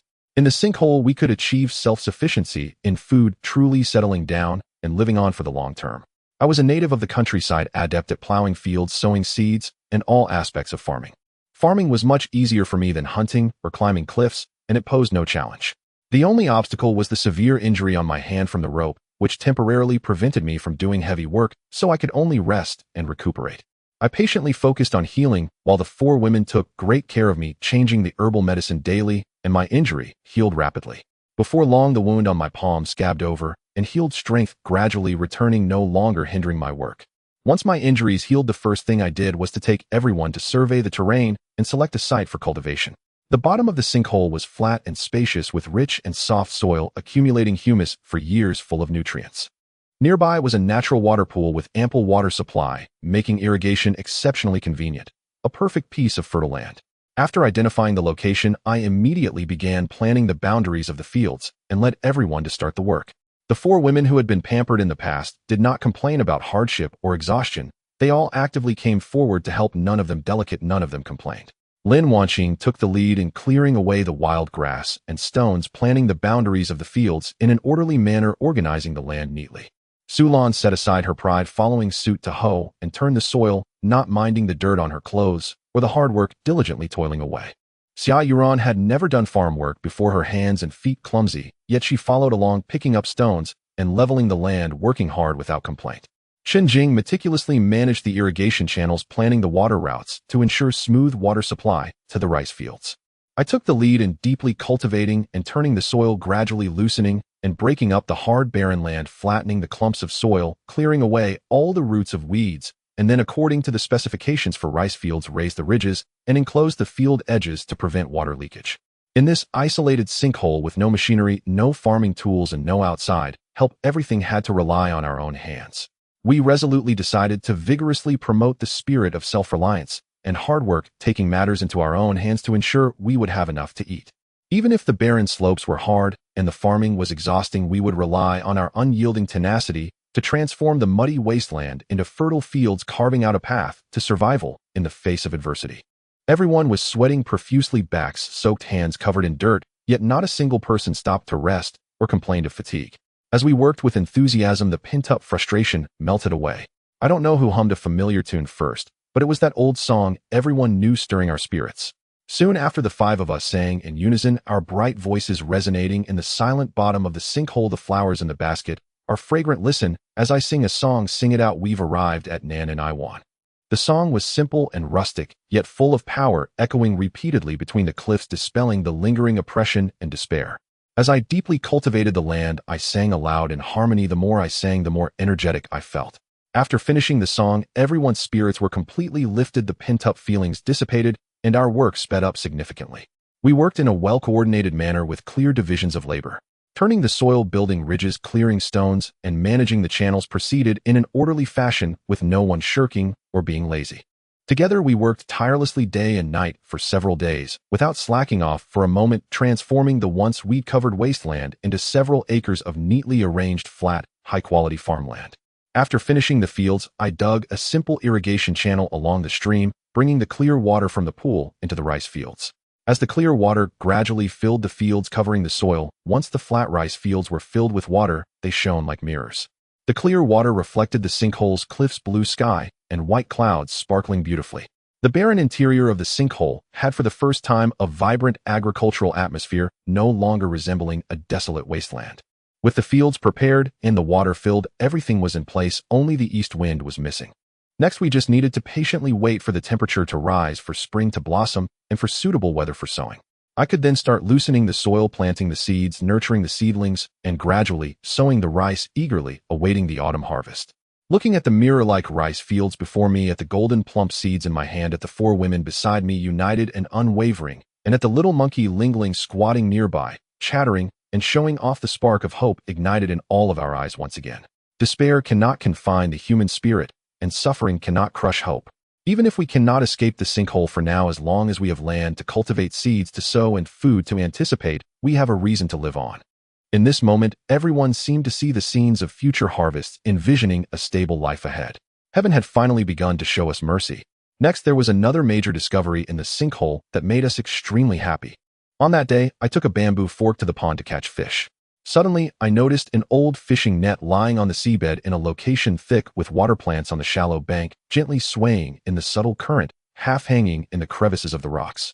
Without much thought, I could guess that this must have been swept in by the floodwaters during the recent mountain torrent, flowing into the sinkhole and being carried along by the underground river. I quickly stepped into the shallow water and bent down to scoop up the fishing net. The net was wet and covered in mud and water plants. It felt heavy in my hands, and when I spread it out it measured over 10 meters in length. The netting was thick and sturdy, and the mesh size was just right for catching large fish. Although it had been submerged for a long time and had some small holes from being washed and bumped by the flood, the overall structure was intact and not rotten. It just needed a simple repair to reinforce it, which wouldn't affect its normal use for fishing. As I felt the sturdy netting, I couldn't help but inwardly marvel, truly a blessing in a desperate situation. A pillow arrives just when sleep comes. With this fishing net, I wouldn't have to struggle in the cold water to catch fish anymore. I could simply wait for the fish to throw themselves into the net, saving time and effort, with fishing efficiency skyrocketing tenfold. I quickly cleaned off the mud and water plants from the net, found some fine brown twine, and securely stitched up the large holes in the net before laying it out in the backwater bay downstream of the pond. The water flow here was gentle and the water plants were lush, making it a prime spot for fish to gather and feed, truly a natural fishing treasure. I carefully submerged the entire net in the water, weighing down each end with heavy stones to secure it firmly to the bottom, preventing it from being swept away by the current. With the netting pressed tightly against the edge of the water plants, the fishing trap was thus properly set up. Having done all this, I turned and headed back to the campsite. For women were busy tending to the weeds along the field ridge, and when they saw me return empty-handed, Xia Yuran was the first to curiously ask, "Sango, didn't you go fishing at the pond? Why didn't you bring back a single fish? Was there no fish in the water today?" I smiled and waved my hand confidently, saying, "Don't worry, today I didn't need to struggle to catch fish. I found a treasure. We just need to wait for the big fish to come. In 2 hours we'll have fish to eat. I guarantee you'll all be satisfied." Chen Jing raised her eyebrows and asked what treasure is so useful. "Did you find a good method for fishing?" I didn't elaborate much, just told them to wait patiently. About 2 hours later, I estimated the time was just right and hurried back to the pond to check. As I approached, I instantly burst into joy. The fishing net was densely entangled with 7 or 8 large fat fish, each one hefty, their scales sparkling in the water as they struggled desperately. The more they struggled, the tighter they became, ensnared in the net, unable to break free. Each weighed several pounds with firm and succulent flesh. I immediately yanked the net and pulled the large fish onto the shore, where they flopped and piled up. I turned and shouted towards the campsite, and the 4 women heard the commotion and quickly ran over. Lin Wanqing looked at the pile of fish on the ground with delight, saying, "My goodness, so many big fish. Sango, your method is simply too effective." Su Lan also smiled in agreement, nodding, "Catching this many in such a short time, we will never have to worry about not having meat to eat again." I felt elated inside while I carefully placed the fishing net back into the water and secured it again, saying, "This is all thanks to a stroke of luck finding this fishing net. Let's continue waiting, there's more to catch." Not long after, when I checked the net again, I caught another 10 large fish, resulting in an overwhelming bounty. There were so many fresh fish that we couldn't eat them all at once, and if left unprocessed they would quickly spoil. Lin Wanqing suggested thoughtfully, "Sango, there are too many fish to eat at once. Why don't we make some into dried fish to store? They will last longer, and when we get busy with farming in the future, we won't have to worry about fishing every day." Everyone nodded in agreement and immediately divided up the tasks. I was responsible for gutting the fish. Su Lan helped to scale them. Lin Wanqing prepared simple marinade. Chen Jing managed the drying racks, and Xia Yuran carefully strung the fish on twine. As everyone worked and joked, the atmosphere at the campsite was exceptionally lively. For several consecutive days, I went fishing daily, and soon the area around the campsite was filled with rows of dried fish hanging up. Dozens of large fish hung neatly, their color glossy and golden, creating a spectacular scene that brought a sense of security to everyone's hearts. I thought life would be stable and worry-free from then on. With farming hopes and ample food, everything was progressing in a positive direction. However, after only a few days of calm, strange happenings began. The dried fish hanging at the campsite mysteriously disappeared. On this morning, as dawn broke, I woke up, and the first thing I did was check on the dried fish. As I approached, my brows furrowed instantly, and my heart sank. The dried fish neatly hung had several of the largest and fattest ones mysteriously missing. The hanging line was intact, the hooks undisturbed, and the ground was clean, without even a trace of fish bones. They had vanished without a sound. I immediately called over the 4 women who were tidying up in the morning and spoke in a low voice. "Look, we're missing several pieces of the dried fish we hung out. Did any of you get up last night to take some?" The 4 women shook their heads in unison. My heart tightened as I turned to the playful monkey Ling Ling, pointing at the empty spots where the fish had been hung, gesturing to ask if it had seen anything unusual last night. Ling Ling blinked, its clever little eyes looked at the ropes, and shook its head again, chittering twice, clearly having. I immediately understood the situation and said solemnly to the group, "If it wasn't taken by one of us, and Ling Ling didn't notice anything, then there's only one possibility: an unknown beast has quietly entered the depths of the pit and stealthily made off with our dried fish at night. Upon hearing this, Su Lan's face tightened. For something to sneak in and steal fish without alarming us, or even Ling Ling, that beast must be extraordinary. A chill ran down my back as I gazed deeply into the dense forest of the pit. It seems that this seemingly stable pit harbors deadly dangers we are unaware of. After the inexplicable theft of the dried fish, the atmosphere in the entire camp instantly became tense and oppressive. Although I had been aware of the dangers of the pit, I had a clear understanding of all the potential threats. But now it was different. Lurking in the shadows was an unidentified beast that could sneak into the camp without a sound, coming and going without a trace. Such an invisible and intangible threat is what truly sends chills down one's spine. To get to the bottom of this, I took the 4 women and carefully patrolled the perimeter of the camp, inspecting every inch of the ground to track down the path of the fish-stealing beast. Just behind the camp, close to the woods, I immediately noticed something was off. A set of unknown beast tracks was clearly imprinted in the mud. The tracks were deeply embedded in the mud, their outlines clear. The claw marks were sharp and deep, and the paw pads were broad and massive, sending a chill down my spine. I crouched down and measured the size of the tracks with my hand, my heart sinking as my expression turned grave. Having spent years hunting in the mountains, I was well versed in various beast tracks and could easily gauge their size. This set of tracks was thick and heavy, leaving deep impressions in the mud. Based on the size and depth, this beast must weigh at least over 100 pounds, with a robust and fierce physique, undoubtedly a top predator in the forest. Lin, watching squatting beside me, paled as she studied the tracks. Singo, this thing is too big. If it goes mad and charges in our camp, won't be able to withstand it at all. Su Lan frowned tightly. To sneak in and steal fish without a sound, this beast is cunning and cautious, with a strong offensive nature. If it continues to hide in the shadows, we will have to be on guard at all times, unable to sleep peacefully at night. Xia Yuran, feeling uneasy, said, "This is too frightening. Can we hide a bit further away? Let's not let it set its sights on us." I stood up, my gaze sharp as I looked into the dark depths of the forest, and said solemnly, "Hiding won't work. This beast has already figured out that there is food in our camp and has tasted the sweetness. Once it succeeds, once it will come back for a second or third time. It lurks in the shadows of the pit, waiting for the right moment. Over time, it will inevitably harm someone, putting all of our lives in danger. For our safety, this beast must be eliminated." I made up my mind to take the initiative, no longer passively staying on guard. Since it enjoys our dried fish, I will use the dried fish as bait, setting deadly traps right here to capture it and eliminate the threat once and for all.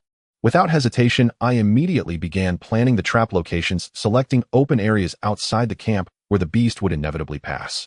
I dug pits, sharpened wooden stakes, tied elastic ropes, and created snares. The 4 women all cooperated wholeheartedly, each performing their tasks to help out. Everyone worked together, and the speed of our work was astonishing. Before long, a highly concealed and deadly beast trap was securely set up. At first glance, it appeared unremarkable, but underneath were sharp wooden traps and tightly wound snares. As soon as the beast dared to approach to steal the dried fish, it would be caught and unable to escape. As night fell, the entire pit was suddenly shrouded in darkness, plunging into an abyss where one could not see their own hand. The mountain wind howled fiercely through the crevices of the cliff, causing the trees in the forest to rustle ominously. Shadows swayed and the branches danced menacingly, all exuding an eerie and sinister aura. It felt as if a beast could pounce out of the shadows at any moment. We held our breath, not daring to make a sound, silently lying in ambush, our eyes fixed on the direction of the trap, waiting for that cunning and fierce beast. We held our breath, not daring to make a sound, silently lying in ambush, our eyes fixed on the direction of the trap, waiting for that cunning and fierce beast to take the bait and reveal itself in the dead of night. The pit was so quiet in the deep of night that it made one uneasy. It was eerily silent, with nothing but the faint crackle of the campfire. Our nerves were stretched to the breaking point, our eyes unblinking as we stared at the bait trap, our bodies tense, not daring to let our minds wander. We endured through the night, everyone struggling against heavy eyelids. Yet the trap remained eerily quiet, without a hint of movement. Just as I felt my eyelids drooping, about to fall into a deep slumber, the camp suddenly erupted with a deafening, ferocious roar from a wild beast.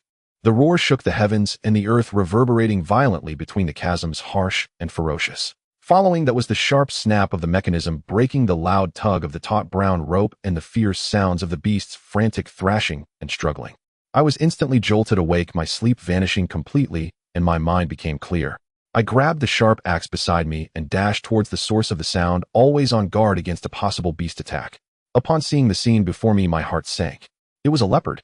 The trapping mechanism had it firmly secured, a thick, sturdy brown rope tightly constricting its waist. The more it struggled, the tighter it became. This robust giant leopard was firmly locked in place, unable to move an inch. The leopard's coat was mottled and glossy, its physique strong and fierce, with sharp fangs glinting ominously, and claws that were both pointed and hard, continuously thrashing, shaking its head, pouncing, and roaring. Its eyes were filled with bloodthirsty ferocity, and it was agitated to the extreme. It weighed over 100 pounds. At dawn, we promptly dealt with this female leopard. Sleeping in winter is very cold, and this complete leopard skin became an excellent item for warmth. I carefully removed the remaining flesh and fat from the leopard skin, slowly drying and tanning it by the campfire. It felt thick and tight to the touch, with dense and soft fur providing warmth that surpassed any luxury blanket. The leopard meat was genuine high-quality food with a balance of fat and lean and firm texture. That day we cut fresh leopard meat, roasting it over the campfire. The fat sizzled and crackled, and the rich aroma of meat instantly filled the entire camp, making the eyes of several women shine with desire. Lin Wanqing set aside her usual dignified demeanor. Su Lan shed her cold, domineering aura. Xia Yuran was even eating with grease all over her mouth. Chen Jing also enjoyed a hearty meal.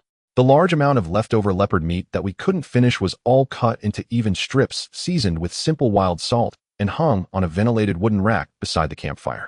These dried meats stored up would be our hardcore reserves for winter, helping us cope with food shortages during harsh weather. Looking at the rows of dark, firm leopard jerky, the women felt reassured. I also secretly resolved to lead everyone to survive well in this chasm. I thought that having caught the female leopard and stored food would allow us to rest peacefully for a few days. However, no one anticipated that a dangerously extreme revenge crisis was silently lurking in the dark forest, preparing to strike fiercely at our camp. That night the darkness was thick as ink. The chasm was so dark that one could not see their hand in front of them, with only the remnants of the campfire glowing faintly red. The 4 women were huddled beside me, wrapped in warm leopard skins, sleeping soundly. I stood guard on the outer side, habitually building a strong defense for them. The surroundings of the camp were eerily quiet, with only the sound of the mountain wind whispering through the treetops. We all slept deeply, even the tension that had built up over the days had finally eased. In the dead of night, just as we were deep in slumber, a dull and violent crash suddenly exploded from outside the camp's wooden door. Bang, bang, bang. The force was fierce, and the rhythm swift, as if a ferocious beast was wildly slamming its head and body against our makeshift wooden door. The wooden door frame creaked under the impact, with chips falling, and cracks in the frame became visibly apparent. It seemed as though it would be smashed through at any moment, breaking into the camp to harm us. Having lived in the mountains for years, my alertness was ingrained in my bones. Even in deep sleep, a slight, abnormal sound could wake me instantly. The moment the crashing sound rang out, I snapped my eyes open, every nerve in my body tensing up, all traces of sleep vanishing without a trace. I thought to myself that it was definitely not a common beast probing for food. This force, this momentum, clearly carried with it a monstrous rage and deep-seated vendetta. I had no time to think further and rolled over to get up. Outside the gap of the door, a pair of glowing green, beastly eyes appeared in the darkness, exuding a chilling, bloodthirsty intent. In the next moment, a lithe black shadow lunged forward, moving as swiftly as lightning. I quickly realized it was an adult leopard, and its razor-sharp claws were coming straight for my face. I couldn't evade in time. A few fiery, piercing pains instantly shot through my face as the leopard's claws tore into my skin, warm blood gushing down my cheeks and blurring my vision. The excruciating pain engulfed my body, yet I did not retreat an inch or dodge at all. Gritting my teeth, I let out a muffled groan and instead stepped forward, using my body to block all the leopard's attacks. I would not let it harm the women behind me. I raised my hand, gripping the wooden stick tightly, and with all my strength I swung it fiercely towards the leopard's head. I was relentless in my strikes. This male leopard was extremely ferocious, showing no fear of the stick in my hand. With a roar, realizing it couldn't break through my blockade, he in it cunningly turned and leaped towards the 4 unarmed women behind me. The 4 women had never encountered such a perilous scene, instantly turning pale with fear and panicking in chaos. Lin Wanqing, the usually dignified and competent mayor, was caught off guard and suffered a deep scratch on her arm from the leopard's claws, causing her face to pale as she stifled her tears.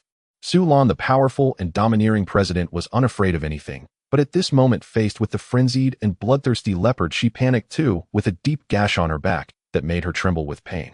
Xia Yuran, who was already the most timid, screamed in terror, her calf scratched, curling up in a corner, shivering and repeatedly calling my name. Chen Jing was not spared either, with a bite on her wrist, blood flowing profusely, her face as pale as paper, struggling to lean back against me. In an instant, the camp was filled with cries of alarm, and the heavy scent of blood permeated the night sky. A crisis was looming.